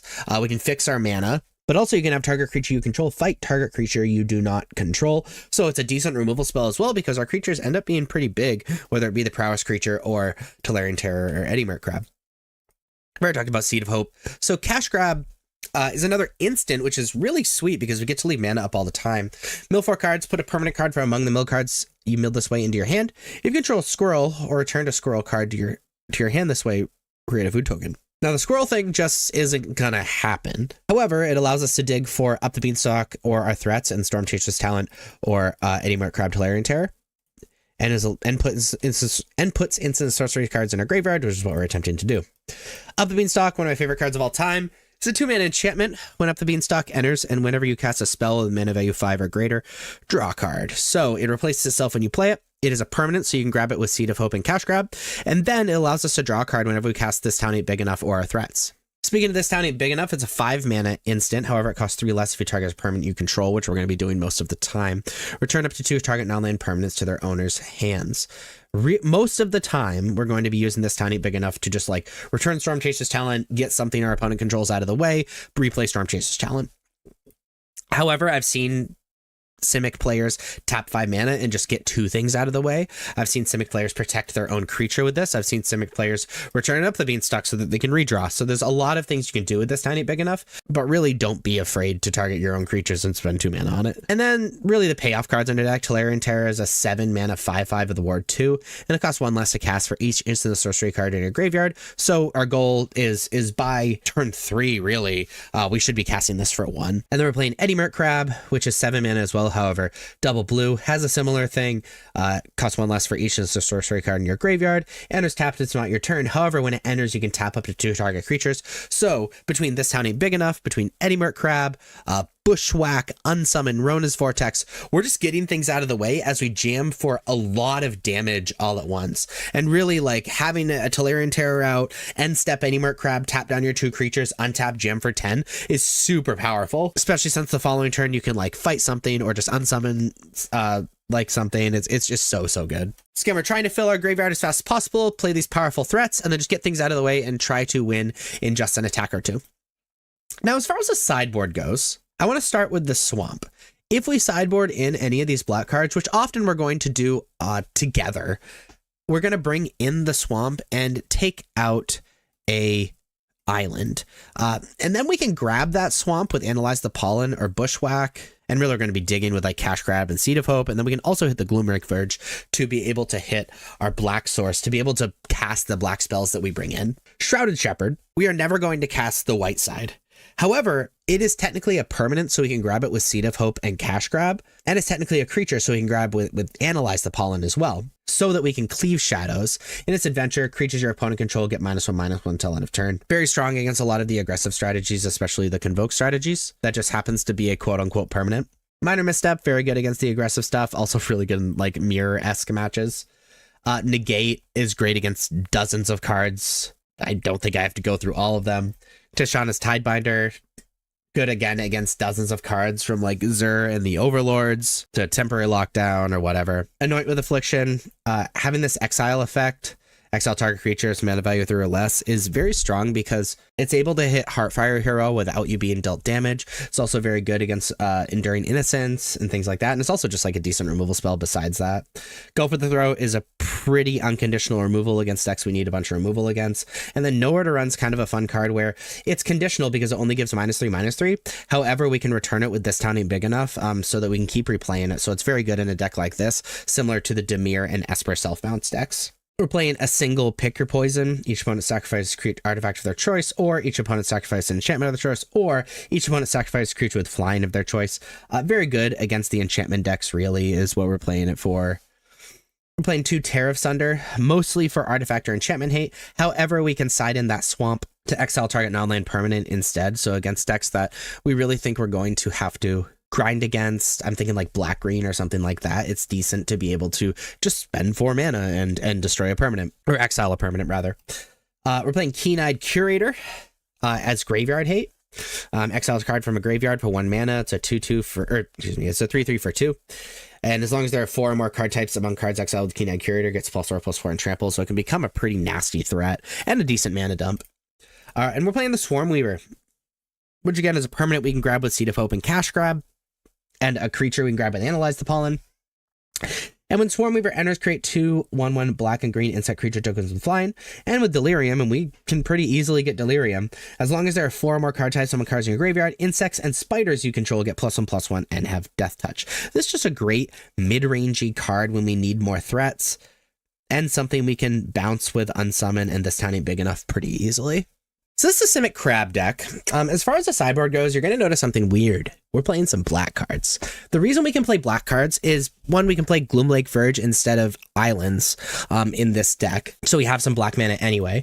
And then we can side in the Swamp, which we can grab with Analyze the Pollen or Bushwhack. So really we have 4, 10, 11 black sources, but also we can grab it when we mill cards with Seed of Hope and Cash Grab. So it's pretty easy to grab these black mana. And it shores up some aggro matchups, which is really important. Now, as far as the sideboard goes, we're playing Shrouded Shepherd. The reason we're playing Shrouded Shepherd is we're never going to cast the white side, but it's a permanent that we can grab with Analyze the Pollen, Seed of Hope, and Cash Grab to then be able to Cleave of Shadows, which is the adventure side of it, to have creatures your opponent control get -2/-1/-1 until end of turn. Very good against different aggressive strategies.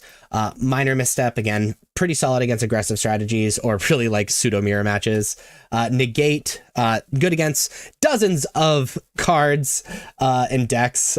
They can't really talk about all of them, similar with Tishana's Tidebinder. Anoint with Affliction, very good against these aggressive decks, especially good against Heartfire Hero because it exiles without being dealt, and get rid of it without you being dealt damage. Also very good against like Enduring Innocence. Go for the Throat is reasonable unconditional removal. Nowhere to Run is pretty fun against these aggressive decks because we can also like bounce it back to our hand if we keep any amount of this tiny big enough in. Pick Your Poison, very good against mostly enchantments, also artifacts, and very rarely flying creatures. There aren't that many in the format we care about.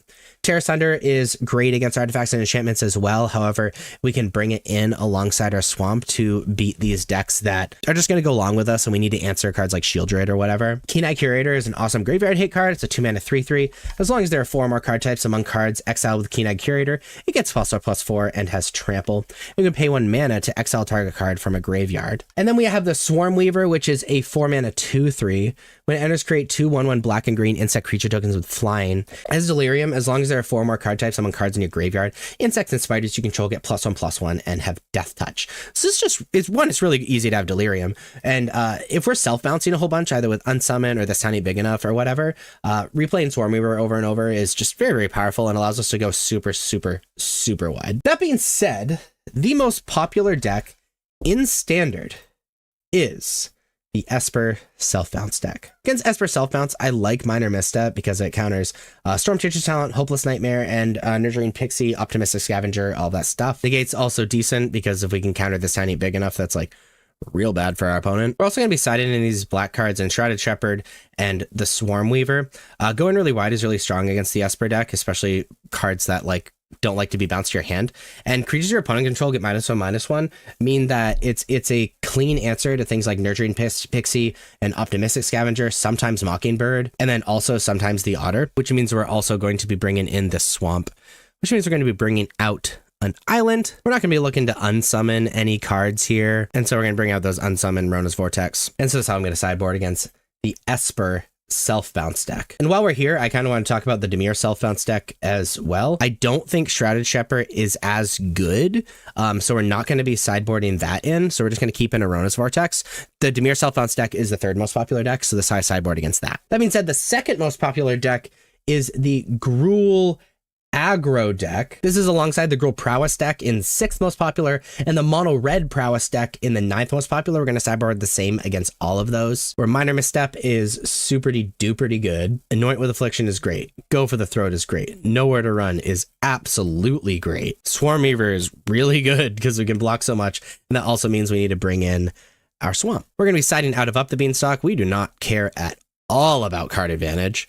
And then we're going to be shaving on This Town Ain't Big Enough.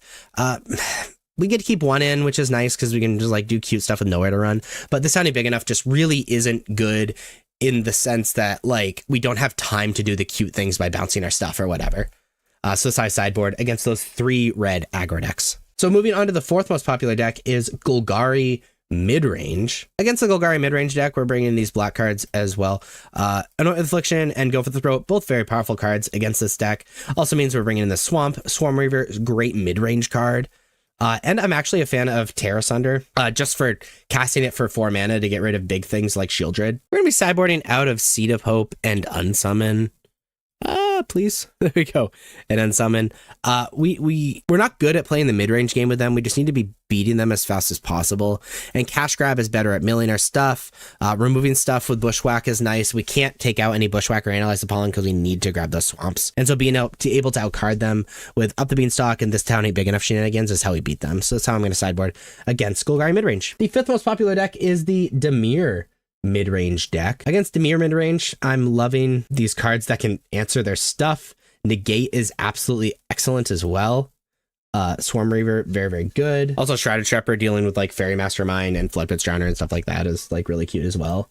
Also means we need to bring in our Swamp. And Bounce is just generally really bad against Dimir midrange because they can just replay it. So we're bringing out the Rona's Vortex, we're bringing out the Unsummons, and then we're bringing out This Town Ain't Big Enough.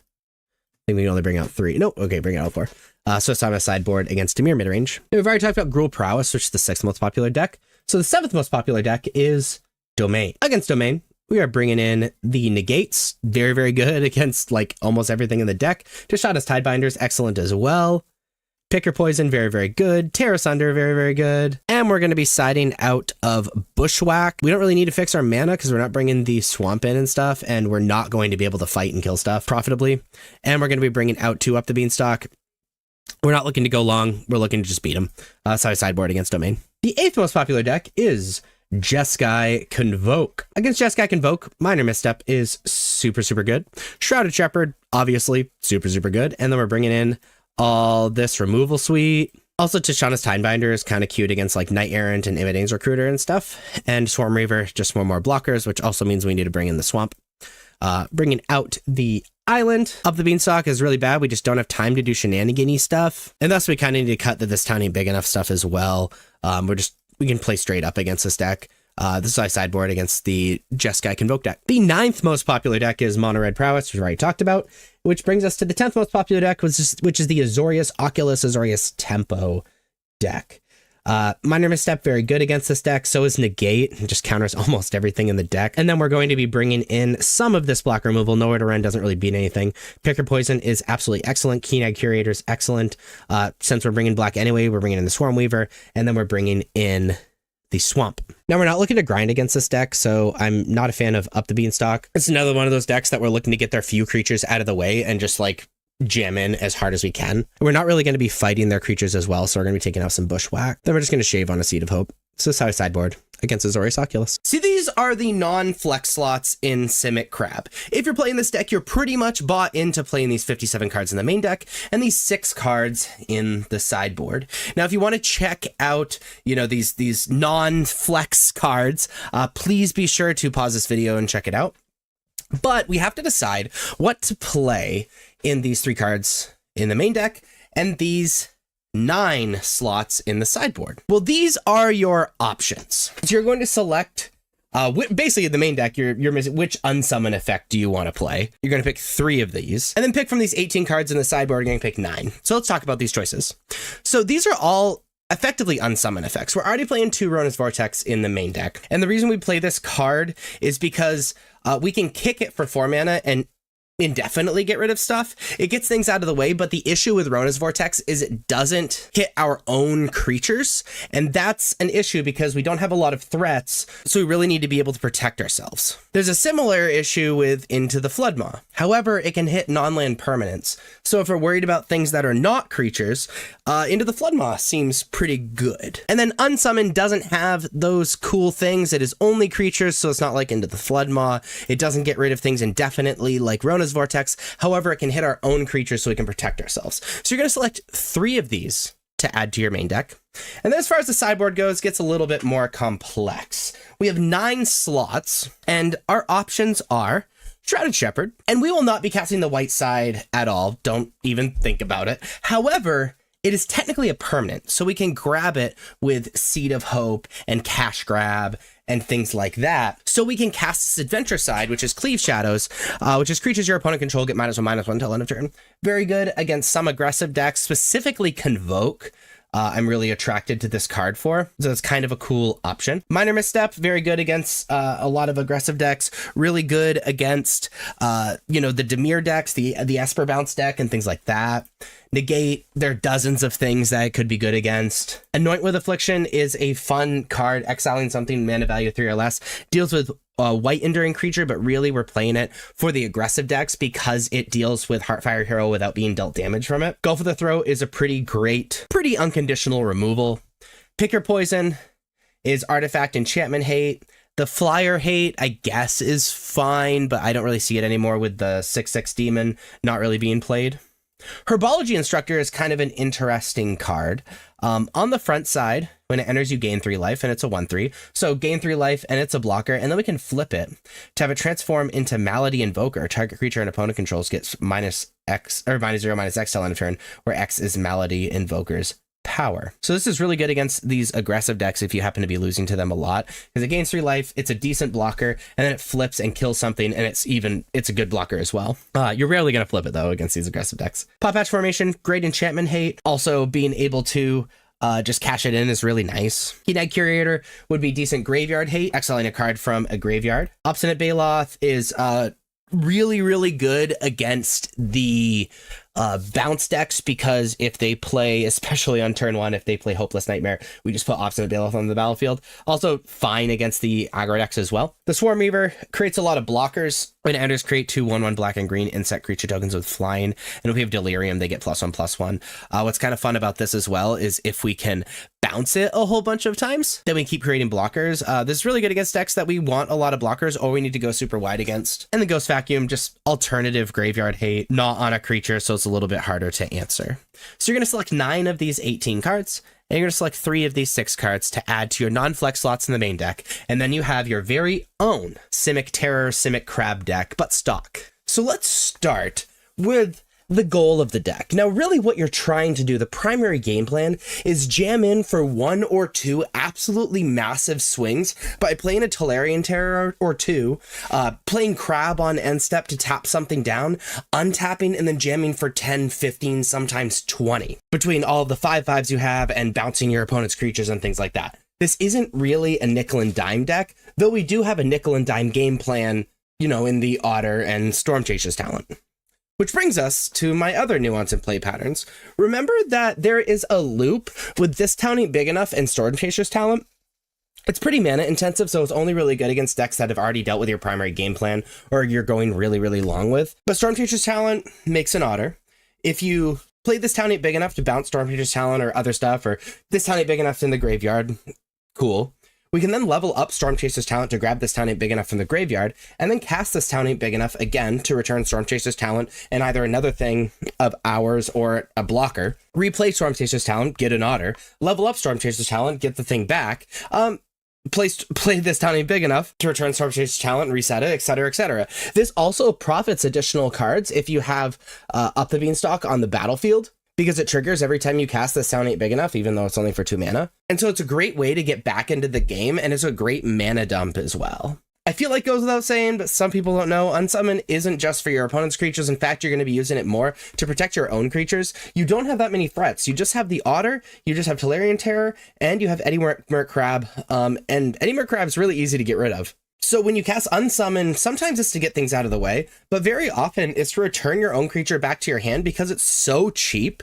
So you can replay it and effectively like negate a removal spell. Though if you're doing something like that in Tolarian Terror, which by the way you can do it with this tiny big enough as well, make sure the ward trigger resolves first so that your opponent is forced to pay extra mana. Because if you just like unsummon your own creature or this tiny big enough your own creature in response to a removal spell, they just won't pay ward and they have that mana to do other things with. And lastly, remember that you can bounce your Eddie Merc Crab and then replay it to get the tap ability, especially since most of our bounce things, or actually all of them, are instant speed. So we can like on our opponent's end step, if we don't have a removal spell, we could like this tiny big enough our own crab, if we have 4 mana, and then replay the crab, tap something down, untap swing. It's pretty powerful. If you made it this far and like this video, please be sure to like and subscribe. Check me out on social medias. Links are above me and in the description. Thank you so much for watching.